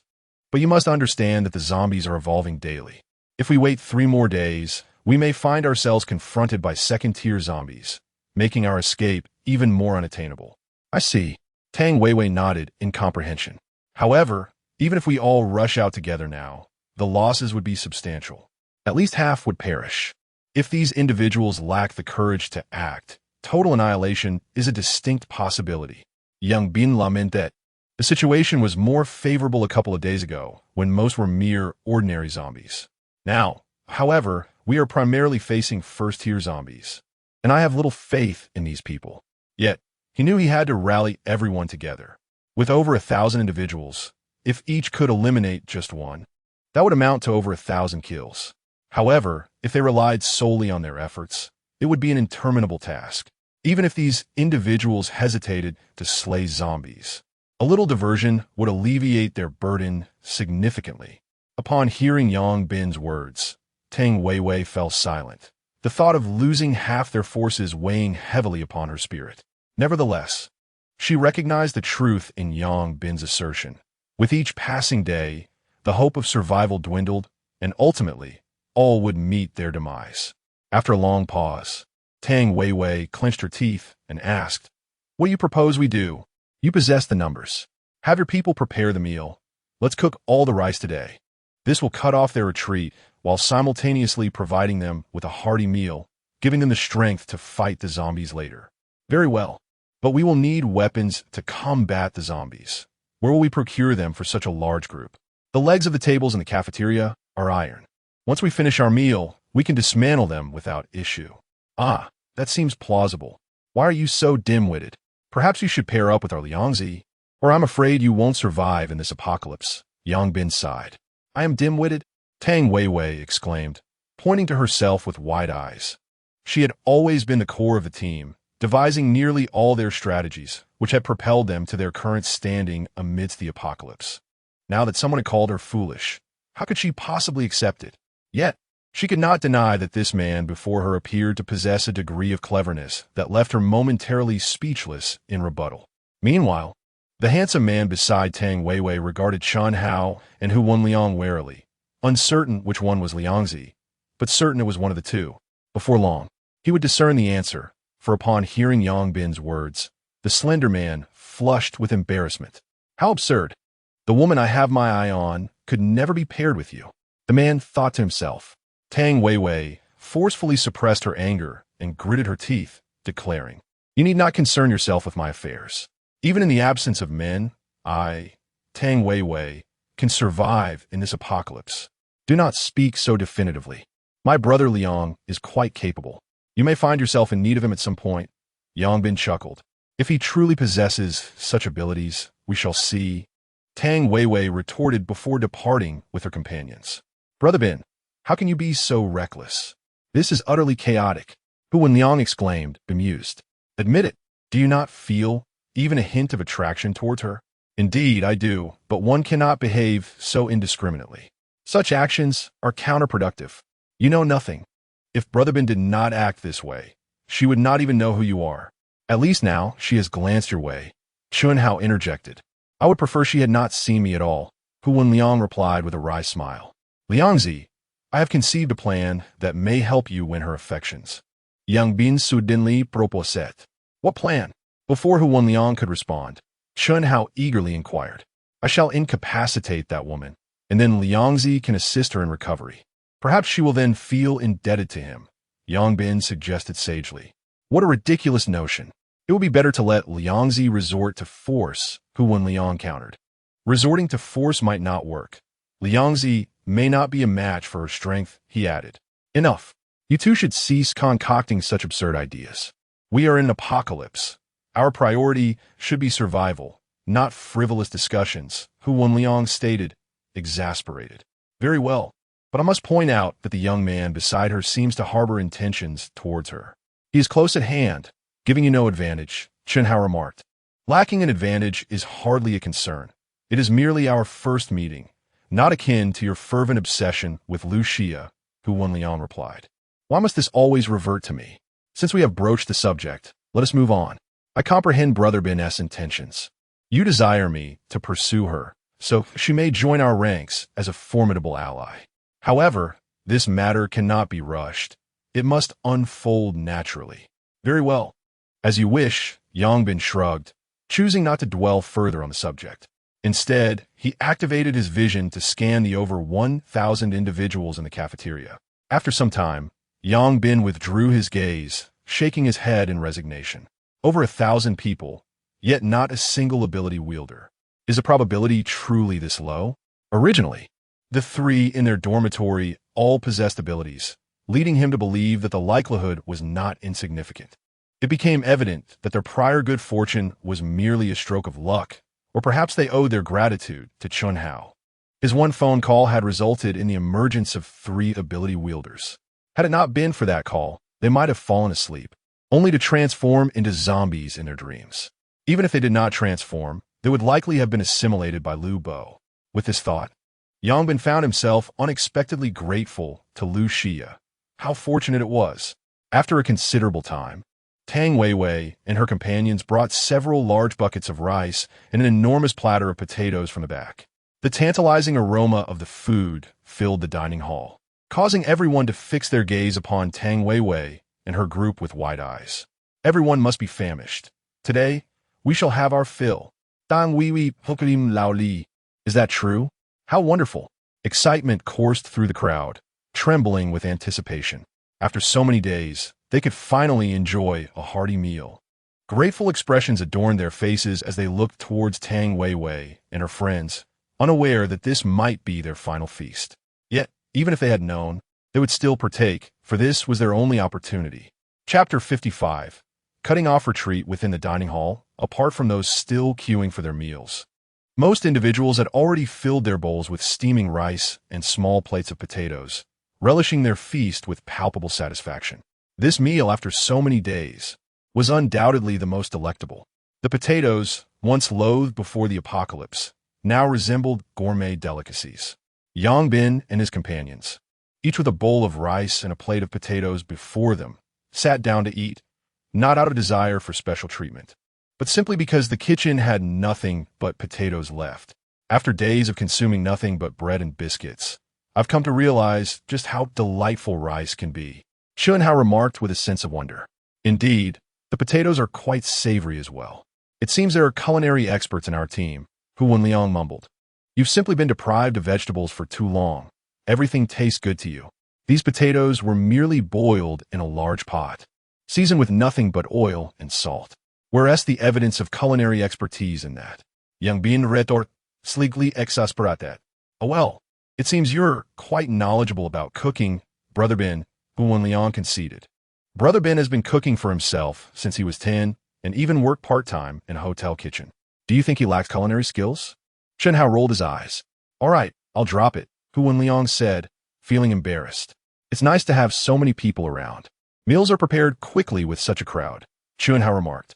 Indeed, Tang Weiwei has a knack for managing her team. Her members exhibit remarkable execution. Yang Bin stated earnestly. I believe that too, but I'm confident you surpass her in capability, Brother Bin, Chun Hao declared, unwavering in his faith in Yang Bin's abilities.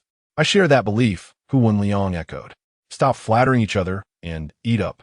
Once you finish, Haozi, consume this crystal. We will likely need to forge ahead. And despite the numbers, the pressure at the front will be significant, so you must elevate to the 3rd tier as swiftly as possible.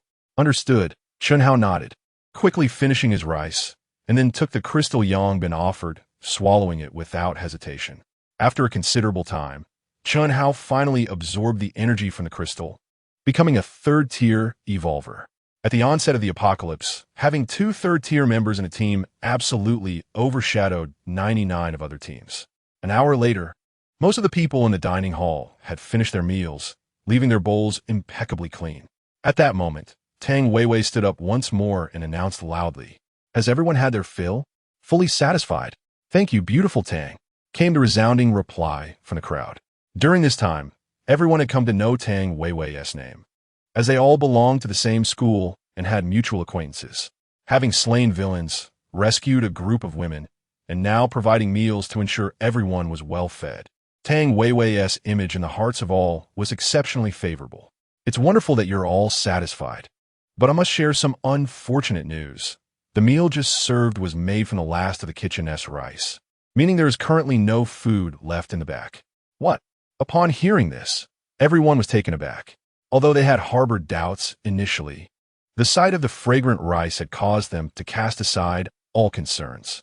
Upon hearing Tang Weiwei's words, it felt as though they had been struck by lightning. If anyone doubts it, feel free to venture into the kitchen. Tang Weiwei zaitet. As her words resonated, a considerable number of people rushed into the kitchen. After a significant while, those individuals emerged, each wearing a grim expression.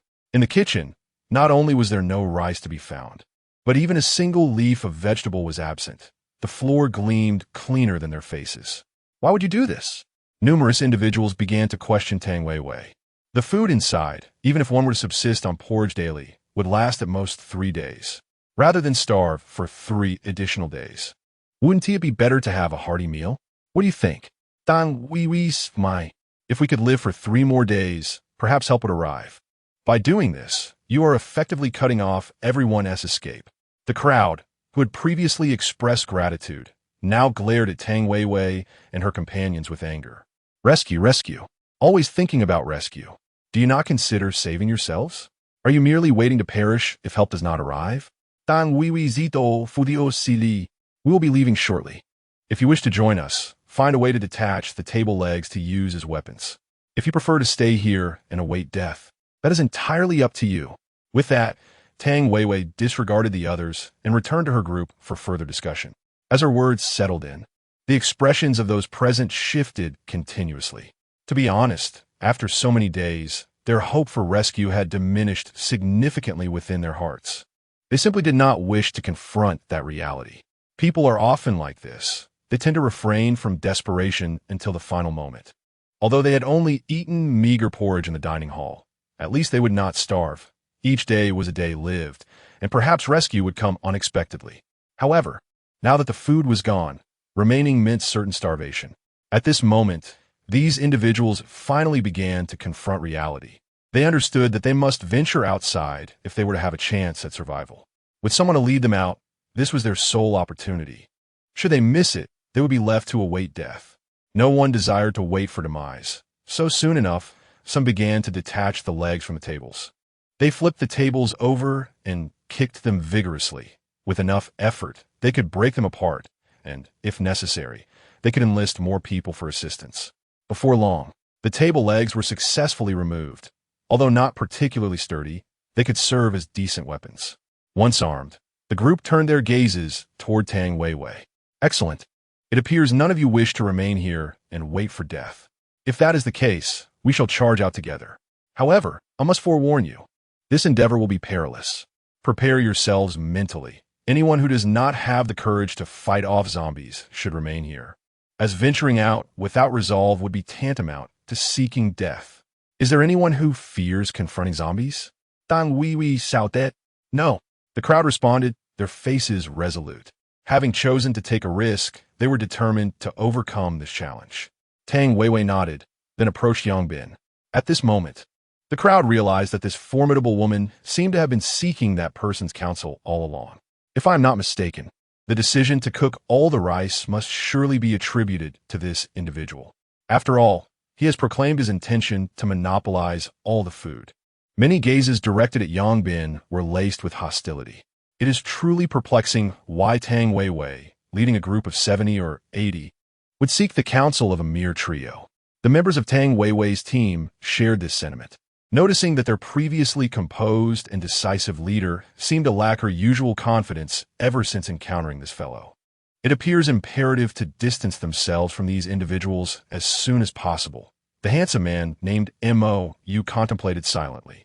Chapter 56. Breaking out of the cafeteria regardless of the opinions of others, Tang Weiwei now stood before Yongbin. When shall we commence? Yongbin activated his true sight.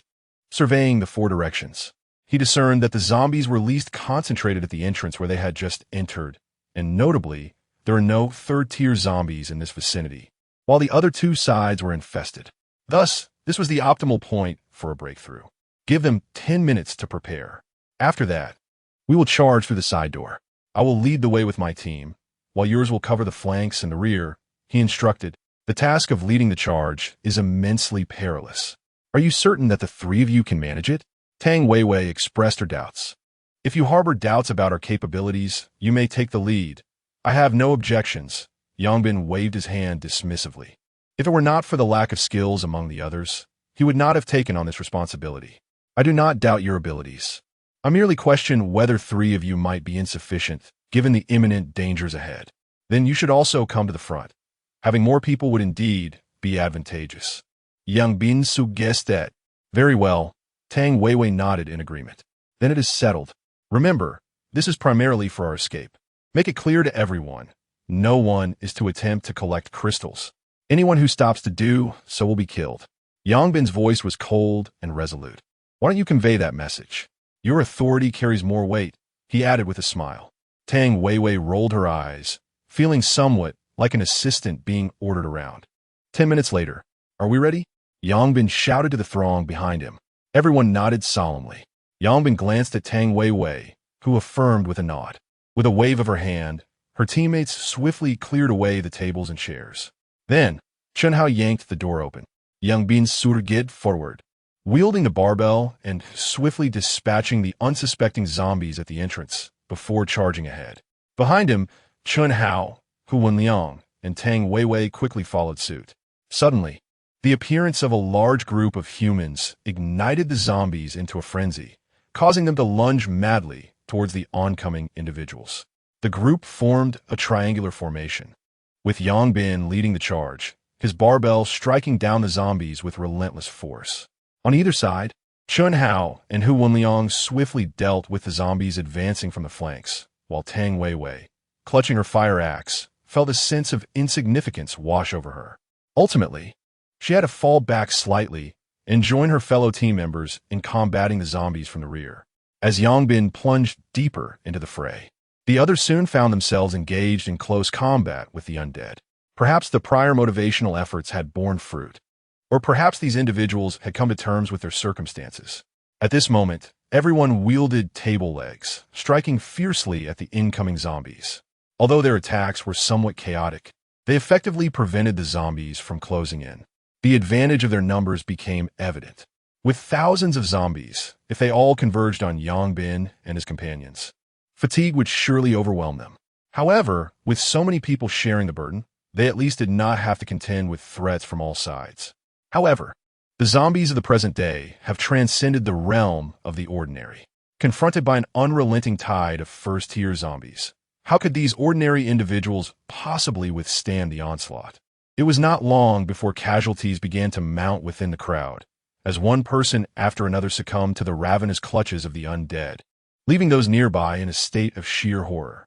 Yet, as the bloodshed escalated, a peculiar transformation occurred. Fear morphed into a frenzied resolve.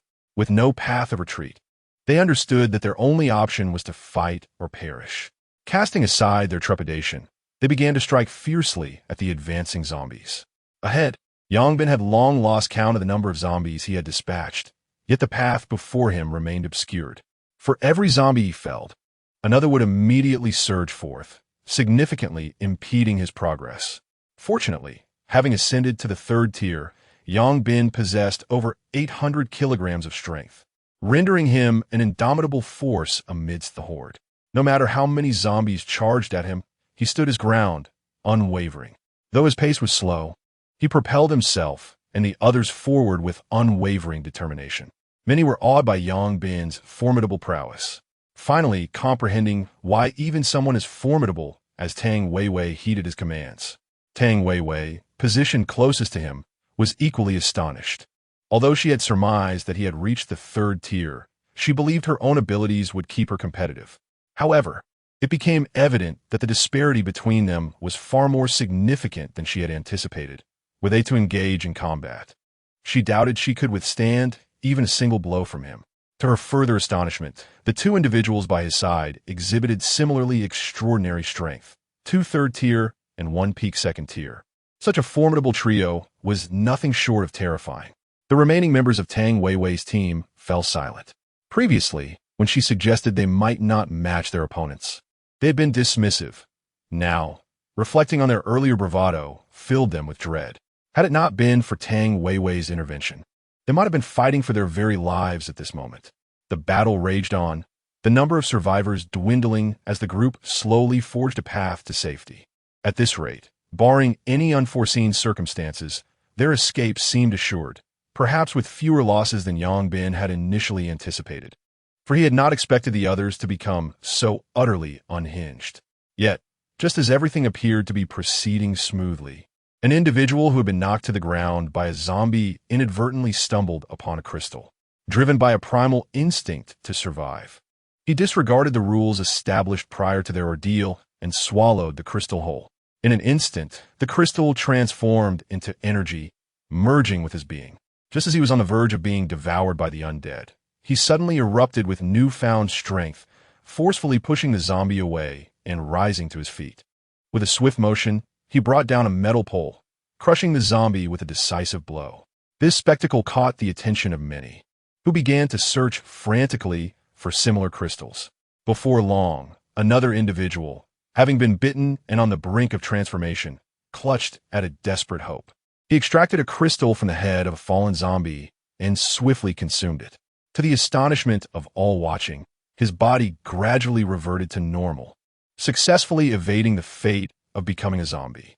The first-tier evolvers are capable of resisting the energy erosion inflicted by first-tier zombies, a claim previously discussed online, which has now proven to be true. This revelation caused the crowd to become utterly unsettled. The ground was littered with the carcasses of zombies, and the prospect of obtaining even a single crystal not only promised a significant enhancement in strength, but also alleviated the fear of injury leading to zombification.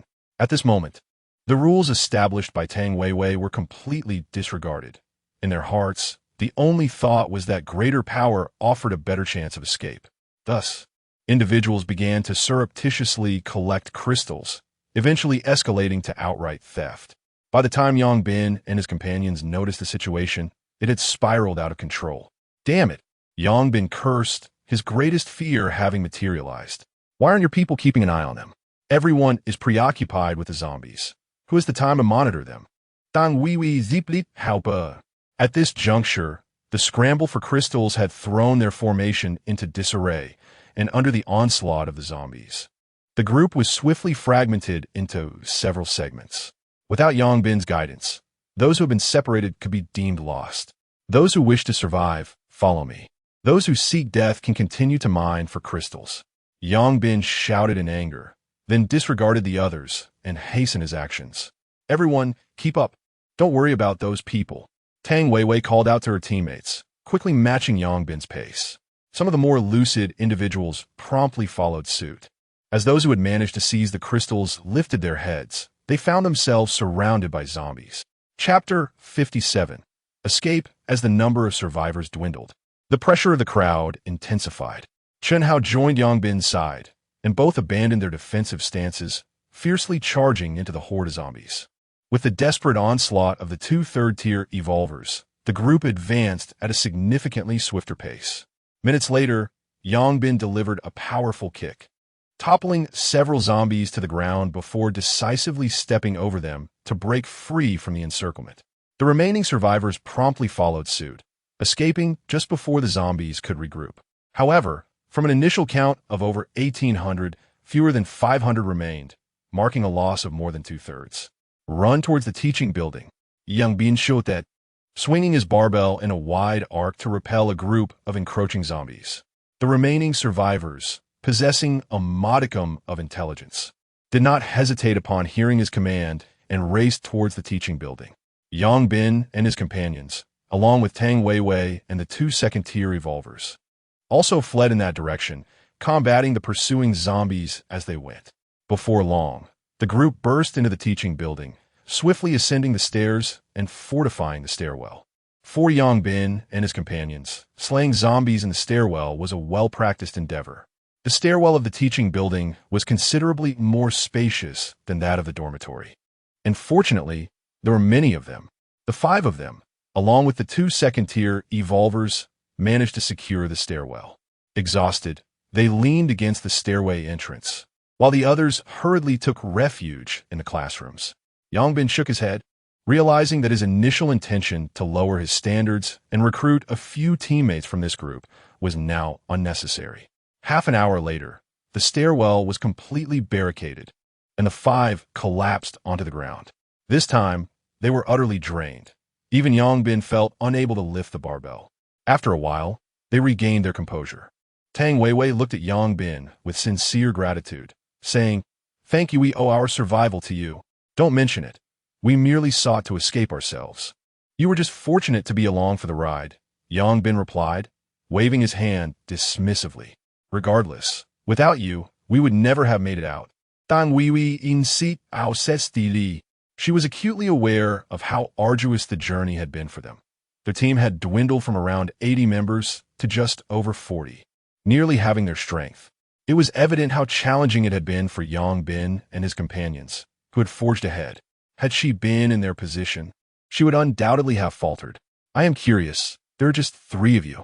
How did you manage to elevate your strength to this level in such a short time?" "I did not observe any special abilities," Tang Weiwei inquired, puzzled. "That is not something I can conveniently disclose." "You are not Liangzi's wife," Yang Bin replied.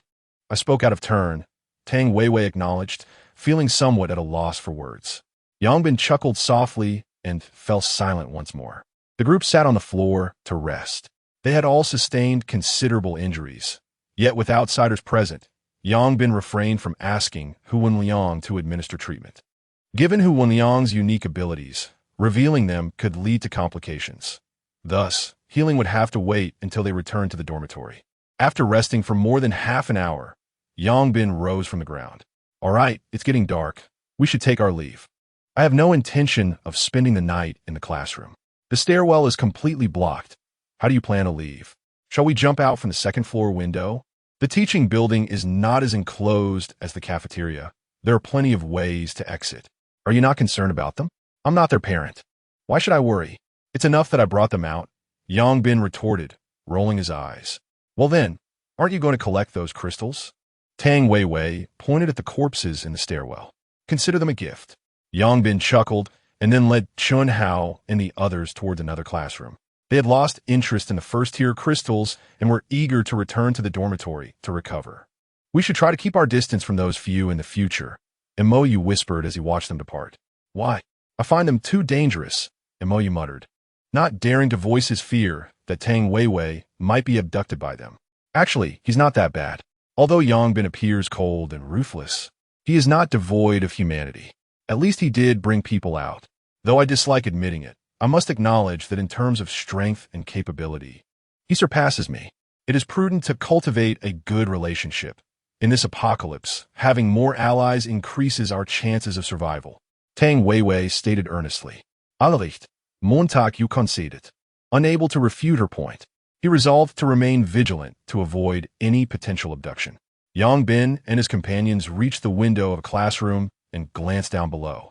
The teaching building was slightly taller than the dormitory, with a drop of approximately 3.5 meters from the second floor.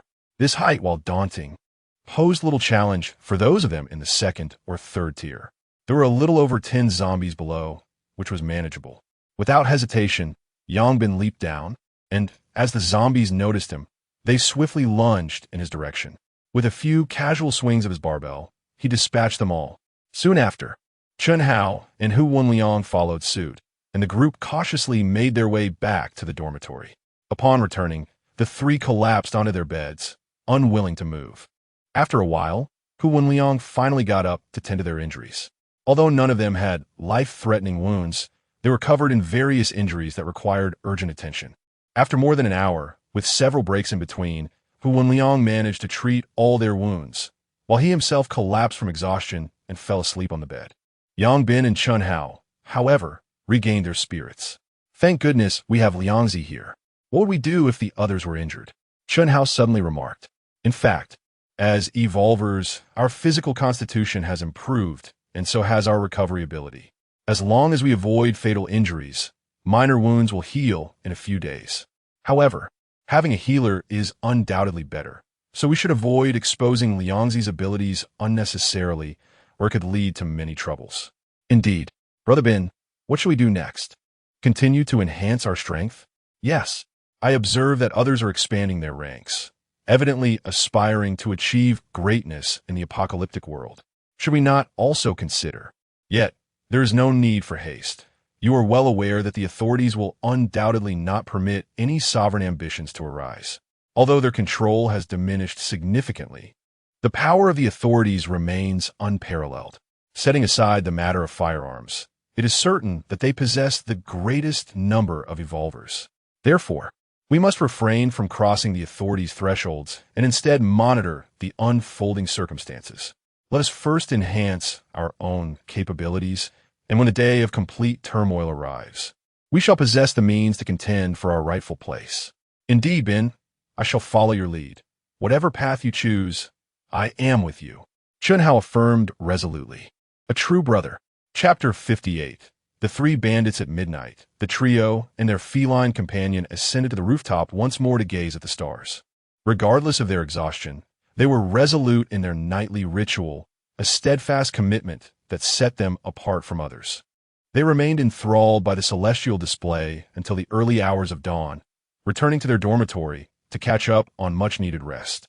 In the subsequent days, the group ventured out during daylight to confront the zombies, returning each night to their haven to sleep and stargaze. Following the incident at the cafeteria, Yangbin became increasingly cautious, meticulously ensuring the area was safe before taking any action. Fortunately, the prevalence of third-tier zombies had risen significantly. Although each one was often accompanied by a host of lesser zombies, the sheer number made it easier to identify potential targets. Over the course of 3 days, Yang Bin and his companions successfully dispatched 8 third-tier zombies. After Hu Wenliang also ascended to the 3rd tier, Yang Bin consumed the remaining 3rd-tier crystals, elevating his strength to the pinnacle of the 3rd tier. To reach this peak, one needed to consume 7 third-tier crystals, and the requirements for each tier increased progressively, making advancement increasingly arduous. Upon attaining the zenith of the 3rd tier, Yang Bin's strength surpassed 1,000 kilograms, reaching an impressive figure of over 1,100 kilograms, transcending the limits of human capability. Yang Bin surmised that the typical strength for a 3rd-tier individual ranged between 700 to 900 kilograms. His exceptional power was attributable to his rigorous training regimen, which augmented his strength by over 30 kilograms daily. After 7 or 8 days of diligent practice, he had gained an additional 200 kilograms, a significant advantage that allowed him to dominate others of the same tier. Chunhao and Hu Wenliang had also enhanced their strength by over 80 kilograms. While this may seem modest, it was the cumulative effect of consistent effort over time that would yield substantial benefits. The number of survivors within the school had dwindled to less than 1,000, a stark contrast to the original population of over 30,000. This figure included 500 individuals who had managed to escape from the cafeteria, thanks to Tang Weiwei's assistance.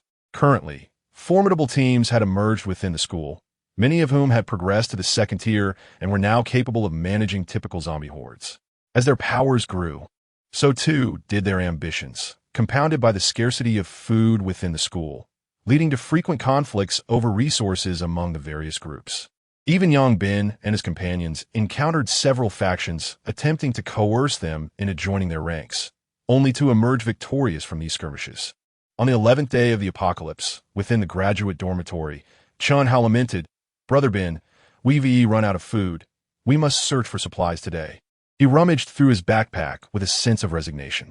"It seems the entire school is running low on provisions," Hu Wenliang remarked with a furrowed brow. "Most larger supermarkets have been claimed by those powerful teams. It will be difficult to find anything. It appears we may have to leave the school soon," Yang Bin sighed. Truth be told, he felt a twinge of reluctance to depart. Despite the inherent dangers, the school's enclosed environment offered a sanctuary from the zombies outside, making it far preferable to the perils that awaited beyond its walls. Furthermore, their familiarity with the school meant that venturing outside would significantly heighten the challenges of survival. However, there was little choice. The school's food supplies were limited, and remaining there indefinitely was not a viable option. "Let us go find a large supermarket and scavenge for provisions to address today's hunger, and we shall depart from the school tomorrow," one suggested. With that, the trio donned their backpacks and exited the dormitory, making their way toward one of the larger supermarkets. Upon arriving at the entrance, they were met with the sight of the doors firmly shut. Yongbin activated his true sight and peered inside, discovering a gathering of 40 to 50 individuals within. However, his primary concern was whether there was any food available inside. After surveying the exterior shelves, he noted that they were nearly stripped bare. But the storage room inside still held a fair amount of supplies. This was reassuring. With a smile, Yongbin approached the door and knocked. "Who is there?" A voice exclaimed from within. "Fellow students, please open the door. We just need to retrieve some food," Yongbin replied politely. "There is no food here. You should try somewhere else," came the response. "Whether there is food or not, we'll find out once we enter. Please open the door. It's not very sturdy, and it would be unfortunate if it were damaged," he reasoned. "There is nothing to be had. Get lost. If you break the door, I swear I'll kill you," shouted a man angrily. Just as his words faded, a loud crash resonated as a large hole was torn into the roll-up door, and a foot appeared through the breach. In an instant, 2 hands ripped the door open, and 3 figures stepped inside. "Whoa! Who dares to damage our door? Are you looking for trouble?" The leader, a man with brown hair, bellowed, his rage palpable. At that moment, one of his companions tugged at his sleeve, fear evident in his voice. "Li Yi, it's those 3. I don't care who they are," the man retorted, but upon seeing the trio's faces, his bravado evaporated. Captain Young, I didn't realize it was you. My apologies," he quickly stammered. "You know me? Young Bin Asked Buzlet. Who doesn't know you at this school?" The man replied with a bitter smile. "What is happening? Am I really that well known? You might not be aware, but our group has compiled a list of the most formidable teams within the school, and you 3 are at the top," he whispered. "There is such a ranking?" "I was unaware," Yongbin responded, intrigued. "You've always operated independently, seldom interacting with other teams. It's understandable that you wouldn't know, and this information is vital for US, though perhaps not for you. All right, I'm not particularly concerned with such matters. Is there any food available?" After a moment of hesitation, the man finally admitted, "There are some supplies left." He then called to his companions, "Go to the storage room and bring out the food. Move quickly." "Oh, fine." Reluctantly, the others trudged toward the back. Food was essential for survival, and their own supplies were dwindling. No one wished to part with their remaining provisions. Yet, encountering these 3 ruffians left them with little choice but to comply. Before long, several individuals emerged with 2 boxes, one filled with biscuits and the other with bread. "Do you think this is sufficient?" one man inquired cautiously. Yongbin tossed the 3 backpacks over to them. "Please help us load these up, and also bring a few bottles of mineral water." "Certainly," the man replied, not daring to refuse. In a short while, all 3 backpacks were filled, and the man handed the backpacks along with several bottles of mineral water to Yongbin. Hesitating for a moment before saying, "Captain Yang, given your capabilities, why not recruit a few more teammates? Currently, each team is at odds with one another. I believe with your strength, you could easily consolidate the school's forces."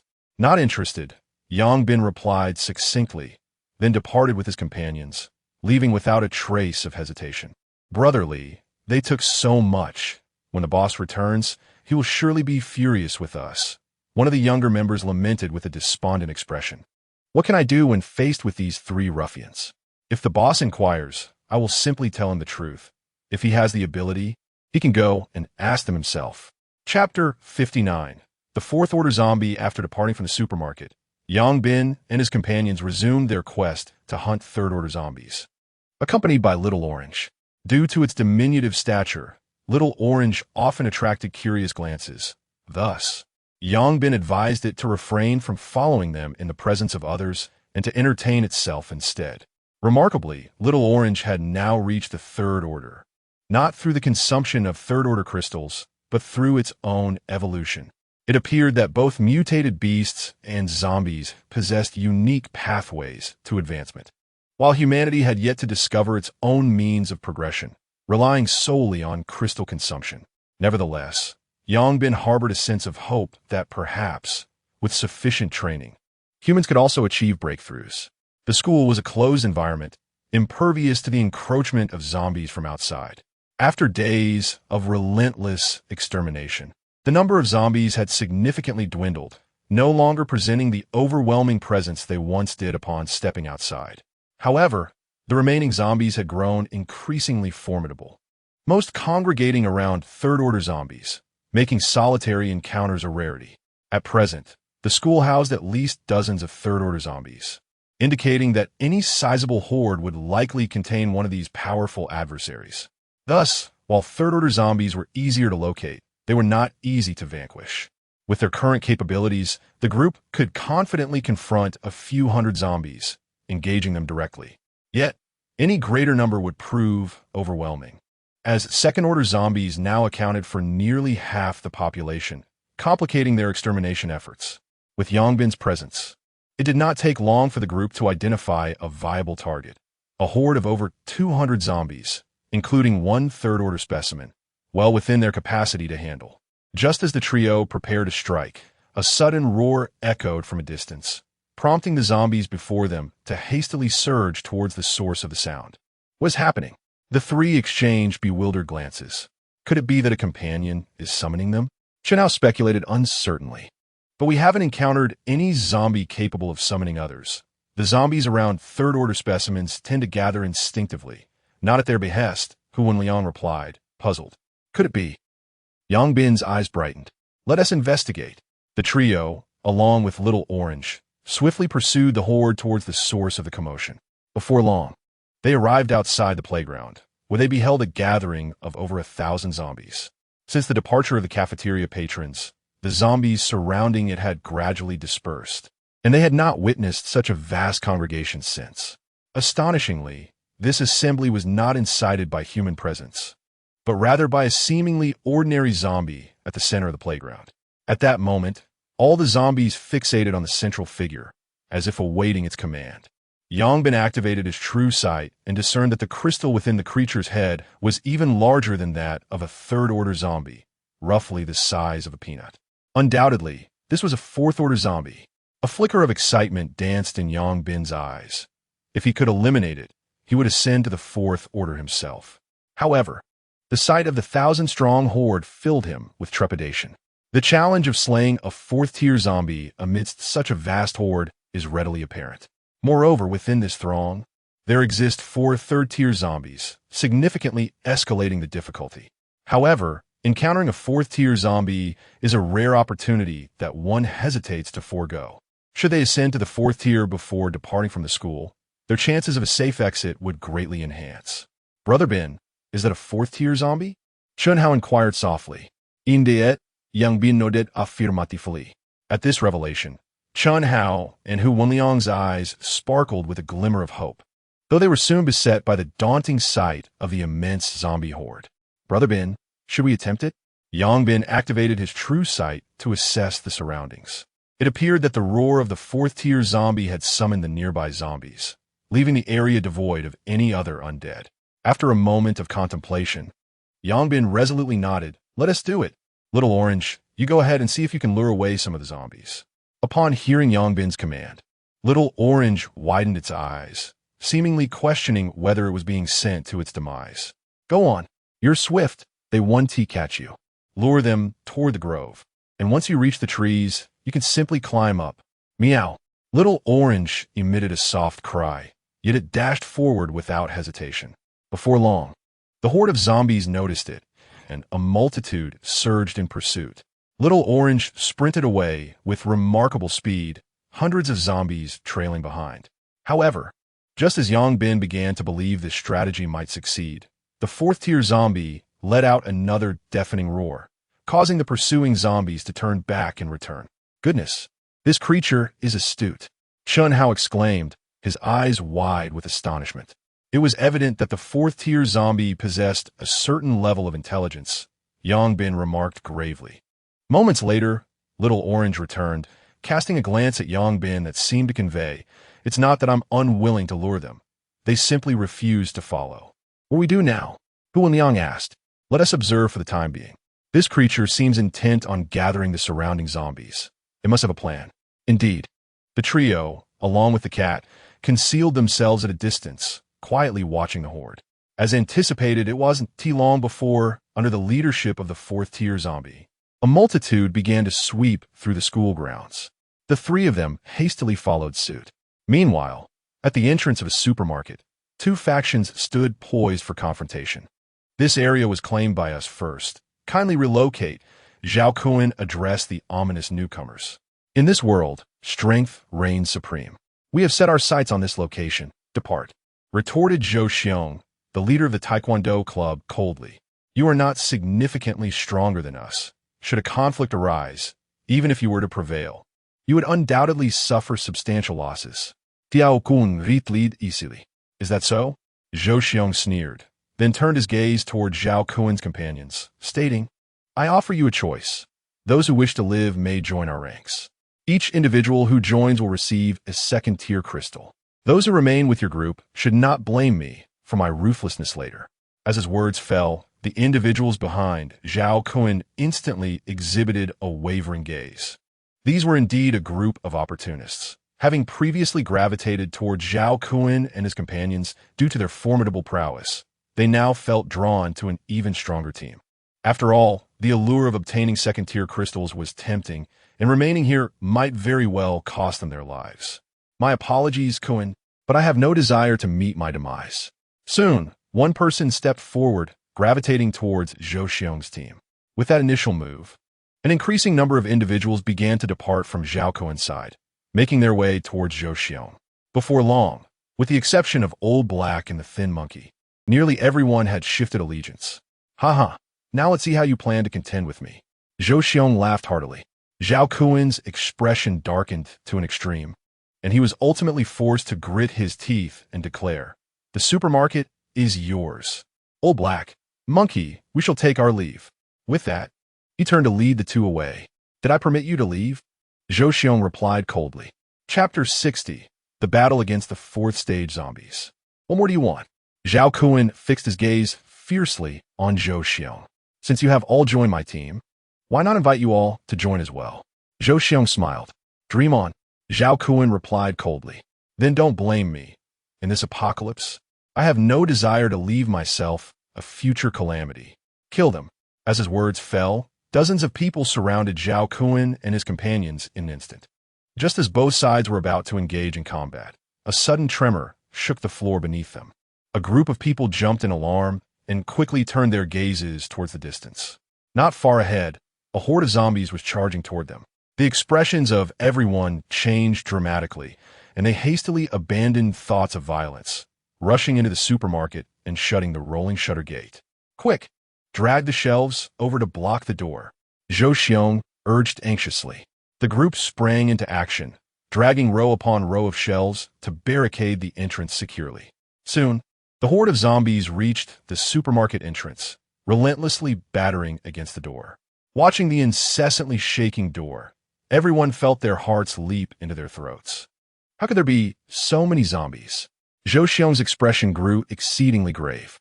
Who knows? There must be over 1,000 of them. It's utterly terrifying. Outside, after a prolonged assault, the zombies were unable to break through. At that moment, a fourth-stage zombie let out a roar, and 4 third-stage zombies rushed over, slamming into the door with tremendous force. Bang! The door emitted a deafening sound, dust raining down from above as several shells collapsed in the back, causing everyone's faces to turn pale. Hurry, brace yourselves, Zhou Xiong shouted, and the group pressed against the shelves behind the door with all their strength. Bang bang! The 4 third-stage zombies continued to pound against the rolling door, distorting it with their relentless attacks. However, with dozens of second-stage evolved individuals bracing against the door, these zombies were unable to break through. Just then, the 4th-stage zombie approached, crouched down, and grasped the bottom of the rolling door, lifting it upward. What the hell? Not far away, Yang Bin and his companions widened their eyes in disbelief. This zombie actually knows how to operate the rolling door? Until now, zombies had only known to slam against doors, incapable even of opening them outward. The sight of a 4th-stage zombie manipulating the rolling door left the 3 of them in a state of shock. How can anyone survive this? Those hiding inside the supermarket clearly did not anticipate this turn of events. Upon seeing the suddenly rising rolling door, their jaws dropped in astonishment. It's over. Despair washed over everyone's faces. As the rolling door ascended, the horde of zombies surged inside, toppling the shelves at the entrance. Grab your weapons and kill them, Zhou Xiong shouted, and with a fierce swing of his axe, he cleaved the skull of the foremost zombie. The others quickly regained their composure, seizing their weapons to slay the incoming zombies. With over 100 individuals in total, all seasoned in slaying zombies, they felt a sense of desperation but were determined to fight back. As the rolling shutter door swung wide open, an ever-increasing horde of zombies surged forth, swiftly breaching their defenses. A fierce battle erupted within the confines of the supermarket, yet the limited space prevented an overwhelming influx of zombies, allowing those inside to hold their ground for the moment. Nearby, Yongbin's eyes lit up at the sight. "Let's attack them from behind," he exclaimed, brandishing a barbell and charging forward, with two companions swiftly following suit. The trio quickly maneuvered behind the zombies, wielding their barbell with fervor, swiftly dispatching the encroaching undead. Xiao Juzi also darted through the throng of zombies, snapping their necks with remarkable agility.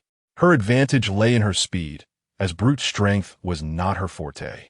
While first and second-tier zombies posed little challenge, third-tier ones were considerably more formidable. The zombies soon became aware of these interlopers, and with a thunderous roar from a fourth-tier zombie, the horde turned to confront them. Undeterred, the three swung their barbell with reckless abandon, efficiently eliminating the advancing undead. With someone diverting the main force, these lesser zombies posed little threat. However, as their numbers dwindled, the fourth-tier zombie began to sense that these four were proving to be more troublesome than the larger group within. With a fierce bellow, it commanded the hundreds of zombies outside the supermarket to charge forth. "Goodness, this is too much," Yongbin cursed, quickly signaling his companions to retreat. "If this is how it's going to be, I shall not participate any longer." A frenzied horde of zombies pursued them, conservatively estimated at 600 or 700. "What should we do, Brother Ben?" one asked. "Run to the library, lead them there, and then we can leap from the second-floor window," Yongbin instructed. "Are you suggesting?" "Indeed, our target has always been that fourth tier." With clarity of purpose, the trio hurried to the library, swiftly followed by the ravenous horde. The library was vast, and as they navigated through, they knocked down numerous bookshelves in their wake, attempting to crush as many zombies as possible. They quickly ascended to the second floor and unhesitatingly leapt from the window. Yongbin was the first to reach the door, securing it behind them. "Let us go." They hastily retraced their steps. Before long, they returned to the supermarket entrance. At this point, aside from the zombies within, fewer than 100 remained outside. "I'll handle the fourth tier. You all distract the rest." "Understood." Without hesitation, the trio and their feline companion charged toward the remaining zombies. The fourth-tier zombie, upon seeing the returning trio, displayed a look of confusion. "Where are all my minions?" However, Yongbin did not afford it the luxury of contemplation, swinging the barbell towards its head with great force. With a furious roar, the fourth-tier zombie clapped its hands, effortlessly swatting Yongbin's barbell aside, and then lunged at him in an instant. Startled, Yongbin could hardly believe that his weapon had been so easily deflected. However, Yongbin, a seasoned warrior, remained composed amidst the chaos. Just as his adversary was about to pounce upon him, he delivered a powerful kick to the creature's abdomen. With a resounding thud, the force of over a ton sent the foe flying. The zombie tumbled on the ground, only to rise swiftly again, unleashing a roar that prompted the nearby zombies to abandon Shun Hao and his companion, turning instead to charge at Yongbin. "What a lack of martial ethics," Yongbin lamented, swinging his weapon to swiftly dispatch the advancing zombies. Yet at that moment, a fourth-tier zombie lurking in the background lunged forward. Yongbin's Gazi sharpened. Having just expended his strength, he had to quickly evade to the side. Although he narrowly escaped the assault, his shoulder was left mangled and bloodied. "You lot, hurry and deal with the other zombies," Yongbin shouted to Chun Hao and his companion, his expression grave as he focused on the formidable fourth-tier zombie before him. Indeed, this foe proved to be far more challenging than its third-tier counterparts. Chapter 61. The new team members Chun Hao and Hu Wenliang swiftly intercepted the zombies charging towards Yongbin, allowing him to confront the fourth-tier zombie with a sense of assurance. Yongbin touched his injured shoulder, his expression slightly grim. The claw had penetrated to the bone, rendering his left arm somewhat powerless. At that moment, the zombie suddenly lunged again, leaping towards Yang Bin in an instant. Yang Bin seized the barbell and executed a sweeping strike. The impact was undeniable. The zombie could not evade the blow, which landed squarely on its chest. With Yang Bin's formidable strength, he shattered numerous ribs, sending the creature sprawling several meters away. However, the broken ribs had little effect on the zombie, which quickly rose again. Yet, it did not immediately charge at Yang Bin. Instead, it regarded him cautiously, and Yang Bin remained motionless, observing the creature in return. Ultimately, the zombie could not contain itself. As Yang Bin deliberately averted his gaze, it lunged forward. A faint smile curled at the corners of Yang Bin's mouth. Just as the creature was about to pounce on him, he countered with a powerful strike aimed at its head. The fourth-tier zombie had a keen awareness of head protection, instinctively reaching out to grasp the barbell. Fortunately, Yang Bin's strength was overwhelming. The creature's attempt to seize the barbell not only failed but resulted in its hand being shattered. Undeterred by the injury, the zombie used its other hand to claw at Yang Bin's chest, its sharp nails leaving deep, bloody gashes that exposed bone. Ignoring the pain, Yang Bin delivered a fierce kick, sending the zombie sprawling away, and then brought the barbell crashing down towards its head once more. The strike, initially aimed at the head, missed slightly and struck the shoulder instead.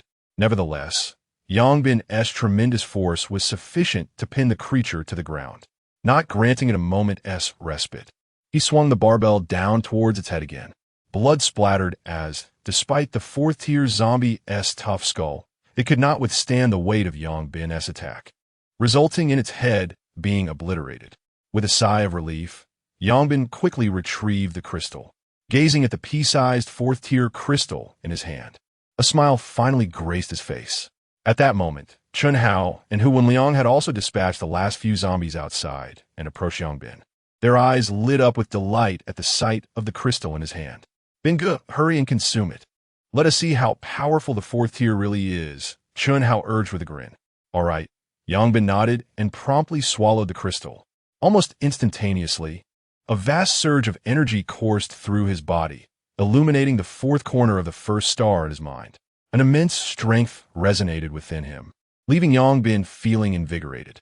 After a while, having absorbed all the energy, he clenched his fist, a smile blossoming on his face.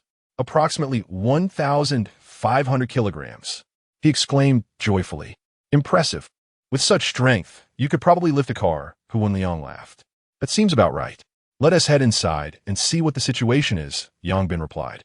Indeed, as several individuals stepped inside, they were met with a scene of utter devastation.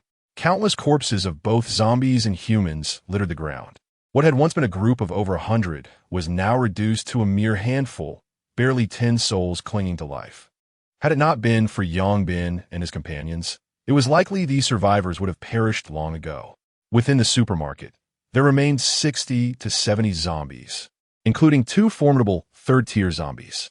It was evident that the rapid decline in numbers was largely attributable to these 2 menacing foes. Upon seeing newcomers, the remaining survivors were instantly filled with hope. However, their spirits waned upon recognizing Yang Bin and his crew. They longed to plead for assistance, but hesitated, uncertain of how to approach the trio known for their ruthless reputation. Zhao Kuan gazed at Yang Bin and his companions, a look of despondency crossing his face. Once, they had been the earliest of allies, having fought side by side against many zombies. After parting ways, he had believed himself to be their equal. Yet now, it seemed that even the weakest of teams could drive them into a corner, while Yang Bin and his 2 companions commanded an aura of respect and fear. Such was the chasm that lay between them. Zhao Kuan, initially reluctant to ask for help, found himself compelled to do so upon witnessing the grievous injuries sustained by Lao He and Shou Ho. Gritting his teeth, he turned to Yang Bin and implored, "Boss Yang Bin, could you spare us our lives? If you save us, our lives will be yours in gratitude." Hearing Zhao Kuan's plea, Yang Bin suddenly recognized familiar faces among the survivors. Initially preoccupied with the zombies, he had failed to notice who they were. "Let us first collect those 2 readily available third-tier crystals," he declared. In an instant, the 3 of them charged towards the horde of zombies. Like a tiger among sheep, Each swing of their makeshift weapons felled several undead foes. Yang Bin, even more fearsome, left a path of destruction in his wake, with no intact corpses within a 2-meter radius, leaving onlookers in awe. Before long, a third-tier zombie abandoned its pursuit of the 10 or so remaining humans and lunged at Yang Bin's group. However, it was swiftly dispatched by Yang Bin's strike, while Chun Hao deftly extracted the crystal from its fallen form. In a matter of moments, the supermarket was cleared of the 60 to 70 zombies. Yang Bin and his companions gathered the third-tier and second-tier crystals, disregarding the first-tier ones, of which there were far too many. The remaining survivors gazed longingly at the crystals being collected, knowing these could elevate 2 individuals directly to the third tier. Who wouldn't desire such power? Thus far, only a couple of team leaders were known to possess third-tier strength within the entire school. Most others remained trapped at the pinnacle of the second tier, as third-tier zombies were notoriously difficult to vanquish.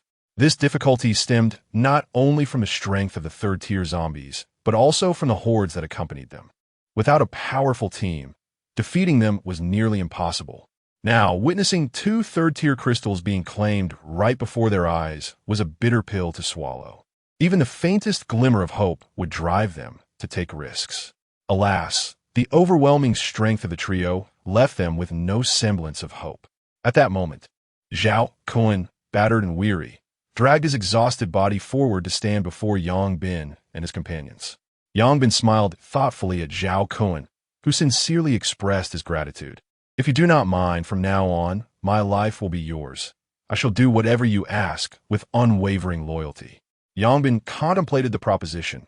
Indeed, he needed companions.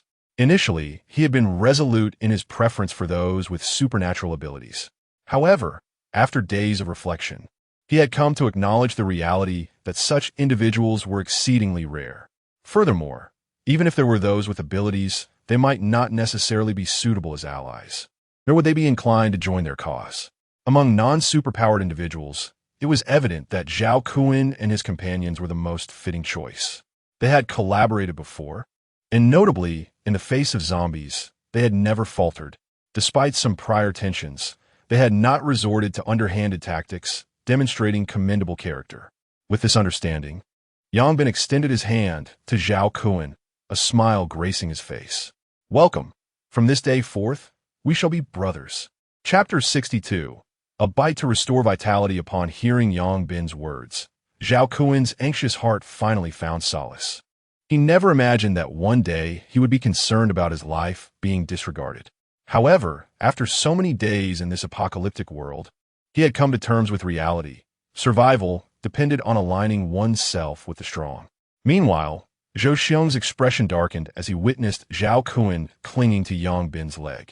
Though he often projected an air of superiority in front of Zhao Kun and the others, he was acutely aware that against those 3 formidable individuals, they had no chance. Even in a crowd, he had just seen how effortlessly they dispatched third-tier zombies, and it was likely they'd already reached the 4th tier. In just a few days, they had ascended to such a terrifying level of power. Members of the Taekwondo club valued strength above all. Yet, Zhou Xiong possessed enough self-awareness to recognize that facing a 4th-tier adversary left him with no hope. Initially, he thought he could remain inconspicuous, believing the others would overlook them. But now, with Zhao Kun's alliance with Yang Bin, he could no longer afford to be invisible. He had nearly killed one of them earlier. If they sought revenge with the aid of these 3, it would spell disaster for him. Behind Zhou Xiong stood 7 or 8 fellow Taekwondo members and 2 individuals from Dormitory 21. After a moment of hesitation, the latter stepped forward and approached Yang Bin and his companions with smiles. Yang Bin, what a coincidence. We too are with Zhao Kun. Why not let us join you? Upon seeing these 2, Zhao Kun's expression darkened, and he felt an intense desire to eliminate these opportunists. However, he refrained from acting, fully aware that since he had chosen to follow Yang Bin, all decisions were to be made by him. Usurping Yang Bin's authority would undoubtedly cause displeasure. Noticing Zhao Kun's change in demeanor, Yang Bin inquired, "What is the situation with these 2? A look of disdain crossed Zhao Kun's face as he recounted the recent events. After listening, a cold glint flickered in Yang Bin's eyes. He detested betrayal above all else. Yang Bin, Please don't take Zhao Kuen's word for it. Our actions were merely a matter of expediency. We had no intentions of betrayal, the two hastily explained. Yang Bin ignored their pleas and turned to Zhao Kun, asking, "How do you intend to handle this?" Zhao Kun regarded the two, tightening his grip on the steel pipe, which startled them. "Zhao Kun, you wouldn't actually kill us, would you?" One of them stammered, visibly terrified. "Zhao Kun, we've been with you for so long. This doesn't warrant such severity." The other pleaded. Zhao Kun raised the steel pipe, but ultimately lowered it. "Get lost. Don't let me see you again." "All right, we're leaving." They breathed a sigh of relief and hurried toward the exit, abandoning any thoughts of joining. With a sudden thud, two skulls shattered, and their headless corpses slowly collapsed to the ground. Yang Bin retracted the barbell and coldly remarked, "What purpose does sparing such individuals serve? Should we keep them for the new year?" The onlookers were taken aback, astonished by Yang Bin's ruthless resolve. Zhao Kun felt a tremor in his heart, realizing that Yang Bin's intentions extended beyond mere violence. He was also expressing a stance towards traitors. After dispatching the two, Yang Bin turned his gaze towards Zhou Xiong and the others. "I've heard you've been quite arrogant," he remarked. "Not at all. Absolutely not," Zhou Xiong replied, his face a mask of despair. "You've already bullied my brother, and you still deny your arrogance? But just a moment ago, they were not your brothers." "That is irrelevant. They're my brothers now. You've mistreated my brother, and this matter must be addressed. What sort of resolution do you seek?"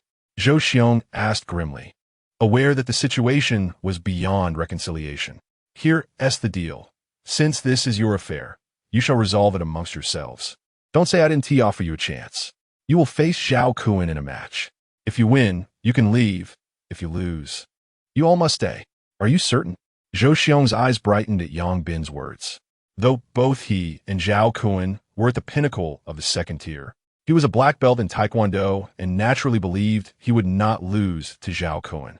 Zhao Kun, taken aback, quickly interjected, "Brother Bin, perhaps we should reconsider this?" "Are you afraid?" Yang Bin inquired. "Not afraid, but I might not be his match," Zhao Kun admitted awkwardly. "I fear I might embarrass you. Just say whether you dare to fight."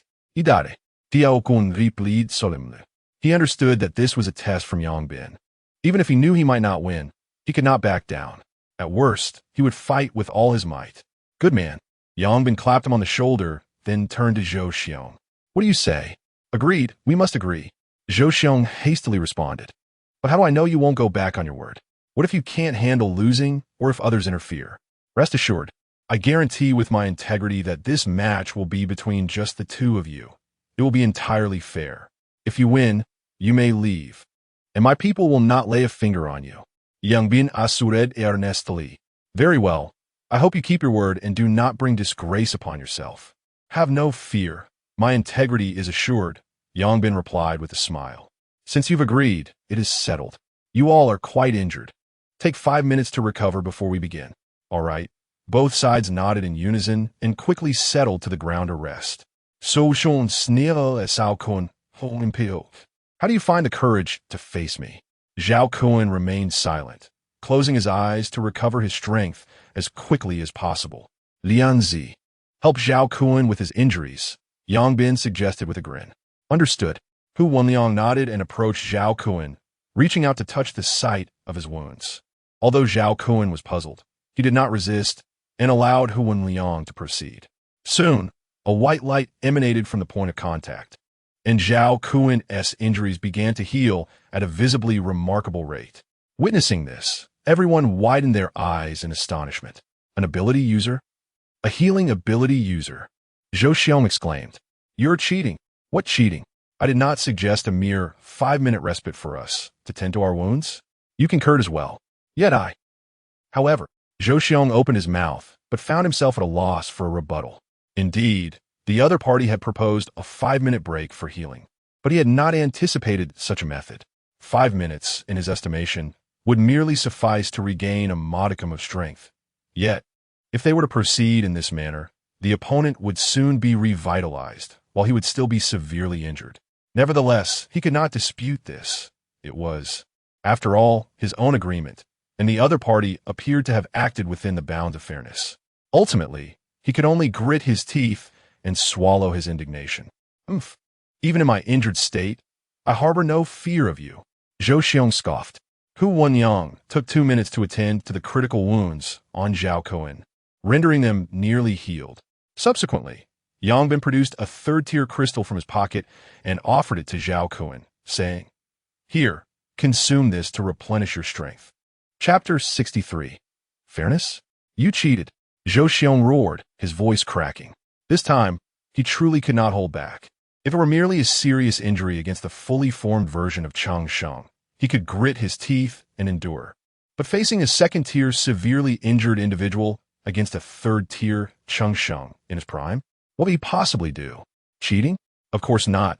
One must replenish their energy, right? Yang Bin remarked with a smile. Is this what you call replenishing energy? Zhou Xiong exclaimed, his eyes wide with disbelief. Indeed, you could eat as well. I have no objections, Yang Bin replied. Zhou Xiong was momentarily rendered speechless. If only he had third-tier crystals, he wouldn't still be a second-tier at this point. That doesn't count. It's unfair. Zhou Xiong protested loudly. Unfair? Huh. Such a concept did not exist before the apocalypse, let alone after it. I have granted you a one-on-one opportunity, which is the utmost fairness I can offer. Whether it counts or not is not for you to decide. You have 5 minutes. You could also find a way to improve yourself. If you cannot, that is your own problem. Do not blame others, Yang Bin stated coldly. Zhou Xiong opened his mouth, but found himself at a loss for words. Zhao Kuan, observing the crystal before him, felt a tumult of emotions. The very thing they struggled to attain, their opponent so casually offered, left him uncertain whether to laugh or cry. Quickly consume it. If you still cannot win, then you need not accompany me any longer, Yang Bin urged. Zhao Kuan did not hesitate, accepting the crystal with utmost seriousness. If I lose, just go ahead and kill me, he declared. He then swallowed the crystal. Moments later, his strength ascended to the third tier. All right, the time is nearly up. Let us begin, Yang Bin announced. Is there no way to avoid fighting? Zhou Xiong grimaced. Certainly. I can declare your surrender immediately, and you can all leave. Yang Bin replied nonchalantly. Wait, I will fight, Zhou Xiong exclaimed, startled. Can we switch opponents? Yes, among the three of us, you may choose one. Yang Bin gestured toward himself and Chun Hao. Then I will fight him, Zhou Xiong said, nearly in tears. He never expected that his once dominant demeanor would lead him to this day. Soon, both sides took their positions. Chun Hao handed his barbell to Zhao Kuan. That thing of yours is ineffective. Use mine instead. Zhou Xiong's mouth twitched as he looked at the fire axe in his hand, then glanced at the imposing barbell of 1 meter and 80 centimeters in length, an overwhelming sense of despair rising within him. Yet, he did not protest further, for he understood that with that individual, objections were futile. The power of decision rested with him, and he could only accept his fate passively. Before Yang Bin could even declare the start, Zhou Xiong lunged at Zhao Kuan, aiming the fire axe straight for his neck. Yang Bin frowned slightly, but did not intervene. This was not merely a duel. It was a fight for survival. If Zhao Kuan did not learn to adapt, his future would be fraught with peril. Fortunately, Zhao Kuan did not disappoint him. Just as the fire axe was about to strike his neck, the barbell in his hand struck Zhou Xiong's chest first. With a resounding thud, a formidable force propelled Zhou Xiong through the air, narrowly missing its target. Had Zhao Kuan still been a second-tier fighter, Zhou Xiong might have been able to endure the blow and sever Zhao Kuan's head. However, with Zhao Kuan now at third-tier strength, the force was insurmountable. Zhou Xiong, sprawled on the ground, quickly rolled to his feet. Yet, Zhao Kuan offered him no respite, charging forth and swinging the barbell once more in his direction. In a critical moment, Zhou Xiong raised a fire axe to defend himself. A piercing clang resonated as Zhou Xiong's palm was jolted, causing him to lose grip on the axe. Seizing the advantage, Zhao Kuan lifted the barbell again, aiming for Zhou Xiong's head. In an instant, Zhou Xiong rolled away, narrowly evading the strike, and then leapt high, delivering a powerful kick aimed at Zhao Kuan's head. Zhao Kuan intercepted with the barbell, but Zhou Xiong's kick struck the weight, causing pain to flash across Zhao Kuan's face. Seizing the opportunity, Zhao Kuan executed a side kick to Zhou Xiong's waist, sending him crashing to the ground. and immediately followed up with another brutal swing of the barbell. Without a weapon, Zhou Xiong could only raise his arm in defense. The sound of a dull thud echoed as Zhou Xiong's arm broke under the impact. Yet, before Zhou Xiong could let out a scream, Zhao Kuan swung again. No! Zhou Xiong shouted in terror, but it was too late. The blow landed squarely on his head. With a sickening crunch, Zhou Xiong's skull shattered like a watermelon. In his final moments, he felt a pang of regret, questioning why he had ever provoked this man. The conclusion of the battle astonished Yang Bin, who could not help but acknowledge Zhao Kuan's ferocity. He left no room for his opponent to retaliate. Chun Hao and Hu Wenliang were equally taken aback, recognizing the ruthlessness of this individual. The 7 or 8 members who had stood behind Zhou Xiong were left dumbfounded, their faces reflecting sheer terror as they gazed at the headless body. In an instant, they fell to their knees, bowing deeply before Yang Bin and his companions. Please, spare us. We didn't want this. It was him who led us astray. Witnessing their desperate plea, Zhao Kuan hesitated, glancing at Yang Bin. With a sigh, Yang Bin declared, when it comes to eliminating threats, we must leave no roots behind. If we choose to strike, we must ensure there are no future repercussions. Understanding the gravity of the situation, Zhao Kuan nodded. He realized these individuals could not be spared. Having reaped the benefits of Zhou Xiong's leadership, they must also bear the risks that accompanied it. Given Zhou Xiong's nature, it was likely they had engaged in numerous acts of bullying. Haozi, Liangzi, lend a hand. Tianquan instructive. Understood, Hu Wenliang replied without hesitation. Some things, once begun, one gradually becomes accustomed to. As a chorus of curses and screams erupted, it was not long before the remaining members were swiftly dealt with. In truth, when Yang Bin entrusted Hu Wenliang with the treatment of Zhao Kuan, it became evident that these individuals were destined not to leave alive. He could not allow Hu Wenliang's extraordinary abilities to be revealed so swiftly. Yang Bin is not a man of slaughter. However, he is acutely aware that certain individuals, once offended, must be dealt with decisively. Otherwise, even the most inconspicuous of characters could present him with immense trouble. Hu Wenliang and his companions are still students, lacking in maturity. Yet Yang Bin has traversed the treacherous terrain of human nature and, thus, does not share their naive perspective. As the captain of the team, he bears the weight of responsibility for their collective fate. Chapter 64. A frenzy of slaughter upon witnessing the resolution of the situation. Zhao Kuan hastily dragged out Lao He and Shou Ho, who had been concealed beneath the corpses. Brother Bin, could you please have Liang Gu save Lao He and the monkey? Zhao Kuan implored. Both individuals were gravely injured and remained unconscious. Had it not been for Zhao Kuan's desperate protection, they would have been reduced to mere bones by the relentless zombies. Yang Bin, observing the condition of the two, was equally taken aback. It must be said that Zhao Kuan's loyalty to his brothers was commendable. Liang Zi, please save them. Understood. Hu Wenliang promptly approached, placing one hand on each of their wounds to commence treatment. After several minutes, he managed to heal their severe injuries, leaving the minor wounds to heal on their own. As Hu Wenliang was feeling quite drained, had he not already attained the 3rd tier of power, he would have collapsed. Before long, the two slowly regained consciousness, gazing around in confusion. Wonderful, you are finally awake, Zhao Kuan exclaimed with exhilaration. Kuan Gu, are we still alive? The two could hardly believe it, having thought they were done for in such dire circumstances. Yes, we are alive. Brother Bin saved us. Zhao Kuan recounted the recent events succinctly. They quickly rose to their feet and knelt on one knee before Yang Bin. Thank you, Brother Bin. Kuan Ji's decision is our decision. From now on, our lives belong to you, they declared earnestly. No need for such words. We are brothers now. We shall support each other and strive to survive in this wretched apocalypse. Yang Bin replied with a smile. Indeed, the others nodded gravely in agreement. Now that our numbers have increased, we should be able to confront those 3rd-tier zombies we previously could not face. Yang Bin remarked cheerfully. Brother Bin, can you see the levels of the zombies? Tiaokun Surinlu inkurit. Yes, I possess the ability to see through them.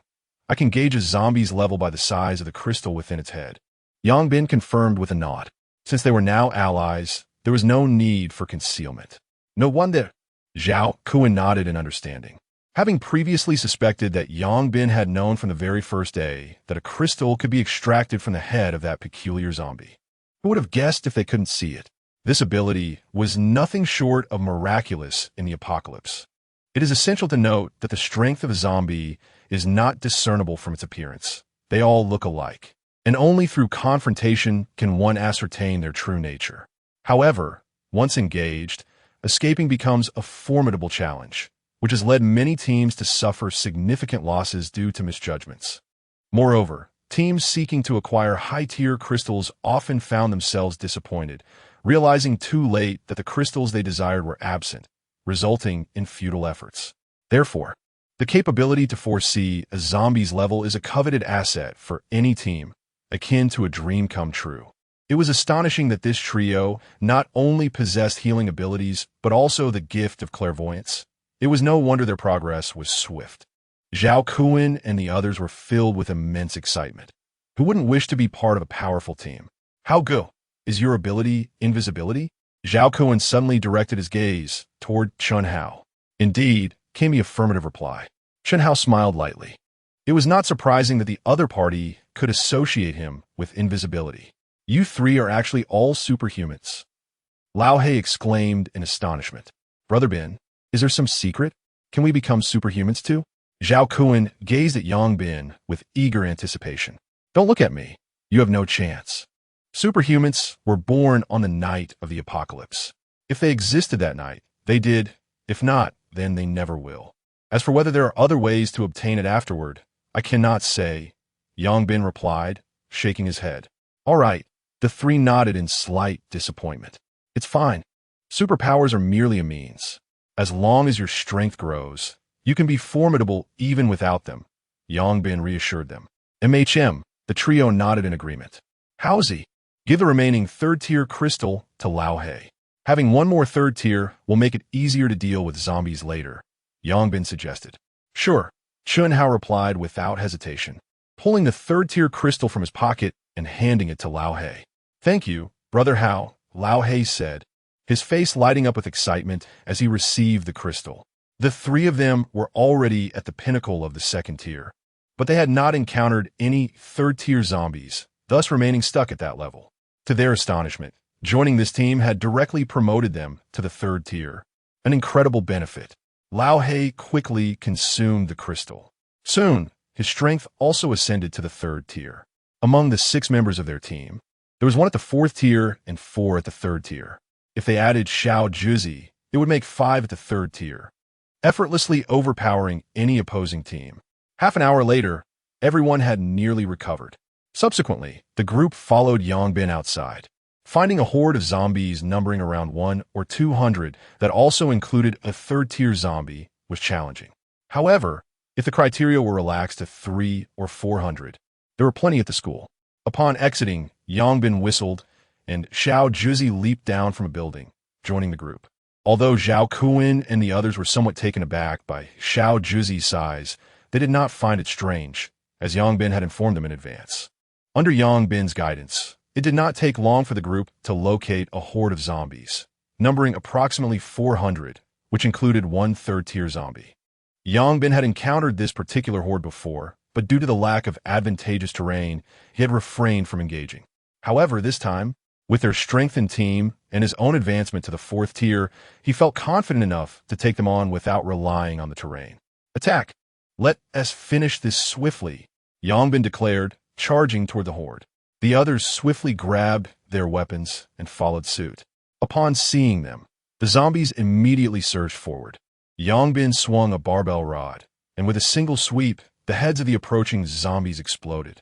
At the 4th tier, he felt no weight from the barbell rod, wielding it with an ease reminiscent of the Monkey King brandishing his golden staff.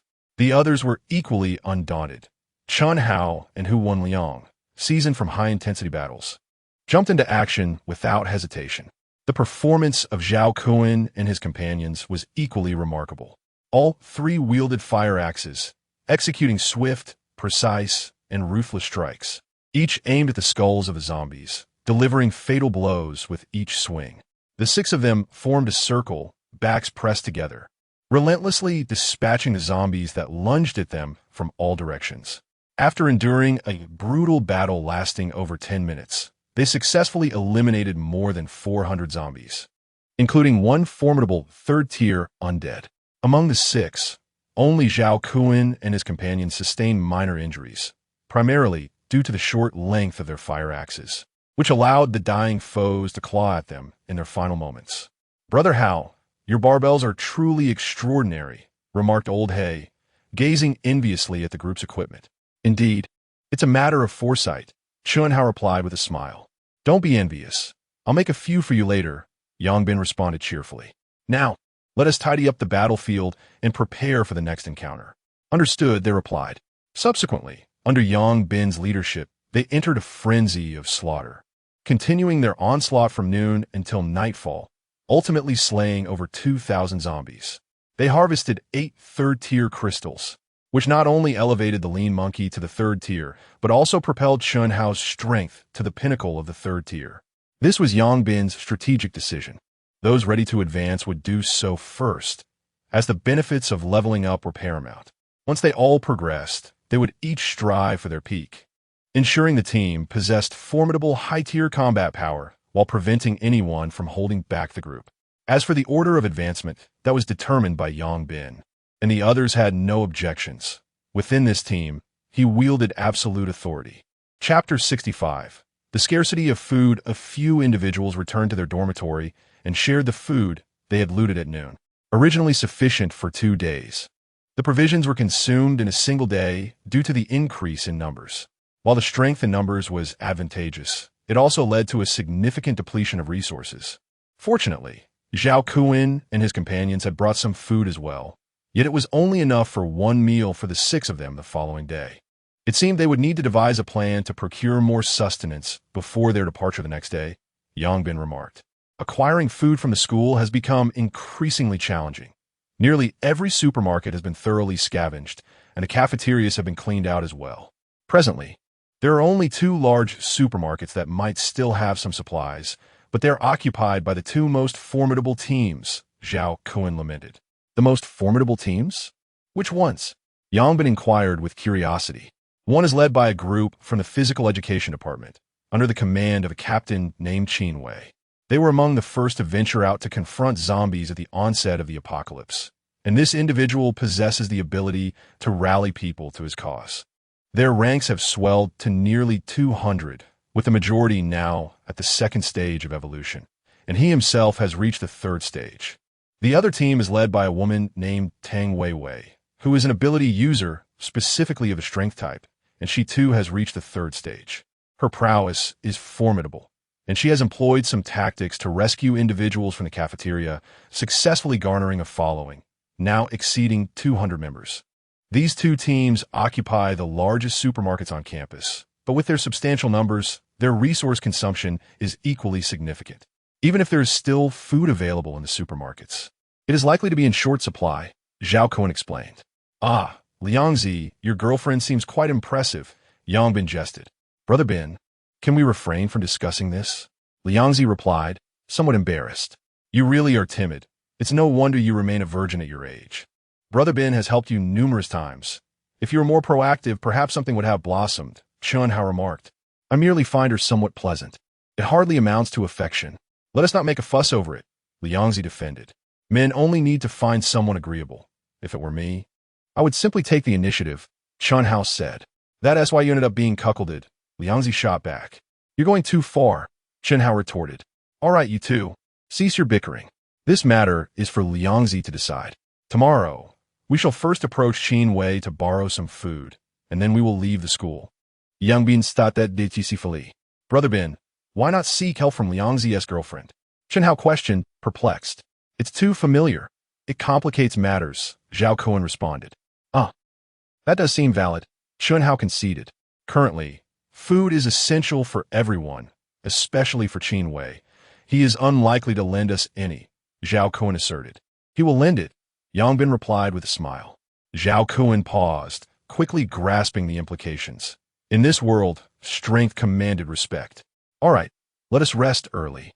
We shall rise to gaze at the stars tonight," Yang Bin suggested. Gaze at the stars. What for? Zhao Kun asked, puzzled. You'll find out when you join us. Yang Bin replied. Very well. In the IoT supermarket, a woman approached Tang Weiwei and whispered, Sister Weiwei, there are very few supplies left in the supermarket. We found nothing during our search today. If this continues, we may have to leave the school. Tang Weiwei replied, Leaving is inevitable. The resources in the school are limited. We cannot remain here indefinitely. Let everyone pack their belongings. We shall depart in the next couple of days. Understood. By the way, what is the situation with the other teams? Qin Wei and his team still occupy the Wumei supermarket, but their supplies are likely running low as well. As for the other teams, they're probably on the verge of exiting the school. Oh, and Sister Weiwei. We discovered that Zhou Xiong and his team have been completely wiped out. Were they surrounded by zombies? From the looks of it, yes.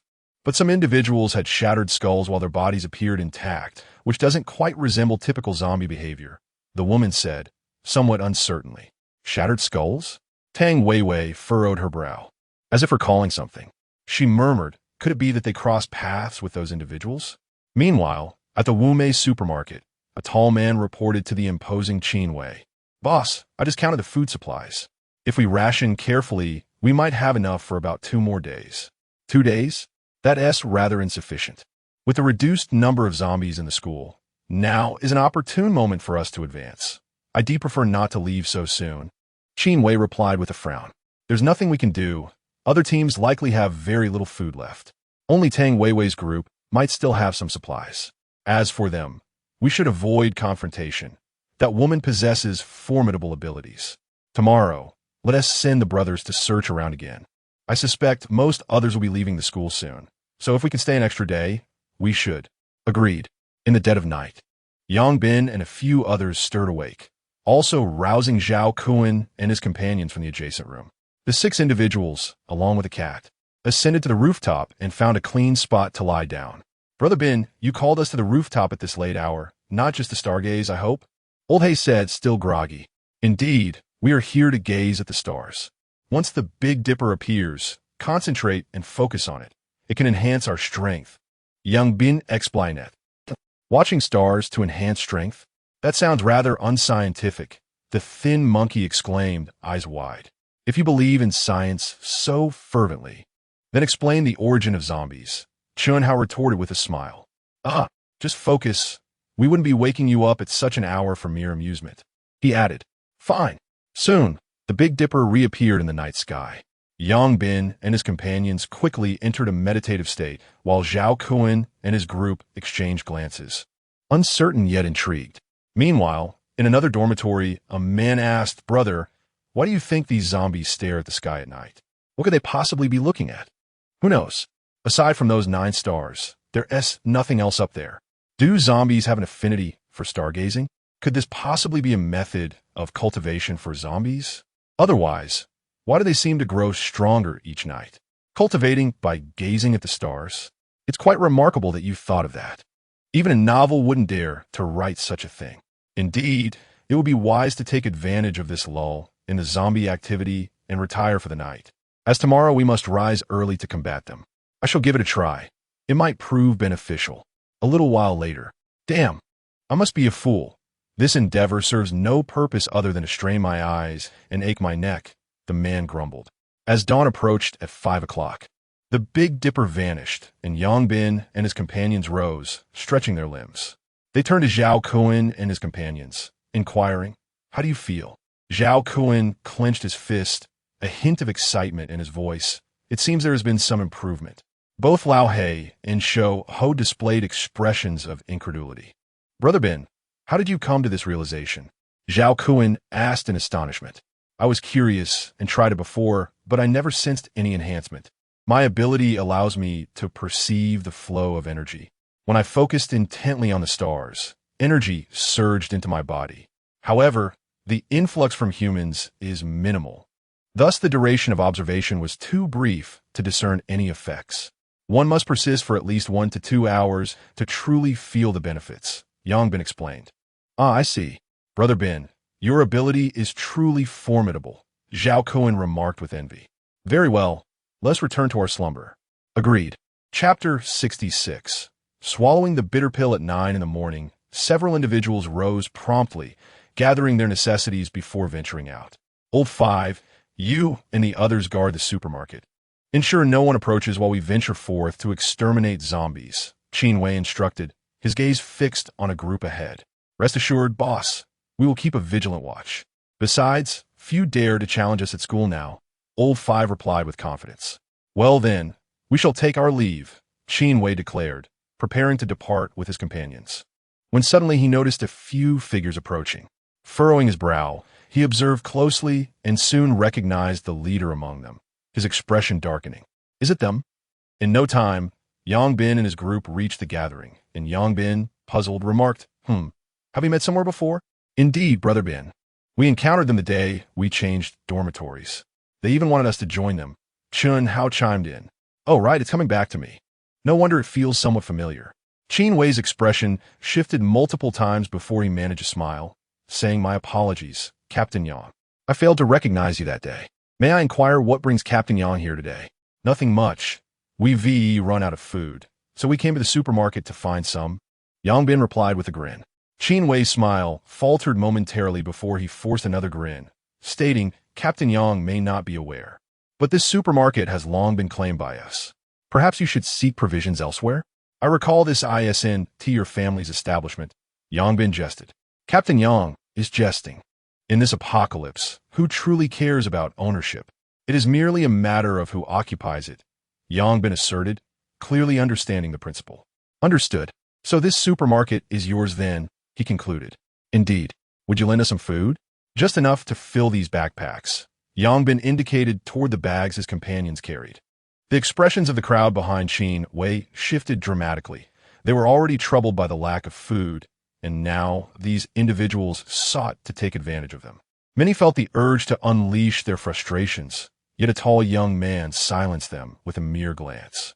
Qin Wei took several deep breaths to suppress his anger, maintaining a facade of calmness as he responded, Captain Yang, you arrived too late. We have no food left either. As it happens, we are preparing to venture out to find some.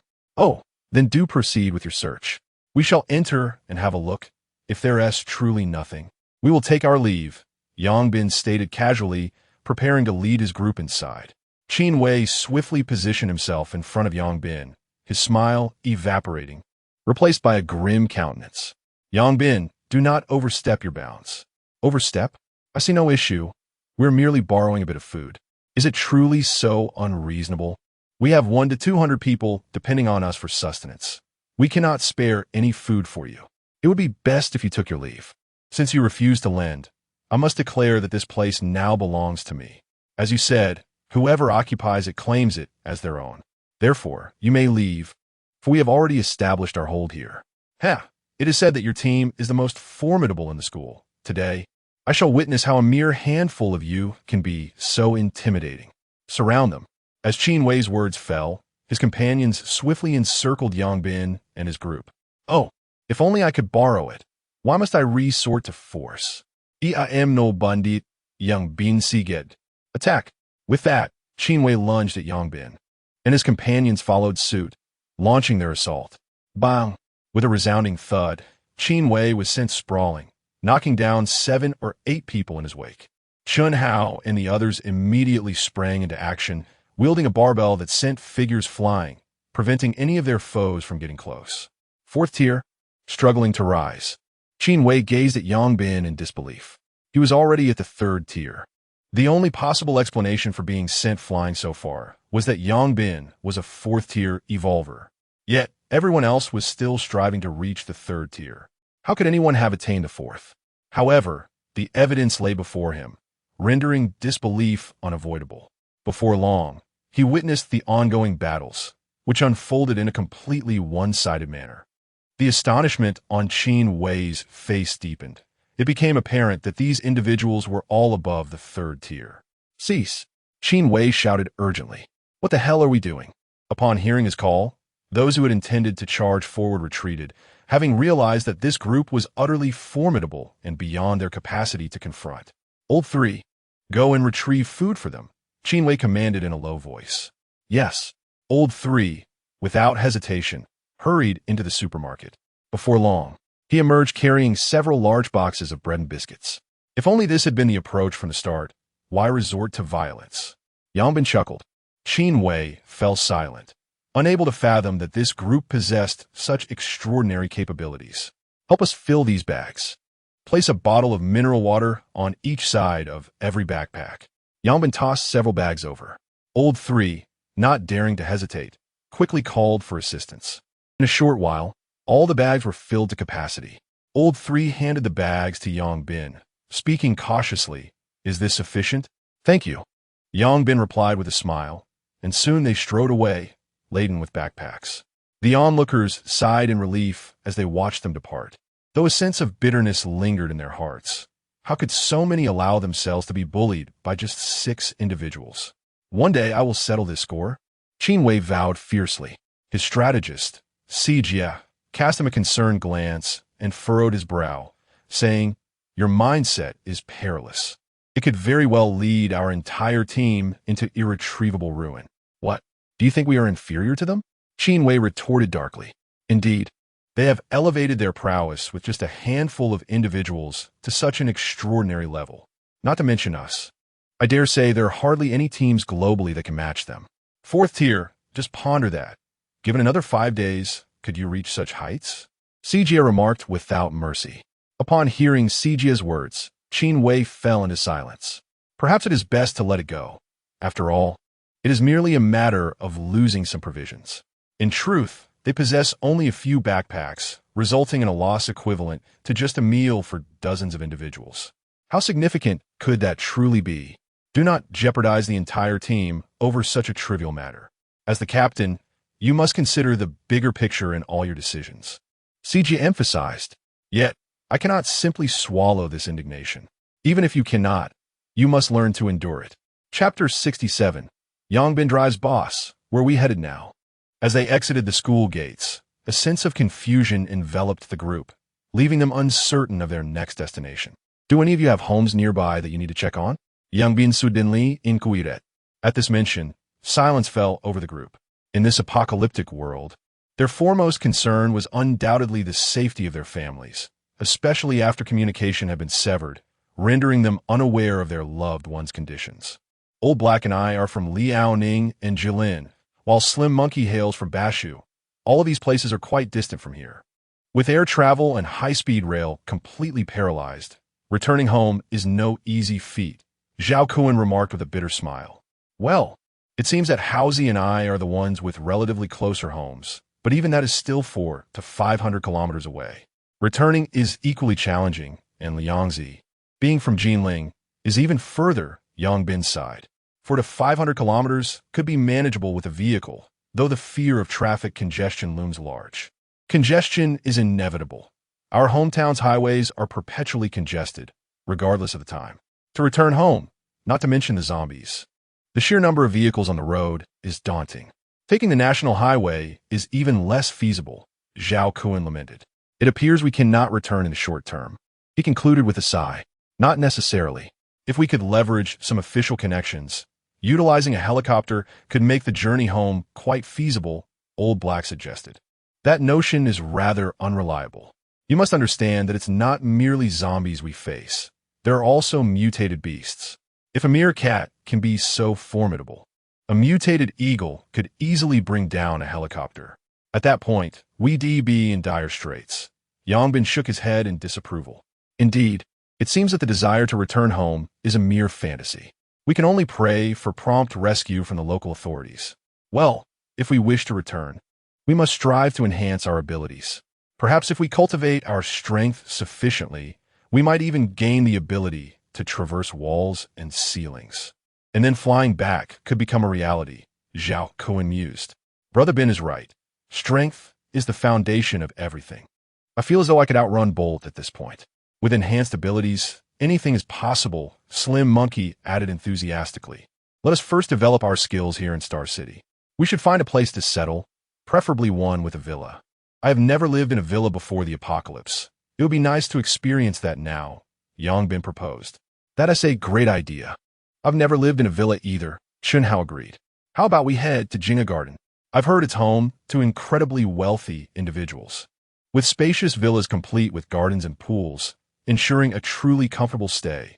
Slim Monkey suggested dreamily. You actually know about this?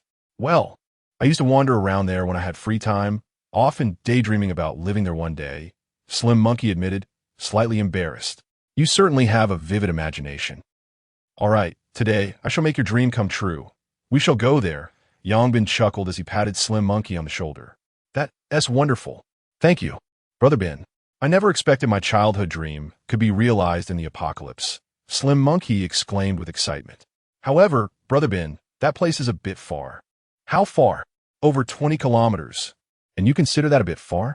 20 kilometers in this apocalypse is no different from being at the ends of the earth. Zhao Cohen rolled his eyes.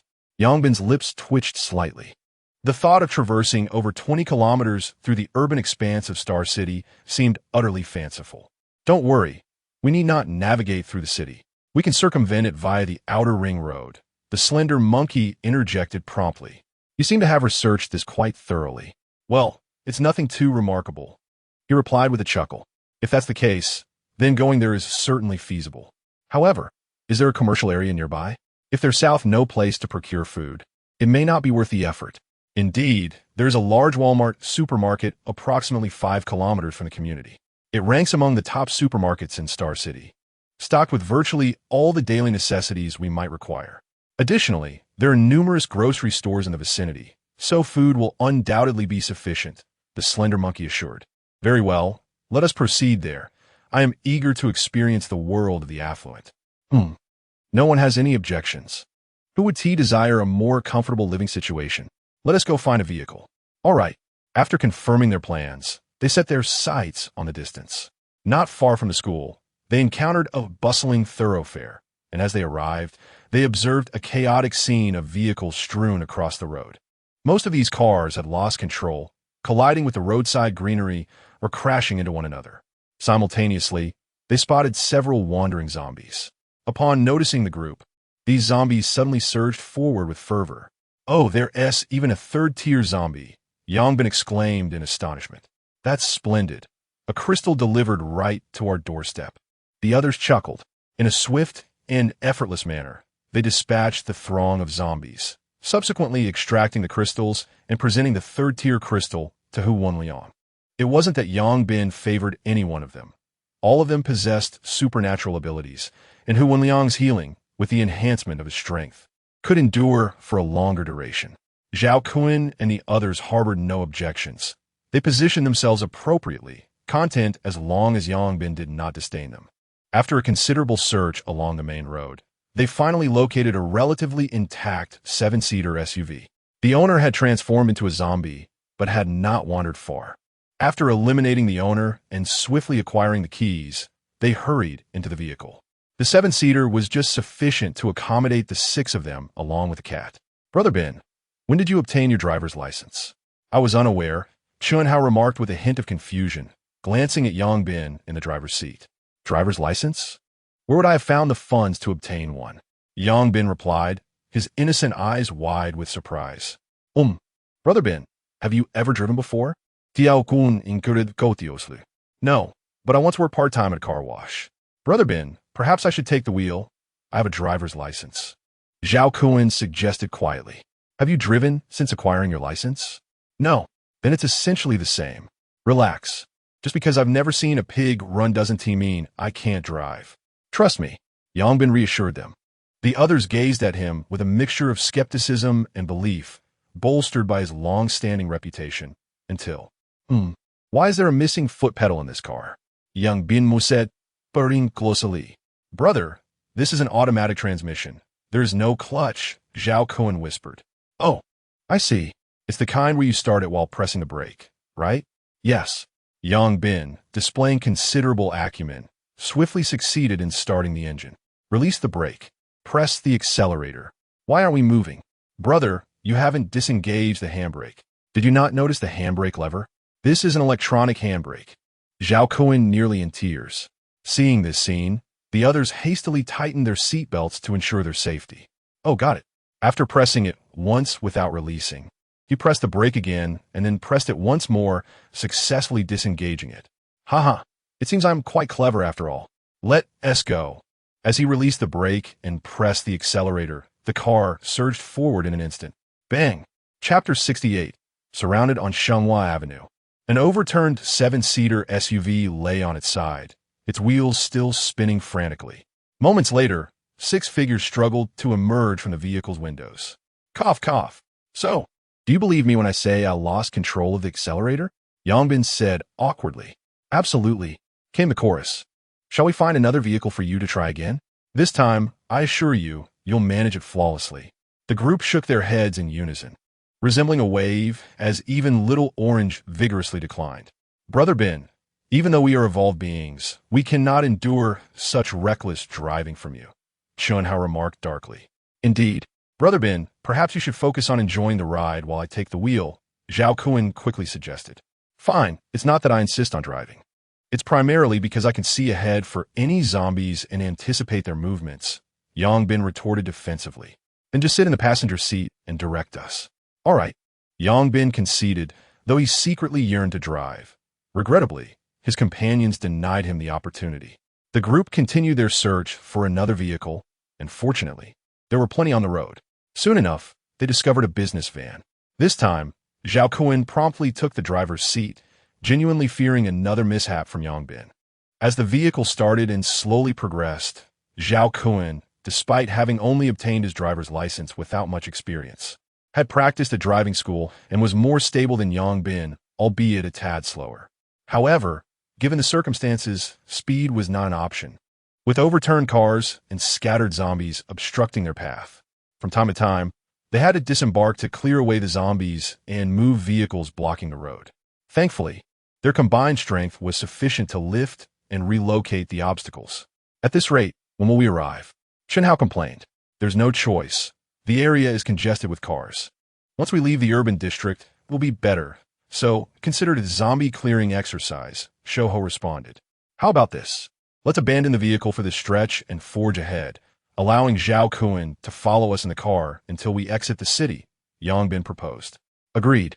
Thus, the group commenced their path-clearing endeavor. The avenue's houses were spaced far apart, and the zombies were sparse, primarily the result of the transformation of those trapped in vehicles, making the task manageable.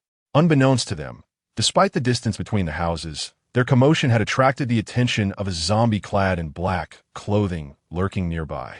However, this particular zombie did not charge at them like its counterparts. Instead, it turned and descended the stairs. On the road, Brother Ben, I find this method of dispatching zombies rather agreeable. There aren't any hordes to contend with, and we occasionally encounter third-tier zombies. It is far more comfortable than facing hundreds of zombies back at the school, Chunhao exclaimed, as if he had stumbled upon a new discovery. I concur. Perhaps we should simply continue clearing the path. It's only about 20 kilometers, Laohei remarked. Yes, that sounds reasonable, Yangbin replied, though he felt somewhat distracted. For some inexplicable reason, he sensed that something was amiss, yet he could not quite articulate what it was. A small group of individuals continued their arduous journey, clearing a path for 2 to 3 kilometers. Just a couple of kilometers ahead lay an elevated highway, which, once accessed, would lead them to the outer ring road where the traffic would be significantly less. However, at this moment, they found themselves halted, for before them stood a barricade of 700 to 800 zombies, obstructing their way forward. Yangbin furrowed his brow, not due to the sheer number of zombies, but rather because it appeared as though these creatures were deliberately awaiting their arrival. Let us retreat, Yangbin declared with a grave expression. The others exchanged puzzled glances, as it was the first time they had witnessed such seriousness from him. Those 700 to 800 zombies posed a considerable challenge. It seemed excessive for him to be so somber. Nevertheless, they hesitated not and promptly followed his lead. Yet, they soon came to a stop once more, for a massive throng of zombies had emerged from behind them as well.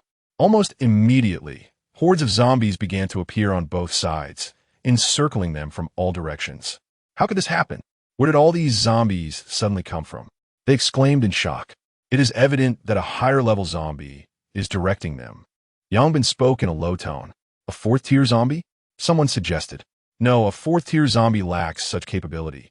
If I'm not mistaken, it must be a fifth-tier zombie, Yang Bin's complexion darkened with gravity. A fifth tier? Everyone's eyes widened in disbelief.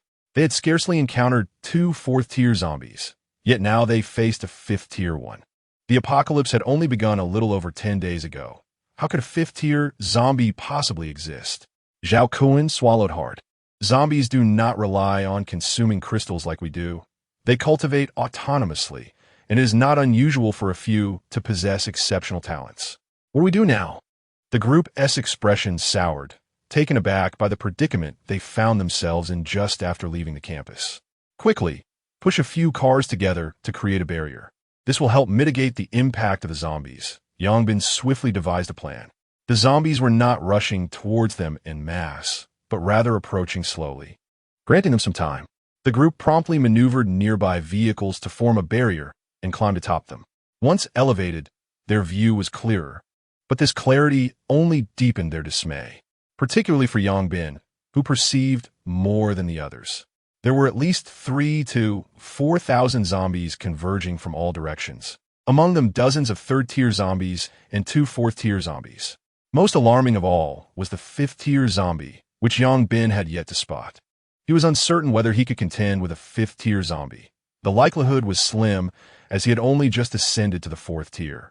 Previously, when facing higher-tier zombies, he had been at the pinnacle of his current tier, bolstered by enhancements from his training.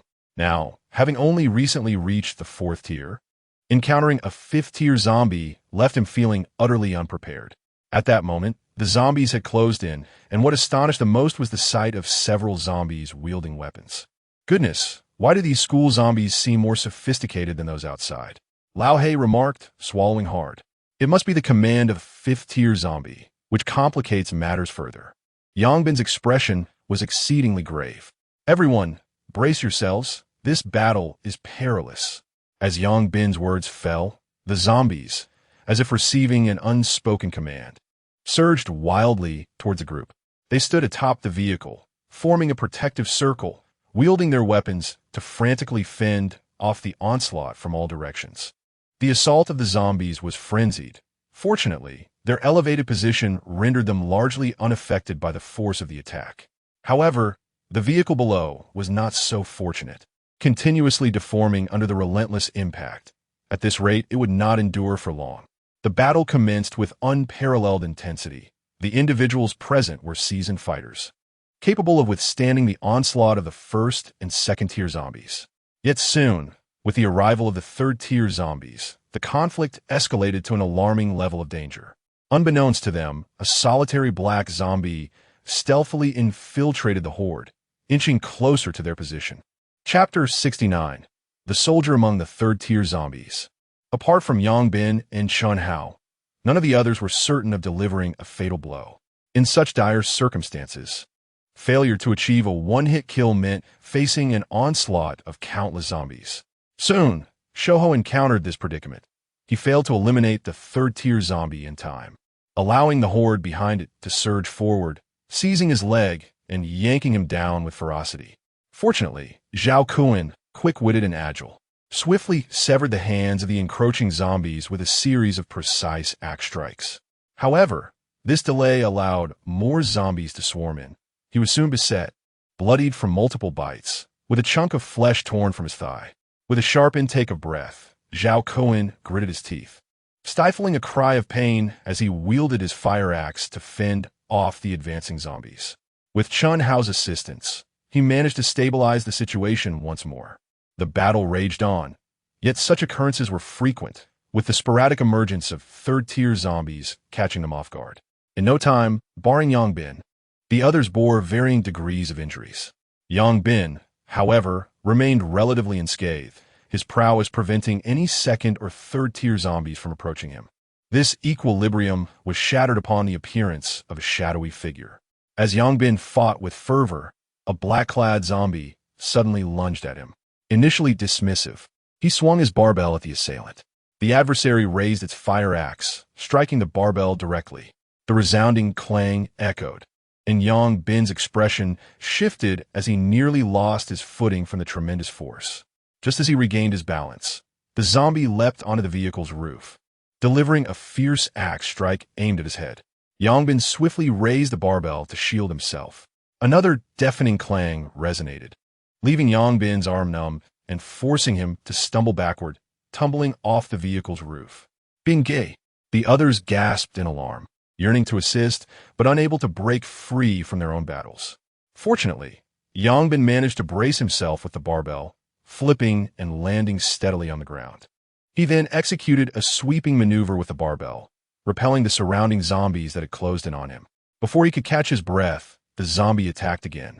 Yongbin again raised the barbell in defense, but was once more forced back. A fifth-tier zombie. Yongbin's expression darkened.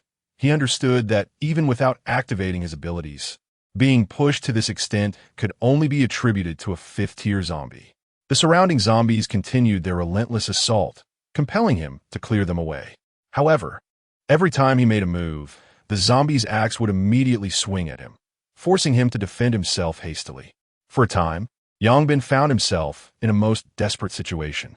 The opponent's strength surpassed his significantly. Conservatively estimated, it was at least 2,000 kilograms. Each time he blocked the zombie's axe, pain shot through his arm. He was acutely aware that if this continued, he would not survive. Yet, he found himself at a loss as to how to extricate himself from this dire predicament. At this moment, he found himself ensnared in a profound encirclement of zombies, with Chun Hao and his companions unable to offer assistance, as they too were embroiled in a perilous battle. A fourth-tier zombie had already launched an assault against them, with only Chun Hao holding the line while the others defended against different zombies.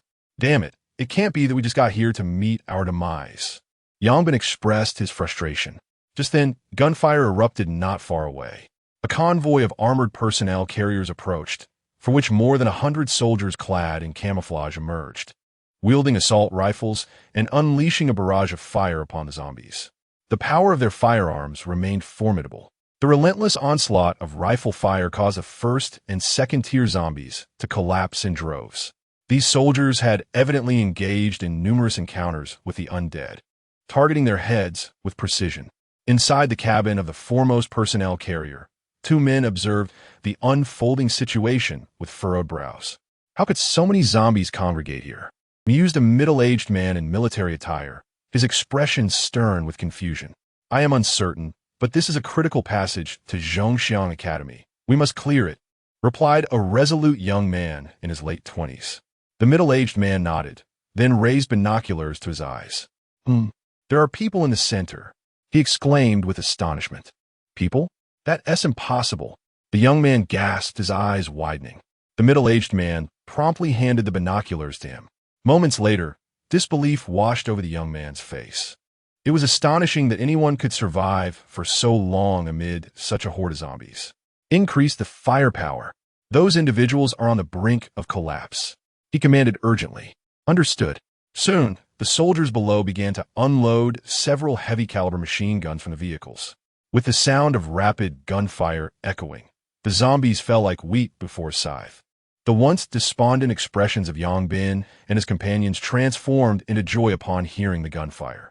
Especially upon seeing the approaching personnel carriers, their despair evaporated. In Huaxia, while certain officials may not always be trustworthy, one can certainly rely on soldiers. Even in the apocalypse, the olive drab of their camouflage attire instilled a sense of security. The fifth-tier zombie, which had been relentlessly attacking Yongbin, exhibited a flicker of fear upon witnessing the roaring machine guns. Glancing at Yongbin and then at its swiftly falling minions, this formidable creature unexpectedly turned to flee. Yongbin, astonished, watched as the fifth-tier zombie vanished into the throng of corpses. A fifth-tier zombie capable of fleeing? I shall remember this debt. Your crystal core will be mine. Yongbin seethed with anger. Though he yearned to capture the creature, his current state rendered him powerless. Were it not for the sturdy barbell in his grasp, he likely would have been cleaved in two by now. At that moment, blood oozed from his palms, and his arms trembled. Under the relentless fire of the machine guns, a significant portion of the zombies had already fallen. Subsequently, the warriors decisively lowered their firearms and unsheathed their combat knives, charging towards the remaining zombies to engage in close-quarters combat. The decision to refrain from further gunfire stemmed from two concerns: the fear of inadvertently harming their comrades, and the necessity to conserve ammunition. It is vital to note that their supply of bullets was limited, rendering wastefulness unacceptable. Most of these warriors were at the pinnacle of the second tier, with a considerable number having already ascended to the third tier, showcasing formidable combat prowess. Coupled with their seamless cooperation, they dispatched the zombies at an astonishing speed, far surpassing the capabilities of ordinary individuals.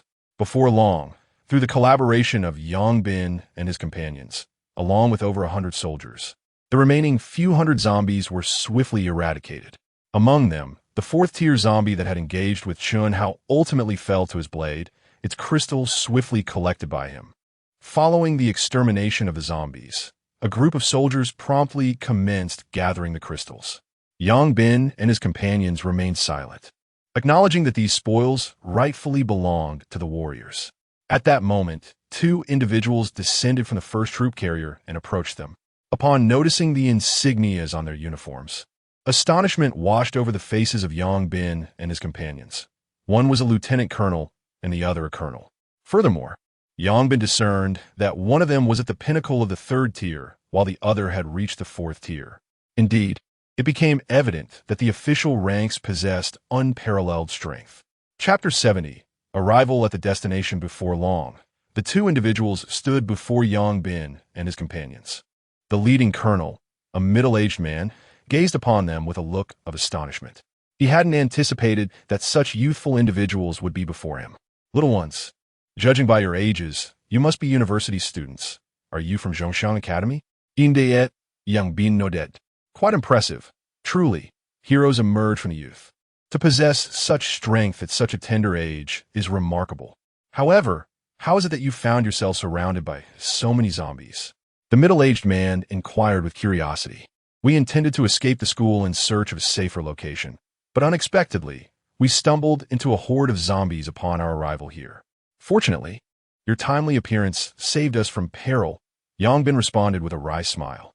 To have withstood the assault of thousands of zombies for so long, your capabilities must be at least to the third tier. What do you say? Would you be interested in joining the military? The middle-aged man extended an olive branch. In the pre-apocalyptic world, recruitment into the military was not so casually offered. However, in these dire times, the official forces desperately required powerful evolvers. I apologize, sir, but we have grown accustomed to a more leisurely lifestyle and currently do not wish to join the military. Yang Bin politely declined. There is no need for hasty refusal. You may contemplate it. If you join the military, they will provide you with crystals to enhance your strength, which is certainly safer than acquiring them on your own. Although your abilities are commendable, the numbers are insufficient, and situations like today's are bound to recur, the colonel urged. Thank you for your kind offer. We will consider it, Yang Bin said courteously. He had no intention of joining the military. While it might provide a semblance of safety, the numerous regulations were daunting, and he was unwilling to surrender the crystals obtained for uniform distribution. Very well, give it some thought. By the way, how many survivors remain at your school? We are preparing to assist in a rescue operation there. Approximately 600 to 700 individuals, I believe, Yang Bin replied. Is that all? The middle-aged man's face fell, displaying a look of profound sorrow. From a student body of over 30,000, only a few hundred remained, a tragic reality that was hard to accept. Come now, let us board the vehicle and head to your school to rescue them. We might have to decline. We have just escaped from the school, and given our current injuries, we are not suited for any vigorous activity. Yang Bin respectfully refused. That makes it even more imperative for you to join us. We have medical personnel on board who can tend to your wounds. Once we return to the survival base, we have re-established a medical system capable of treating common injuries. The survival base has already been established? Yang Bin asked in surprise. Yes, the outer walls are complete, and the interior is entirely secure. We have broadcast messages across all channels, notifying all survivors within Star City to converge there. How about this? You proceed to the school for the rescue, and we will make our way to the survival base ourselves. There are still around 20,000 zombies within the school, and we are simply not equipped to handle that level of turmoil, Yang Bin reiterated. He truly did not wish to follow the other party. If he did, they would be rendered utterly powerless. The survival base lay over 10 kilometers away, and although they had cleared the path of zombies, there was no assurance that new ones would not appear. It was far too perilous for you to proceed in such a manner. Rest assured, we possess a degree of self-preservation capability, Yang Bin replied with a smile. After all, we survived an onslaught of several thousand zombies. Wouldn't you agree? The middle-aged man regarded Yang Bin for a long moment before responding. Very well, just be cautious. Ascend the overpass from that direction and take the outer ring road. It should be approximately 15 kilometers. The abandoned factory area has since been transformed into a survival base. Upon your arrival, someone will be there to assist you. Thank you very much. Yang Bin expressed his sincere gratitude. Had it not been for their unexpected arrival, they would have surely perished. At that moment, the soldiers had nearly collected all the crystals from the ground. Take care, we are departing, he said. Soon, the two returned to their vehicle, followed by a group of soldiers who also climbed aboard, and the transport vehicle began to move forward slowly. The zombies and obstacles along the way had been cleared by Yang Bin and his companions, facilitating their journey. Inside the vehicle, the middle-aged man turned to the young man beside him. Zhou Feng, what do you think of these individuals? They possess considerable strength, albeit with a hint of arrogance. The young man replied, arrogance is but a minor issue. Their ambitions are quite grand. The middle-aged man shook his head. I am certain they will never reach the survival base. Why is that? Because I can discern an ambition in their eyes that refuses to submit to subservience. Such individuals typically eschew the notion of seeking refuge. They wish to develop independently. Unfortunately, those of such disposition often meet their demise early. Indeed, it is natural for the youth to harbor ambition. I hope they come to terms with reality sooner rather than later. Meanwhile, on the other side, Brother Bin, are we truly headed to that so-called survival base? The thin monkey inquired with concern. Why would we go there? The villa by the pool is far more appealing. It is likely still under construction, and we would have to toil away, Yang Bin replied. That's a relief. I still prefer the villa by the pool. Well then, let us find another vehicle and continue our journey. This route has been cleared and should be easy to navigate. All right. As they continued their search for a vehicle, Yang Bin felt an unsettling sensation that they were being watched. Activating his true sight, he peered into the surroundings. Indeed, he spotted a zombie clad in black, standing in the window of a nearby house, gazing at them coldly. Yang Bin snorted disdainfully and made a gesture across his throat. Whether the zombie comprehended the signal was uncertain, but its expression appeared increasingly sinister. Your minions are gone. Should you dare approach, I shall obliterate you, Yang Bin declared with a cold snort. Brother Bin, what's amiss? It seems that fifth-tier zombie has set its sights on us, Yang Bin replied. What? What should we do? The others were instantly alarmed. Fear not. It has no subordinates left and should be too intimidated to approach. Let's retreat for now and return when we have gained strength to vanquish it. Yang Bin asserted. He harbors a grudge, and the anguish inflicted upon them by that fellow weighs heavily on his heart. Soon, they managed to locate another drivable vehicle. Although it was a 5-seater, it was a spacious SUV capable of accommodating individuals in the rear. The vehicle slowly departed under the cold, menacing gaze of the fifth-tier zombies. Inside, Hu Wenliang began tending to the wounds of his companions. During the recent skirmish, nearly everyone had sustained severe injuries, with even Yang Bin not being an exception. His ability to endure for so long was solely due to sheer strength. The path they traversed had been remarkably cleared, with only the occasional stray zombie, likely lagging behind, posing little threat. After covering 15 kilometers, they glimpsed the towering city walls ahead, constructed of stone and cement, standing a formidable 3 meters high. This was presumably the survival base established by the authorities. They observed numerous people hastening toward that direction, while official personnel were stationed along the roadside, directing the masses. Yang Bin and his group did not linger, continuing on their journey. At long last, after traversing more than 10 additional kilometers, they finally reached their destination, Jinghe Garden. The route from the survival base to Jinghe Garden remained devoid of zombies, with even the vehicles lining the roadside having been cleared. It was evident that military forces had previously visited this area, considering that even their school had sent aid. It was only logical that assistance would also be rendered to Jinghe Garden, where the elite of Star City resided, undoubtedly among the first to receive aid. Chapter 71. Jinghe Garden. The group arrived at the Jinghe Garden community, where the gates had already been opened, granting them easy access. Inside, the area was strewn with the remains of zombies and signs of battle, indicating that the authorities had indeed been there. Even in the apocalypse, the stratification of society could not be escaped. The residents here were either affluent or noble, making them the primary targets for rescue. However, this inadvertently benefited them, sparing them the task of clearing out the undead. After searching for a while, they finally discovered a villa that was clean and orderly within the community. Those inside were either absent or had been rescued before becoming zombies. Yet, there were no signs of recent habitation, suggesting that the owners were likely away, as it is quite common for the wealthy to possess multiple residences. To avoid damaging the door lock, they climbed to the second floor and entered through a partially open window. Upon entering the villa, they were awestruck by the opulence of the decor. It was a stark reminder of how poverty constrains one's imagination. The extravagance was astounding. Even a month of part-time work would scarcely afford a single tile in this abode. It was then that they realized perhaps the apocalypse had its merits. Otherwise, individuals like them, struggling financially, would never aspire to inhabit such luxurious dwellings. Indeed, before the downfall, the rich grew richer while the impoverished remained steadfastly poor, with a lifetime of toil yielding less than a wealthy person's monthly allowance. It was infuriating to contemplate, especially for the women, who, despite pouring their hearts out, often found their affections easily swayed by mere gestures of wealth. Hu Wenliang lamented. Hu Wenyang, do you dare to provoke me? Shenhao retorted angrily. Ha! Why are you so riled up? I wasn't even speaking about you, Hu replied nonchalantly.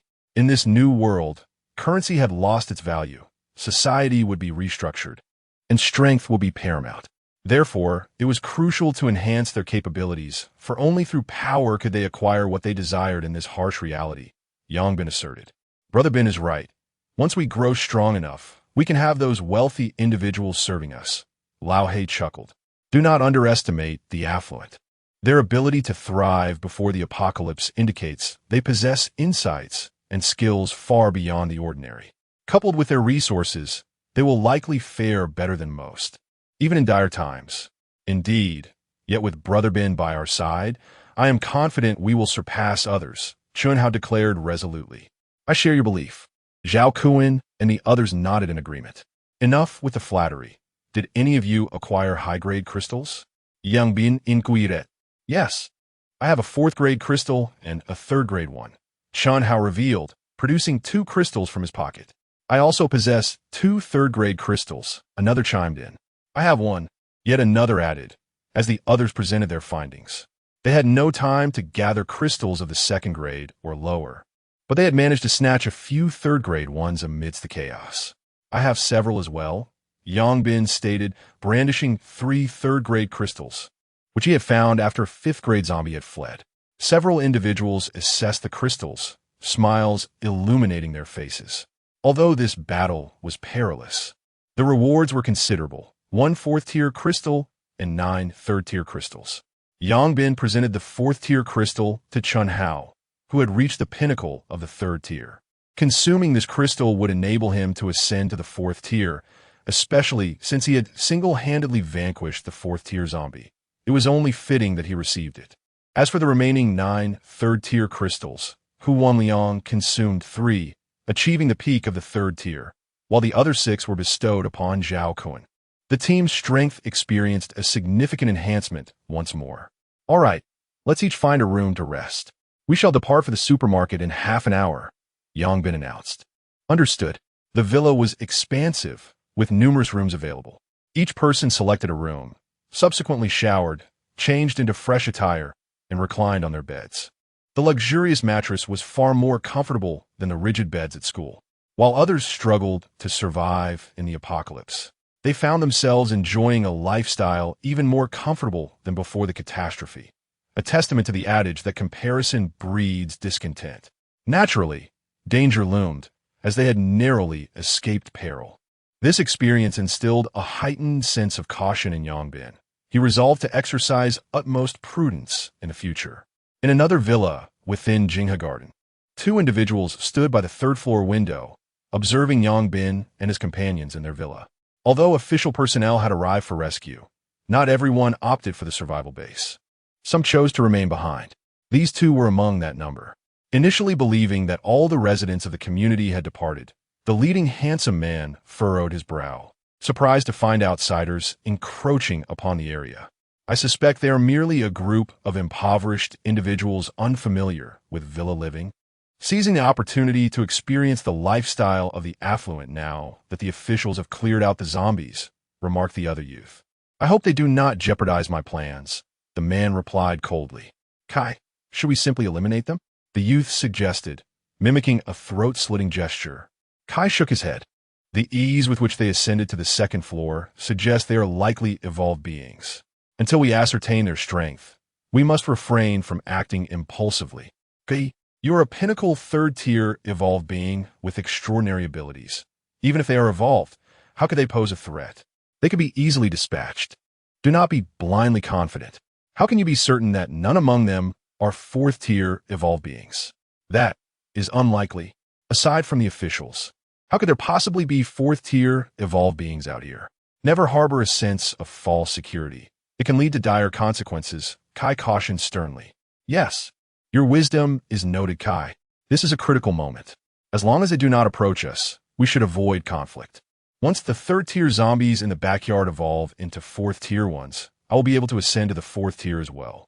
Coupled with my abilities, I shall have little to fear from anyone. Indeed, Kai, you are formidable. By the way, did that woman, Lin Yifei, also accompany the others to the survival base? Yes. I will have my father find a way to control her. Her abilities are quite formidable, and it would be best to keep her under our influence. Understood. After a brief respite of half an hour, Yang Bin and his companions ventured out, leaving Little Orange to guard the house. They decided against taking a car, as the distance was merely 5 kilometers, an unnecessary indulgence. The vicinity of Jinghe Garden is adorned with lush greenery, devoid of any constructions within a 2-kilometer radius, primarily showcasing a picturesque environment. Consequently, apart from within the community, there were scarcely any zombies nearby. Were it not for the scarcity of food, remaining indoors would indeed be quite comfortable. The group walked for over 10 minutes before they finally spotted another residential area. Yang Bin activated his true sight and cast a glance towards that direction, his expression darkening. Monkeys, we surely aren't required to traverse through that neighborhood to reach Walmart. Are we? Not necessarily. We could take an alternate route, albeit it may extend our journey. That is reassuring. Let us circumvent it. He had just observed that the number of zombies in that area was overwhelming, rendering passage through it utterly impractical. The authorities had opted to focus their rescue efforts on Jinghe Garden, neglecting the surrounding region entirely. Thus, even in the face of apocalypse, certain individuals continue to relish preferential treatment. Chapter 72. Catching bullets with bare hands. Yang Bin and his companions took a considerable detour before finally arriving at the Walmart supermarket. Despite their roundabout route, they encountered numerous zombies along the way. Fortunately, their formidable strength allowed them to handle the situation, as long as they were not overwhelmed by a horde. This supermarket, undoubtedly one of the finest in Star City, spanned at least 10,000 square meters. At this moment, the doors of Walmart were firmly shut. Yang Bin activated his true sight to peer inside, and, indeed, it was occupied by people, quite a significant number in fact. However, due to the supermarket's vastness, he could not ascertain the exact count. His abilities allowed him to see far in open spaces, but obstacles greatly diminished his range. At present, he could see through about 4 or 5 walls. Yang Bin's expression darkened. Although he could not see everything, he caught sight of some distressing scenes. The occupants were living more comfortably than he and his group. Not only were their basic needs met, but they also had a group of women captured for their own depraved pleasures. The state of those women suggested they had endured prolonged torment. Brother Bin, what is the situation inside? One of his companions inquired. A group of evolved individuals, along with a number of tortured women, Yang Bin replied coldly. Damn it, another pack of scum. Brother Bin, let us storm in and eliminate them. Shunhao exclaimed angrily. We can't force our way in. The roll-up door is fortified, and there is a metal mesh behind it. Most importantly, They've barricaded the interior with shelves, Yongbin explained. Then how do we get in? Another asked. Through the second-floor window. All right. The group made their way to a window below. Yongbin leapt with vigor, grasping the edge of the second-floor window and forcibly prying it open, effortlessly entering the supermarket. Soon, the others followed suit, as third and fourth tier evolved individuals. This height posed no challenge for them. Upon entering, they faintly heard laughter emanating from below. They descended the stairs, and upon witnessing the scene before them, their fury ignited. Before them sat 50 or 60 bare-chested men, jovially feasting. Their bodies were adorned with tattoos, and many bore scars, revealing their violent nature. Not far from them lay over a dozen women, completely unclothed and battered, their bodies covered in bruises, devoid of any visible and scathed area. The women's eyes were dull, their faces expressionless, reflecting the torment they had undoubtedly suffered. At that moment, one man, having seemingly finished his meal, stood and approached the women, carelessly seizing one to commit an act of violence. "Beast, release that woman," Lao He bellowed, his voice resonating with rage. His outburst instantly alerted those below, who turned in shock to face them. "How did you get in here?" A heavily tattooed man glared at them, fury etched on his face. A cold glint flickered in Yongbin's eyes. "Kill them all." "Understood." Chun Hao and the others immediately brandished their weapons and charged toward their foes. "Damn it. They're seeking death. Eliminate them." The leading man shouted furiously. Suddenly, dozens of individuals swiftly emerged from the rear cargo containers, brandishing machetes and charging towards Chun Hao and his companions. These individuals were all evolved beings, each at the second tier, with their leader having reached the third tier. However, this formidable assembly posed little threat to Chun Hao and his group. Yet, the uniformity of their machetes presented a certain peril to Zhao Kuan and his companions, who wielded only fire axes. They found themselves at a disadvantage, as their axes were too short, and with the enemy's numbers overwhelming. They struggled to defend against the onslaught of slashing blades.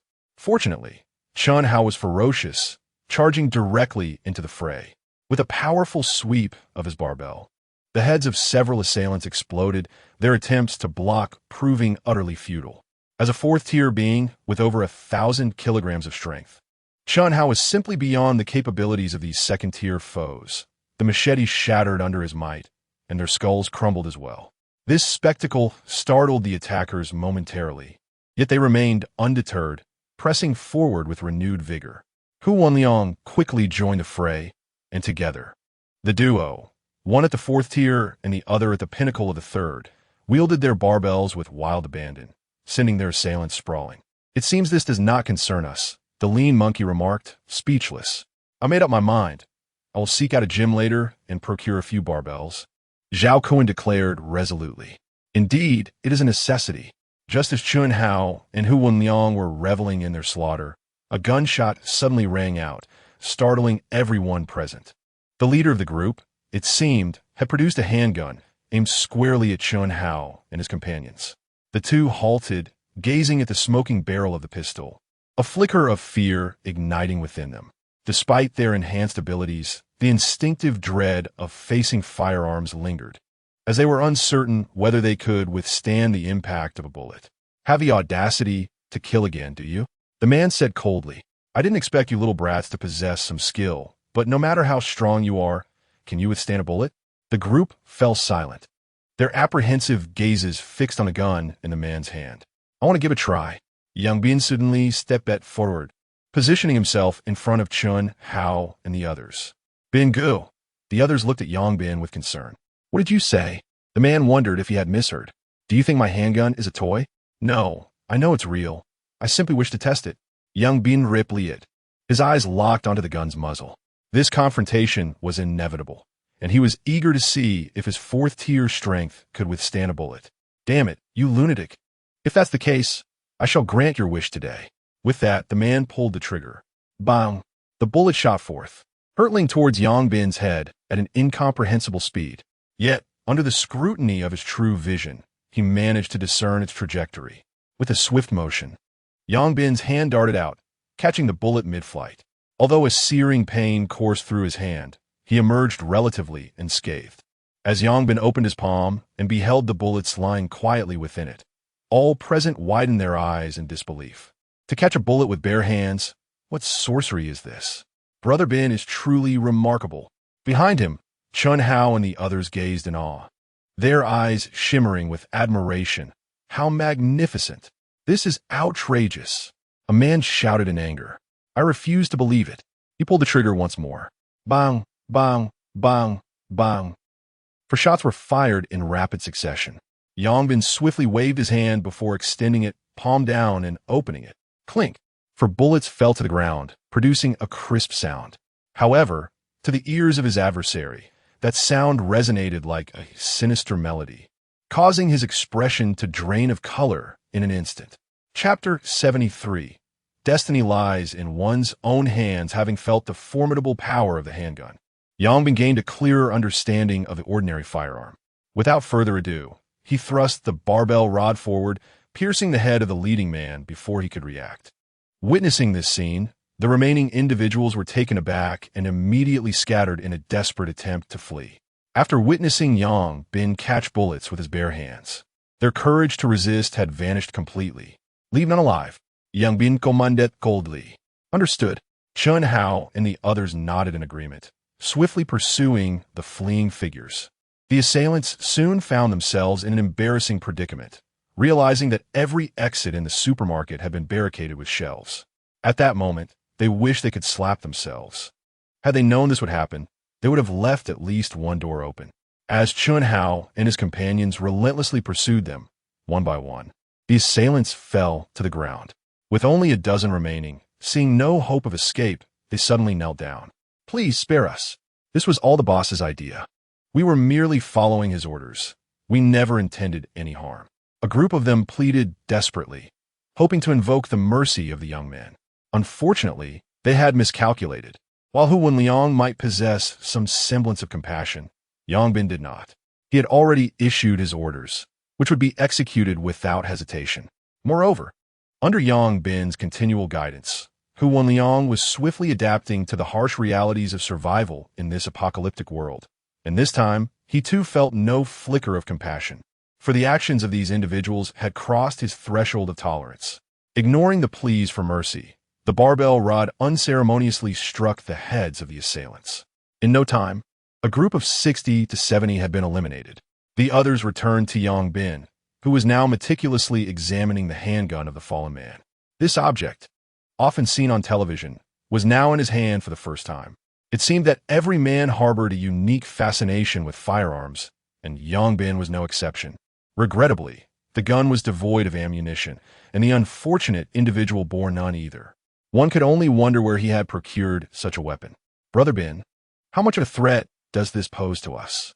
Chun Hao inquired, while the others curiously gazed at the gun in Yangbin's hands. To be candid, they believed they could withstand the threat. Yet deep within, they felt a primal fear of firearms, a fear that any rational person would experience, especially with the cold. Dark muzzle pointed at them. Yangbin chuckled softly. From my recent experience, this weapon poses a significant threat to first and second tier revolvers. However, it is of little consequence to those above the third tier. Given the physical resilience of a third-tier evolver, even if struck, it would likely result in a mere superficial wound, causing minimal impact. Of course, if one were to be shot in the eye, that would be an entirely different matter. As for fourth-tier revolvers, they can largely disregard such ordinary handguns. Even if struck, it would only graze the skin, failing to penetrate the muscle layer. Yangbin, having concluded his statement, opened his palm to reveal a small indentation, an intentional mark left by a bullet he had deliberately caught with the front of his hand. Observing the injury on Yangbin's hand, the onlookers collectively exhaled in relief. It seemed that a handgun was not as formidable as they had presumed. Noticing their relaxed demeanor, Yangbin's expression turned grave as he cautioned, "Do not let your guard down. This is merely a standard handgun. There are far more powerful weapons at the government's disposal. Consider the assault rifles wielded by the soldiers we just encountered, capable of turning us into mere Swiss cheese in an instant. And let us not even mention the heavy machine guns they have. Those alone were sufficient to send the fifth-tier zombies fleeing. Therefore, remember, never underestimate firearms." At the very least, we are not yet qualified to engage in direct confrontation with them. Acknowledging his words, the group nodded in understanding. Just then, a disturbance arose behind them. The group of women had somehow managed to rise to their feet. Instead of expressing gratitude, they gazed at the men with a numbed expression, their eyes reflecting an acceptance of their harsh fate. Witnessing this, Yang Bin and the others furrowed their brows, realizing that these women had likely endured multiple changes in ownership, perhaps regarding them as no different from their previous captors. Put on your clothes. Yang Bin commanded. The women slowly raised their heads to glance at Yang Bin and his companions, then mechanically began to gather the tattered garments strewn about. Head to the clothing section and select something decent to wear. Yang Bin insisted vehemently. That ragged attire is hardly better than no clothing at all. Do you not see that we are surrounded by vigorous young men? At this, the expressions of the women finally shifted, revealing a hint of surprise. Indeed, the tastes of youth were evidently distinct. Before long, the women made their way toward the clothing section. Let's procure some food, Yang Bin suggested. The group nodded in agreement, and each member pushed a cart toward the grains and oils aisle. They intended to stockpile rice and flour, as the villa had a kitchen for cooking. Naturally, they also aimed to gather instant noodles, biscuits, and bread for convenience during their outings to combat zombies. This supermarket proved itself to be a grand establishment, offering virtually every essential item one could desire. However, the group prioritized food, as everyday necessities were already available in the villa. In a short while, all 6 carts were filled to the brim. Each person then grabbed a large, spacious backpack designed for mountaineering, filling it to capacity as well. It was evident that the authorities would soon arrive, with so many people at the survival base requiring sustenance. The demand for supplies would be immense. Once the initial rescue mission concluded, their first order of business would undoubtedly be to search for provisions. Given the proximity of this location to the survival base, merely a dozen kilometers away, it would surely become a primary target for official procurement. Thus, they needed to transport as many supplies as possible, lest they find the place stripped bare upon their next visit. Having filled their carts and packs, the group prepared to return. At that moment, the women reappeared, now fully attired. Upon seeing their attire, Yang Bin and his companions were momentarily taken aback. No wonder these women find themselves in such dire circumstances. Each of them possesses striking physical attributes. However, what is the meaning behind your black stockings and uniforms? Are you attempting to intimidate the innocent? It is evident that there has been a misunderstanding regarding Yang Bin's intentions. Taking a deep breath, Yang Bin replied coldly, "We shall take our leave now. You may continue to hide here or pick up the machetes scattered on the ground to confront the zombies. Remember, in this apocalyptic world, if you wish to escape humiliation, you must cultivate your own strength." With that, Yang Bin and Chun Hao, along with others, began to push their cart towards the exit. Wait. At that moment, someone from the opposing group finally spoke up. Aren't you? You are overthinking it. In this world of despair, while many have lost their humanity, there remain those who uphold their principles. Congratulations on encountering such individuals. You're now free. As for whether you will face similar circumstances in the future, that is a matter only fate can determine. Ultimately, your destiny lies in your own hands. Chapter 74. Yang Bin and his companions swiftly departed from the supermarket, and before leaving, Yang Bin ensured that Chun Hao retained a dozen first-level crystals. The zombies outside were all at the first level. Should they remain unmutated, even if these women possessed the courage to confront them, it would only lead to their demise. Having saved them, it was only fair to provide them with a greater chance of survival. As for whether they could ultimately escape their fates as mere playthings, that was a matter for them to determine. At this moment, on the way to Jinghe Garden, each person carefully pushed a cart while bearing a massive mountaineering backpack, making their way back. Fortunately, this path had recently been cleared, and the number of zombies was manageable. In the end, they safely transported all their supplies back home. However, with their carts and large bags, they could not escape the notice of the villa across the way. Did they really manage to acquire so many supplies? Kaiyang remarked, his eyes gleaming as he gazed at the distant villa. Haha, Kaiyang, these folks are quite impressive. Our food is running low, and we didn't expect them to deliver supplies to us, another chuckled. Indeed, once I elevate to a fourth level evolved being, I shall engage with them. After all, we are neighbors, and borrowing a few items should not pose any issues, Kaiyang responded with a grin. Inside the villa, the group surveyed the heap of food strewn across the floor, and satisfaction finally graced their faces. These provisions were more than sufficient for their small number to last an entire month. For now, let's treat this place as our stronghold. Each time we venture out to exterminate zombies, we can carry backpacks to bring back something daily, ensuring we won't face hunger in the near term, Yongbin proposed. However, what if someone comes while we are out? Although this security door is sturdy, it might not withstand high-level evolved beings, Zhao Cohen frowned. From now on, let Little Orange stay at home. There's no need for it to accompany us. Its advantage lies in speed, and while it can handle one or a few zombies, it has no significant edge against hordes. Hence, I'll simply have it guard the house, Yongbin decided. Meow. Little Orange mewed in agreement, clearly approving of this assignment.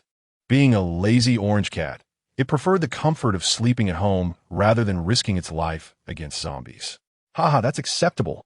With Little Orange's prowess, even a fourth level evolved being might not be its match, Chunhao laughed.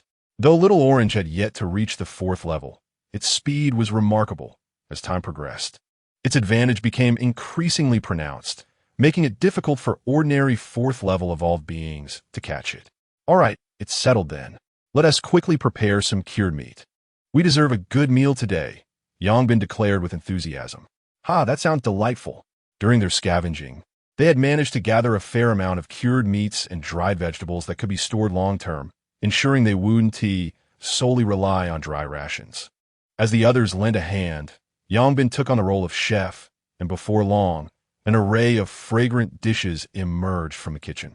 The group gathered around the table with bowls and chopsticks in hand, their faces radiating joy as they indulged in the meal.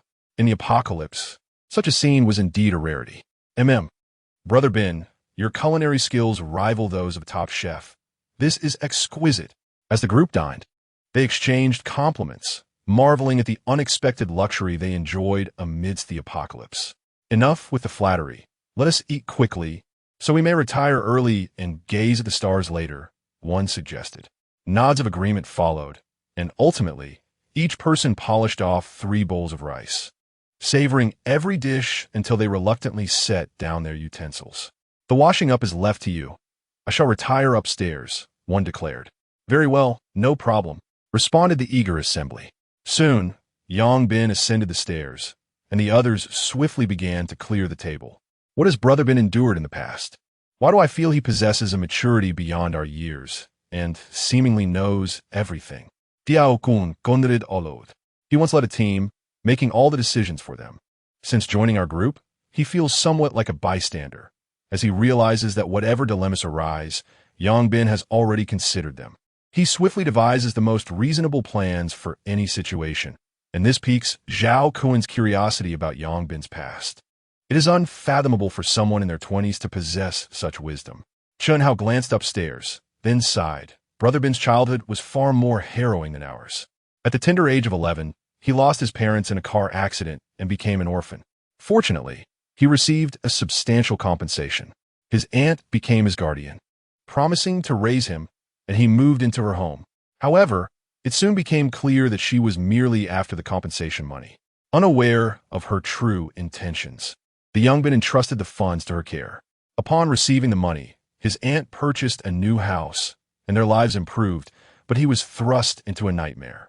All the household chores fell to him, and his uncle often resorted to violence. His cousin flaunted toys bought with Ben's money in front of him, which he was forbidden to touch. Chunhao's eyes glistened with unshed tears. This family is utterly despicable, squandering the money earned through Ben's parents' sacrifice and treating him like a slave. The others expressed their outrage, including Huan Liang, who learned of Yongbin's past for the first time. What happened next? They inquired. Eventually, Brother Ben escaped that household and never returned.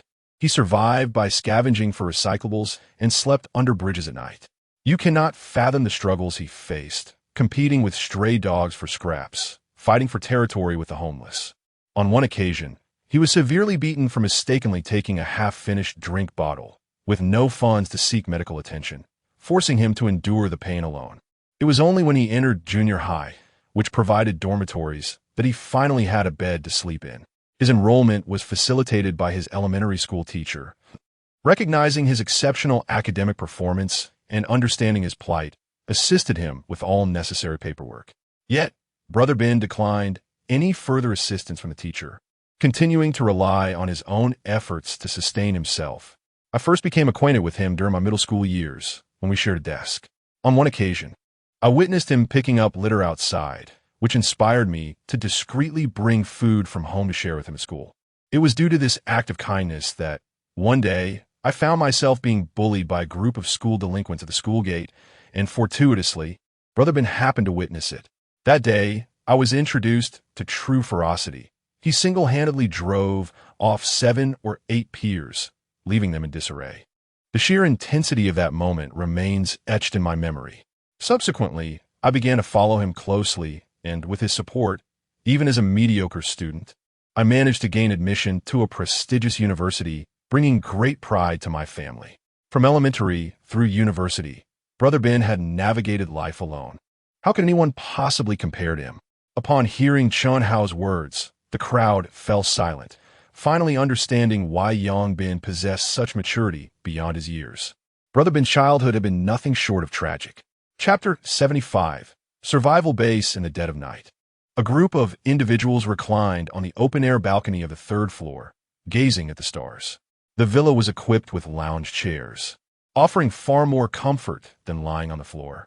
Stargazing had become their secret advantage over others.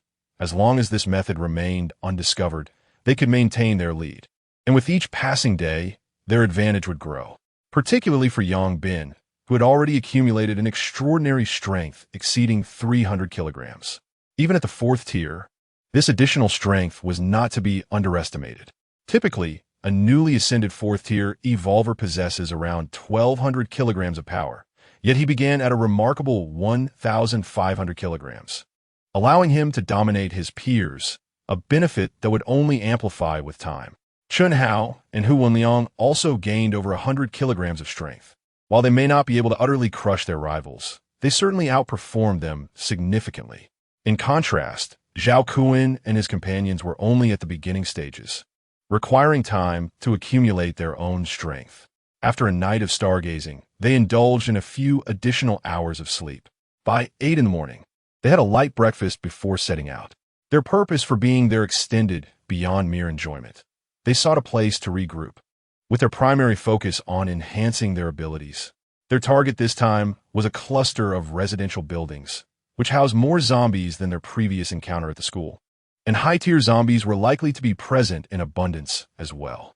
However, the area was densely constructed, with narrow alleys already teeming with the undead. Thus, they needed to tread carefully before making any moves. Upon arriving at the area, the sight of the densely packed zombies left them feeling somewhat overwhelmed. What is the plan? Being gay, the group turned to Yang Bin. We'll use the usual method. Find a way to breach one of the buildings and utilize the stairwell to fight, Yang Bin declared, activating his true sight to survey the surroundings. He then pointed to a slightly newer building among the old residential structures, saying, that one.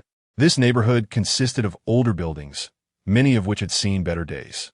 He was wary of entering any structures that were too aged, fearing that they might collapse during their confrontation. It was important to note that the current zombies were formidable, with most having reached the 2nd tier, and an increasing number at the 3rd tier. Older buildings might not withstand the onslaught. Cautiously, the group approached the designated building, striving to avoid drawing the attention of the zombies. Unfortunately, it was nearly impossible to evade their gaze entirely. Before long, a zombie from an upper floor spotted them, and with a resounding roar, it alerted the rest. A horde of zombies surged forward, rushing towards them. Accelerate. The group remained composed. They had anticipated this outcome. As the zombies charged, they too hastened towards the building. Along their path, any zombies that obstructed them were swiftly dispatched by Yang Bin with a powerful strike. In no time, they reached the base of the building, only to find it surrounded by an assembly of zombies. Without hesitation, they plunged into the fray. With the formidable strength of Yang Bin and Chun Hao, both 4th-tier evolvers, The zombies were utterly incapable of impeding their advance. In a brief moment, several individuals surged towards the entrance. Chunhao exerted a sudden force, yanking the iron gate open, after which the group ascended the staircase directly to the second floor. They divided their tasks. I and Haozi would guard the stairs and eliminate the zombies, while Zhao Kuan and his companions were to drag the corpses into the rooms. And Liangzi was responsible for extracting crystals. Yang Bin swiftly orchestrated the plan. Good. No one voiced any objections, and soon they commenced their operations. 2 4th-tier evolved individuals secured the staircase, preventing the zombies from ascending. They wielded their barbells with ease, swiftly dispatching one zombie after another. The antiquated building lacked an elevator, with 4 households residing on each floor. Zhao Kuan and his team sequentially opened the doors of all 4 households. Unfortunately, not a single living soul was found. Inside lay either hordes of zombies or the mangled remains of those devoured. After thoroughly clearing several rooms, Zhao Kuan and his companions quickly transported the bodies from the stairwell into the rooms, while Huan Liang directly extracted the crystal from the zombie heads within the rooms. The group operated like a well-oiled production line, rapid and efficient.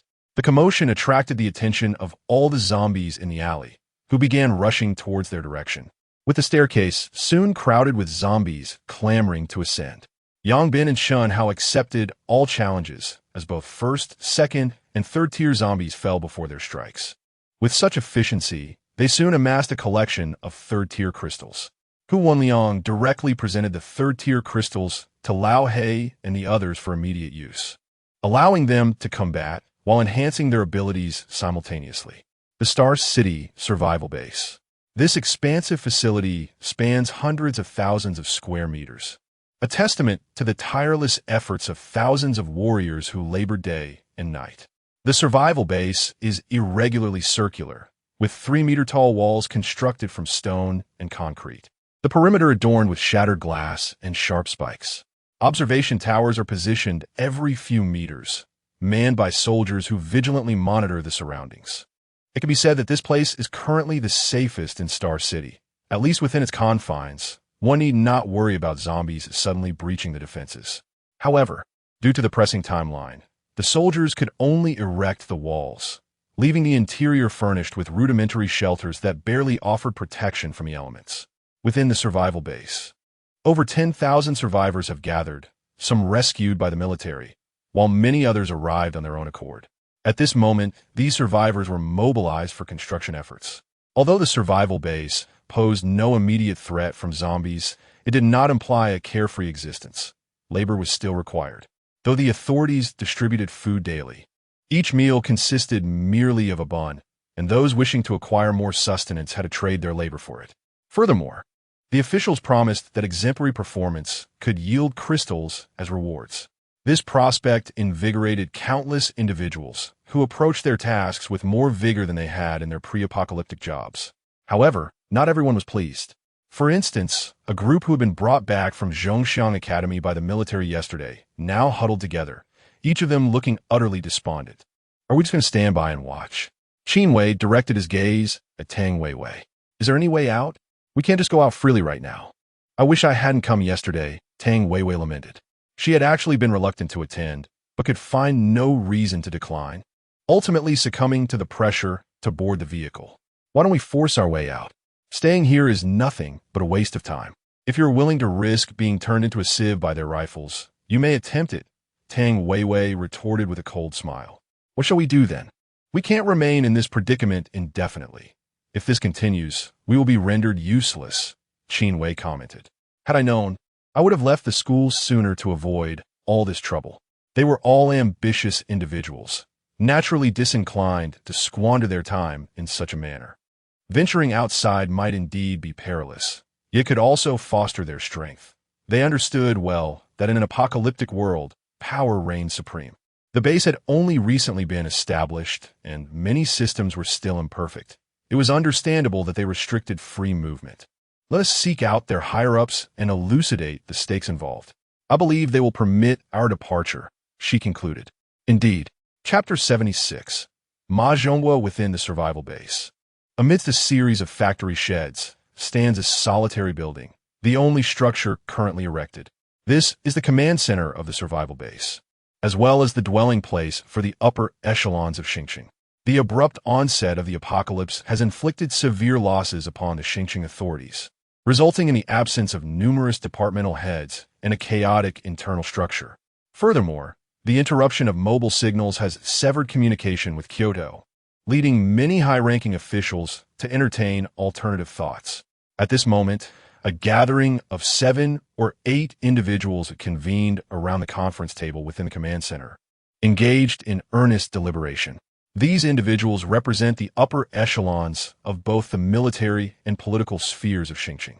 The initial phase of the rescue mission has been largely accomplished, successfully bringing back over 3,000 individuals, including students from several prominent universities and residents from key neighborhoods, such as Yinyuan and Yinyuan. The pressing question now remains, when shall we commence the second phase of the rescue operation? Vice Commander Lu Yong of the military inquired. He has become the highest-ranking military officer in Xingqing, as both the commander and the political commissar perished in this catastrophe, thus placing the decision-making authority in his hands. Vice Commander Lu, please elaborate on the challenges encountered during this rescue and the extent of our losses, spoke Ma Zhonghua, the mayor of Xingqing, who occupied the head of the table. The political sphere has also suffered significant losses, with the deputy mayor and city secretary having perished. Yet, the mayor has survived. As the capital city of the province, Ma Zhonghua holds a position of considerable authority. In times of peace, the military and political realms maintain a respectful distance. However, under these extraordinary circumstances, collaboration is imperative. It is essential to have a leader, and Ma Zhonghua, as the highest-ranking official in Xingqing, has naturally assumed this role. Our greatest challenge lies in the insufficient ammunition. For the majority of engagements, our soldiers have resorted to close-quarter combat, resulting in considerable losses among them, Lu Yong lamented. Let us temporarily set aside the second phase of the rescue mission, as 2 more urgent tasks demand our attention. One pertains to the ammunition issue, and the other concerns the procurement of essential supplies. Currently, the base is home to over 10,000 survivors, leading to immense daily consumption. Our reserves are dwindling, thus necessitating an immediate expedition to source additional provisions. The ammunition situation is equally critical. If I recall correctly, there's an armory within your security sector. Please devise a means to transport those munitions back, which should alleviate the short-term predicament. However, many survivors remain in dire need of our assistance. For each day we delay, the death toll escalates dramatically. Vice Commander Lu, rescue efforts cannot be undertaken blindly. We must first address the primary issues to facilitate effective rescue operations. Without resources, even those we save may succumb to starvation, interjected another man seated beside Ma Zhonghua. Very well, when shall we depart? Mobilize personnel and set forth without delay. We shall split into 2 groups, one to the armory to retrieve munitions, and the other to the Walmart supermarket, situated more than 10 kilometers away, to gather supplies. Understood. Lu Yong nodded, subsequently exiting the conference room to assemble the necessary personnel. As Ma Zhonghua gazed at Lu Yong's departing figure, his eyes flickered with unspoken thoughts. Soon, the others had arranged their tasks and left, leaving Ma Zhonghua alone in the conference room. Before long, the door at the back of the room swung open, and a middle-aged man stepped through. This man was Wang Zhenhong, the head of the Wang family, the most powerful clan in Xingqing, who had always maintained a close cooperative relationship with the mayor. Ma Zhonghua was not surprised by his appearance and gestured towards the chair beside him. Please take a seat. Wang Zhenhong, without hesitation, settled into the chair and turned to Ma Zhonghua. Mayor Ma, have you given any thought to my previous proposal? This matter is not urgent. For now, the military largely still heeds Lu Yong's command. We must find a way to seize control of the military, Ma Zhonghua replied, lightly tapping his fingers on the table as if pondering a solution. Since this Lu Yong is such an obstacle, why not? No, it is not yet time. We still need him for the battle. Very well. Just then, a commotion erupted outside the door, followed by a sharp knock. The 2 men exchanged concerned glances. You should hide. Understood. Wang Zhenhong nodded and retreated to the back room. Come in, Ma Zhonghua called out to the door.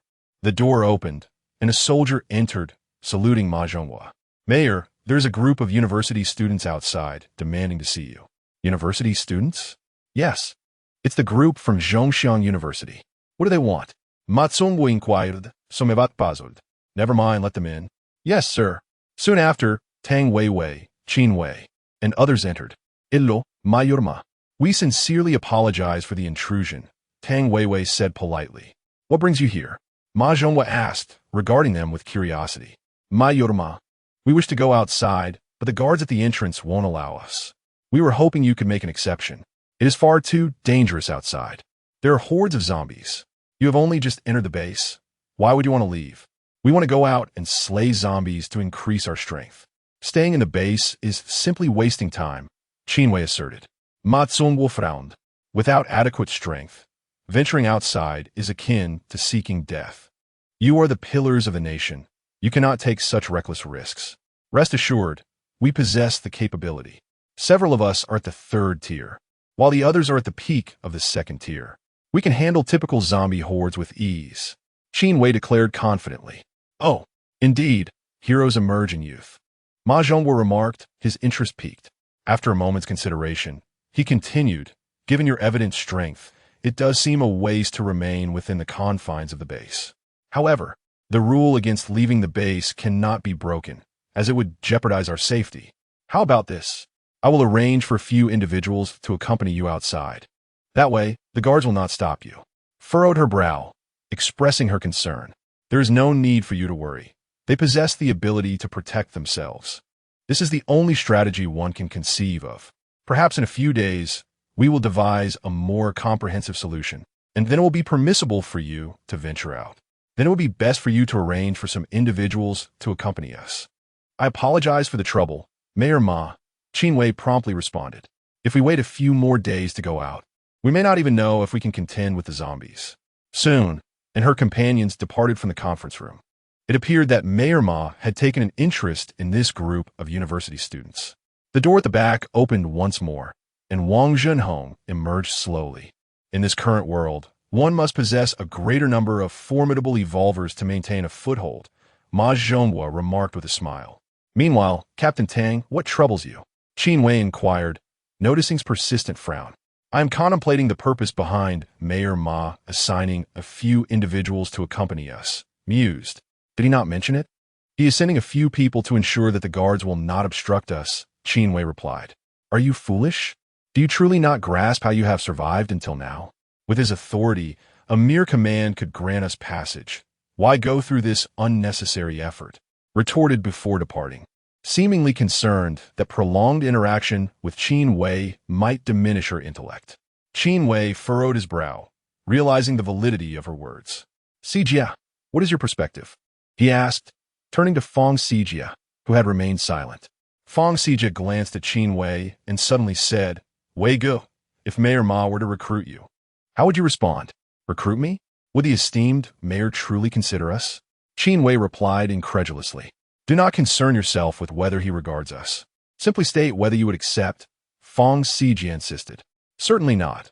We cherish our freedom too much to follow him, Qin Wei declared. Very well. Remember what you have said today, Fong Sijia responded. What is troubling you? You seem oddly peculiar. Do you genuinely believe Mayor Ma would seek to recruit us? I am uncertain. However, we should strive to keep the brothers at a distance from those he assigns and refrain from exposing anything in their presence. That sounds troublesome. Perhaps we should simply prevent them from accompanying us altogether. Now is not the time for your preferences. If you do not allow them to accompany us, we will be unable to leave. Very well. Chapter 77. Interception. Wang Zhenhong returned to his residence from the conference room, whereupon a man resembling a steward entered.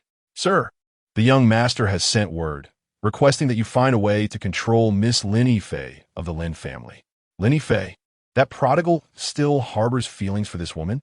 No, this time it is because the young master has discovered she possesses supernatural abilities, and he wishes to have her under his control. Supernatural abilities? Wang Zhenhong's eyes lit up momentarily, but after a moment's contemplation, he shook his head and replied, The Lin family is too closely aligned with the military, and with Lu Yang's protection over Lin Fei, it is not prudent to act just yet. We shall wait a while. When the time comes, acquiring anyone we desire will be but a word away. Tell Kaiyang not to overthink things, but rather to focus on enhancing his strength. He will be crucial in the future. Understood. In the residential area, Yang Bin and his companions had secluded themselves within a building, engaging in relentless combat for an entire day, from dawn until dusk, not pausing even for meals, gnawing on bread while dispatching zombies. Over the course of the day, they had slain nearly 1,000 zombies. This pace, while commendable, felt sluggish to them, primarily due to the constraints imposed by the stairwell and the cumbersome task of clearing the bodies.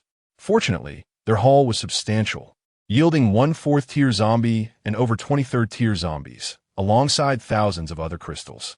At this point, their team had progressed, with Wan Liang reaching the 4th tier, while Zhao Kuan and his companions were all at the peak of the 3rd tier, 3 at the 4th tier and 3 at the pinnacle of the 3rd tier, maintaining a significant lead. However, Yang Bin was not entirely satisfied, primarily due to the scarcity of 4th-tier crystals.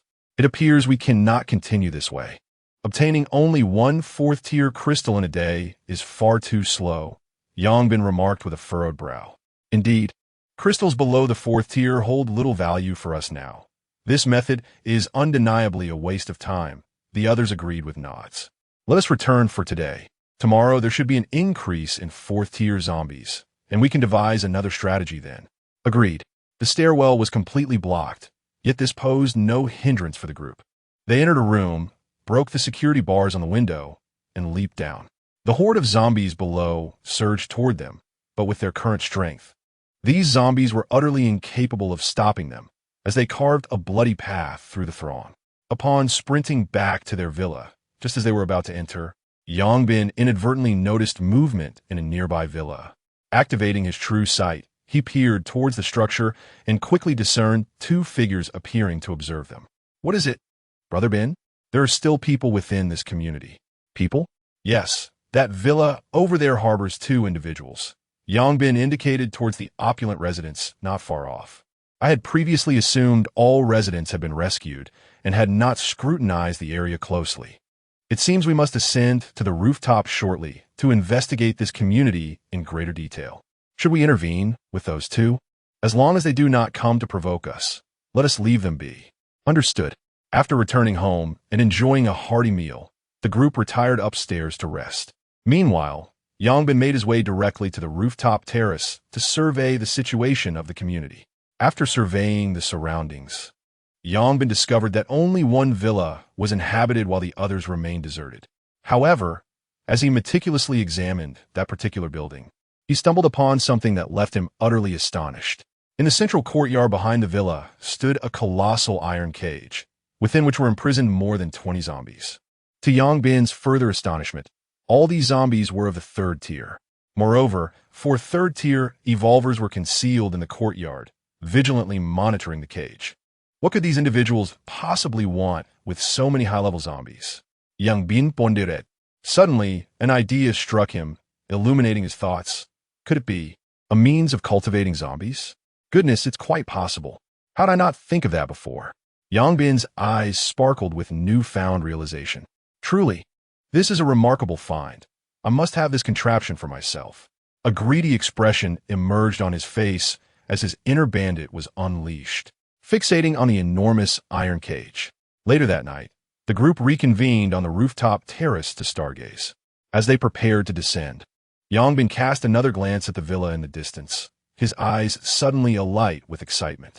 Liang Zi, Zhao Kuan, you all head downstairs to rest. Hao Zi, follow me. I have something valuable to show you, Yang Bin said with a grin.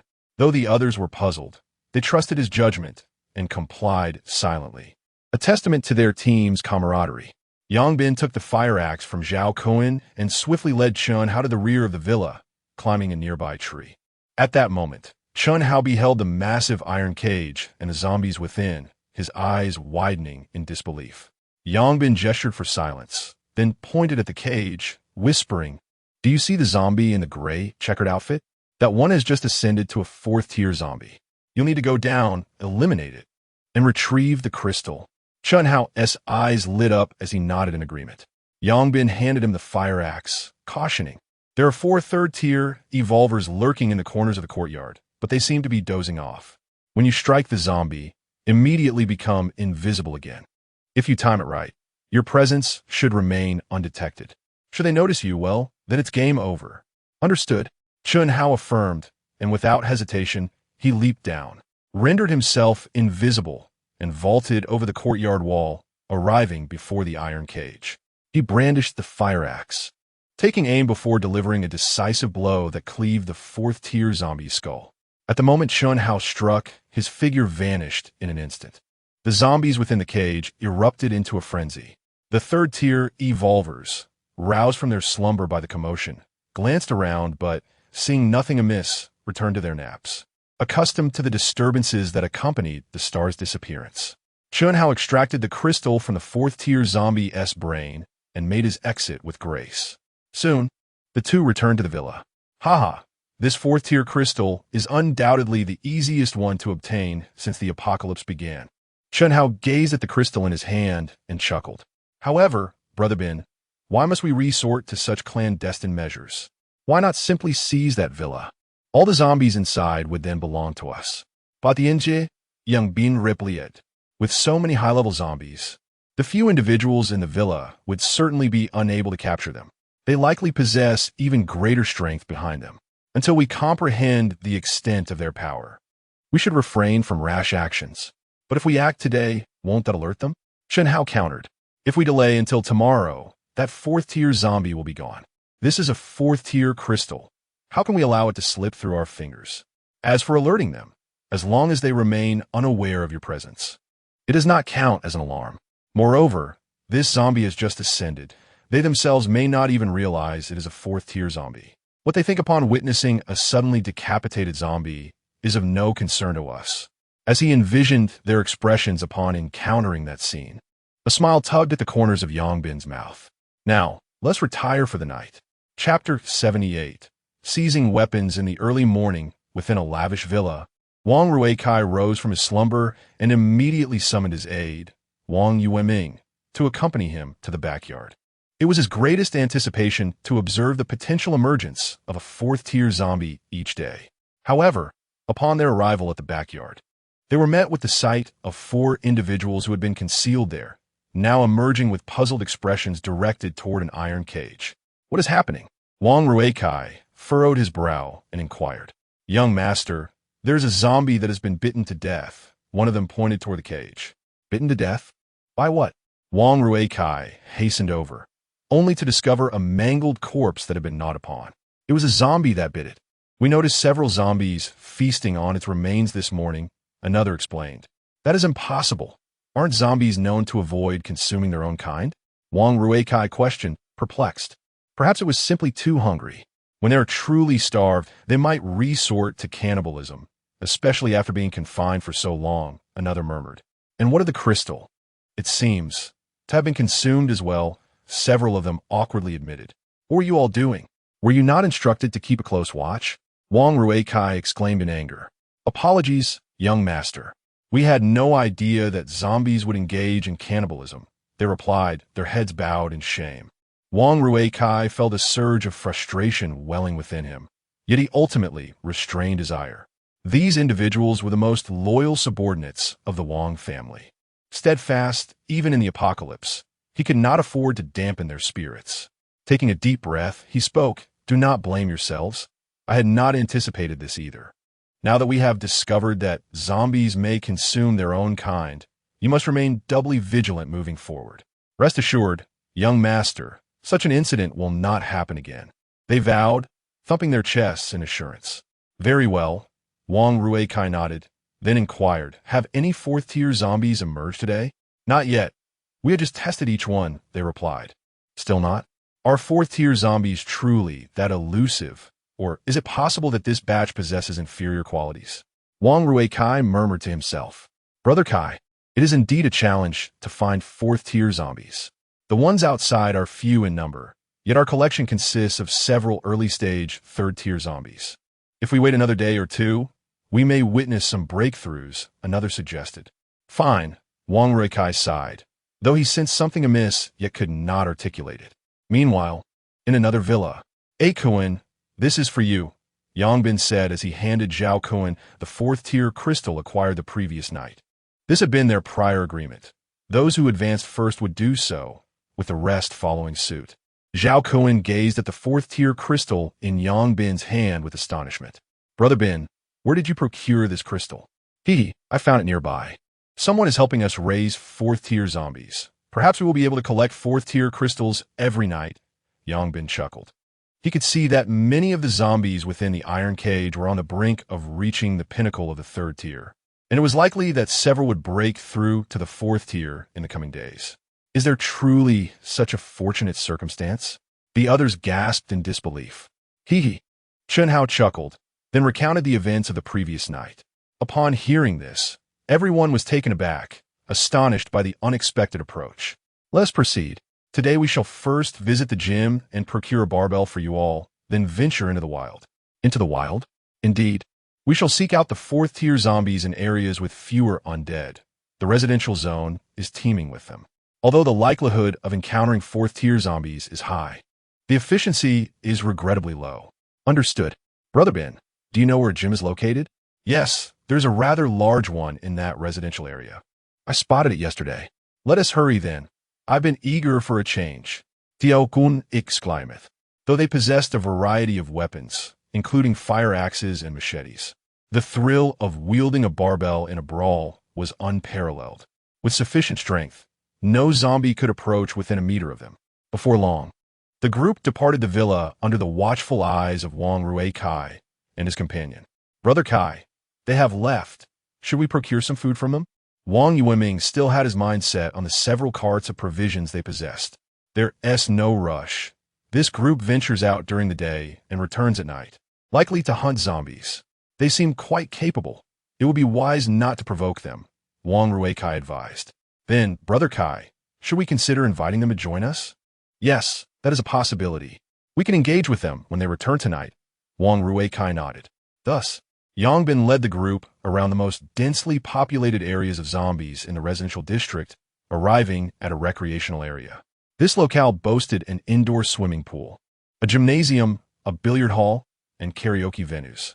Upon arrival, it was evident that the number of zombies had significantly decreased. However, the ground was littered with the corpses of the undead, indicating the presence of a formidable group of evolved beings. Yangbin activated his true sight, surveying the surroundings. To his surprise, the group he had spotted was indeed within the gym, several individuals wielding barbells akin to their own.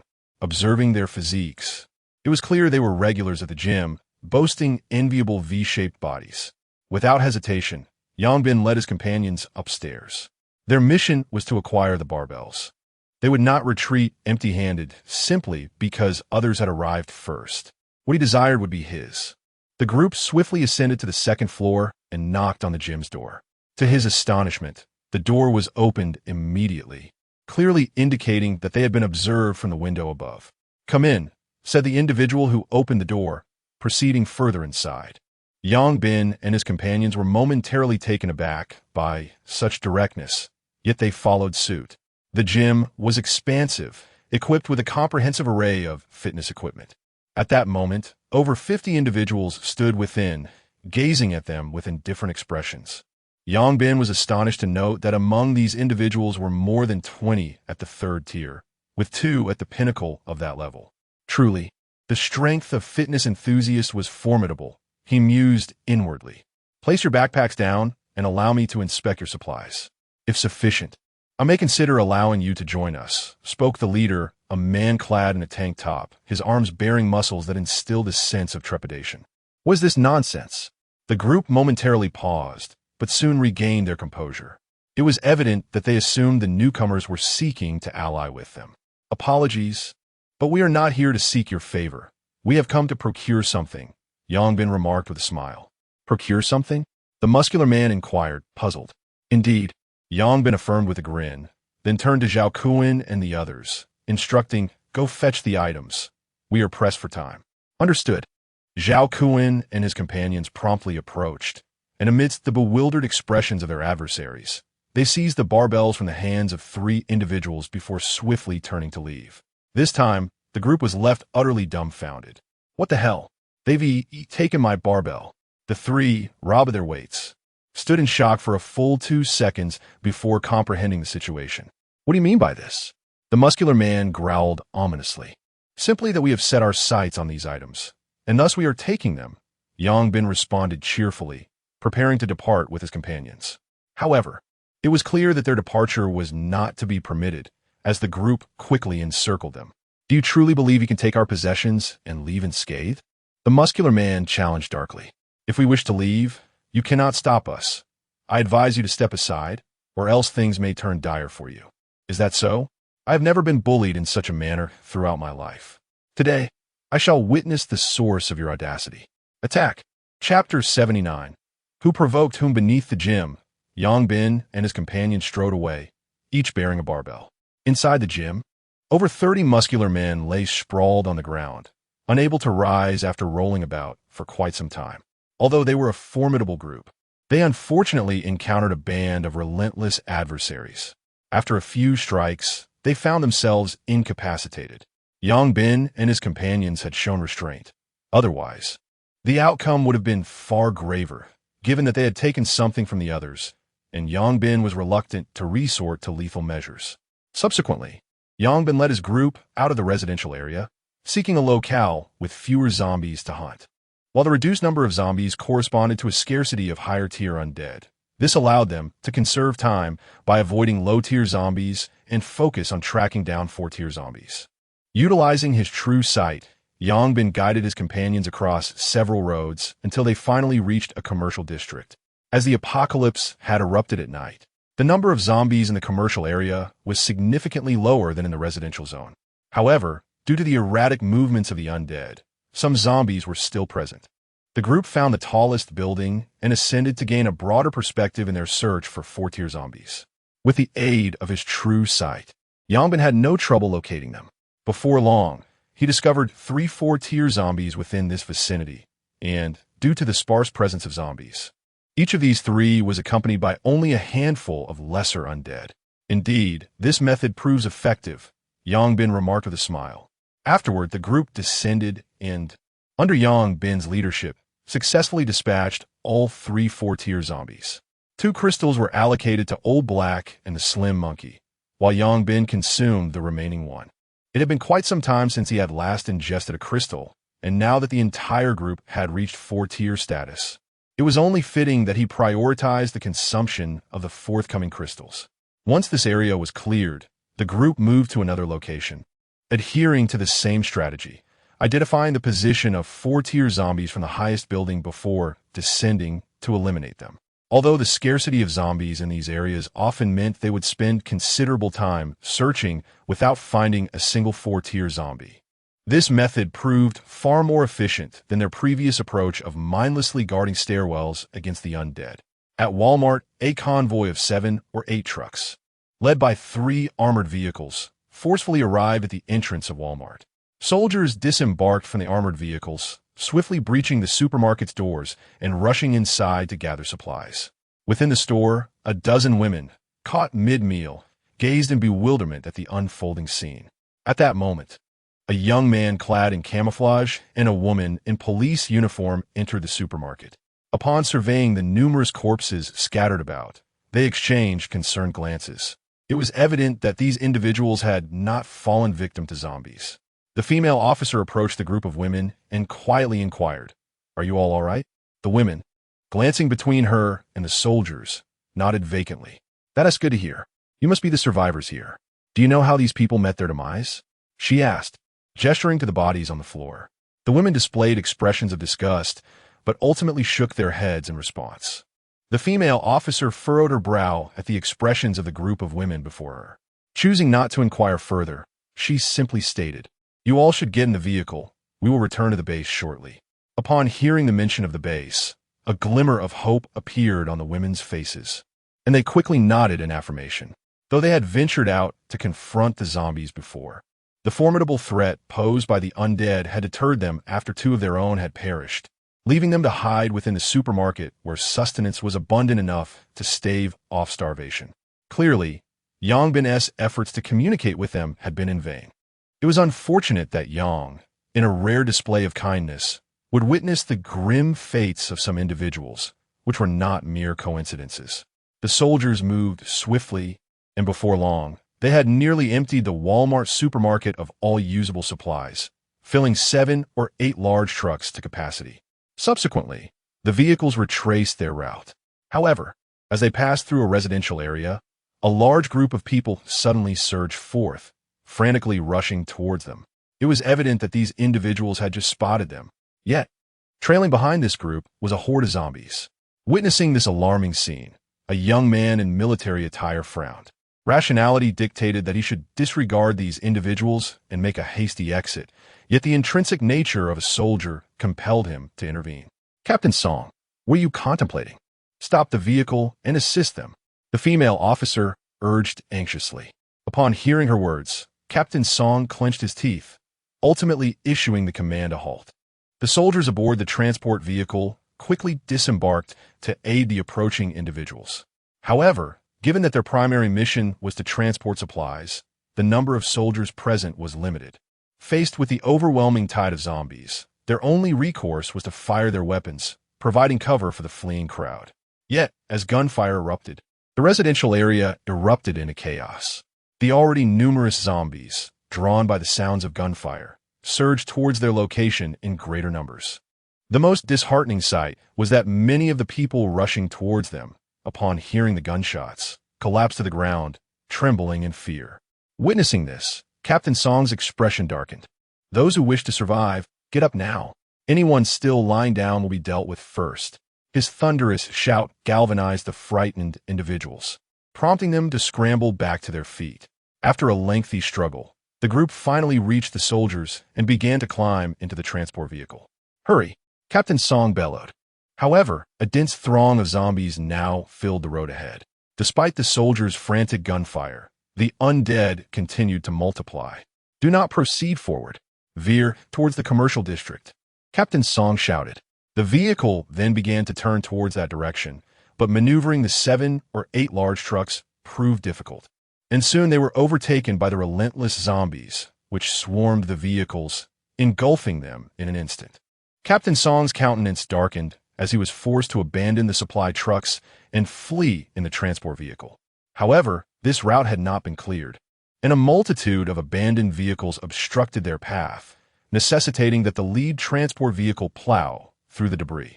Although the armored personnel carriers were robust, the impact significantly diminished their speed.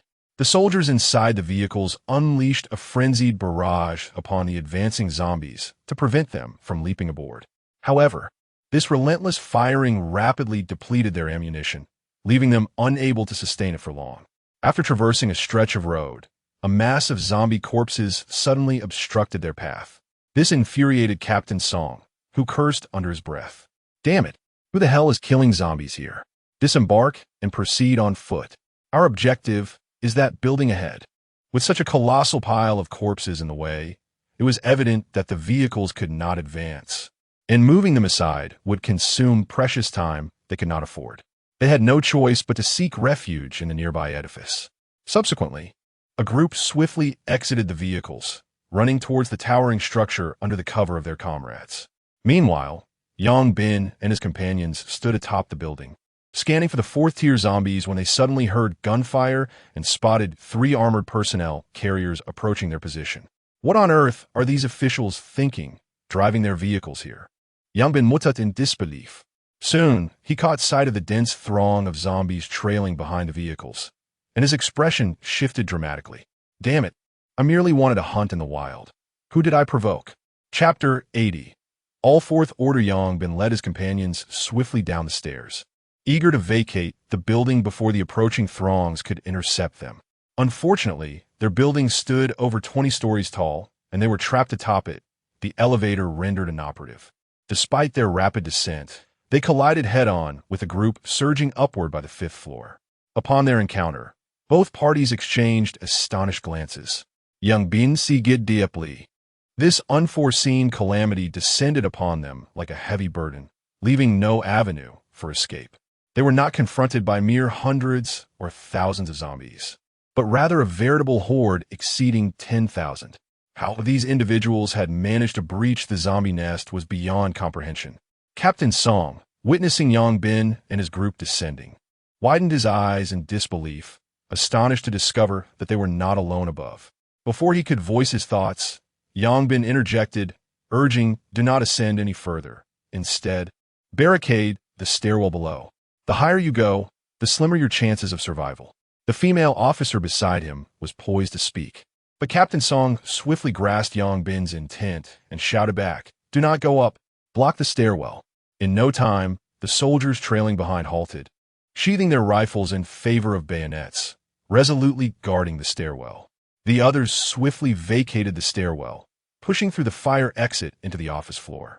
This building housed a large technology company on the 5th floor, accommodating over 400 individuals, including the soldiers. Thankfully, the spacious floor provided ample room, preventing overcrowding. Just as Yang Bin and his companions grappled with the dire situation, a group of women approached them. "Hello. We didn't have the chance to express our gratitude last time before you left. We never expected to see you so soon again. Thank you for rescuing us." Several women exclaimed appreciatively. Yang Bin furrowed his brow as he regarded the women. He discerned that their abilities had only recently reached the level of evolution. They had merely consumed the crystals they had left behind, without venturing out to acquire crystals on their own. He sighed, choosing not to respond. As he had previously stated, one must forge their own path. Their choices would ultimately dictate their fates, and no one would perpetually offer assistance. Initially, Yang Bin had acted on impulse, hoping to provide them an opportunity, but it seemed that the effort had been in vain. He resolved to avoid similar situations in the future. A handful of crystals would suffice for a single meal for Little Orange. Shaking his head, Yang Bin addressed them coolly. "There is no need for thanks. It was merely a chance encounter." At that moment, a strikingly fit female officer approached them. "Were those individuals in the supermarket slain by you?" she inquired, clearly having overheard the women's earlier remarks. Yang Bin met her gaze, neither denying nor confirming, simply nodding in affirmation. "Indeed, survival is already a formidable challenge. How could you resort to murder?" The officer expressed her indignation. "Are you out of your mind? Do you think this world resembles the past?" Yang Bin retorted, exasperated. "What is wrong with the current world? Does it grant you the license to kill at will?" The officer's agitation escalated. "Officer, they did not kill indiscriminately. Those individuals were monsters, deserving of their fate," interjected one of the women. "Regardless of the actions of that group, it is our duty as law enforcement to handle the situation. Their deeds do not justify murder. Do not presume that a modicum of power grants one the liberty to act recklessly. It is precisely because of individuals like them that this damned apocalypse becomes even more terrifying. You claim to take action when people are in need of you. Where are you? Outside. There are countless individuals calling for your assistance, yet you cower here. Go save them." Yang Bin was also becoming increasingly irate. "You, Captain LV, enough." Major Song bellowed. "Major Song, are you attempting to shield these murderers?" LV Jiao, however, did not waver. "Are you so oblivious to the current state of affairs? What? Do you also believe that in this apocalypse, chaos reigns supreme? Utterly unreasonable," Song Tailan exclaimed in fury. "I cannot fathom why such an individual was dispatched to accompany me on this mission. It is nothing short of reckless endangerment." "Major Song, I hope you grasp your position. You are a soldier, and what do you propose? Shall we execute them?" Song Tailan retorted angrily. "At the very least, they should be restrained and returned to the base for judgment from above. If you want to apprehend them, go ahead. To hell with this." Song Tailan cursed vehemently and stormed off. Witnessing Song Tailan's attitude, LV Jiao's chest heaved with anger, and she resolved to report him upon her return. Subsequently, she drew her firearm from her waist, aiming it at Yang Bin and the others. "Hands on your heads. Crouch in a corner." Yet, Yang Bin and his companions remained motionless, gazing at her with indifference. "Did you hear me? I said crouch in a corner. What if I refuse? Then do not blame me for pulling the trigger." "You may certainly try," Yang Bin retorted coldly. Neither side yielded an inch, and the surrounding crowd promptly dispersed, observing Yang Bin and the others as if they were fools. How dare they confront law enforcement? However, What they did not realize was that had Yangbin not been wary of the soldiers wielding rifles, LV Jiao would have already been a corpse. LV Jiao, have you had your fun? Put down the gun. Originally reluctant to intervene in this mess, Song Tailin found himself compelled to step in again upon witnessing the situation. If this woman were under his command, she would have long been executed. Yet, as she was dispatched from above, he felt utterly helpless. Major Song, these are dangerous individuals. Allow your men to take action. Major Song, I advise you to manage this woman. Otherwise, I would not hesitate to leave her as fodder for the zombies. Yangbin directed his gaze at Song Tailin. 1, 2, 3. Disarm her and take her to the other side. Yes. Soon, 3 soldiers approached, swiftly seizing the gun from LV Jiao's grasp and escorting her away. Song Tailin, if you dare to arrest me, just wait. I will certainly report you to the mayor. LV Jiao shouted defiantly. Before long, she was taken to another room by 2 soldiers. Song Tailin cast a glance at Yangbin and his companions, stating, I have taken the person with me, not as a concession to you, but because this is a peculiar moment, ill-suited for internal strife. However, do you believe that by disregarding the officials, you are underestimating the looming apocalypse? Commander Song may be overthinking it. Had she not been affiliated with the officials, she would already be a lifeless corpse. Yangbin replied nonchalantly.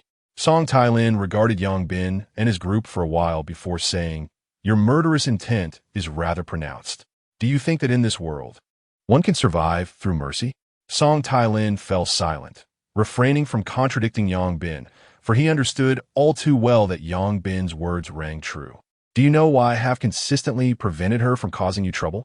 It is because you're aware that taking action against us would yield no benefits, and could even result in significant losses for you, Yangbin remarked with a smile. You are exceedingly confident. However, I must admit that I do sense substantial pressure emanating from you. Some among you have reached the 4th tier, have you not? Indeed, all 6 of us are the 4th tier. Chapter 81. Reliable method. Song Tailin gazed wide-eyed at Yangbin and his companions, his heart stirred by tumultuous waves of astonishment. Even among official ranks, there were but a handful of 4th-tier individuals, yet this team of 6 was entirely composed of them, a reality he found exceedingly difficult to accept.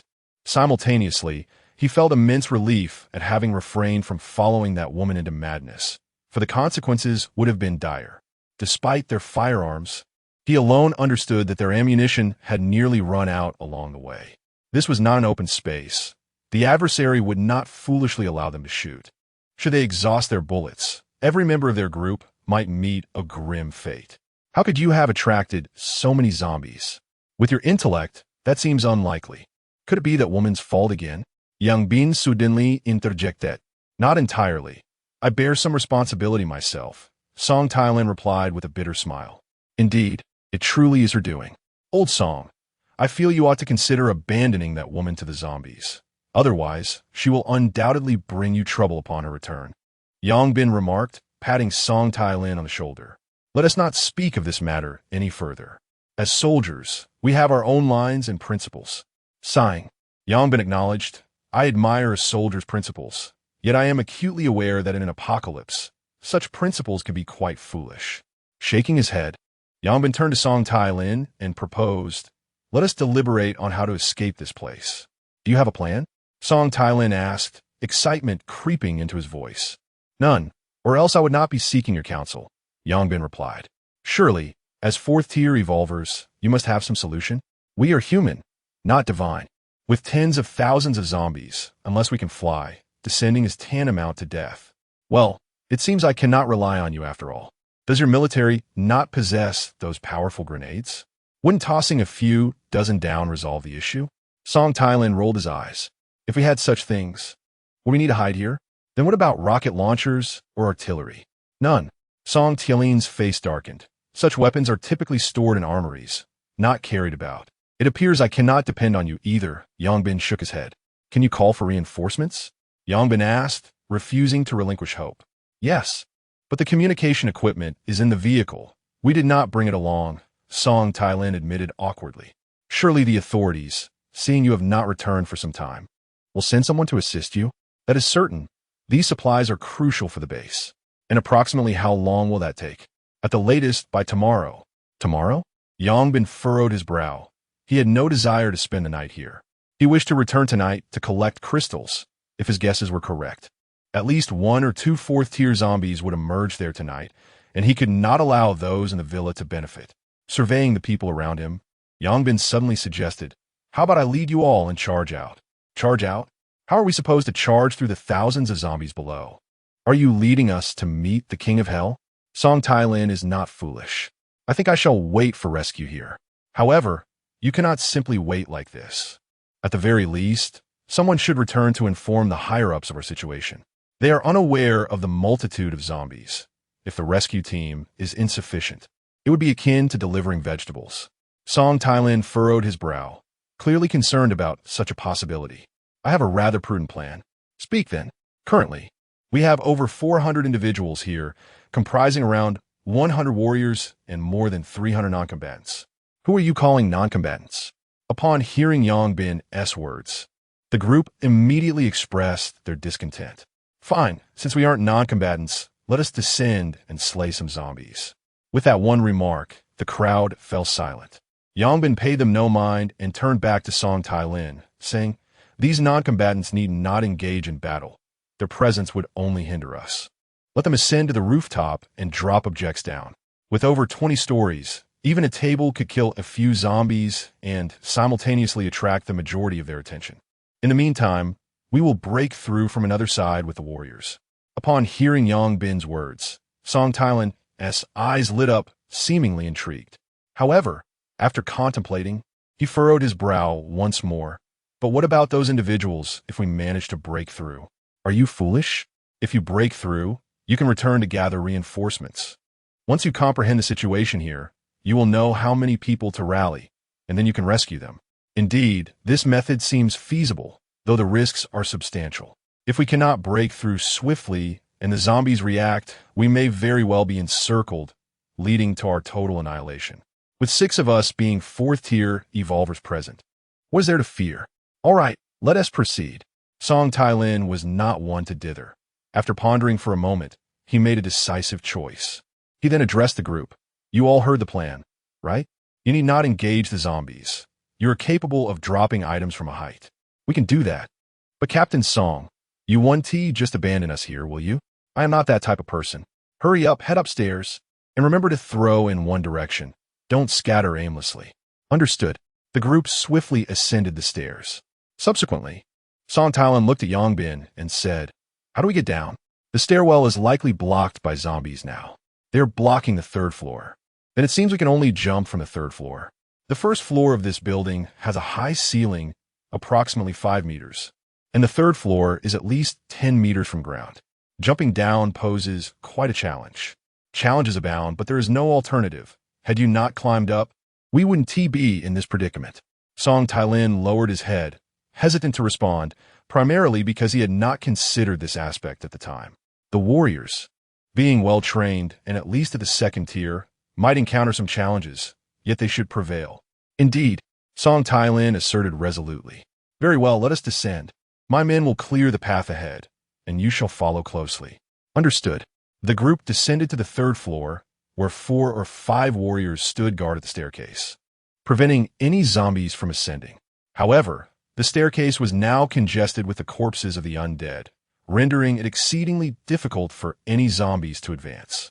Upon entering the 3rd floor, they approached a window of a company. At that moment, a thunderous crash echoed as a heavy object struck the ground, causing the zombies below to erupt into chaos. Clearly, movement was afoot above. Yongbin glanced at the scene below and discovered that a desk had fallen, obliterating the unfortunate zombies beneath it. With the initial impact, a cacophony of crashes ensued as various items plummeted from above. The zombies struck by these objects were reduced to mere pulp, for even the 3rd-tier zombies could not withstand the force from a height of over 20 stories. The commotion below incited a frenzy among the zombies, who howled in response. The undead from another direction, alerted by the noise, hastened towards this commotion. Witnessing this scenario, Yongbin's spirits lifted. The effect exceeded his expectations. However, he soon found himself taken aback, noticing that it seemed only the lower-tier zombies were fleeing, while those of the third tier and above remained. Indeed, the higher-tier zombies were not so foolish, indicating that a fierce battle was inevitable. Chapter 82. The Visit. Gather your men and prepare to descend. Observing that most of the zombies below had fled, Yongbin turned to Song Tailin. Understood. Song Tailin nodded, and upon the issuance of his command, a battalion of soldiers clad in camouflage swiftly entered, totaling over 100. Gazing at their resolute faces, Yongbin acknowledged the undeniable spirit of the military. Even in the face of adversity, they remained unflinching. However, Yongbin's expression darkened once more as he noticed the woman had also arrived. What is she doing here? She should stay with the others. His disdain was unmistakable. Who are you calling a burden? I am a third-tier evolver, Lu Jiao proudly declared, puffing out her chest. Third tier, huh? Yongbin glanced at Song Tailin. If you insist on bringing her, let her lead the way. I shall not partake in this endeavor. Well, Song Tailin felt a headache coming on. He understood well that without the assistance of a few from their side, they would not be able to break through. Let if you must. Who fears whom? Lu Jiao boldly approached the window. You are quite brave. Yongbin chucked. I forgot to mention, do not be deceived by the few remaining zombies on this side. They are all at least third tier. Lu Jiao's steps halted abruptly. All third tier? Song Tailin widened his eyes in shock at Yongbin. No, I meant they're at least third tier. There are also fourth tier among them. Captain Lu, you should stay here. Song Tailin addressed Lu Jiao directly. Absolutely not. I want to fight. Captain Lu, I urge you to consider the bigger picture. Song Tailin's tone grew more severe. As Lu Jiao seemed poised to argue further, Song Tailin shot her a glance, prompting two soldiers, designated as 01 and 02, to swiftly pull Lu Jiao away. They too were third tier. All right, with the hindrance removed, everyone prepare yourselves. A moment from now, a few of us will jump down. You all follow closely. Yongbin stated solemnly. Understood. Song Tailin nodded with equal gravity. Yongbin diligently surveyed the situation below, suddenly shattering the window with a swift strike before leaping out. Upon landing, he absorbed the impact and steadied himself. As a fourth-tier evolver, his physical prowess had vastly improved. Such a height posed no challenge. With his arrival, the surrounding zombies surged towards him. Yongbin swung his baton, rapidly dispatching the approaching undead. At that moment, Chun Hao and the others also jumped down, joining the fray. Soon after, Song Tailin followed suit with a group of soldiers. Upon landing, they rolled to dissipate the force of their descent before quickly rising to engage in battle. One cannot help but notice the stark difference between soldiers and ordinary individuals. Had it been common folk, they would likely have hesitated to leap from such a height. However, these warriors exhibited no hesitation.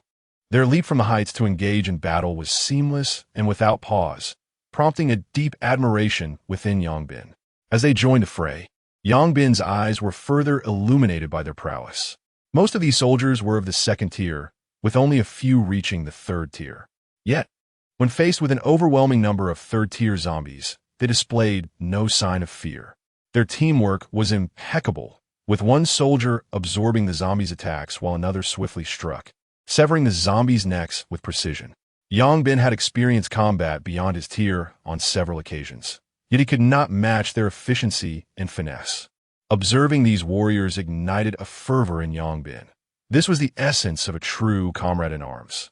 Unfortunately, soldiers are loyal to their country, making it nearly impossible to sway them. While he did not necessarily wish to oppose the official command, the collapse of social order led him to desire freedom from bureaucratic constraints, knowing that his actions might sometimes conflict with official doctrine. Much like that woman, coexistence proved challenging. Hence, such allies could only remain a distant thought. The combat capabilities of the soldiers exceeded Yongbin's expectations, resulting in their breakout being more successful than anticipated. Under the formidable lead of Yongbin and his 5 companions, they carved a bloody path through the horde. By the time more zombies approached, they had successfully escaped the encirclement. Yongbin and his group had dispatched 2 fourth-tier zombies and over 100 third-tier ones. Regrettably, there was no time to collect the crystals from the third-tier zombies, but Yongbin managed to seize the 4th-tier crystals. Subsequently, the group hastily fled, leading a throng of zombies through various alleyways, finally shaking off their pursuers after a 10-minute chase. Farewell, may you survive. At an intersection, Yang Bin addressed Song Tai-lin before hastily moving with Chun Hao and the others in another direction. Song Tai-lin wished to voice something, but his companions had already departed, leaving him with a sigh. What a formidable group they were. How splendid it would be if they could join the military. It seemed imperative to report to his superiors upon returning, for the emergence of a team composed entirely of fourth-tier warriors was truly alarming. Soon after, Song Tai-lin led his soldiers toward the base. Although they lacked Yang Bin's keen sight, they possessed their own reconnaissance abilities, ensuring a safe return. Meanwhile, Yang Bin and his team made several large detours before returning to the villa. Despite a few minor incidents throughout the day, the overall outcome was quite satisfactory. Not only had everyone reached the fourth tier, but Yang Bin had also consumed 4 fourth-tier crystals. Along with the 2 he acquired during the breakout, he had now ingested 6 fourth-tier crystals, significantly enhancing his strength. He estimated that with just 2 more, he would reach the pinnacle of the 4th tier. Clenching his fist, he reveled in his progress. Just as the group was preparing to cook, a sudden knock echoed from outside. Instantly, they became alert. Yang Bin activated his keen sight to glance outside, then remarked with a smile, "Do not be alarmed. It is merely a few unfortunate souls." "The people from that villa?" Chun Hao inquired, puzzled. "Could they have discovered that we stole the crystal? What does it mean to steal?" "It is merely to take." "Ah, yes, indeed. To take." Observing their expressions, they do not seem to be here to accuse us. They likely intend to gather information. "Monkey, go open the door." "Very well." The slender monkey hastily approached and opened the door.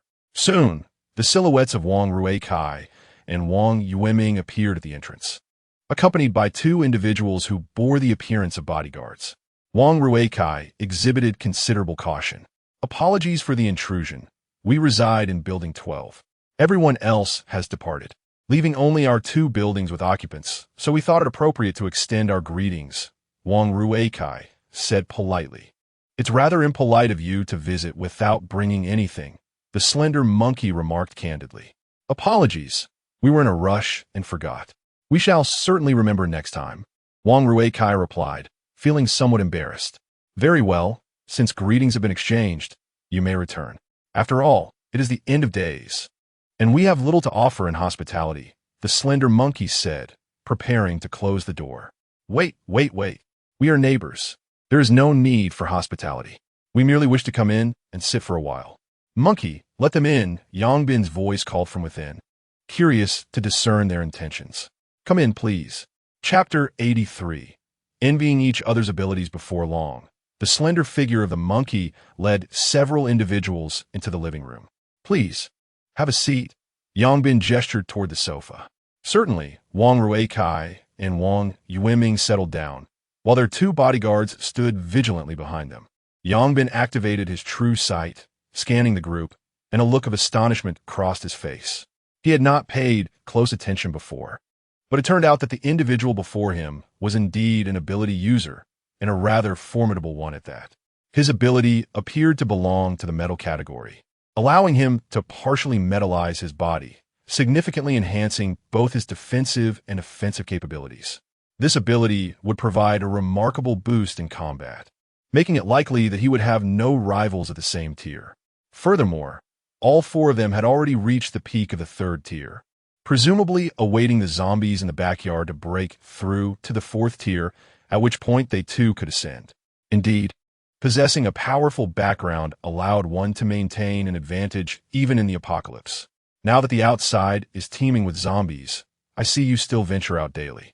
I presume your strength must be quite substantial, Wang Ruikai remarked casually, as if in idle conversation. Strength? What a joke. It's not a matter of choice. We must venture out to find food. Otherwise, hiding at home would only lead to starvation, Yang Bin replied, a look of resignation on his face. Haha, you truly have a talent for humor. How could you possibly be short on food? Wang Ruikai's lips curled into a smirk. If I hadn't seen you push back several carts of supplies, I might have believed you. In an apocalypse, who isn't short on food? If you're not in need, perhaps you could lend some to us. We're nearly out of rice for cooking. Well, That is quite the request. Wang Ruikai responded awkwardly. If you're lacking food, why not head to a survival base? With your strength, you should be able to manage it. Why would we prefer a survival base when it's so comfortable here? We've never lived in a villa before, and given the apocalypse, we thought we might as well experience the luxury of villa living, Yang Bin said, reclining against the sofa with a look of contentment. Wang Yueming regarded them with disdain. Having accurately guessed that these individuals were merely a group of impoverished folk who had never known the comforts of opulence. Indeed, villas are comfortable, but this is merely temporary. This place is not as secure as a survival base. If a horde of zombies were to attack, it would be disastrous, Wang Ruikai chuckled. That's all right. Experiencing comfort is worth it, even if we were to be devoured by zombies. I see there are only 6 of you. Have you considered joining a larger faction? It would at least ensure your safety. What do you mean by a larger faction? For instance, a more prominent family. A well-established family provides not only supplies, but also crystals, and allows you to continue enjoying villa life, even living like the elite. That sounds quite appealing. Which family do you belong to? We are from the Wang family, and this is our young master, Wang Ruikai. Wang Yueming proclaimed proudly. The Wang family is the foremost family in Xing City. Oh, so you're the young Master Wang. A pleasure to meet you. However, there are still official matters at hand. Are you planning a rebellion? My brother, you jest. You are well aware of the current state of the world. The authorities have lost their grip. In this apocalyptic era, many factions are rising, and henceforth, strength will reign supreme. Aligning oneself with a formidable power will elevate your status considerably, Wang Ruikai enticed. What is the current strength of the Wang family? Our family boasts over 100 third-tier revolvers and thousands of second-tier revolvers. The first tier are countless, Wang Ruikai declared with pride. That sounds impressive. But what are the requirements to join the Wang family? Yang Bin inquired curiously. As long as you attain third-tier strength, I can personally endorse your admission into the Wang family, granting you access to our abundant resources. Ah, third tier, what a pity. None among us has reached that level, Yang Bin lamented. Wang Ruikai frowned, as this was not what he had anticipated. He believed that anyone daring to venture outside should possess at least third-tier strength, yet discovered that none of these individuals had even reached that threshold. If your combat capabilities are exceptionally strong, a peak second tier would suffice. Wang Ruikai lowered his standards once more. Yang Bin shook his head again, alas. It seems we stand no chance. We do not even have a peak second tier among us. You must be joking. How could you dare venture out without even a peak second tier? Wang Ruikai clearly found this hard to believe. We haven't strayed far, merely wandering nearby in search of food. Perhaps we've been fortunate, as we have yet to encounter formidable zombies. Yang Bin shrugged. Wang Ruikai scrutinized Yang Bin closely, observing that he did not appear to be lying, though his brow furrowed deeply. Could it be that I misjudged? Are these individuals merely low-tier evolvers? Wang Ruikai pondered.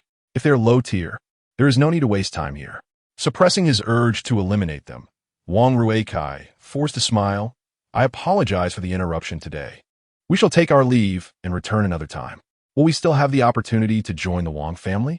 Yang Bin looked at Wang Ruikai with hope. Wang Ruikai's lips twitched, forcing a smile. I will discuss it with my family and see. Very well, very well. As he watched them depart, a cold smile crept across Yang Bin's face. Brother Bin, it seems the Wang family is up to something significant, Zhao Cohen remarked thoughtfully. Quite normal. These prominent families have been subtly scheming even before the apocalypse. In these times, it would be odd if they weren't making substantial moves. It appears we may indeed be on the brink of an era of fierce competition among factions. That may be so, but for now, the authorities remain the strongest. However, the authorities seem preoccupied with the zombies. I suspect that when they are sufficiently engaged in battling the undead, these factions will begin to emerge. What shall we do, Brother Bin? We will continue to adhere to our plan, focusing on enhancing our own strength. As long as we fortify ourselves, no matter how fiercely they compete, it will not affect us. As the strength of the zombies escalates, so too does their intelligence, resulting in an increasingly formidable challenge for extermination. If we fail to address this paramount crisis, what significance does victory hold? Indeed, the crowd nodded in agreement. However, Wang Ruikai is perilously close to us, potentially drawing us into the fray. Thus, I ponder whether we should eliminate him. Yang Bin interjected suddenly. Wouldn't that be akin to stirring a hornet's nest? The Wang family would undoubtedly seek ruthless retribution. Such families certainly possess access to advanced weaponry, placing us in a precarious position. I am not overly concerned. We could always relocate. It is a pity, though, to lose this individual's extraordinary abilities. Is he an ability user?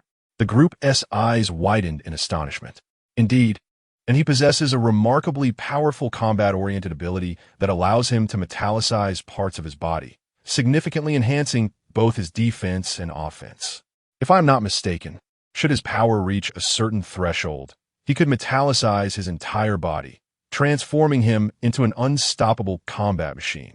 Truly astonishing. Yes, he is formidable, which makes me reluctant to end his life. Perhaps, in the future, there might be a way to harness his abilities. Should we proceed with the kill? Perhaps it would be wiser to spare him for now. Chapter 84. The Escape on the Other Side. Damn it. I initially believed we were facing a group of formidable adversaries, only to discover they're a bunch of weaklings. What a waste of time, Wang Ruikai lamented, his expression darkening. Indeed, we treated them with unnecessary courtesy. In my opinion, we should have eliminated them on the spot and seized their supplies, Wang Yueming replied, visibly displeased. Young master, it is fortunate that you did not act impulsively just now. A bodyguard interjected, furrowing his brow. What do you mean? Wang Ruikai inquired, turning his gaze towards him. The individuals inside. Each exudes an overwhelming sense of pressure. I wouldn't stand a chance against even one of them. The bodyguard's face grew grave. How is that possible? Both Wang Ruikai and Wang Yueming widened their eyes in disbelief, staring at one another. What he says is accurate. You may not sense it, but we were mercenaries before, frequently teetering on the brink of life and death.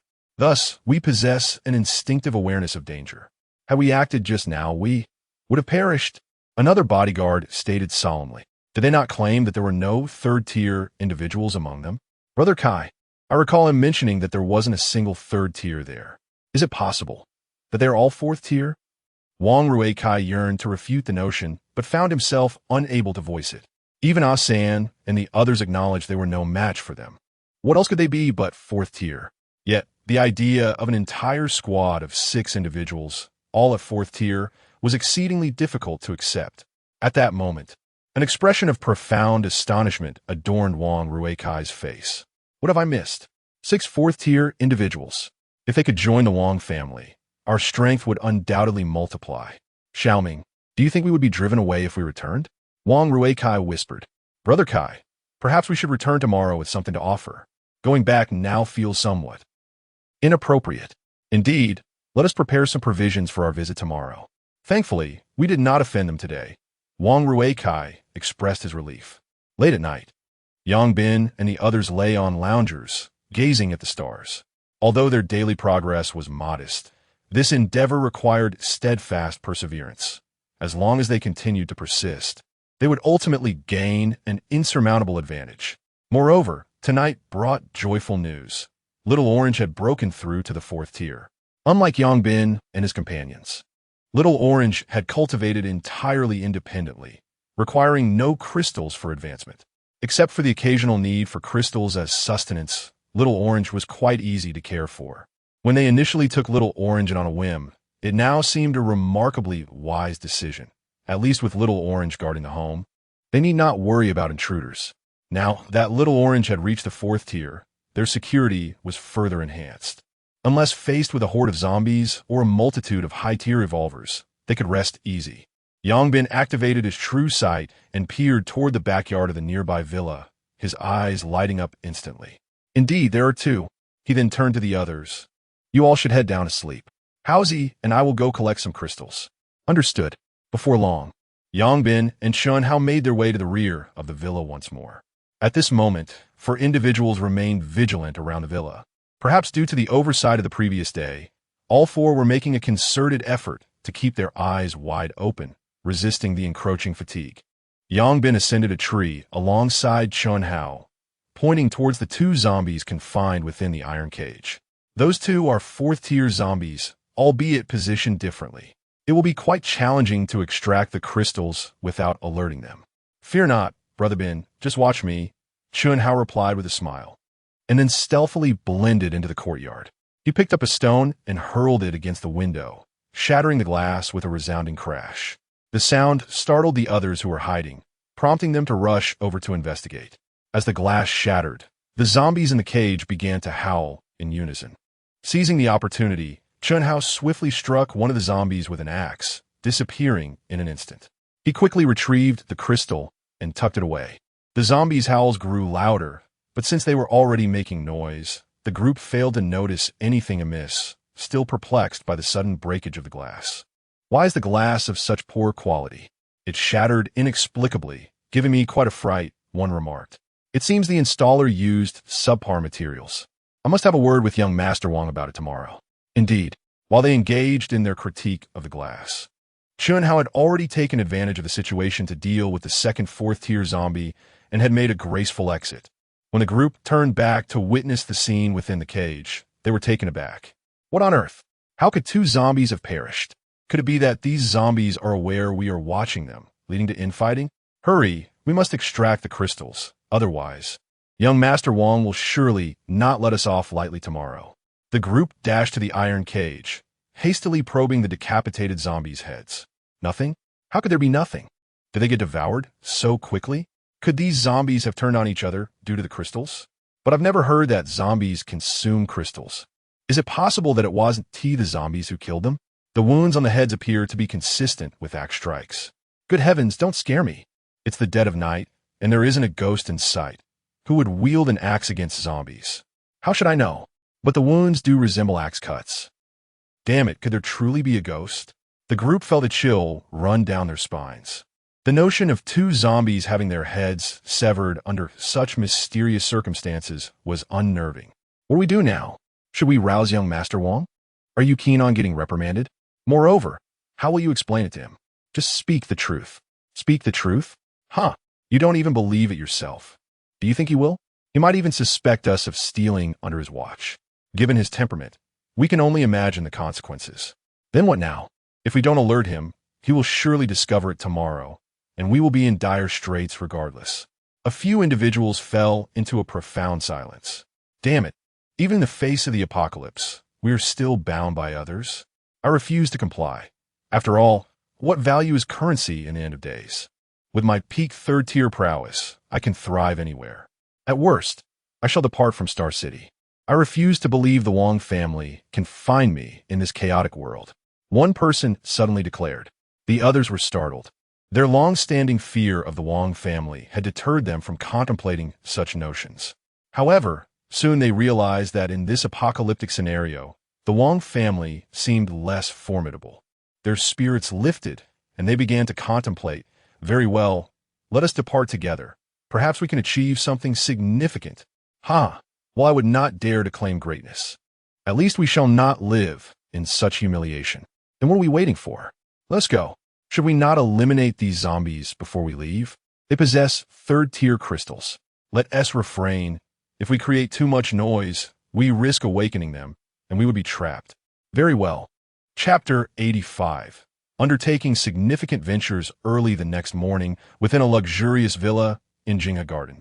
Wang Ruikai eagerly rushed into the courtyard to ascertain whether any fourth-tier zombies had emerged. To his dismay, he discovered that two third-tier zombies had been reduced to mere remnants. Their limbs devoured. What do you make of this? How could two more zombies have been consumed? Wang Ruikai exclaimed in anger. Yet, the surroundings were eerily silent, with no one responding to his inquiries. Where is everyone?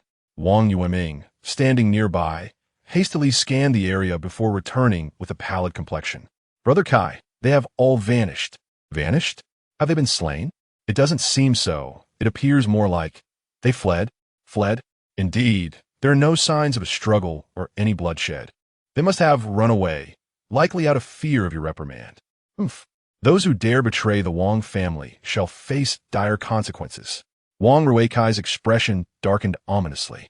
What should we do now that they have left and there's no one to guard this place? We can only have my father send more people. You go see if any fourth-tier zombies have manifested. Understood. Wang Yueming conducted a strength assessment on all the zombies, ultimately shaking his head in disappointment. This makes no sense. How can there still be no fourth-tier zombies born? Could it be that the ones who died were indeed fourth-tier zombies? Perhaps they conspired to steal the crystals and abscond. You are doomed. No matter where you escape, I shall hunt you down. Wang Rueikai's furious shout echoed throughout the villa. In another villa, Yang Bin and his companions were leisurely enjoying breakfast. Brother Bin, did you hear any unusual noises? No, not at all. Hurry and eat. After breakfast, we shall undertake something significant. Something significant? What do you mean? We're going to eliminate that fifth-tier zombie, Yang Bin declared through gritted teeth. Isn't that a bit reckless? Zhao Kun expressed his concerns, recalling how they had nearly perished during their last encounter, leaving him with lingering fears. This matter cannot be delayed any longer. That creature has already ascended to fifth-tier status. It possesses extraordinary talent. I fear that if we wait too long, it may rise to even higher tiers, making it impossible to confront. Moreover, after consuming the 2 crystals we acquired yesterday, I have reached the pinnacle of 4th tier. I require a 5th-tier crystal. Brother Bin, if you encounter it again, how confident are you? Shunhao inquired. About 50-50. The peak strength of a 4th tier is approximately 1600, but with my training, I have now achieved a strength of 2000, which is comparable to it. However, it has been a few days, its power has likely increased significantly. Thus, I cannot say I am entirely confident. If the situation becomes dire, Hauzi, I may need your assistance. Understood, I can help. Shunhao nodded affirmatively. That creature likely has gained more followers by now. The rest of you have all reached 4th tier. You shall handle its minions. Absolutely, no problem. Very well. Once we finish our meal, we shall set forth. Meanwhile, over 30 military transport vehicles departed from the survival base, heading towards the site of yesterday's incident. This time, the individual in charge was not Song Tailin, but rather a man named Lu Xiang, personally appointed by the mayor. Naturally, Song Tailin bore some responsibility for the loss of supplies, and this time he could only accompany the mission. With over 30 military vehicles and 1,000 soldiers sweeping through, it wasn't long before they arrived at the location where the supply vehicles had been intercepted. There were still numerous zombies present. However, this time the forces were sufficiently robust. The soldiers engaged in close combat, swiftly clearing away the undead. Subsequently, the soldiers conducted a rapid inspection of the supplies and the condition of the vehicles. Before long, a soldier approached the 2 men, reporting, "Leader, the majority of the supplies on the vehicles are well preserved, with only a small portion damaged. Out of 8 supply vehicles, 2 are unable to start. The others, while significantly damaged, are still operational." Very well. Use tow ropes to secure those 2 inoperable vehicles to the transport and prepare to return immediately. Lu Xiang commanded. Understood. But wait, are we really just going back like this? Song Tailin furrowed his brow. Is there an issue, Commander Song? There are still hundreds waiting for our rescue. Lu Xiang replied. Commander Song, I hope you can see the bigger picture. You have acknowledged that there are over 10,000 zombies there. Even if we can eliminate them, the expenditure will be immense, and our base is already low on ammunition. There is no need to squander resources on those deemed unimportant. Unimportant? If it were not for these so-called unimportant individuals, we would have never escaped. I promised them I would return a call for assistance. They are still waiting for me. Song Tailin exclaimed passionately. Commander Song, I urge you to remain composed and prioritize the larger context. You should know when to act accordingly. Our primary mission now is to secure this batch of supplies. These people must be saved. I, Song Tailin, will never be a man of broken promises. He asserted resolutely. What? Commander Song, are you going to defy orders from above? Have you forgotten the soldier's duty? Lu Xiang pressed. Song Tailin opened his mouth, momentarily at a loss for words. Return to the base. Lu Xiang issued a direct command. As Lu Xiang's order was given, the vehicles began to turn back. Song Tailin gazed at the distant building, seemingly able to see the pairs of hopeful eyes within. I'm sorry. Upon our return to the base, I will report this matter to higher authorities. I will ensure we come to rescue you. Meanwhile, Yang Bin and the others watched the departing transport vehicles before cautiously driving onto the road. Why aren't they going to save those people? Tianquan Kuronet. It seems they have given up on them. With over 10,000 zombies, it's not an easy task to undertake, Yangbin replied. Surely not. Commander Song doesn't strike me as the type to abandon others, Zhao Kuan countered. While he may not seem like it, he may lack the authority to make decisions. Do not be misled into thinking that the authorities truly prioritize the people. In this apocalyptic reality, many truths will gradually unfold. Alas, it appears that group is doomed. It is not certain. That woman must possess some sort of background, perhaps serving as a potential breakthrough. Goodness, Ben, could it be that you anticipated such an outcome, prompting you to keep her around? I'm not a seer. How could I possibly have foreseen this? It was merely a matter of finding her presence displeasing, and I had no desire to bring her along. Really? A few exchanged skeptical glances. Enough with the speculation. Let us proceed swiftly. They have conveniently paved the way for us. We shall merely follow at a distance. Agreed. The group drove smoothly towards the location of their previous encounter. A convoy of over 30 military vehicles leading the way without encountering any obstacles until they reached the survival base. Beyond the base, there were a few scattered zombies, but they posed no threat to the group. Soon, they arrived once more at the site where they had previously been surrounded. The vehicles were parked at the side, and the group disembarked. Ben, how shall we locate it? There is no need for extensive searching. We shall slay the zombies here, and it is likely to appear soon, as it holds a grudge even stronger than ours. Very well. As they walked, they dispatched the sporadic zombies in their path. After a short while, they noticed a marked decrease in the number of zombies around them. It seemed as if they were retreating. It is approaching. Let us move towards that house over there, and avoid being ensnared in the center of the road once more. Chapter 86. Slaying the 5th-tier zombie, the group hurried towards a house not far from the roadside. Just as they approached the building, a horde of zombies suddenly emerged from all directions, encircling them. To the stairwell. Yangbin insisted, believing that utilizing the staircase was the most prudent strategy. The others frantically wielded their barbells, dispatching the zombies that obstructed their path, and soon they burst into the stairwell, establishing a defensive position to eliminate the pursuing undead. However, just as Yangbin thought, they could easily fend off the multitude of zombies from the stairwell. A tremendous roar echoed from a distance. The zombies that had been chasing them abruptly halted, ceasing their pursuit, and instead gathered en masse at the base of the stairs. Is the intellect of this 5th-tier zombie exceedingly high?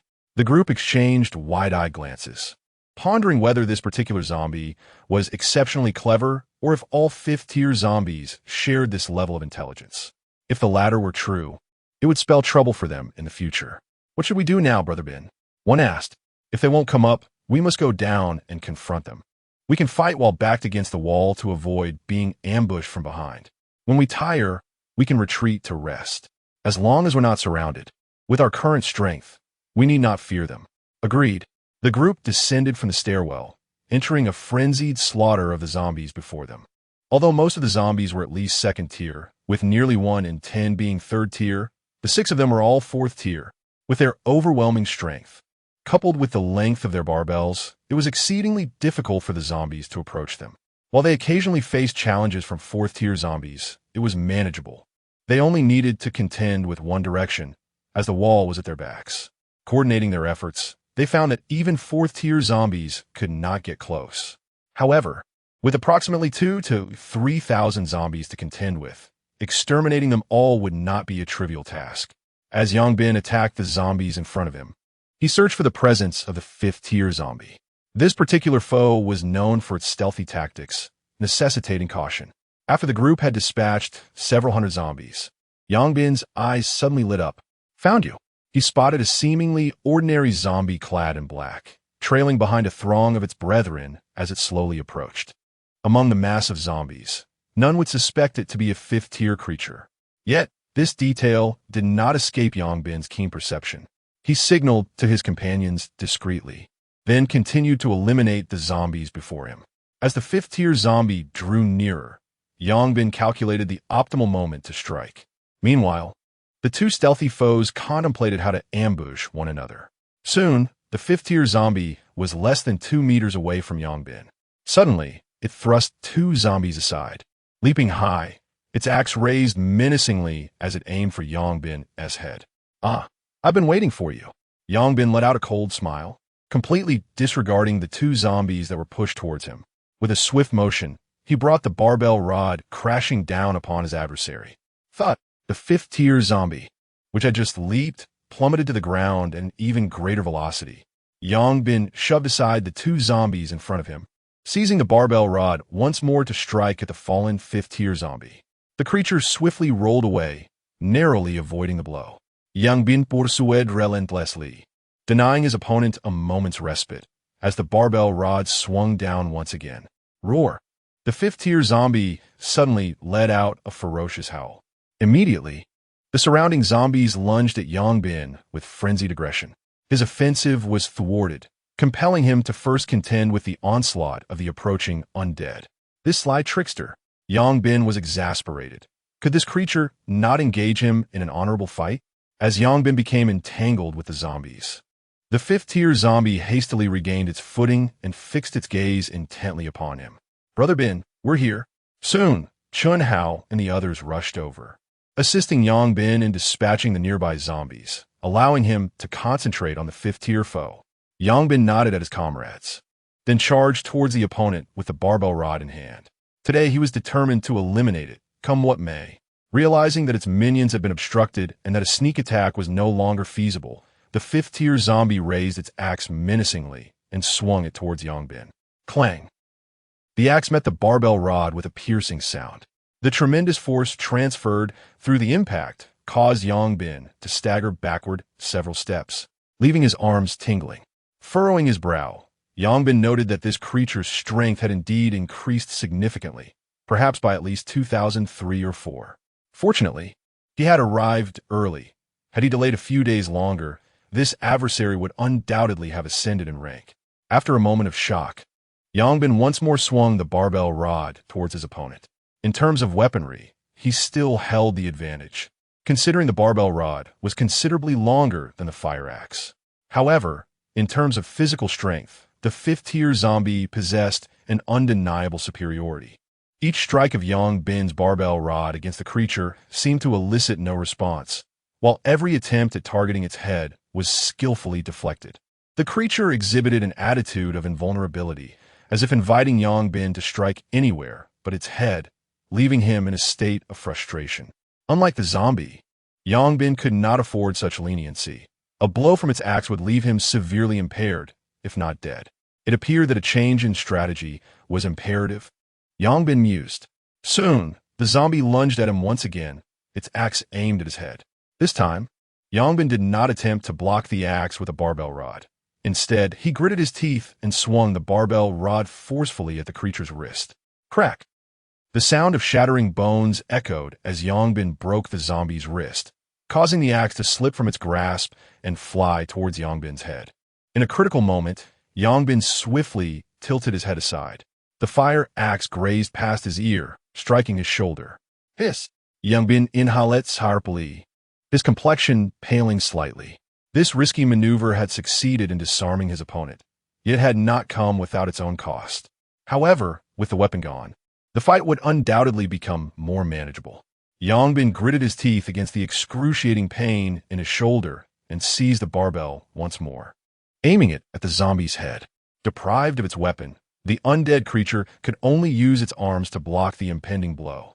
A dull thud resonated as the barbell struck fiercely against its arm. However, unlike the previous encounters with lower-tier zombies, this one managed to absorb the impact. Unfazed, Yongbin continued his relentless assault, swinging down again. At last, with a sickening crack, the zombie's arm was shattered. In that moment, a flicker of terror crossed the face of the fifth-tier zombie, which then turned and fled towards the horde. Still hoping to escape, Yongbin scoffed, launching himself forward with fervor, aiming a powerful strike at the creature's legs. The barbell connected with a resounding thump, toppling the zombie to the ground. Just as it attempted to rise, Yongbin delivered a crushing blow to its skull. Though the strike was forceful, it did not shatter the head completely. Instead, it sent the creature sprawling once more, blood seeping from a wound. Damn, it's resilient, Yongbin muttered, his resolve unwavering as he swung again towards the zombie's head. Perhaps still reeling from the previous impact, the creature's reactions were sluggish, allowing Yang Bin's next strike to land squarely.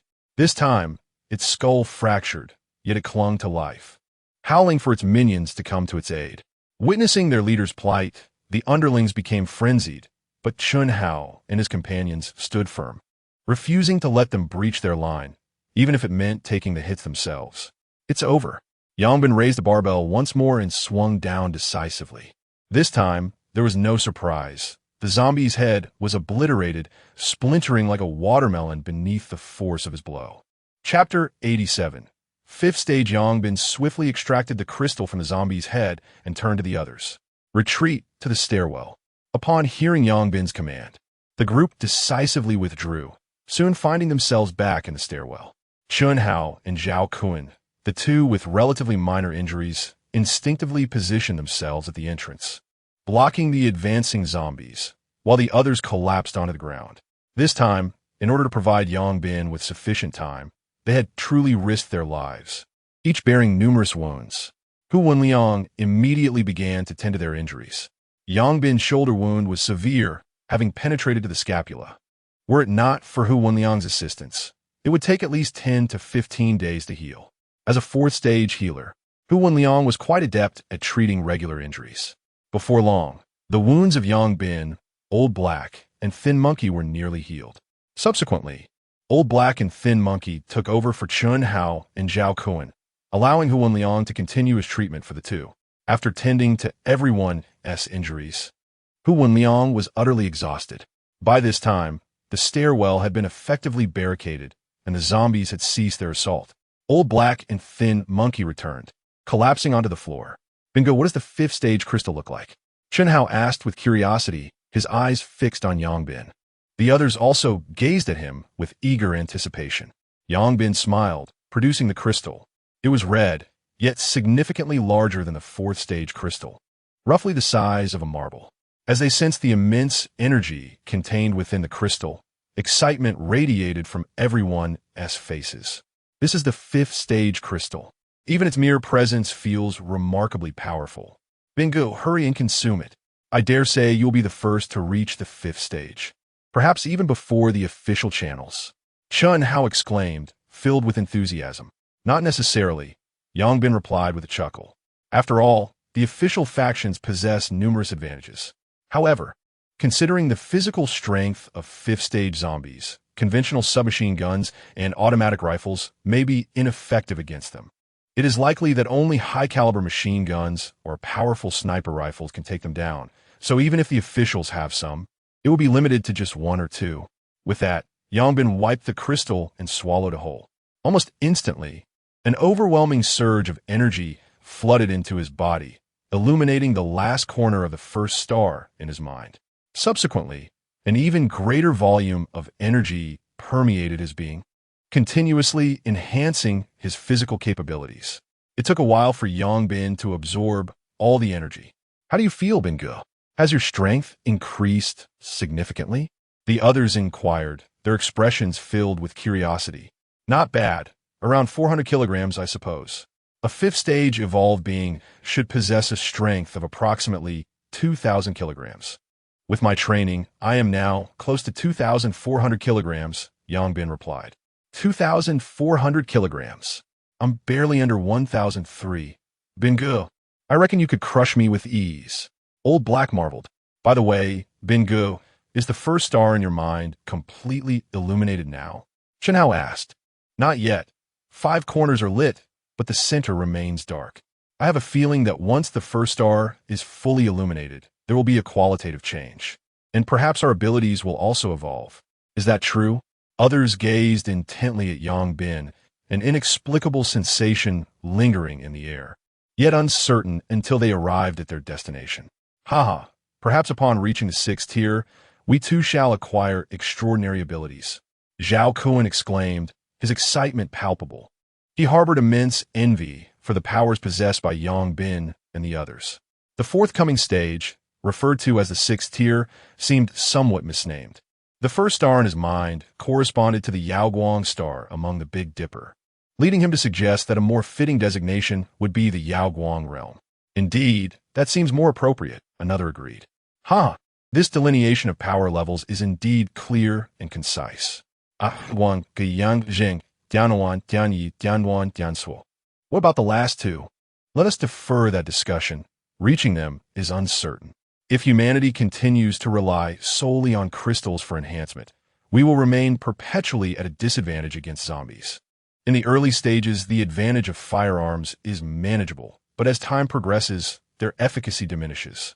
If we cannot achieve autonomous cultivation, we will find ourselves in grave danger.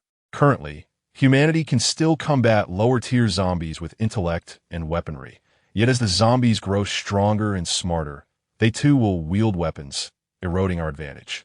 Just moments ago, had I not significantly enhanced my strength through cultivation, defeating that 5th-tier zombie would have been impossible, Yang Bin remarked gravely. Well then, Brother Bin, do you think our nightly stargazing counts as autonomous cultivation? Tianquan incorrect. Perhaps, but I feel we have yet to grasp the essential principles. Zombies have access to far more spiritual energy during their cultivation, allowing them to achieve remarkable advancements overnight while we make only minimal progress. To elevate our realms through cultivation, we must discover the key, perhaps through some form of technique. I once read about the Jing online. Do you think we could try it next time, Brother Bin? Hu Wenliang suddenly suggested. I believe the Sunflower Manual would suit you better. Chen Hao chuckled. All right, enough of this frivolity. Our immediate priority is to bolster our strength. Let's take a moment to rest and then continue our assault, aiming to eradicate this batch of zombies today. I just observed that among them are over a dozen 4th-tier zombies. If we eliminate them all, at least 2 of you should ascend to the peak of the 4th tier. Excellent. The group nodded in agreement, then retrieved some water and food from their packs. After consuming their provisions and resting for half an hour, they began to clear away the zombie corpses before charging down. Although slaying zombies in the stairwell was a safer approach, it was far too slow. Efficiency was their current aim. Our leader is already at the 5th tier. Does he still need to hide in the stairwell to slay zombies? Who does he look down upon? Upon descending, Yang Bin took the lead, guiding the group through the horde of zombies with ferocity. Without the command of the 5th-tier zombie, the remaining ones became disorganized and easier to dispatch. Wherever Yang Bin's barbell struck, the heads of the zombies exploded like watermelons, presenting no challenge whatsoever. Chen Hao and the others followed closely behind, merely needing to eliminate the zombies that lunged from the sides, making their task exceedingly effortless. At last, after enduring over 2 hours, this batch of more than 2,000 zombies was vanquished by a handful of individuals. Subsequently, they embarked on a journey to excavate crystals, filled with both excitement and a sense of futility. Brother Bin, when can we recruit more people? Otherwise, isn't it a waste for us to collect so many crystals? Chen Hao lamented. Indeed, I believe we should seek out more women. It's rather dull to be surrounded by a group of men all day, Old Black remarked. Are you looking for comrades or a spouse? Under normal circumstances, women tend to have a weaker constitution than men, and bringing them on board could potentially become a burden. Unless they are like Liangzi's wife, Yang Bin replied. Who is Liangzi's wife? Old Black inquired with curiosity. It's that Tang Weiwei from school. Chen Hao responded. All right, you mentioned her before. Brother Liang, what are you waiting for? Hurry and call her over. If we had a few more people just now, would we have been in such dire straits? Hu Wenliang gazed at the group with a look of exasperation, thinking to himself, is this never-ending? Chapter 88. Are you a 5th tier? The sight of over 2,000 zombies proved to be a monumental task for 6 individuals to collect crystals. It was at this moment that the true agony of being outnumbered was felt. While the group diligently gathered the crystals, a bus sped down the road. Initially, they paid it no mind, but to their surprise, it turned around and came back. Subsequently, 4 to 50 armed individuals disembarked from the vehicle and approached them. The group exchanged uneasy glances, sensing impending trouble. Soon, the strangers reached their vicinity, and upon seeing the multitude of fallen zombies, a glint of excitement sparkled in their eyes. Brothers, did you slay these zombies? Inquired a man around 30, directing his gaze toward Yang Bin and the others. We did not. Could it be you? Yang Bin retorted with an eye roll. It seems your faction is quite large. I wonder where the others have gone? Stop testing us. There are only 6 of us here. You're clearly interested in these crystals, Yang Bin stated candidly. His forthrightness left the group momentarily speechless, unsure whether to stay or leave. Since you covet these crystals, feel free to collect them, Yang Bin added with a smile. This statement bewildered not only the strangers, but also Chen Hao and the others, who, despite their confusion, refrained from interjecting out of trust in Yang Bin. The man frowned, struggling to comprehend Yang Bin's intentions. Brother Sun, I just observed closely. It seems there are no other individuals around, just these 6, murmured a youth behind him. Yuan nodded, considering that perhaps a larger force had vanquished the zombies and left the spoils for these few. It was hard to believe that such a large number of zombies could be the handiwork of only 6 people. These fellows must have backed down upon seeing our numbers. Hence their willingness to yield. Yuan mused inwardly. With this thought in mind, Yuan turned to Yang Bin and smiled. Since you were so generous, we shall graciously accept. Brothers, gather the crystals. Instantly, the crowd behind him surged towards the corpses to collect the crystals. Yang Bin observed them with a serene smile, while Chen Hao and the others stood quietly behind him, albeit puzzled. I found a 3rd-tier crystal, a man suddenly exclaimed, eyes gleaming with excitement as he held the crystal aloft. Brotherson no longer needs 3rd-tier crystals. By our Team S rules, whatever anyone finds is theirs. Amidst envious glances from the others, the man eagerly prepared to consume the crystal. However, at that moment, a barbell came crashing down, shattering his arm that clutched the crystal. A cry of agony erupted, and all eyes turned with fury towards Yang Bin, who had struck unexpectedly. What do you mean by that? Yuan glared at Yang Bin, his expression darkening. You may collect them, but consuming them is another matter, Yang Bin replied coolly. Whether we eat them is our concern, and it's certainly not for you to interfere. No, you only possess the right to collect, not to consume.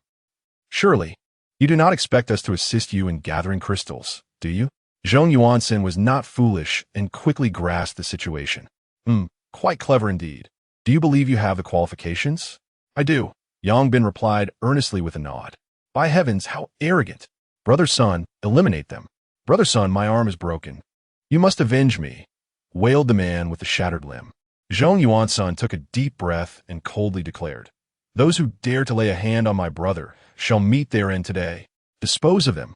As Yuan's words fell, the previously incensed individuals across from them brandished their weapons and charged toward Yang Bin and his companions. Do not kill them. We need them to collect the crystals, Yang Bin advised Chen Hao and the others. Understood. Chen Hao and his companions responded with cold smirks as they advanced. Soon, the two sides collided, and amidst the cacophony of anguished cries, a significant number of individuals lay sprawled on the ground, leaving only Chen Hao and his companions standing. Yuan widened his eyes in disbelief as he beheld Chen Hao and the others. All are 4th tier? He scoffed. If you can reach the 4th tier, why cannot we? Yang Bin chuckled. This is utterly different. Our team of over 100 has dwindled to half, and it has taken immense effort to produce even one 4th tier among us. Yet all 6 of you are 4th tier? Yuan's mind roared in confusion. Although Yang Bin had not engaged in combat, the individuals below were all 4th tier. It was inconceivable that their leader would be inferior. This left him utterly perplexed regarding how they had achieved such a feat. Yuan's expression shifted continuously. If there were only 1 or 2 4th tier individuals, he would not be overly concerned, but 6 4th tier warriors could undoubtedly overpower him. Stop pondering. The others have already engaged. Let us join in as well. And allow me to witness your earth-based abilities, Yang Bin suddenly suggested. How do you know I possess abilities? Yuan exclaimed in shock. That is of no concern to you. Just seize this opportunity to act. Otherwise, you may find yourself without any chance to strike. Yang Bin replied nonchalantly. Since you wish to see, I shall demonstrate. Even among 4th tier individuals, there exists a significant disparity between ability users and ordinary folk. Yuan snorted, showing no visible signs of action, but Yang Bin abruptly felt a shift below and instinctively darted aside. In the instant Yang Bin evaded, A spike of earth erupted from the very spot he had just vacated. Had he been a moment slower, the consequences would have been dire. Witnessing this, Yang Bin and Chun Hao collectively gasped in astonishment. My goodness, I merely wish to engage in playful banter, and you seek to endanger me?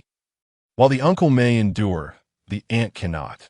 This infuriated Yang Bin, who seized a barbell and hurled it toward the adversary. However, in the next moment, a colossal stone materialized in midair and plummeted directly toward Yang Bin.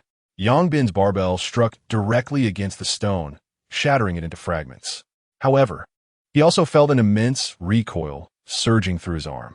The force of his opponent's strike reached an astonishing 2,000. Indeed, the combat prowess of the extraordinary beings proved formidable, easily surpassing levels. Yang Bin mused to himself. Upon witnessing Yang Bin effortlessly shatter the rock he had conjured, Zhong Yuansen's expression shifted dramatically. He was acutely aware of the strength behind his own attack.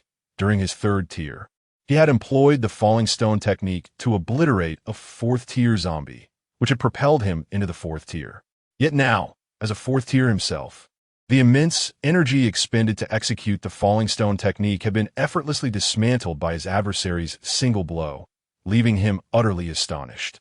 It was as if a realization struck him, and he widened his eyes, staring intently at Yang Bin. Are you a fifth tier? Chapter 89. Slice Research. Congratulations. You got it right. Yang Bin Chukulet. Upon hearing Yang Bin's acknowledgement, Zhong Yuansen's expression transformed into one of sheer astonishment. He could scarcely fathom that at this stage, a fifth-level evolutionary would emerge.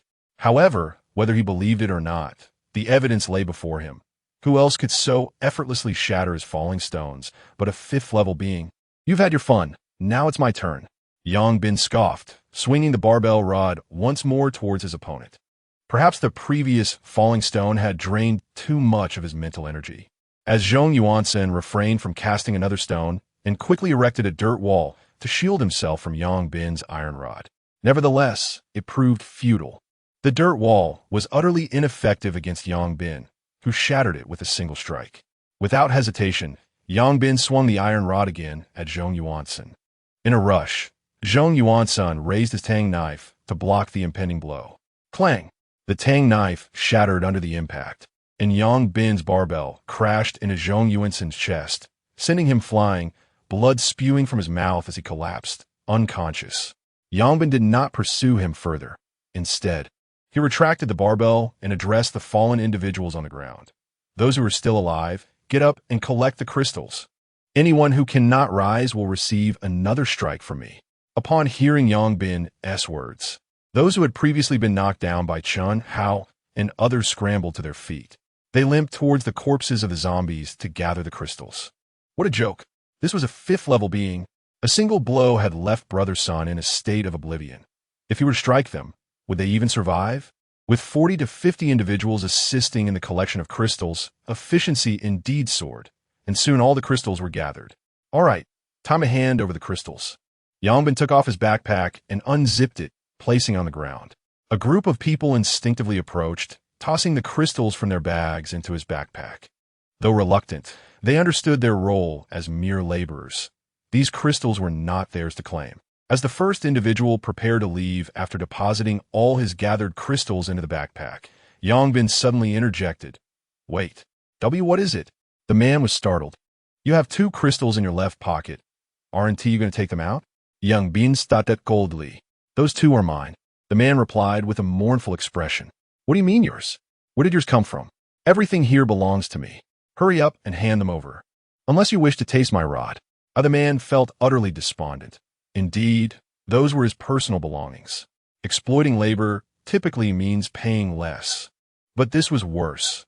He wasn't just receiving no payment. He was being compelled to give up his own possessions. Yet, faced with Yang Bin's dominance, his resistance felt utterly powerless, and ultimately, he could only comply and surrender them. With the first person yielding, the subsequent individuals were far more compliant, though not all. There were always those who believed they had hidden their treasures well enough to escape detection. However, how could they possibly know that the man before them possessed the ability of clairvoyance? Consequently, Those who had been dishonest were apprehended by Yongbin. After dispatching 2 as a warning, the remaining individuals finally acquiesced to his authority. Before long, all the crystals had been retrieved. Yongbin shouldered his backpack and addressed the group. Very well, you must be heading to the survival base. Just proceed straight for approximately 10 kilometers, and you shall arrive there. Thank you. A somber group murmured their gratitude, lamenting that had they known this would be the outcome, they would have never allowed him to reverse his vehicle. Now, not only had they failed to acquire the crystals, but they also bore injuries, and all the crystals they possessed had been relinquished. They felt as though they had suffered a tremendous loss. Alas, regret is a luxury absent in this world, and the group could only helplessly lift Zhong Yuansun and prepare to depart. Wait, the others may leave, but this one stays, Yongbin declared, pointing at Zhong Yuansun. A look of distress washed over the group. After all, he was their leader. How could they abandon him? What do you mean? Are you going to leave or not?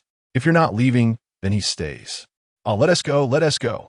The group decisively discarded Zhong Yuansun onto the ground and hastily sprinted towards the bus. What is wrong with the boss? Isn't he meant to be sold? Before long, the bus accelerated to its fullest, launching forward and quickly disappearing from sight. This time, there was no turning back. Brother Ben, do you intend for him to join us? Chun Hao queried, glancing at Zhong Yuansun, who lay on the ground with uncertainty. Yongbin also cast a glance at Zhong Yuansun, a peculiar smile curling at the corners of his mouth, while he entertained such an idea. After all, the fellow possessed commendable abilities. It would depend on whether he could exhibit the proper awareness. If he proved agreeable, he would be kept. If not, he would be subjected to dissection for research purposes to ascertain if his powers could be replicated. Except for Yongbin, the others failed to notice that, as his words fell, Zhong Yuansun's body trembled slightly in the distance. Dissection research? Brother Ben, that S rather ruthless. Lao He gulped, taken aback. Whether it is ruthless or not remains to be seen. However, if I indeed discover a method, I intend to offer you his abilities, Yongbin replied. Me? Wow. Brother Ben, just say the word when the time comes. Leave the dissection to me. I've often sliced sashimi before, and I assure you, I can make him thinner than raw fish, allowing you to study him thoroughly. Lao Hei's attitude underwent a complete change. As his words echoed, Zhong Yuansun's body tensed even further. Yongbin chuckled. All right, let us take him to the vehicle and head back. Though it was still early and darkness had not yet fallen, it was inconvenient to engage further with an unstable individual in their midst. Absolutely. Lao Hai's ponde. Approaching to hoist Zhong Yuansun onto his shoulders, muttering to himself, Brother, you must be strong. This way, Brother Ben could dissect you for research. If he succeeds, Lao Hai will also possess abilities. Little did he know the psychological trauma his words inflicted upon Zhong Yuansun, who remained slumped on his shoulder. Subsequently, the group returned to the vehicle, driving towards the Jingyuan direction. At that moment, within the scenic garden, in a villa where Wang Ruikai resided. Akai, is what you said truly authentic? A middle-aged man gazed at Wang Ruikai with a look of astonishment. He was Wang Zhendong, the second in command of the Wang family, and also Wang Ruikai's uncle. Of course it's true. Do you think I would deceive you? Wang Zhendong exclaimed with enthusiasm. This is splendid. We are currently in dire need of top-tier experts. 6 individuals of the 4th tier are of paramount importance to us. No matter what, we must bring them into our fold. Wang Zhendong continued fervently. It may prove somewhat challenging. Those individuals are not particularly easy to negotiate with, Wang Ruikai replied, furrowing his brow. As he reflected on his interactions with them from the previous day, he realized that he had garnered no information at all, while inadvertently divulging quite a bit of his own. This left the self-proclaimed clever Wang Ruikai feeling quite disgruntled. Chapter 90. The falling stars let us approach with courtesy before resorting to force. After all, they remain here, and opportunities will present themselves. Akai, you should engage with them over these next few days to ascertain their situation, particularly whether any of their relatives are still in Star City. It is imperative that we maintain control over these individuals. Possessing such strength at the dawn of the apocalypse suggests they harbor formidable abilities among them. Very well. Wang Ruikai nodded. This fourth-tier crystal was entrusted to me by your father.